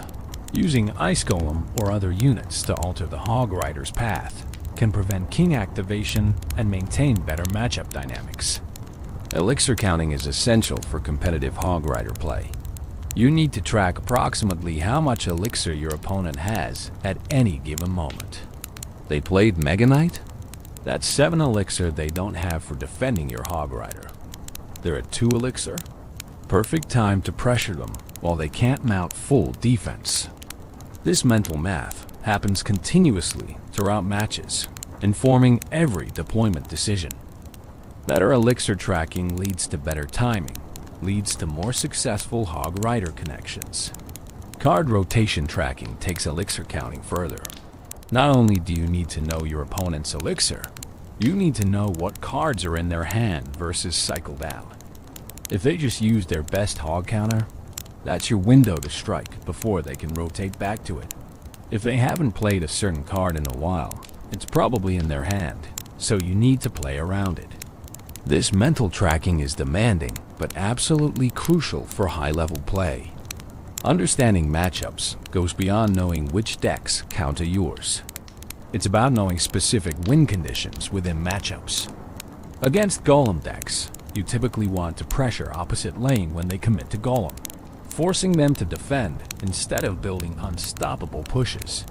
Against X-Bow, you need to pressure constantly, preventing them from establishing their siege position comfortably. Against Graveyard, saving your cheap troops to counter the Graveyard while using Hog Rider for counter pressure creates favorable dynamics. Each matchup has optimal strategies that experience teaches you. Chip damage accumulation is often more important than attempting high damage pushes. A Hog Rider that lands 2 hits on a tower has dealt over 500 damage at tournament standard. Do that 5 times over a match, and you've destroyed the tower without ever landing a massive push. Consistent, modest damage is more reliable than gambling on large investments that might get fully defended. Patient Hog Rider players understand this. Content to chip away methodically rather than forcing big plays that might backfire. Overtime strategy changes the calculus. In overtime, towers have reduced hit points and both players generate elixir faster. This benefits Hog Rider due to his fast cycle potential.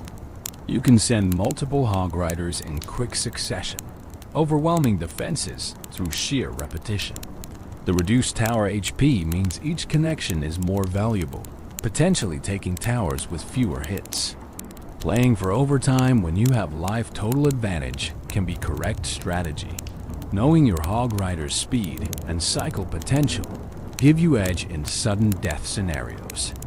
Defensive Hog Riders, as mentioned earlier, deserve deeper exploration. The very fast movement speed means Hog Rider can cross the arena and threaten towers within seconds of being deployed. After successfully defending an attack with positive elixir trade, Immediately counter-pushing with Hog Rider capitalizes on their low elixir state. They just spent 6 elixir attacking. You defended for 4 and immediately deploy Hog Rider. They have only 2 elixir to defend with, virtually guaranteeing damage. This aggressive counter-push style maintains initiative, never giving opponents comfortable positions to mount offense. Bait strategies with Hog Rider involve including cards that force out specific counters, then exploiting their absence. If your deck has both Hog Rider and Battle Ram, both target buildings, and have similar counters, force out the defensive building with Battle Ram, then send Hog Rider before they can cycle back to another building. If your deck includes Goblin Barrel alongside Hog Rider, force out Log with the barrel, then send Hog supporting troops that would die to Log. These synergies create situations where optimal defenses become impossible. Placement nuances matter more than many players realize. Deploying Hog Rider at the bridge is standard, but sometimes placing him in your own territory and letting him walk to the bridge is better.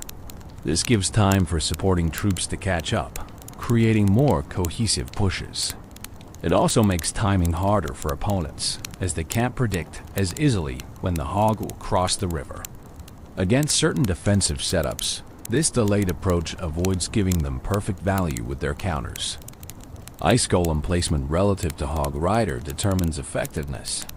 Too far ahead, and it crosses the river first, triggering defensive building pull before the Hog arrives. Too far behind, and it doesn't tank enough damage. The optimal position is slightly ahead, but not at the river when the Hog reaches it, allowing both units to cross together with Ice Golem in front. This precise spacing maximizes the tank value while ensuring the Hog isn't pulled before Ice Golem can influence positioning. Musketeer positioning behind Hog Rider creates dilemmas for defenders. They need to address both threats, but eliminating Musketeer requires committing troops or spells that might be needed for the Hog. If they focus on stopping the Hog and ignore Musketeer, she deals significant tower damage. If they commit to killing Musketeer, the Hog connects for multiple hits. This splitting of defensive attention is powerful, forcing opponents to choose between bad options rather than executing optimal defenses. Spell timing within pushes requires judgment and experience. Using Fireball too early means it might not catch the troops opponent plays to defend. Using it too late means those troops have already damaged or eliminated your Hog. The optimal timing depends on predicting what they'll play and when. Against experienced opponents, varying your spell timing prevents them from playing around it consistently. Sometimes you spell preemptively, sometimes reactively, keeping them guessing. Understanding tower damage priorities helps manage endgame situations.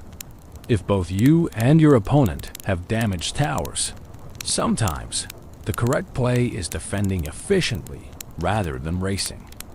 If you're ahead on tower damage and time is running out, you can play defensively and win on life total. If you're behind, you need to take risks, sending Hog Riders even when it's not optimal because you need tower damage regardless of traits. These strategic considerations change how you approach every play in the final minute. Learning from losses is crucial for improvement. When your Hog Rider gets countered efficiently, don't just move to the next match. Analyze what went wrong. Did you deploy into their counter? Did you fail to predict their defensive building? Did you waste spells earlier that would have helped? Each loss contains lessons if you're willing to examine them critically. The best players treat losses as educational opportunities, building mental databases of what works and what doesn't against specific decks and strategies. Adapting mid-match separates good players from great ones. If your opponent shows they have perfect counters for standard Hog Rider pressure, you need to adjust. Maybe you focus more on spell cycling their tower down. Maybe you play more defensively, waiting for opportunities when they overcommit.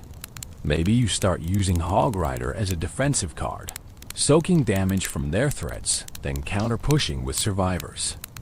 Rigid strategies fail against adaptive opponents. Flexibility, creativity, and willingness to change approaches mid-match are essential skills. Mind games become relevant at higher competitive levels. If you always play Hog Rider in the same lane, opponents know where to commit defensive resources. Mixing up your lanes keeps them honest, forces them to maintain awareness of both sides. If you always support Hog with the same cards, they can defend more efficiently. Varying your support troops creates uncertainty. If you always play at the same elixir counts, they can anticipate your moves. Randomizing when you pressure makes their defensive timing more difficult. Practice and repetition build the muscle memory and pattern recognition that define mastery. You need to play hundreds of matches to internalize all the interactions, placement positions, timing windows, and strategic considerations that go into optimal Hog Rider play. There are no shortcuts. The players who dominate with Hog Rider have invested countless hours refining their skills, learning from mistakes, and pushing the boundaries of what's possible with this 4 elixir card. The meta constantly evolves, and successful Hog Rider players evolve with it. New cards get released that counter him differently. Balance changes alter interactions. Popular decks shift, creating different matchup spreads. Staying current with the meta, understanding what's popular and why, allows you to adapt your Hog Rider strategy to remain effective. What worked 6 months ago might not work today. Continuous learning and adaptation are essential for maintaining success over time. Strategic mastery of the Hog Rider ultimately comes down to decision-making.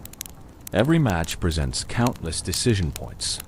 When to play him, which lane to choose, how to support him, when to spell, when to cycle, when to defend. Making the correct decision consistently, under pressure, while tracking multiple variables simultaneously, is what defines mastery. It's not about mechanical skill or reaction time, though those help. It's about game knowledge, experience, and judgment refined through dedicated practice and thoughtful analysis. Cultural impact. The Hog Rider's influence extends far beyond Clash of Clans and Clash Royale. He became a cultural phenomenon, a character recognized by people who've never played Supercell's games, a meme that transcended his original context to become part of broader internet culture. Understanding this impact helps explain why the Hog Rider matters beyond his mechanical effectiveness in games. The meme status began with that 2015 commercial, but expanded dramatically from there. The phrase Hog Rider itself became a cultural touchstone, something people would yell in completely unrelated contexts. Gamers streaming different games would randomly shout Hog Rider, and their audiences would immediately understand the reference. It became a greeting, an exclamation, a way of expressing enthusiasm or announcing your presence. The specific cadence and pronunciation from the commercial was what made it work. It wasn't just saying the words. It was the delivery, the high-pitched enthusiasm, the specific rhythm that made it memorable. Copypasta, those long text blocks that get copied and shared repeatedly across internet forums and chat rooms, featured the Hog Rider prominently. The most famous one describes the Hog Rider in exhaustive detail.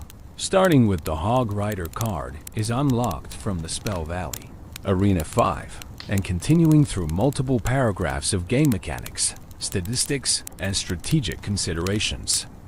This copypasta spread across Reddit, Discord servers, YouTube comments, and countless other platforms. People would post it randomly, completely unrelated to the discussion at hand, as a form of internet humor. The length and specificity of the copypasta made it perfect for this purpose. It was absurd to post such detailed game information in random contexts, and that absurdity was the joke. The copypasta evolved over time, with variations adding to or modifying the original text. Some versions included exaggerated statistics, turning the Hog Rider into an impossibly powerful character. Others added narrative elements, creating stories about the Hog Rider's adventures. The flexibility of the format allowed for endless creativity while maintaining the core recognition factor. People knew what you were doing when you posted Hog Rider copypasta, and that shared understanding created community and connection. YouTube became a major platform for Hog Rider content. Countless videos featured Hog Rider strategies, gameplay, montages, and memes. Some creators specialized in Hog Rider content, building entire channels around this single card. Others included Hog Rider segments as part of broader Clash Royale coverage. The view counts on popular Hog Rider videos reached millions, demonstrating the character's drawing power. People wanted to watch Hog Rider content, whether it was educational, entertaining, or pure meme material. Twitch streamers embraced the Hog Rider as well. The character's aggressive playstyle created exciting moments that translated well to streaming. A successful Hog Rider connection on the opponent's tower, especially in close matches, generated the kind of emotional high that made for great streaming content. Chat reactions, streamer celebrations, the tension of watching whether the hog would connect or get countered. All of this created engagement that benefited streamers and promoted the Hog Rider's cultural presence. Fan art flourished around the Hog Rider. Artists drew him in countless styles: realistic, cartoonish, anime-inspired, pixel art, 3D renders. Some art stayed faithful to his in-game appearance. Others reimagined him in different settings, different time periods, different artistic traditions. The creative community embraced the Hog Rider as a subject worthy of their attention, producing artwork that ranged from humorous to beautiful to thought-provoking. This artistic engagement demonstrated the character's inspirational power beyond his functional role in gameplay. Cosplay, while less common for mobile game characters than for console or PC games, did include some impressive Hog Rider interpretations. Creating a convincing Hog Rider cosplay presents significant challenges. You need the mohawk, the physique, the hammer, and ideally some representation of the hog itself.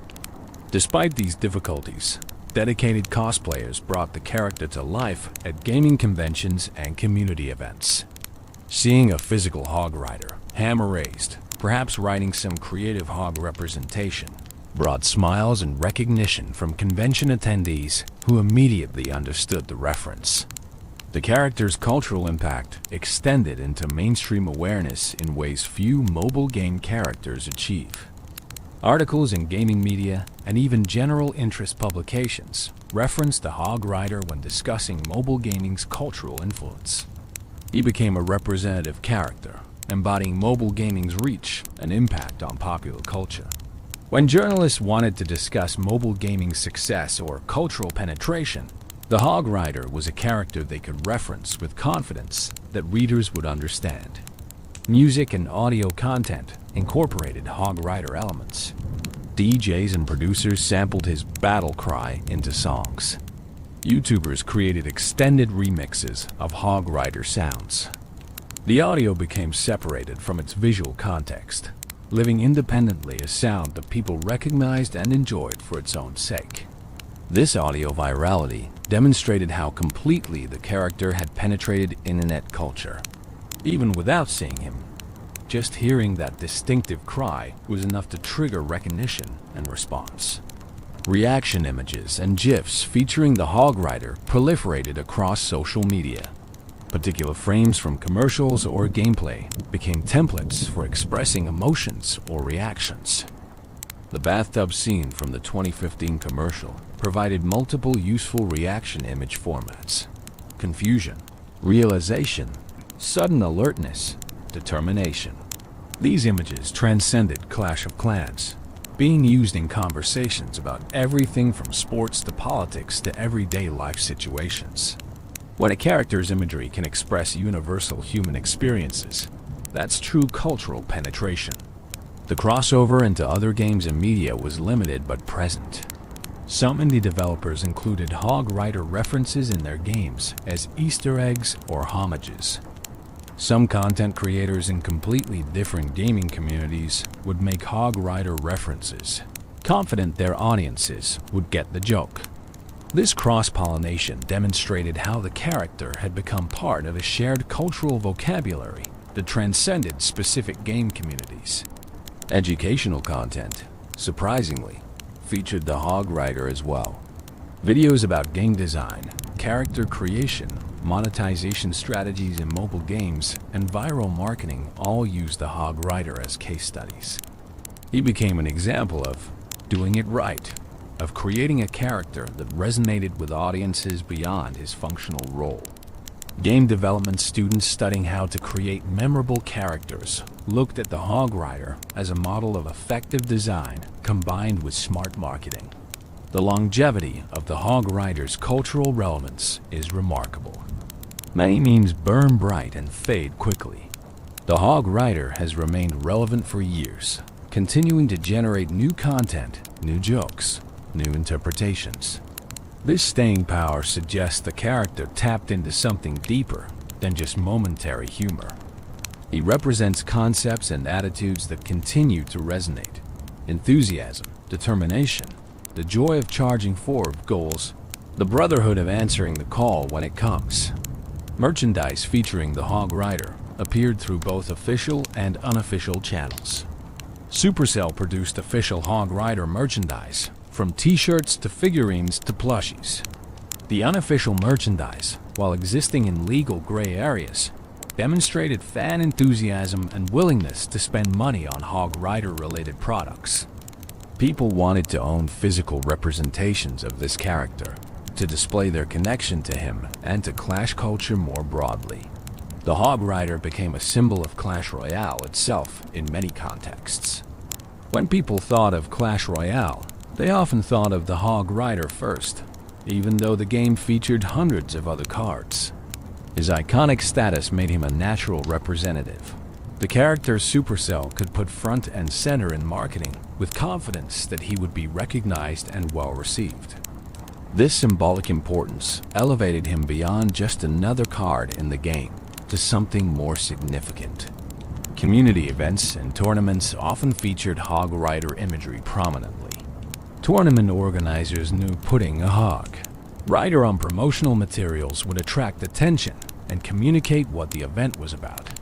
Community challenges sometimes required using Hog Rider decks or achieving specific objectives with him. These design choices leveraged his popularity to drive engagement and participation. The cultural impact of the Hog Rider represents something special in gaming history. Characters become popular all the time, but few achieve the kind of multimedia, multi-platform, cross-community presence that the Hog Rider did. He became bigger than his game, more significant than his mechanics, more memorable than his statistics. He became an icon, a character that will be remembered and referenced for years to come, long after individual balance changes and meta shifts have been forgotten. That's the ultimate measure of cultural impact. Enduring relevance that transcends the original context and becomes part of the larger cultural conversation. The Hog Rider family. While the original Hog Rider remains the most famous, Supercell introduced several variations and related characters over the years that expanded the concept and created a broader family of hog riding warriors. Each variation brought something unique while maintaining the core identity that made the original so popular. The Royal Hogs appeared in Clash Royale as a card released in June 2018. Rather than a single Hog Rider, this card deploys 4 Royal Hogs simultaneously for 5 elixir. These are smaller hogs, each ridden by a different warrior, spreading across the arena when deployed. The concept took the single target pressure of the original Hog Rider and transformed it into multi-lane pressure that forced defenders to address multiple threats simultaneously. The Royal Hogs have distinct visual differences from the standard Hog Rider. They wear blue and red team-colored clothing and armor rather than the brown and gold of the original. Their riders appear younger, perhaps squires or apprentices rather than the veteran warrior status of the classic Hog Rider. The Hogs themselves have similar builds, but slightly different proportions, emphasizing their role as a unit group rather than an individual hero. Mechanically, Royal Hogs function differently from their single counterpart. They split when deployed, with 2 heading to each lane. This forces defenders to defend both lanes or accept damage somewhere. Unlike the single Hog Rider, who provides focused pressure on one tower, Royal Hogs create distributed pressure that's harder to fully shut down. However, their split nature means they remain more vulnerable to splash damage troops that can eliminate multiple Royal Hogs simultaneously. The strategic applications of Royal Hogs differ from traditional Hog Rider play. They work well in bridge spam strategies, where overwhelming opponents with multiple threats across both lanes is the goal. They benefit from support troops that can protect multiple lanes simultaneously, like Princes or Magic Archer. They're more effective in some matchups than single Hog Rider, particularly against decks that defend one lane excellently, but struggle with dual lane pressure. Royal Hogs never achieved quite the same cultural status as the original Hog Rider. They were seen as the newer, different version rather than replacements or equals. The community generally viewed them as their own thing rather than true members of the Hog Rider legacy, though they maintained consistent usage in certain deck archetypes and meta environments. The Hog Rider skin variations within Clash Royale added cosmetic diversity without changing gameplay. Different seasons and events introduced alternate Hog Rider appearances, holiday themes, special color schemes, unique visual effects. These skins allowed players to customize their Hog Rider's appearance while maintaining his familiar mechanics. The existence of skins demonstrated Supercell's recognition that players wanted ways to personalize this popular character.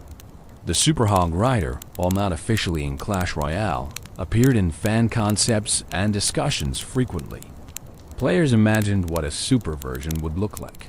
Perhaps a massive hog with extra armor, a hammer that struck multiple times per swing, or enhanced stats that made him a true champion tier card.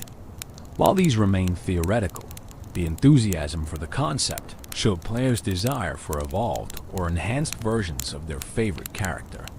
In Clash of Clans, the Super Troop system introduced Super Barbarian, Super Archer, and other enhanced versions of standard troops, but notably never included a Super Hog Rider.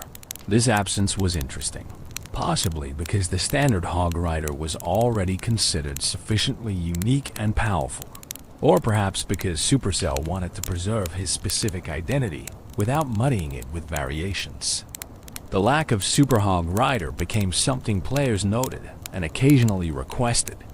The builder base in Clash of Clans, a separate game mode within the game, included its own version of the Hog Rider called the Hog Glider. This variation replaced the ground-based hog with a flying contraption, creating a completely different unit that happened to be operated by a similar warrior. The Hog Glider represented an interesting alternate evolution. What if the Hog Rider tradition adapted to different combat needs? While not technically part of the Hog Rider family, the design similarities created connections in players' minds. The Hog Rider also appeared in promotional crossovers and limited events. Special game modes would sometimes feature enhanced or modified Hog Riders with unusual stats or abilities. Draft modes and special challenges sometimes showcased Hog Riders with modified mechanics as part of the event's unique rule set. These temporary variations gave players chances to experience the character in new ways without permanently changing his core identity. Fan-created variations proliferated across the community. Players designed their own Hog Rider concepts.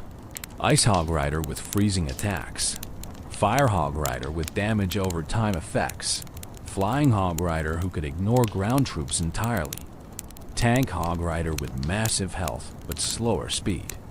While these never became official, they demonstrated the creative possibilities players saw in the core concept and their desire for expanded Hog Rider options. The family aspect extended beyond just game units to include the brotherhood concept established in commercials and community perception. All Hog Riders are brothers, answering each other's calls, supporting each other, existing as a unified warrior culture rather than isolated individuals. This brotherhood transcends individual variations or mechanical differences. Whether you're the classic Hog Rider, a Royal Hog, or any other variation. You're part of the larger Hog Rider family, united by shared values and fighting style. This family concept added depth to the character that purely mechanical cards lack. The Hog Rider isn't just a unit you deploy. He's part of a tradition, a culture, a brotherhood with its own history and values. When you play a Hog Rider, you're invoking that entire legacy, becoming part of something larger than a single match or deployment. This narrative richness elevated the character beyond his stats and abilities into something more meaningful. The visual consistency across variations helped maintain family identity while allowing individual character.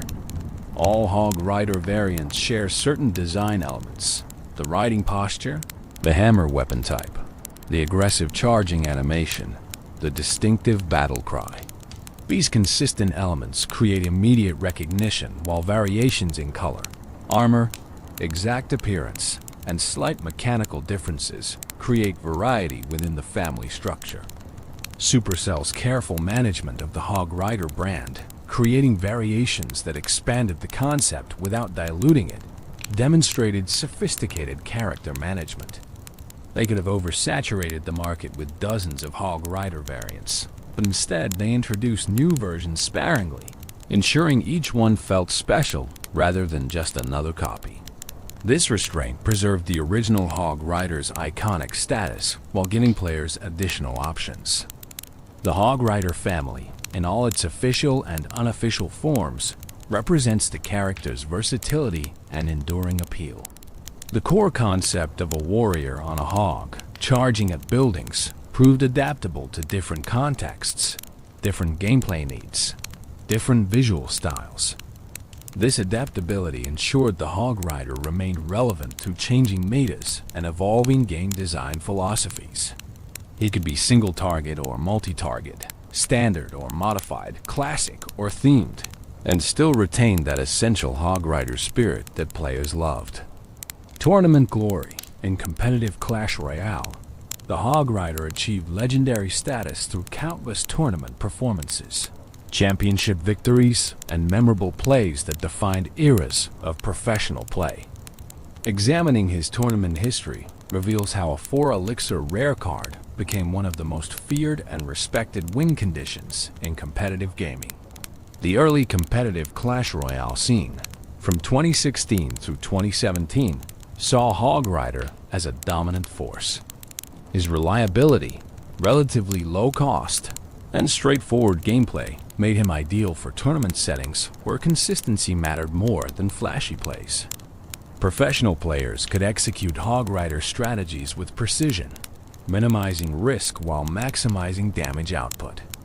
Top players like Surgical Goblin, Orange Juice, and others showcased Hog Rider mastery, winning tournaments and establishing deck archetypes that the community would study and emulate. The Crown Championship, Clash Royale's premier esports event, featured Hog Rider prominently throughout its various iterations. In multiple seasons, championship-winning decks included Hog Rider as the primary win condition. The card's performance on the biggest stages, under maximum pressure with significant prize money on the line, proved his competitive viability wasn't just theory, but battle-tested reality. When professionals chose Hog Rider for championship matches, they trusted him to deliver under the highest stakes. Specific memorable moments defined the Hog Rider's tournament legacy. Last-second Hog Rider connections that won matches. Prediction earthquakes that eliminated defensive buildings at crucial moments. Defensive Hog Riders that transitioned into game-winning counter-pushes. These highlight reel plays became part of Clash Royale esports lore. Clips that got shared and rewatched. Moments that new players studied to understand what peak Hog Rider play looked like.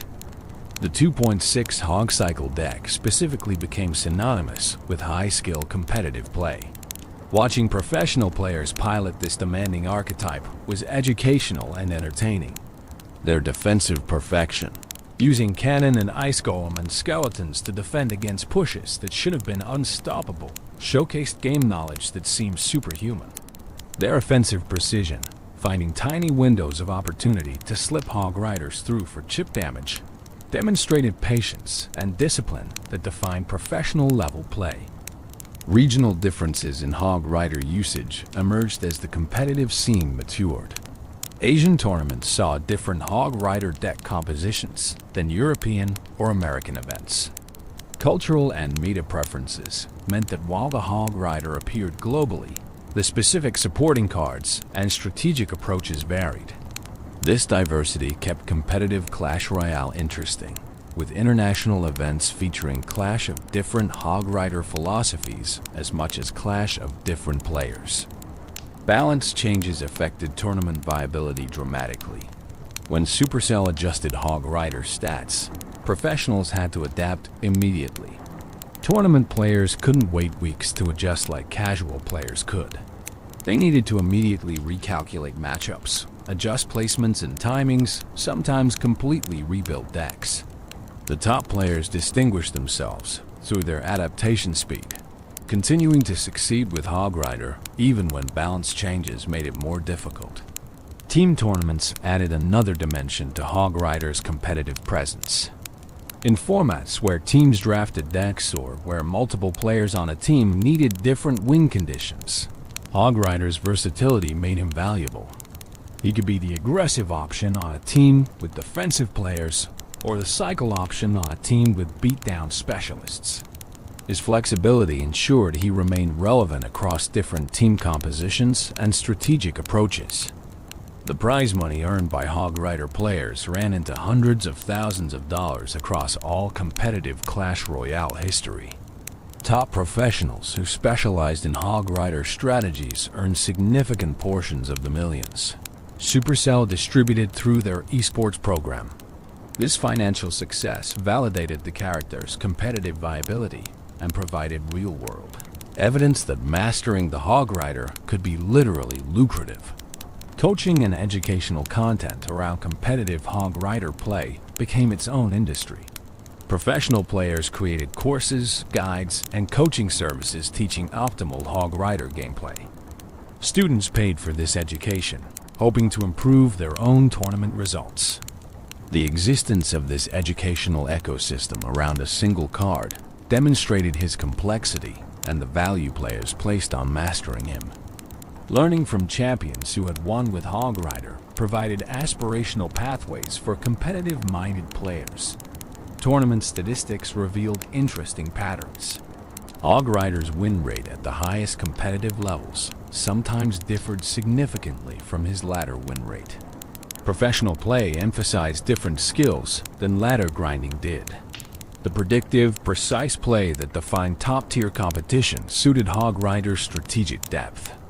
He rewarded game knowledge and disciplined execution in ways that benefited professionals more than casual players. The decline and resurgence cycles in Hog Rider's tournament presence created narratives within the competitive scene. When new cards or balance changes pushed him out of the meta, analysts would declare him dead. Then a creative player would find a new deck composition or strategy that brought him back. These comeback stories became part of competitive Clash Royale mythology, with the Hog Rider repeatedly proving that counting him out was premature.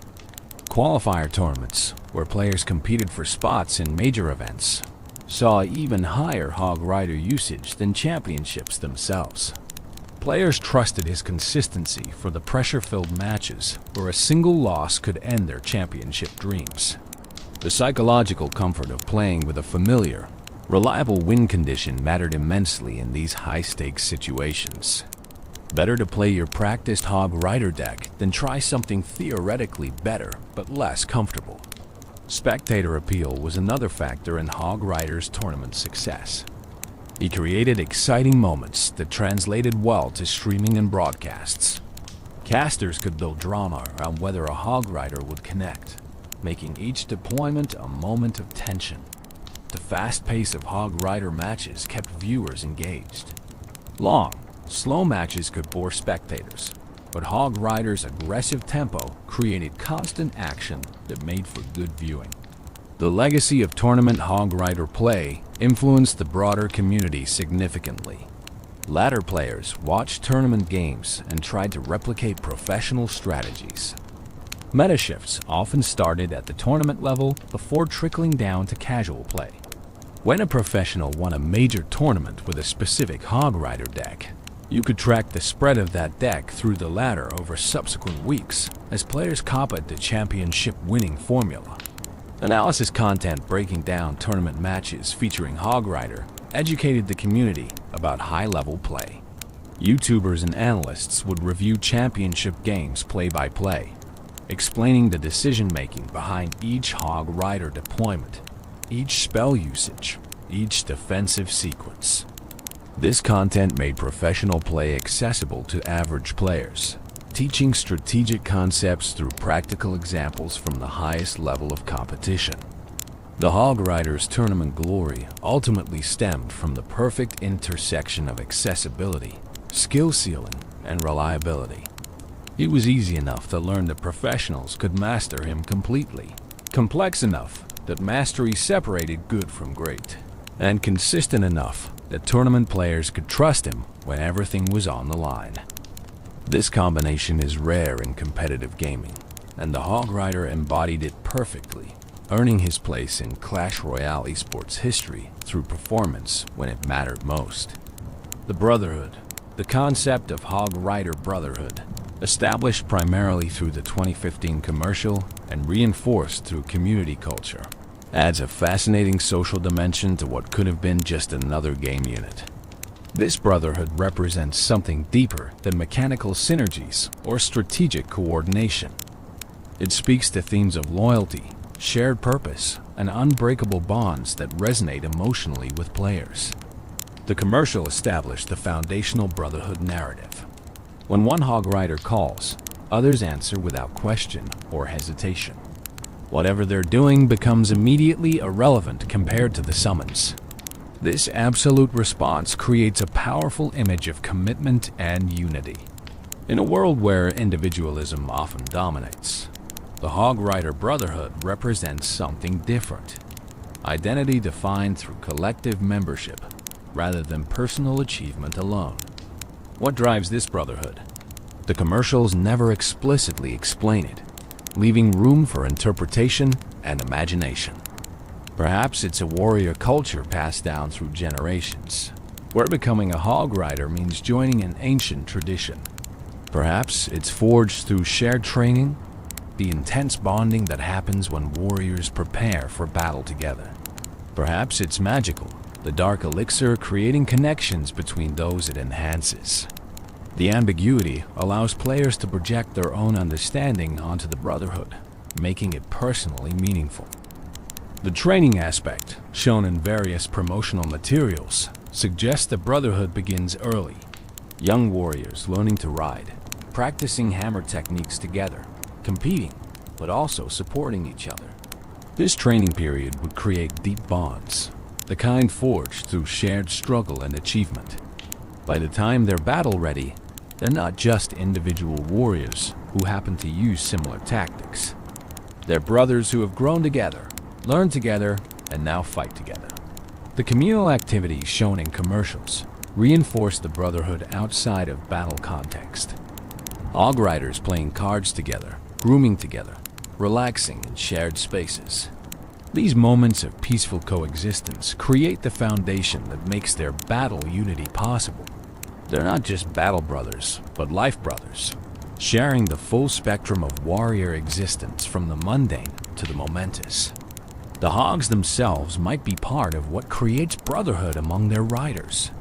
If your Hog is intelligent, as promotional material suggests, then part of bonding with your animal is bonding with the larger culture of Hog and Rider partnerships. You're not just learning to ride your specific Hog. You're joining a tradition of humans partnering with these fierce, loyal animals. The shared experience of building that unique relationship creates common ground with others on the same journey. The battle cry serves as both summons and identification. When you hear it, you know it's one of your brothers calling. The specific sound, that distinctive high-pitched Hog Rider, works like a password or signal that carries meaning beyond simple words. It says, "I need you. Join me. We fight together." The immediate recognition and response shows how deeply the Brotherhood identity runs. You don't question the call. You don't hesitate. You answer, because that's what brothers do. The geographic spread of Hog Riders, implied by how they converge from different locations in the commercial, suggests the Brotherhood transcends individual clans or villages. You might be stationed in different locations, serving different tactical purposes, living separate daily lives. But when the call comes, distance becomes meaningless. The Brotherhood pulls you together regardless of physical separation, creating a network of warriors connected by something stronger than geography. The hierarchy or lack thereof within the Brotherhood is interesting to consider. The commercials don't show obvious leaders or followers. When Hog Riders gather, they seem to operate as equals. This egalitarian structure suggests the Brotherhood values each member equally, regardless of experience, skill, or achievement. You don't earn Brotherhood through superior performance. You earn it through commitment to the collective, through answering the call consistently, through embodying the values that define what Hog Riders are. The emotional weight of Brotherhood manifests in how players talk about and relate to the Hog Rider. Players don't just use the Hog Rider card. They call their brother, they send their warrior into battle. They feel genuine connection to this character in ways that other cards don't inspire. This emotional investment transforms gameplay from pure strategy into something more personal. You're not just deploying a unit. You're sending your brother to fight on your behalf, and his success or failure matters on an emotional level. The community adopted Brotherhood language and culture around Hog Rider usage. Clans with multiple Hog Rider players would call themselves the Brotherhood or similar names.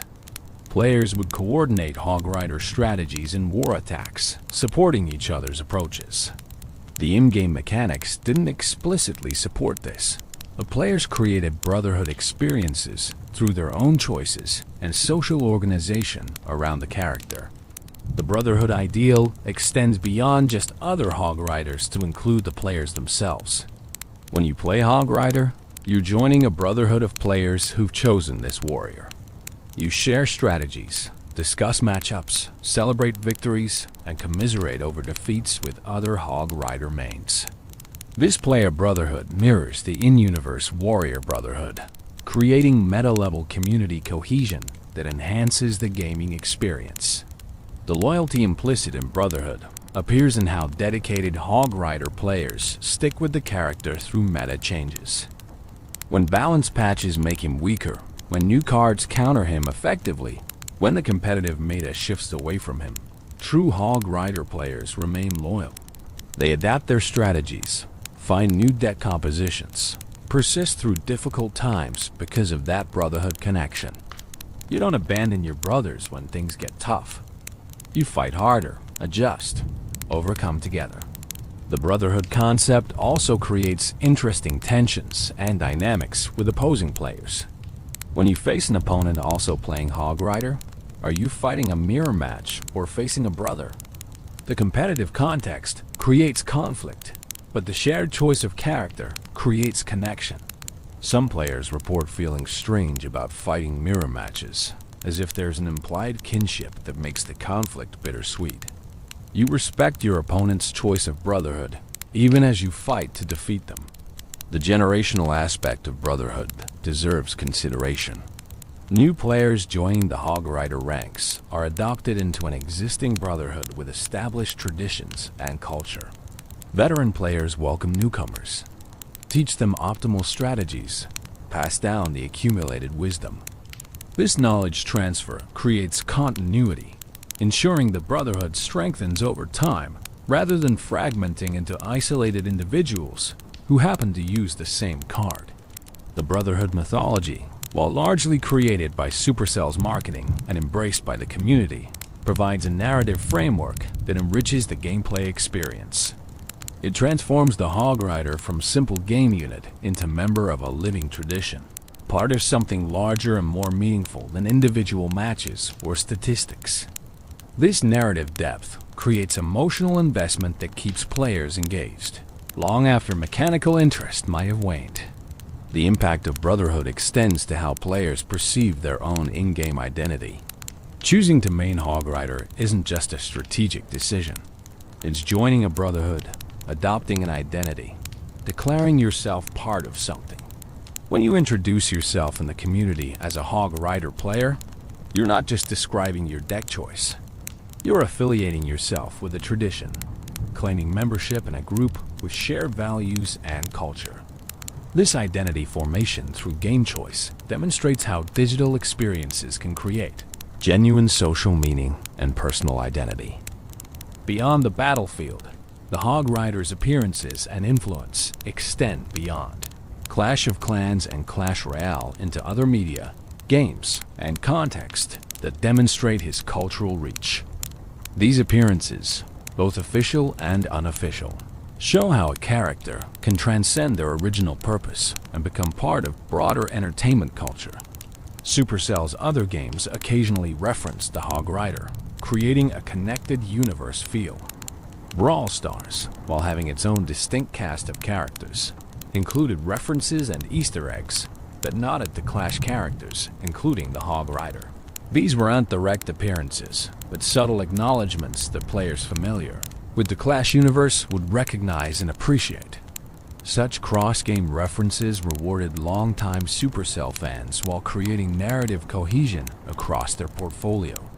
The Clash-orama animated series, produced by Supercell in partnership with animation studios, featured the Hog Rider prominently across multiple episodes.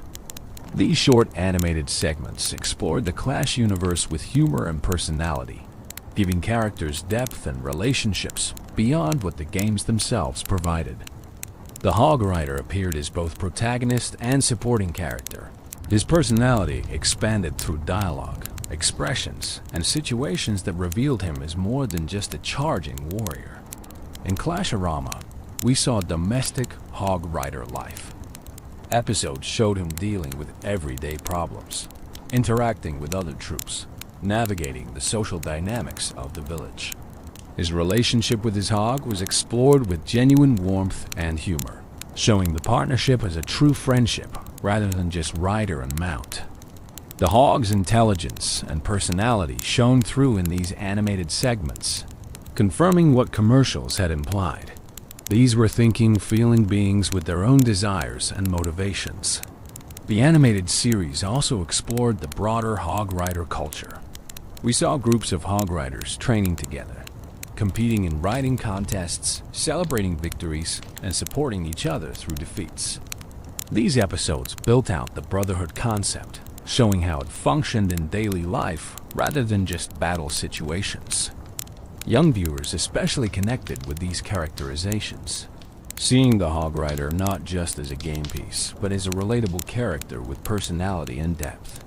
Fan-created content expanded the Hog Rider's presence into countless contexts. Animation, comics, fan fiction all explored different aspects of the character. Some creators imagined backstories, origin tales explaining how particular Hog Riders joined the Brotherhood. Others created alternate universes, placing Hog Riders in different settings, from fantasy to science fiction to contemporary reality. The creative community's embrace of the character demonstrated his inspirational potential beyond his official appearances.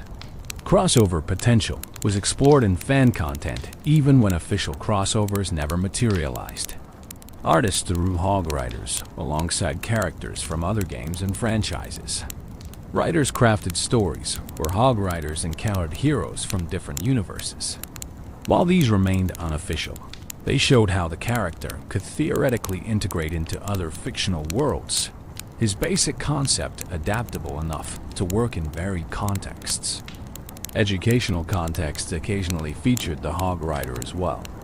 Teachers using games to engage students sometimes incorporated Clash Royale, and the Hog Rider's straightforward mechanics made him useful for teaching concepts about strategy, resource management, and decision-making. While unconventional, these educational applications demonstrated the character's versatility and the engaging power of his design. Marketing and advertising beyond gaming sometimes reference the Hog Rider in contexts where his recognition value could be leveraged. Companies targeting gaming demographics might use Hog Rider imagery, knowing their audience would immediately understand the reference. While Supercell controlled official usage, the character's cultural penetration meant even subtle references could effectively communicate with the right audiences. The Hog Rider appeared in gaming conventions and esports events as physical representations beyond just gameplay. Giant Hog Rider statues, promotional displays, photo opportunities where attendees could pose with Hog Rider imagery, all reinforced his physical presence in gaming culture. These three-dimensional representations transformed him from pixels on a screen into tangible objects that people could interact with and photograph, creating memories and social media content that further spread his cultural presence. Merchandise sales data, while not publicly detailed, reportedly showed the Hog Rider among the top-performing characters for Clash products. Players wanted to own Hog Rider t-shirts, figurines, posters, and other items. This commercial success validated his status as a beloved character while demonstrating that affection translated into actual purchasing behavior. People weren't just playing him in games. They were willing to spend money to display their connection to the character. The Hog Rider's voice and likeness licensing appeared in various contexts over the years. Mobile notifications could use his battle cry. Alarm apps included Hog Rider sounds.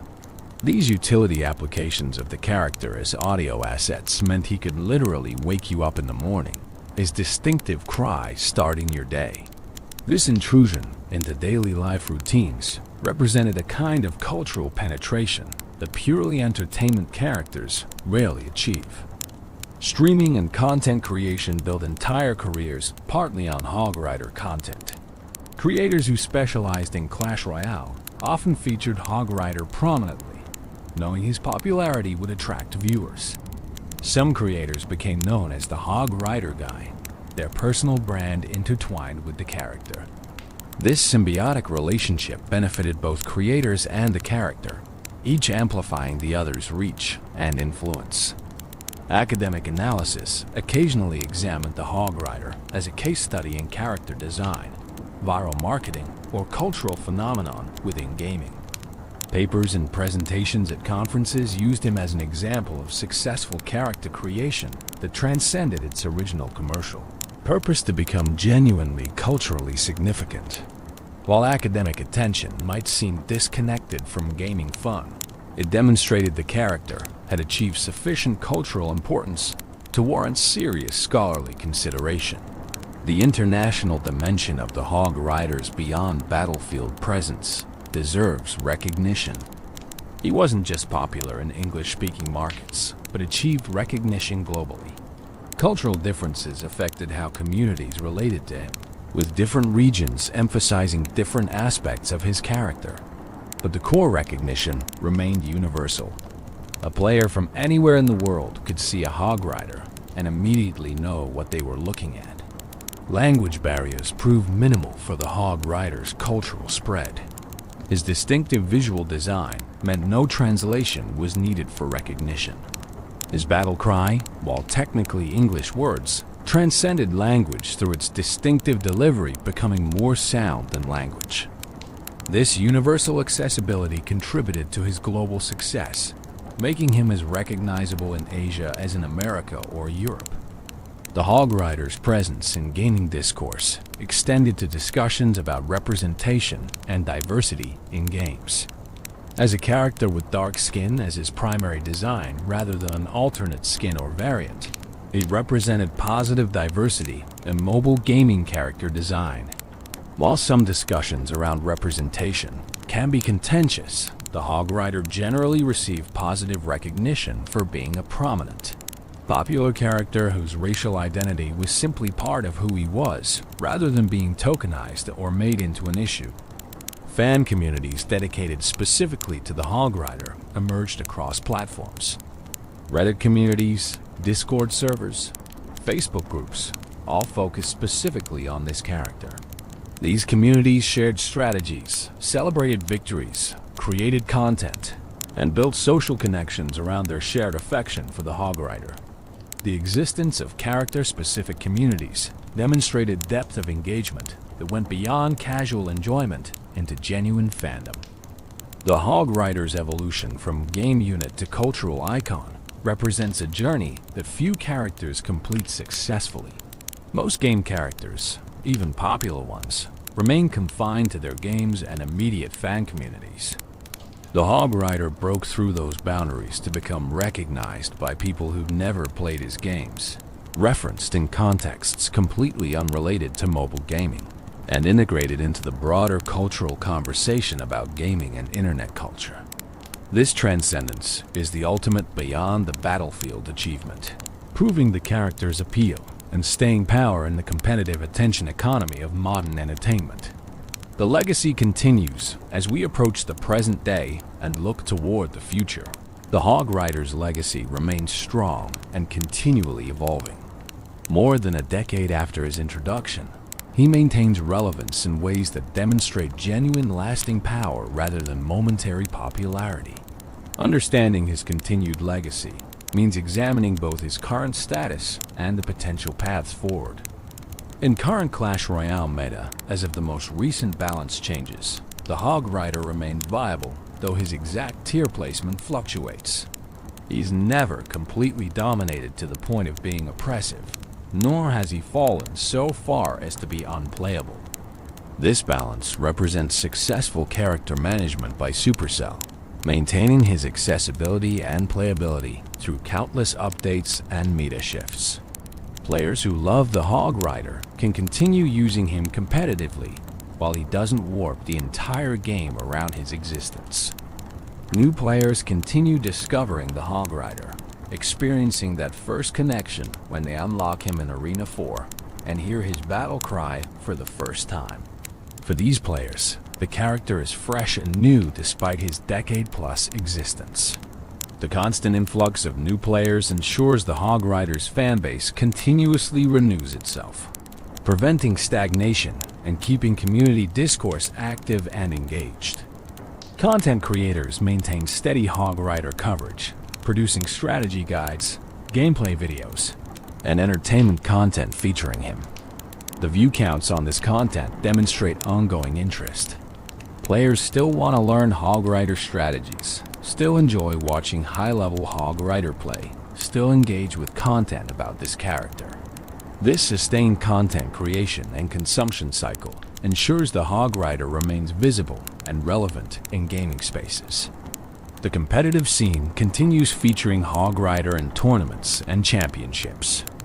While he's not always the most popular choice, his consistent presence across multiple competitive seasons demonstrates enduring viability. Professional players continue discovering new strategies, deck compositions, and techniques with the Hog Rider, proving the character's strategic depth hasn't been fully exhausted even after years of high-level play. Community celebrations around Hog Rider milestones keep his legacy fresh. Anniversaries of his release, major updates affecting him, or community challenges featuring him create moments of collective remembrance and engagement. These milestone events acknowledge his history while creating new memories and content that add to his ongoing story. The meme culture surrounding the Hog Rider continues evolving with new generations of internet humor. While the original "Did somebody say Hog Rider?" remains iconic, new memes and jokes emerge regularly, keeping the character relevant to current humor trends. This ability to adapt to changing internet culture while maintaining core recognition demonstrates flexible legacy rather than rigid nostalgia. Supercell's continued investment in the character through updates, balance changes, and promotional material signals their recognition of his ongoing value. They haven't abandoned him for newer characters, but continue treating him as a cornerstone of their games. This official support ensures the Hog Rider receives the attention needed to remain competitive and relevant, rather than slowly fading into obsolescence. The potential for new Hog Rider variations or related content remains strong. Supercell could introduce new cards that interact specifically with the Hog Rider, create new game modes that emphasize his playstyle, or develop new variations that expand the Hog Rider family. The character's proven popularity makes him a safe bet for development resources, meaning future Hog Rider content is likely and potentially substantial. Cross-media expansion possibilities exist for the Hog Rider beyond what's currently been explored. A dedicated animated series, a comic book line, perhaps even larger-scale media adaptations could feature him prominently. While such projects require significant investment and carry risk, the character has established popularity and recognition make them more viable than they would be for lesser-known game characters. The educational and inspirational value of the Hog Rider's legacy shouldn't be underestimated. His story demonstrates how character design, smart marketing, and community engagement can create something greater than the sum of its parts. Game developers studying successful character creation look at the Hog Rider as a model, learning lessons they apply to their own work. His influence thus extends beyond his own games into the broader industry. New technology could enable new Hog Rider experiences. Augmented reality applications could let players see Hog Riders in real-world environments. Virtual reality could provide immersive experiences of being the Hog Rider, feeling the charge from first-person perspective. Voice assistants could use his distinctive sounds. As technology evolves, opportunities emerge for the character to inhabit new spaces and provide new experiences. The social bonds created through shared Hog Rider appreciation continue strengthening. Players who connected over their mutual love of the character years ago maintain those friendships, their shared history creating lasting connections. New players join these communities, continuing the cycle. The Hog Rider thus facilitates genuine human connection that transcends the game itself, creating social value that ensures his legacy matters beyond entertainment. The financial success the Hog Rider has generated for Supercell over the years is substantial, though exact figures aren't publicly detailed. His popularity drove game downloads, in-app purchases, and sustained engagement that translated directly to revenue. This commercial success creates strong incentive for Supercell to continue supporting and promoting the character, ensuring resource allocation for his ongoing development. The Hog Rider's position in gaming history is now secure.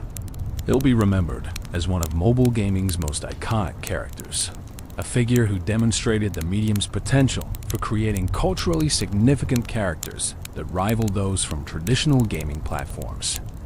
Future retrospectives on mobile gaming's golden age will inevitably feature him prominently, his image and story representing this era of gaming history. Preservation efforts by the community ensure that even if official support someday wanes, the Hog Rider's legacy will persist. Fan sites archive his history, preserve old commercials and content, document strategies and memorable plays. This community-driven preservation creates redundancy that protects his cultural legacy from being lost if official sources ever disappear. The emotional connections players have formed with the Hog Rider over the years represent perhaps his most important legacy. For many players, he was their first favorite character in mobile gaming, their introduction to competitive strategy games, or simply a source of joy during difficult times. These personal meanings cannot be measured in statistics or revenue, but represent genuine impact on individual lives that makes the character significant beyond commercial or cultural metrics. As we look toward the future, the Hog Rider's legacy seems secure and continually evolving. He's not a relic of the past, but a living character whose story continues being written through every match played, every tournament won, every new player who hears his battle cry and feels that surge of excitement. His legacy isn't something that happened.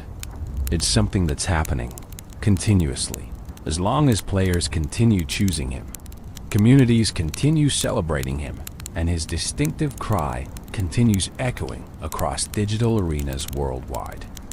The Hog Rider represents something special in gaming, a character who achieved iconic status through a combination of excellent design, smart marketing, mechanical effectiveness, and genuine connection with players. His legacy teaches us that success in character creation isn't just about graphics or mechanics or marketing budget, though those help. It's about creating something that resonates emotionally, the players can connect with, that transcends its original purpose to become meaningful in broader contexts. As this script draws toward its conclusion, we can say with confidence that the Hog Rider's legacy will continue far into the future. New players will discover him, existing players will continue mastering him, and the community will continue celebrating him. His battle cry will continue echoing, his hammer will continue swinging, and his legend will continue growing. Because the Hog Rider isn't just a character in a game. He's an icon, a legend, a brother to millions of players worldwide who heard his call and answered it, just as he answered the echoing call that led him through the arena doors all those years ago. The call that started it all. Let's return now to where we began, to that call that defines the Hog Rider's existence. Hog Rider. It's more than just a sound effect, more than just a battle cry. It's a summons, an identity, a declaration of purpose that has resonated across the gaming world for over a decade. When players first unlock the Hog Rider in their games, they're not just adding another card to their collection or another unit to their army. They're answering a call themselves, joining that brotherhood, becoming part of a tradition that extends back to 2013 and forward into an unlimited future. Every player who chooses the Hog Rider, who learns his strategies, who feels that satisfaction when his hammer connects with an enemy tower, becomes part of his story. The original commercial's narrative, where Hog Riders across the landscape hear the call and immediately respond, mirrors the player experience. You hear about the Hog Rider through friends, videos, or community discussion. You unlock him and try him out. That first successful push, that first tower destruction, that first victory where your Hog Rider made the difference, and suddenly you understand the call. You get it, you feel it, and you want to answer it again and again. The card description in Clash Royale captures this perfectly. It followed the echoing call of Hog Rider all the way through the arena doors. This isn't just flavor text. It's the fundamental truth of the character. He couldn't resist the call, and neither can players. Something about that cry, that character, that playstyle draws you in and keeps you engaged. The psychological hooks are subtle but powerful. The aggression satisfies our desire for action and impact. The speed provides immediate gratification. The signature ability of wall jumping or river crossing makes us feel clever, like we're outsmarting opponents. The iconic status gives us cultural connection, making us part of something larger. All of these elements combine to create a character experience that transcends simple gameplay mechanics. The Hog Rider has taught us that games can create genuine cultural moments. A 30-second commercial can become a lasting meme. A 4-elixir card can inspire thousands of hours of strategic discussion. A simple character design can resonate across cultures and languages. These lessons inform how we understand gaming's place in broader entertainment and culture. He's shown us that skill expression matters to players. The difference between average and excellent Hog Rider play is enormous, and players appreciate that depth. They want characters that reward mastery, that allow them to continually improve, to distinguish skilled players from casual ones. The Hog Rider delivers this in ways that remain engaging even after years of play. He's demonstrated that community and character can be intertwined. The Brotherhood concept created social dimensions that enhanced the gameplay experience. Players weren't just using a unit. They were joining a tribe, adopting an identity, connecting with others through shared appreciation.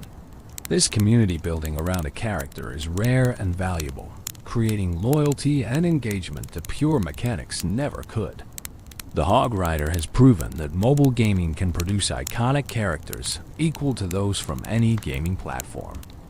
Console and PC gaming dominated character creation for decades, but the Hog Rider showed that mobile games could create equally memorable, culturally significant characters.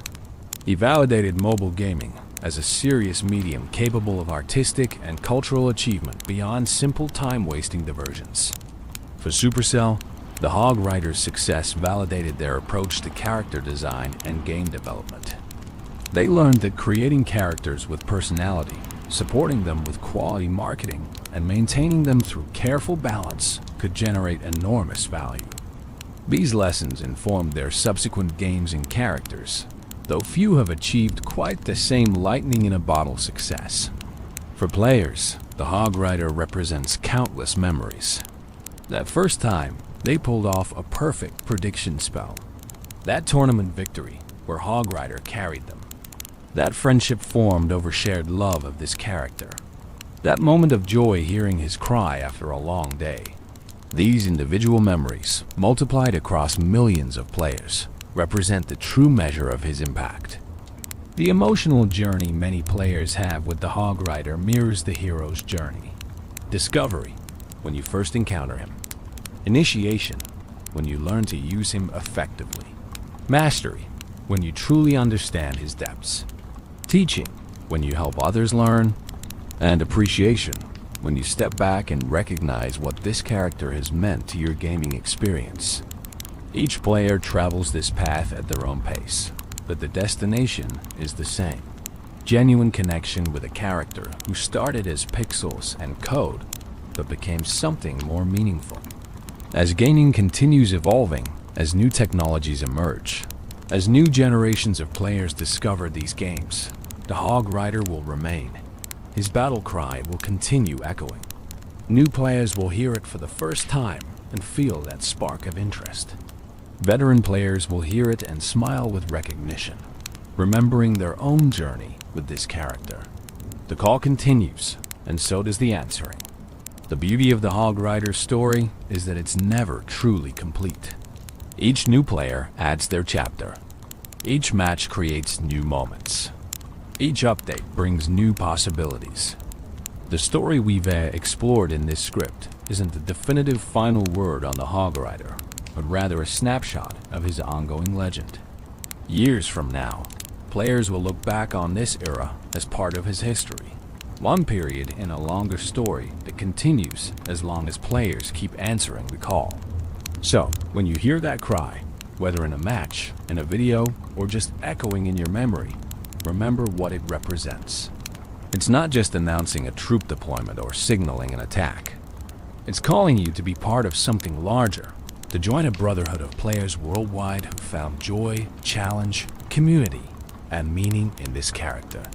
It's inviting you to charge forward with confidence, to leap over obstacles, to pursue your objectives with single-minded determination.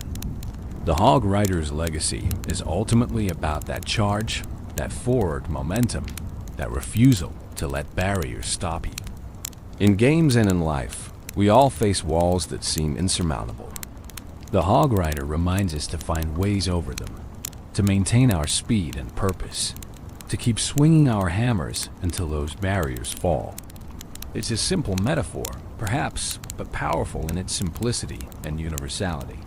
And so the call continues to echo, across arenas, across time, across the gaming world. Hog Rider! It's a greeting and a challenge, a summons and a celebration, a beginning and a continuation. It's the sound of a character who transcended his original purpose to become a legend, an icon, a brother to millions. And as long as there are players who hear that call and feel that surge of excitement, the Hog Rider's story will continue, his legacy growing, his impact deepening with each passing year. Closing thoughts. We've journeyed through more than a decade of Hog Rider history, from his 2013 debut in Clash of Clans through his evolution into a cultural icon. We've explored his mechanics, his strategies, his cultural impact, his brotherhood, and his enduring legacy. Through it all, one truth remains constant. The Hog Rider represents something special in gaming history. He's more than stats and mechanics, though his design is excellent. He's more than marketing success, though his commercial impact is undeniable. He's more than a meme, though his cultural penetration is remarkable. The Hog Rider is a character who connected with players on a level that transcends all these individual elements, creating something meaningful that has enriched the gaming experiences of millions worldwide. For those who've been with the Hog Rider from the beginning, his story is part of your own story. You remember unlocking him for the first time, learning his intricacies, celebrating victories, and learning from defeats. You've watched the meta evolve, strategies develop, communities grow. The Hog Rider has been a constant presence through years of gaming, a familiar friend in an ever-changing landscape. For those discovering him now, you're joining a tradition with deep roots and vibrant present. The strategies and communities and culture built around this character await your participation. You have the opportunity to make the Hog Rider your own, to find your unique playstyle, to add your voice to the ongoing conversation, to become part of the Brotherhood. The lessons the Hog Rider teaches extend beyond gaming. Persistence in the face of obstacles, the value of skill and practice, the importance of community and shared experience, the joy of charging forward with purpose and confidence. These aren't just gaming lessons. They're life lessons, applicable to challenges far beyond digital arenas.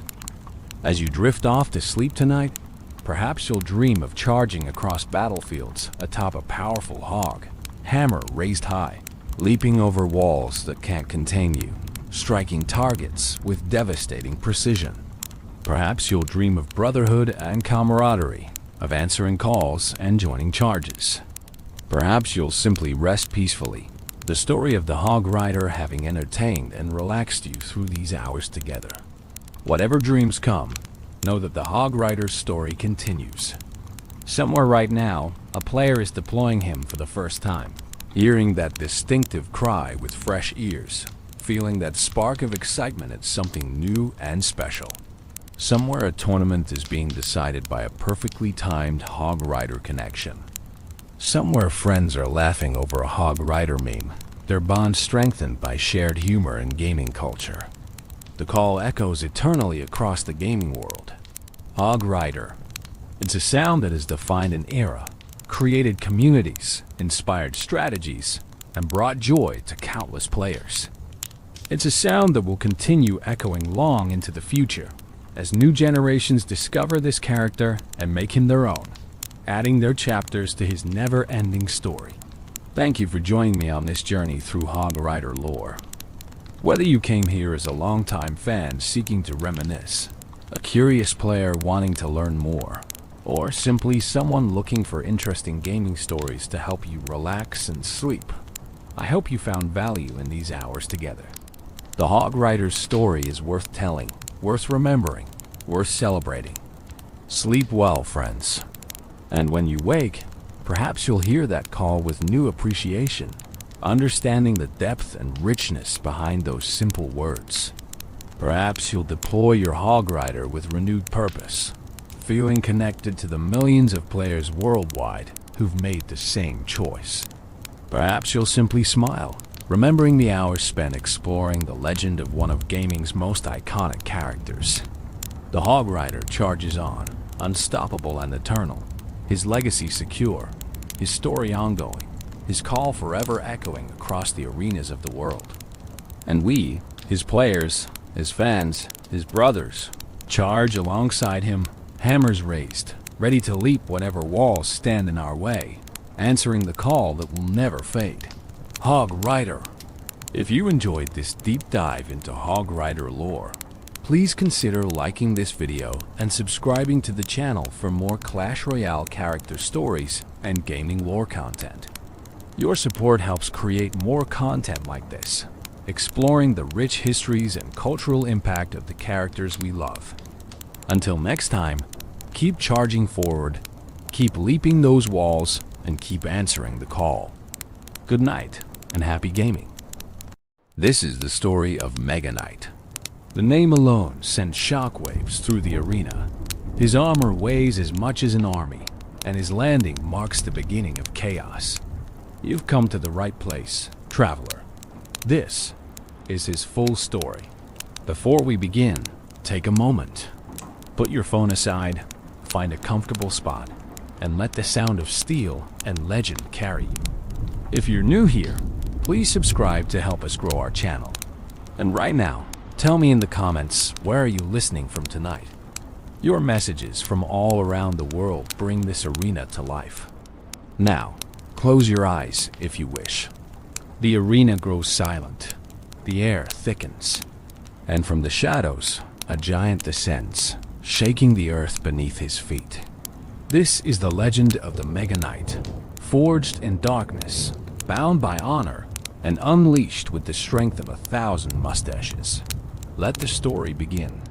The year was 2017, and the arenas of Clash Royale had seen many warriors rise and fall. Players had grown accustomed to the rhythm of battle, to the familiar faces of knights and giants, of princes charging with lances held high, and wizards hurling spells across the battlefield. But something was coming, something that would change everything. Whispers began to circulate in the summer months, rumors of a new legendary card unlike anything the arenas had ever witnessed. The announcement came in the sweltering heat of August, when Supercell, the masterful architects of this digital realm, revealed their latest creation. The community held its collective breath as the first images emerged. Here was a warrior clad in armor so dark it seemed to drink in the light around it, wielding massive spiked maces that looked capable of shattering mountains. His helmet bore a plume in team colors, a small touch of elegance on an otherwise overwhelming figure of raw, destructive power. But it wasn't just his appearance that caught the imagination of millions of players worldwide. It was his entrance. Unlike any troop that had come before, the Mega Knight didn't simply walk onto the battlefield. He descended from above with catastrophic force, his landing creating shockwaves that could obliterate entire squadrons of lesser troops in an instant. The description that accompanied his reveal spoke of landing with the force of 1,000 mustaches, a phrase so uniquely whimsical, yet somehow perfectly capturing the absurd magnificence of this warrior that it would become legendary in its own right. The Mega Knight represented something new in the Clash Royale universe. He was a tank, yes, with hit points that rivaled even the mighty Golem. He dealt area damage like the Valkyrie or the Wizard. But he also possessed mobility, with a jump mechanic that allowed him to leap from enemy to enemy, dealing double his normal damage on impact. This combination of durability, splash damage, and mobility created a warrior unlike anything players had encountered. He could defend against massive pushes single-handedly, then transition into a devastating counterattack with health to spare. In the lore of Clash Royale, the Mega Knight's origins remain somewhat shrouded in mystery, adding to his mystique. Official Supercell materials hint at a backstory involving Knight School, a place where aspiring warriors learned the arts of combat and chivalry. According to these glimpses into his past, the Mega Knight wasn't always the imposing figure we know today. Once, he was simply another knight, but one who faced ridicule from his peers. The reason? His hands were described as small and delicate, unsuitable for a warrior destined for glory on the battlefield. This detail adds a surprisingly human dimension to what might otherwise be just another powerful card. The Mega Knight, despite his intimidating exterior and overwhelming strength, carries with him the memory of being underestimated, of being judged as inadequate by those who should have been his brothers in arms.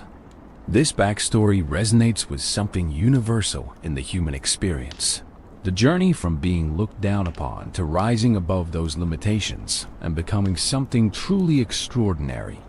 But the path from mock student to legendary warrior isn't fully documented in official lore, and this gap has led to fascinating speculation within the Clash Royale community.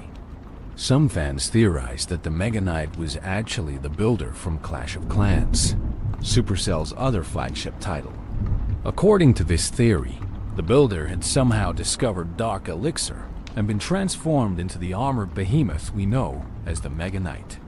While Supercell has since disproven this particular theory, it speaks to the hunger players have for understanding where this incredible warrior came from and what journey led him to don that distinctive black armor. The truth, as revealed through official channels, is that the Mega Knight chose his path deliberately. He didn't just stumble into greatness or have it thrust upon him through some magical transformation. Instead, he forged himself into something more through dedication, training, and perhaps a touch of that determination that comes from being told you're not good enough. He acquired armor that wasn't just protective, but symbolized his transformation from ordinary to extraordinary. He took up weapons that compensated for whatever perceived weaknesses he might have had. And he developed techniques like his devastating jump attack that played to his strengths while overwhelming his opponents. The Mega Knight's arrival in Clash Royale wasn't just the addition of another card to the game. It represented the culmination of Supercell's understanding of what made Clash Royale engaging. Players wanted cards that felt powerful, that gave them that rush of excitement when deployed at the right moment. They wanted mechanics that were interesting and skill-based, that rewarded good timing and smart positioning. And they wanted characters with personality, with that indefinable quality that made them memorable beyond just their stats and abilities. In the Mega Knight, Supercell delivered on all these fronts. His 7 elixir cost meant that deploying him was a significant commitment, a moment of strategic importance in any match. His spawn damage created instant impact, punishing opponents who clumped their troops together. His jump attack added an element of timing and positioning that skilled players could master while also providing spectacular visual moments that made every match feel cinematic. And his character, from that team-colored plume to the description mentioning mustaches, gave him a personality that transcended his function as a game piece. As the release date approached, anticipation built to a fever pitch. Players theorized about strategies, dreamed up deck compositions, and debated whether the Mega Knight would be overpowered or balanced. Content creators produced videos analyzing every frame of his reveal trailer, breaking down his statistics and predicting how he would impact the meta. The Clash Royale community, always passionate, became almost obsessive in their focus on this single card. And then, on September 8th, 2017, the Mega Knight officially entered the arenas. The impact was immediate and profound, but that's a story for later. For now, what's important is understanding that the Mega Knight didn't just appear in the game. He arrived with history, with personality, with a design philosophy that made him instantly recognizable and memorable. He came bearing the weight of expectation and the promise of changing how Clash Royale was played. The dawn of the Mega Knight marked a turning point in Clash Royale's evolution. Before him, the game had its legends, its powerful cards, and beloved characters. After him, the standard for what a legendary card could be had been elevated. He set a new bar for impact, for design, for that intangible quality that makes a card not just good, but iconic. His shadow would loom large over every subsequent legendary release, with players inevitably comparing new cards to the standard he had set. But more than any of that, the Mega Knight represented something aspirational in the game's design. He showed that a character could be powerful without being simple, could have depth without being complex, could feel special without being inaccessible. He balanced being a defensive bulwark with offensive threat, being easy to understand with having a high skill ceiling, being impactful without being impossible to counter. This balance, this perfect storm of design decisions, is what transformed the Mega Knight from just another card into a legend. The armor of legends. If you've ever watched the Mega Knight descend onto the battlefield, you've witnessed one of the most visually striking moments in Clash Royale. But have you ever stopped to truly observe what makes him so imposing? Let's take our time examining every detail of this warrior's appearance, because understanding the Mega Knight's design helps us appreciate why he has become such an iconic figure in the game. The first thing anyone notices about the Mega Knight is his armor, and rightly so. This isn't the polished ceremonial armor of a parade ground knight. This is battle armor, designed for one purpose: to wade into the thickest combat and emerge victorious. The color is what immediately catches the eye, that deep, rich black that seems to absorb light rather than reflect it. It's a color that speaks of night raids and shadow warfare, of a warrior who doesn't need bright colors to announce his presence because his deeds speak loud enough. But look closer, and you'll see that the black isn't uniform. The armor has texture, with plates overlapping in a way that suggests both flexibility and protection. Chainmail peeks through at the joints, that silvery gray mesh that has protected warriors for centuries in our own world. This attention to detail matters because it grounds the Mega Knight in a tradition of actual medieval warfare, while simultaneously marking him as something beyond ordinary. The chainmail suggests that underneath all that heavy plate, there's still a need for mobility, a reminder that even the mightiest warriors must be able to move. The chest plate is particularly impressive, a massive piece of curved metal that could probably deflect a cannonball. It's adorned with detailing that catches what little light reflects off the dark surface, creating subtle patterns that hint at craftsmanship beyond mere functionality. This is armor that was made by a master, someone who understood that protection and artistry need not be mutually exclusive. The belt that cinches around his waist bears his team's colors, a splash of vibrant identity on an otherwise dark canvas. This detail is important because it shows that despite his overwhelming individual presence, the Mega Knight still serves a cause larger than himself. Then there's the helmet, and oh, what a helmet it is. It covers most of his face, leaving only his eyes visible, and what eyes they are. Blue and piercing, they're the only human element visible on this walking fortress. Those eyes have become iconic, featured in countless memes and fan art, because they're the window to whatever person exists inside all that armor.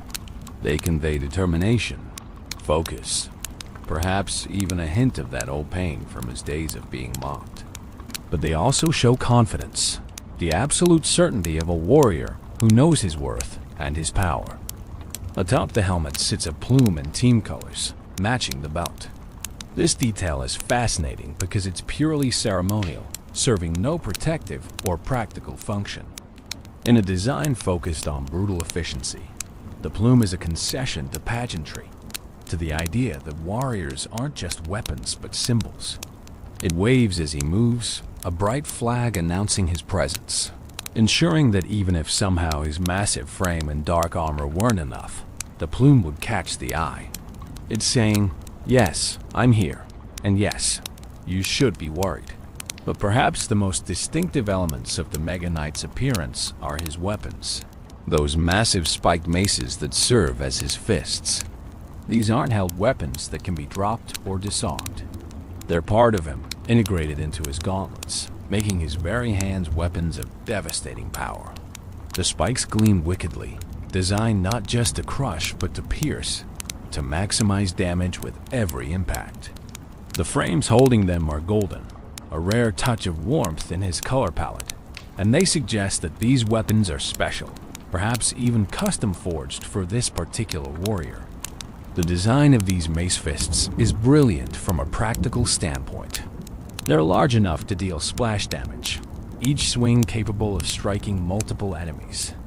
They're heavily weighted, adding momentum to his attacks and making each hit feel impactful. But they're also attached to his armor system, meaning his incredible strength isn't just in his arms, but distributed through his entire frame. When the Mega Knight punches, he's not just using arm strength, he's using his whole body, all that weight and power channeled through those spiked maces into his unfortunate targets. The overall silhouette of the Mega Knight is what game designers would call readable, even in the chaos of battle. Even when the screen is filled with troops and spells and effects, the Mega Knight's distinctive shape is immediately recognizable. He's broad and tall, with that slight forward lean that suggests coiled power ready to be unleashed. His proportions are just exaggerated enough to feel powerful without being cartoonish, walking that fine line between realistic and stylized that Clash Royale's art direction handles so well. Interestingly, the Mega Knight's design manages to feel heavy without feeling slow. This is a feat of visual communication that many games struggle with. The armor looks like it should weigh him down, should make him ponderous and easy to avoid. But the way he moves, with that medium speed that matches a Mega Minion or regular Knight, creates a dissonance that actually makes him more threatening. He shouldn't be that fast given his size and armor, but he is, and that violation of expectations is part of what makes him feel dangerous. The team-colored elements, the plume and belt, are more important than they might first appear. Clash Royale is a game where you're always fighting for your team, whether that's red or blue. These color touches ensure that even in the heat of battle, players can instantly identify which side a Mega Knight is on. It's a small detail that prevents confusion and frustration, but it's also a statement that the Mega Knight, for all his individual power, is still part of a larger force, still fighting for a cause beyond himself. When the Mega Knight evolution was released years later, the design team made interesting choices in how to distinguish it from the original. The armor took on an amethyst hue, that rich purple that has long been associated with royalty and power. The eyes changed from blue to magenta with glowing pink sclera, giving him an almost supernatural appearance. The spikes on his maces gained golden frames and handles at their base, and his chainmail developed gold linings. Even his belt was upgraded with golden spikes and the card evolution symbol. These changes maintained the core of what made the original Mega Knight recognizable while elevating him to something even more special, something that literally glowed with power. The beauty of the Mega Knight's design is how it tells a story without words. You can look at him and understand immediately what he does, what he's about. He's a tank, obvious from his massive frame and heavy armor. He deals area damage, suggested by those wide swinging maces. He's aggressive, conveyed through his forward-leaning posture and those intense eyes. And he's legendary, communicated through every carefully chosen detail, from the quality of his armor to that ceremonial plume. But beyond function, beyond gameplay communication, the Mega Knight's design succeeds because it creates an emotional response. When you deploy him, you feel powerful. When your opponent deploys him against you, you feel threatened. That's the mark of exceptional character design, when the visual presentation creates genuine emotional engagement. The Mega Knight doesn't just look cool, he makes you feel something. And that's what elevates him from a well-designed game piece to an icon. The armor, the weapons, the colors, the silhouette, they all work together to create a character that's instantly memorable and endlessly appealing. In a game filled with visually interesting characters, the Mega Knight stands out, and that's no accident. It's the result of careful thought, skilled artistry, and a deep understanding of what makes a design not just functional, but legendary. The force of 1,000 mustaches, let's talk about power. Not just any power, but the kind that reshapes battlefields, that turns the tide of matches in seconds, that makes opponents' hearts sink when they see it deployed against them. Let's talk about the Mega Knight's abilities, and more specifically, let's explore what it means to land with the force of 1,000 mustaches. That phrase, the force of 1,000 mustaches, is pure Clash Royale magic. It's whimsical and precise at once, giving us this absurd mental image while also communicating something important. This warrior hits hard from the moment he appears. But what does that actually mean in gameplay terms? Let's break it down, piece by piece, mechanic by mechanic, until we understand exactly what makes the Mega Knight such a devastating force. The Mega Knight costs 7 elixir to deploy, which immediately tells us something crucial. In Clash Royale's economy of battle, 7 elixir is expensive. It's the same cost as a golem, a P.E.K.K.A., a royal giant. When you play the Mega Knight, you're committing a significant portion of your resources to this single unit. That means he needs to deliver value. I know. Does he ever? This is the story of Mega Knight. The name alone sends shockwaves through the arena. His armor weighs as much as an army, and his landing marks the beginning of chaos. You've come to the right place, traveler. This ... is his full story. Before we begin, take a moment. Put your phone aside, find a comfortable spot, and let the sound of steel and legend carry you. If you're new here, please subscribe to help us grow our channel. And right now, tell me in the comments, where are you listening from tonight? Your messages from all around the world bring this arena to life. Now, close your eyes if you wish. The arena grows silent, the air thickens, and from the shadows, a giant descends, shaking the earth beneath his feet. This is the legend of the Mega Knight, forged in darkness, bound by honor, and unleashed with the strength of 1,000 mustaches. Let the story begin. The year was 2017, and the arenas of Clash Royale had seen many warriors rise and fall. Players had grown accustomed to the rhythm of battle, to the familiar faces of knights and giants, of princes charging with lances held high and wizards hurling spells across the battlefield. But something was coming, something that would change everything. Whispers began to circulate in the summer months, rumors of a new legendary card, unlike anything the arenas had ever witnessed. The announcement came in the sweltering heat of August, when Supercell, the masterful architects of this digital realm, revealed their latest creation. The community held its collective breath as the first images emerged.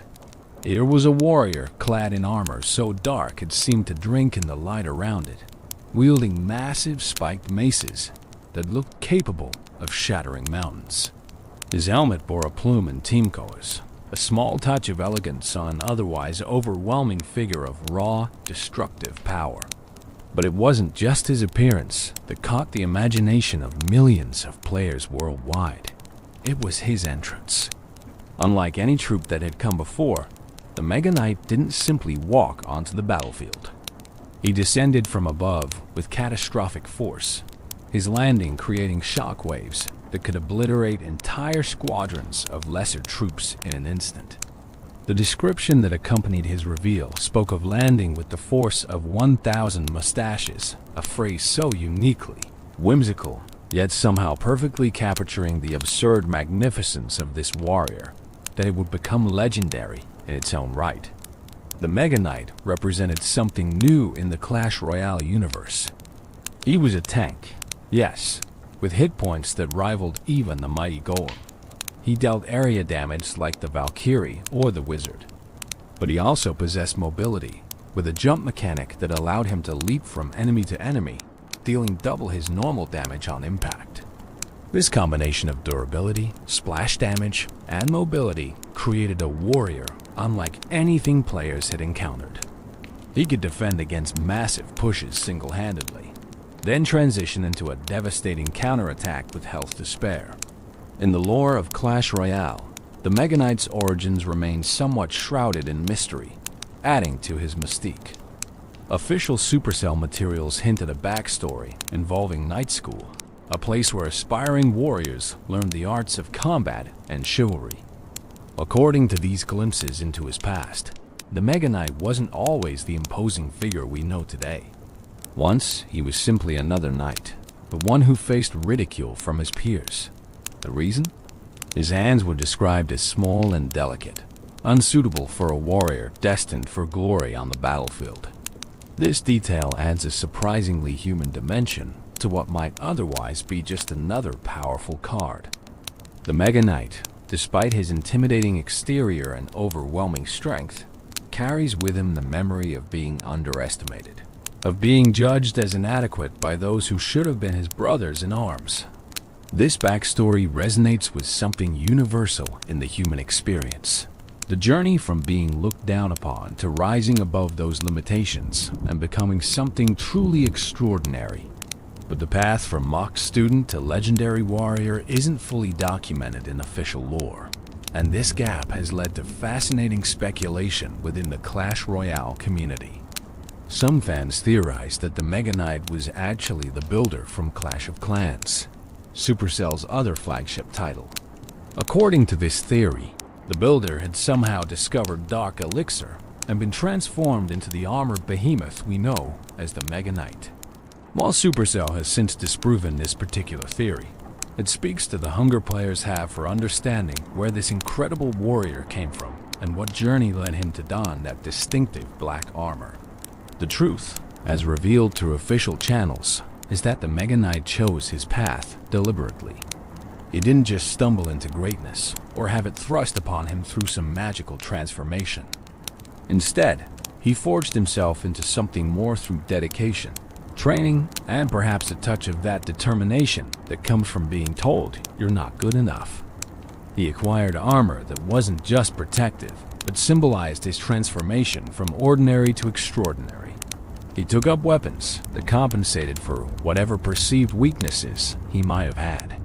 And he developed techniques like his devastating jump attack that played to his strengths while overwhelming his opponents.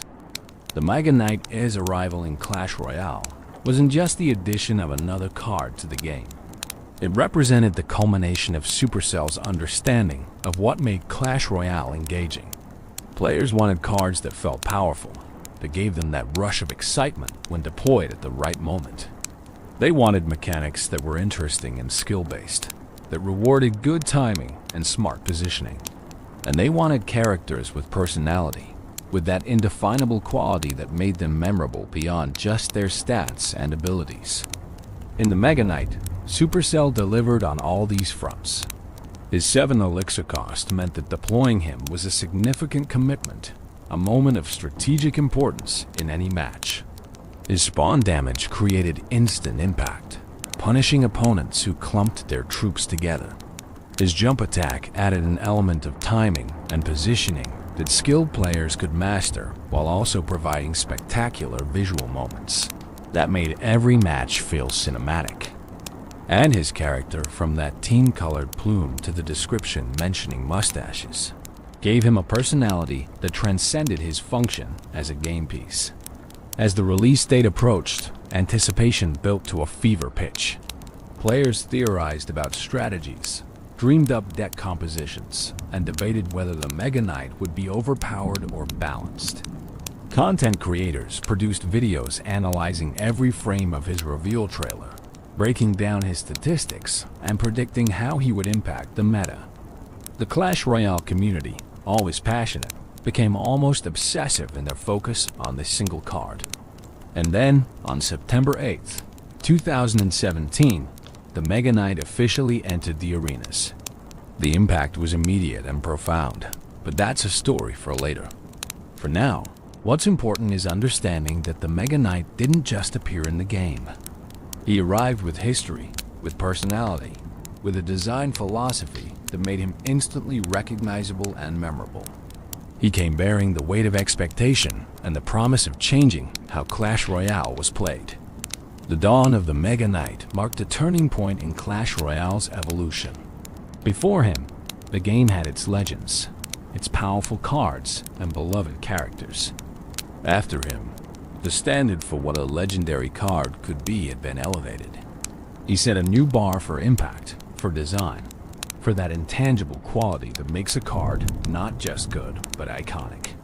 His shadow would loom large over every subsequent legendary release, with players inevitably comparing new cards to the standard he had set. But more than any of that, the Mega Knight represented something aspirational in the game's design. He showed that a character could be powerful without being simple, could have depth without being complex, could feel special without being inaccessible. He balanced being a defensive bulwark with offensive threat, being easy to understand with having a high skill ceiling, being impactful without being impossible to counter.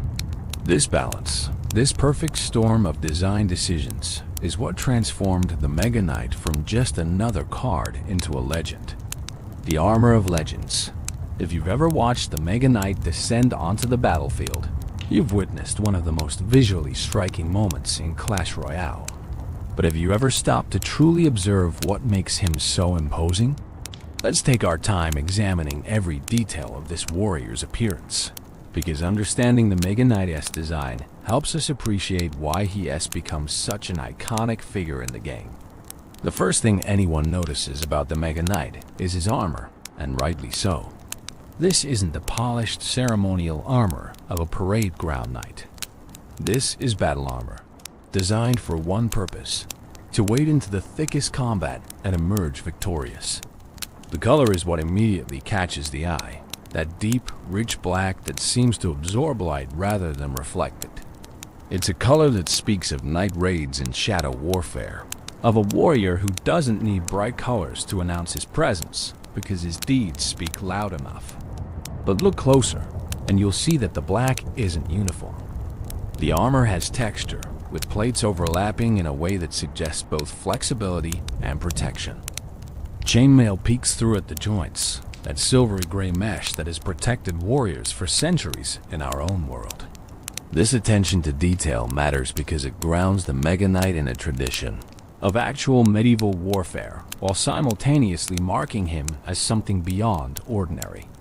The chainmail suggests that underneath all that heavy plate, there's still a need for mobility, a reminder that even the mightiest warriors must be able to move. The chest plate is particularly impressive, a massive piece of curved metal that could probably deflect a cannonball. It's adorned with detailing that catches what little light reflects off the dark surface, creating subtle patterns that hint at craftsmanship beyond mere functionality. This is armor that was made by a master, someone who understood that protection and artistry need not be mutually exclusive. The belt that cinches around his waist bears his team's colors, a splash of vibrant identity on an otherwise dark canvas. This detail is important because it shows that despite his overwhelming individual presence, the Mega Knight still serves a cause larger than himself. Then there's the helmet, and oh, what a helmet it is. It covers most of his face, leaving only his eyes visible, and what eyes they are. Blue and piercing, they're the only human element visible on this walking fortress. Those eyes have become iconic, featured in countless memes and fan art, because they're the window to whatever person exists inside all that armor. They convey determination, focus, perhaps even a hint of that old pain from his days of being mocked. But they also show confidence, the absolute certainty of a warrior who knows his worth and his power. Atop the helmet sits a plume in team colors, matching the belt. This detail is fascinating because it's purely ceremonial, serving no protective or practical function. In a design focused on brutal efficiency, the plume is a concession to pageantry, to the idea that warriors aren't just weapons but symbols. It waves as he moves, a bright flag announcing his presence, ensuring that even if somehow his massive frame and dark armor weren't enough, the plume would catch the eye. It's saying, yes, I'm here, and yes, you should be worried. But perhaps the most distinctive elements of the Mega Knight's appearance are his weapons, those massive spiked maces that serve as his fists. These aren't held weapons that can be dropped or disarmed. They're part of him, integrated into his gauntlets, making his very hands weapons of devastating power. The spikes gleam wickedly, designed not just to crush but to pierce, to maximize damage with every impact. The frames holding them are golden, a rare touch of warmth in his color palette, and they suggest that these weapons are special, perhaps even custom forged for this particular warrior. The design of these mace fists is brilliant from a practical standpoint.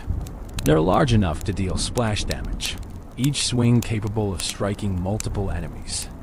They're heavily weighted, adding momentum to his attacks and making each hit feel impactful. But they're also attached to his armor system, meaning his incredible strength isn't just in his arms, but distributed through his entire frame. When the Mega Knight punches, he's not just using arm strength, he's using his whole body, all that weight and power channeled through those spiked maces into his unfortunate targets. The overall silhouette of the Mega Knight is what game designers would call readable, even in the chaos of battle. Even when the screen is filled with troops and spells and effects, the Mega Knight's distinctive shape is immediately recognizable. He's broad and tall, with that slight forward lean that suggests coiled power ready to be unleashed. His proportions are just exaggerated enough to feel powerful without being cartoonish, walking that fine line between realistic and stylized that Clash Royale's art direction handles so well. Interestingly, the Mega Knight's design manages to feel heavy without feeling slow. This is a feat of visual communication that many games struggle with. The armor looks like it should weigh him down, should make him ponderous and easy to avoid. But the way he moves, with that medium speed that matches a Mega Minion or regular Knight, creates a dissonance that actually makes him more threatening. He shouldn't be that fast given his size and armor, but he is, and that violation of expectations is part of what makes him feel dangerous. The team-colored elements, the plume and belt, are more important than they might first appear. Clash Royale is a game where you're always fighting for your team, whether that's red or blue. These color touches ensure that even in the heat of battle, players can instantly identify which side a Mega Knight is on. It's a small detail that prevents confusion and frustration, but it's also a statement that the Mega Knight, for all his individual power, is still part of a larger force, still fighting for a cause beyond himself. When the Mega Knight evolution was released years later, the design team made interesting choices in how to distinguish it from the original. The armor took on an amethyst hue, that rich purple that has long been associated with royalty and power. The eyes changed from blue to magenta with glowing pink sclera, giving him an almost supernatural appearance. The spikes on his maces gained golden frames and handles at their base, and his chainmail developed gold linings. Even his belt was upgraded with golden spikes and the card evolution symbol. These changes maintained the core of what made the original Mega Knight recognizable while elevating him to something even more special, something that literally glowed with power. The beauty of the Mega Knight's design is how it tells a story without words. You can look at him and understand immediately what he does, what he's about. He's a tank, obvious from his massive frame and heavy armor. He deals area damage, suggested by those wide swinging maces. He's aggressive, conveyed through his forward-leaning posture and those intense eyes. And he's legendary, communicated through every carefully chosen detail, from the quality of his armor to that ceremonial plume. But beyond function, beyond gameplay communication, the Mega Knight's design succeeds because it creates an emotional response. When you deploy him, you feel powerful.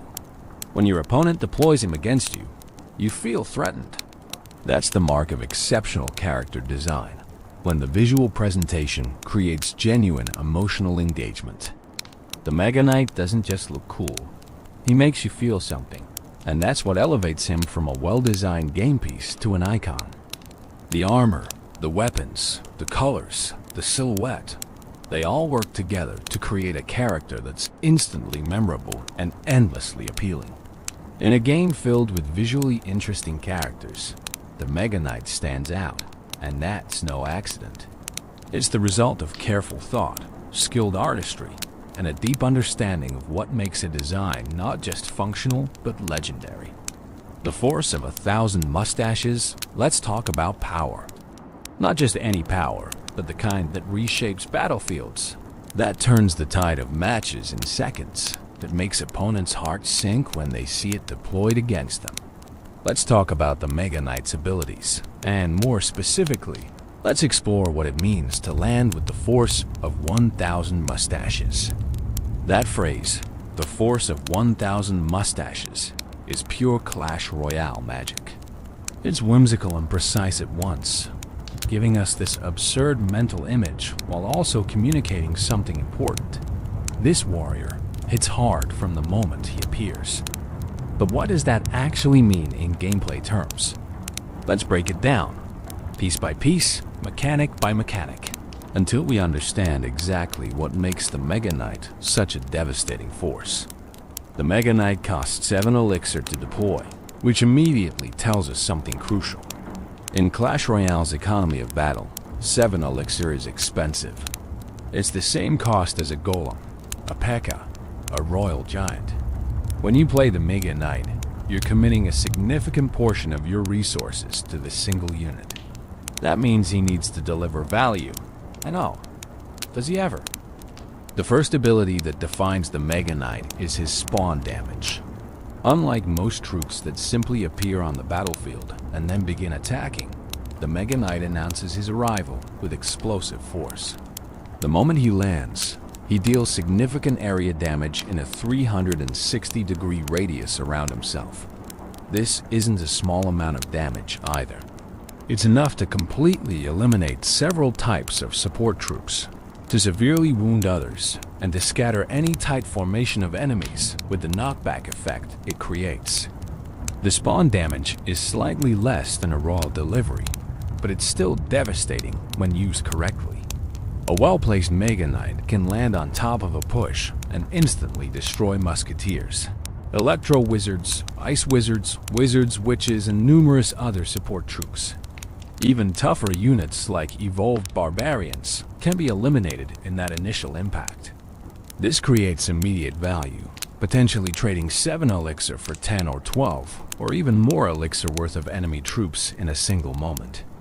But the spawn damage does more than just eliminate troops. It disrupts formation. When the Mega Knight lands, enemies are knocked back, scattered, their carefully arranged positions destroyed in an instant. A well-organized push suddenly becomes a chaotic mess, with troops no longer supporting each other, no longer attacking in unison. This disruption is often as valuable as the damage itself, because it buys time for your towers to attack, for other troops to arrive, for the situation to turn in your favor. The knockback specifically deserves attention because it's one of the most underrated aspects of the spawn damage. It's not just pushing troops back a tile or two. It's a substantial displacement that can completely change engagement distances, can move troops out of range of their targets, can separate tanks from their support. Skilled players learn to use this knockback as a tool, positioning their Mega Knight spawns not just for maximum damage, but for maximum disruption. Then there's the jump attack, and this is where the Mega Knight truly becomes unique. If there are ground units between 3.5 and 5 tiles away from him, the Mega Knight doesn't just walk toward them. He stops, charges up for about 9/10 of a second, and then launches himself through the air in a spectacular leap that covers that distance in an instant. When he lands, he deals double his normal damage in an area, along with knockback once again. The jump attack transforms the Mega Knight from a simple tank into something far more dynamic. He's not slowly plodding toward enemy troops. He's actively hunting them, leaping from target to target like some kind of armored predator. This gives him incredible threat projection. An enemy behind your Mega Knight isn't safe. A troop trying to maintain distance isn't safe. He's constantly pressuring, constantly threatening to close the gap and deliver that devastating double damage impact. The double damage of the jump attack matters enormously. The Mega Knight's base damage is moderate, not particularly impressive for his cost. But when he jumps, that damage doubles, and suddenly he's hitting hard enough to seriously threaten medium health troops, to chunk tanks, to clear swarms with ease. The jump resets his attack timer too, meaning he can land, deal the jump damage, and immediately follow up with a regular attack, creating a burst of damage that can overwhelm enemies before they have a chance to respond. The timing of the jump is interesting from a gameplay perspective. That 9/10 of a second charge-up time is long enough for skilled opponents to react, to place a troop closer to the Mega Knight and steal his attention, to use knockback or stuns to interrupt the jump. But it's short enough that it's not easy to respond to, especially in the chaos of battle. It creates this tension where both players are thinking about that jump, the Mega Knight player looking for opportunities to let it fly, the opponent trying to prevent or mitigate it. The range parameters for the jump, 3.5 to 5 tiles, are carefully chosen. Too short, and it would trigger constantly, becoming unpredictable and hard to control. Too long, and he'd be jumping across the entire arena, which would be absurd even by Clash Royale standards. The actual range means that the Mega Knight tends to jump over one-tile gaps to clear small obstacles, to reach troops that are trying to maintain a safe distance but not quite managing it. It feels natural, like something a heavily armored warrior genuinely might do in combat. When the Mega Knight isn't spawning or jumping, he's attacking with regular swings of those massive maces. These attacks are area damage, meaning he can hit multiple troops at once if they're grouped together. The attack happens every 1.7 seconds, which is relatively slow, but acceptable given the splash damage and his other abilities. His range is 1.2 tiles, classified as melee medium, which means he has just slightly more reach than basic melee troops. This matters because it means he can sometimes hit troops that think they safely out of his range. The Mega Knight's health pool is one of his most important attributes. At tournament standard, he has nearly 4,000 hit points. That's massive, making him one of the tankiest troops in the game. This health isn't just about surviving. It's about having the staying power to reach enemy towers, to absorb huge amounts of damage while his teammates deal with threats, to transition from defense to offense without dying in the process. A Mega Knight that survives defending against a push and still has half his health can become a nightmare for opponents to deal with. His movement speed is medium, the same as a knight, mega minion, or barbarian. This is faster than tanks like the Giant or Golem, but slower than cards like the Prince or Bandit. It is a balanced speed that lets him keep up with most pushes while not being so fast that he is impossible to intercept. The medium speed combined with his jump creates this interesting rhythm where he is, alternating between steady advancement and sudden leaps, making his movement pattern distinctive and somewhat unpredictable. One crucial limitation of the Mega Knight is that he can only target ground troops. He cannot attack air units at all. This is a significant weakness that prevents him from being overwhelming. A Mega Knight alone cannot deal with a minion horde, cannot touch a baby dragon or mega minion, cannot prevent a balloon from reaching his tower. This weakness is intentional and important, creating counterplay opportunities and ensuring that the Mega Knight needs support despite his individual power. The Mega Knight's abilities create interesting interactions with other game mechanics. He can be stunned mid-jump by Electro Wizard or Zap, causing the jump to fail. He can be pulled by Tornado, repositioned mid-leap to land somewhere unexpected. He can be frozen, rooted, slowed, affected by all the various control effects in the game. But none of these completely shut him down. They merely delay him, buy time, create opportunities. The Mega Knight is resilient in a way that goes beyond his health pool, his multiple abilities ensuring he's always threatening even when countered. When the Mega Knight evolution was released, it added a new dimension to his abilities, the uppercut. With each regular attack, the evolved Mega Knight performs an uppercut that launches the targeted troop back 4 tiles toward the nearest enemy crown tower. This creates a combo with his jump, because those 4 tiles are exactly enough to trigger another jump attack. Suddenly, the evolved Mega Knight can lock single targets in a devastating loop of uppercuts and jumps, repeatedly hitting them and pushing them back until they reach the tower. The force of 1,000 mustaches isn't just a clever phrase. It's a perfect encapsulation of what makes the Mega Knight special. He has impact from the moment he appears. He has mobility that belies his size. He has staying power that lets him do his job, and then some. He has multiple ways to apply pressure and create value. All of these combine to create a card that feels powerful to play, threatening to face, and endlessly interesting to master. Understanding these abilities, really internalizing how they work and interact, is essential to using the Mega Knight effectively or countering him successfully. Every mechanic has its purpose, its strengths, its limitations. The spawn damage punishes clumping and creates immediate impact. The jump attack provides mobility and burst damage. The regular attacks clear swarms and chip at tanks. The massive health pool provides staying power. And all of it together creates a warrior that truly does land with the force of 1,000 mustaches, whatever that force might actually be. September 8, 2017. A legend arrives. There are dates in gaming that become etched in collective memory. Moments when something changed, when the before and after were distinctly different. For Clash Royale players, September 8, 2017 is one of those dates. It's the day the Mega Knight officially entered the game, and the arenas would never be quite the same. But the story of the Mega Knight's release actually begins earlier, in the final days of August, when Supercell offered players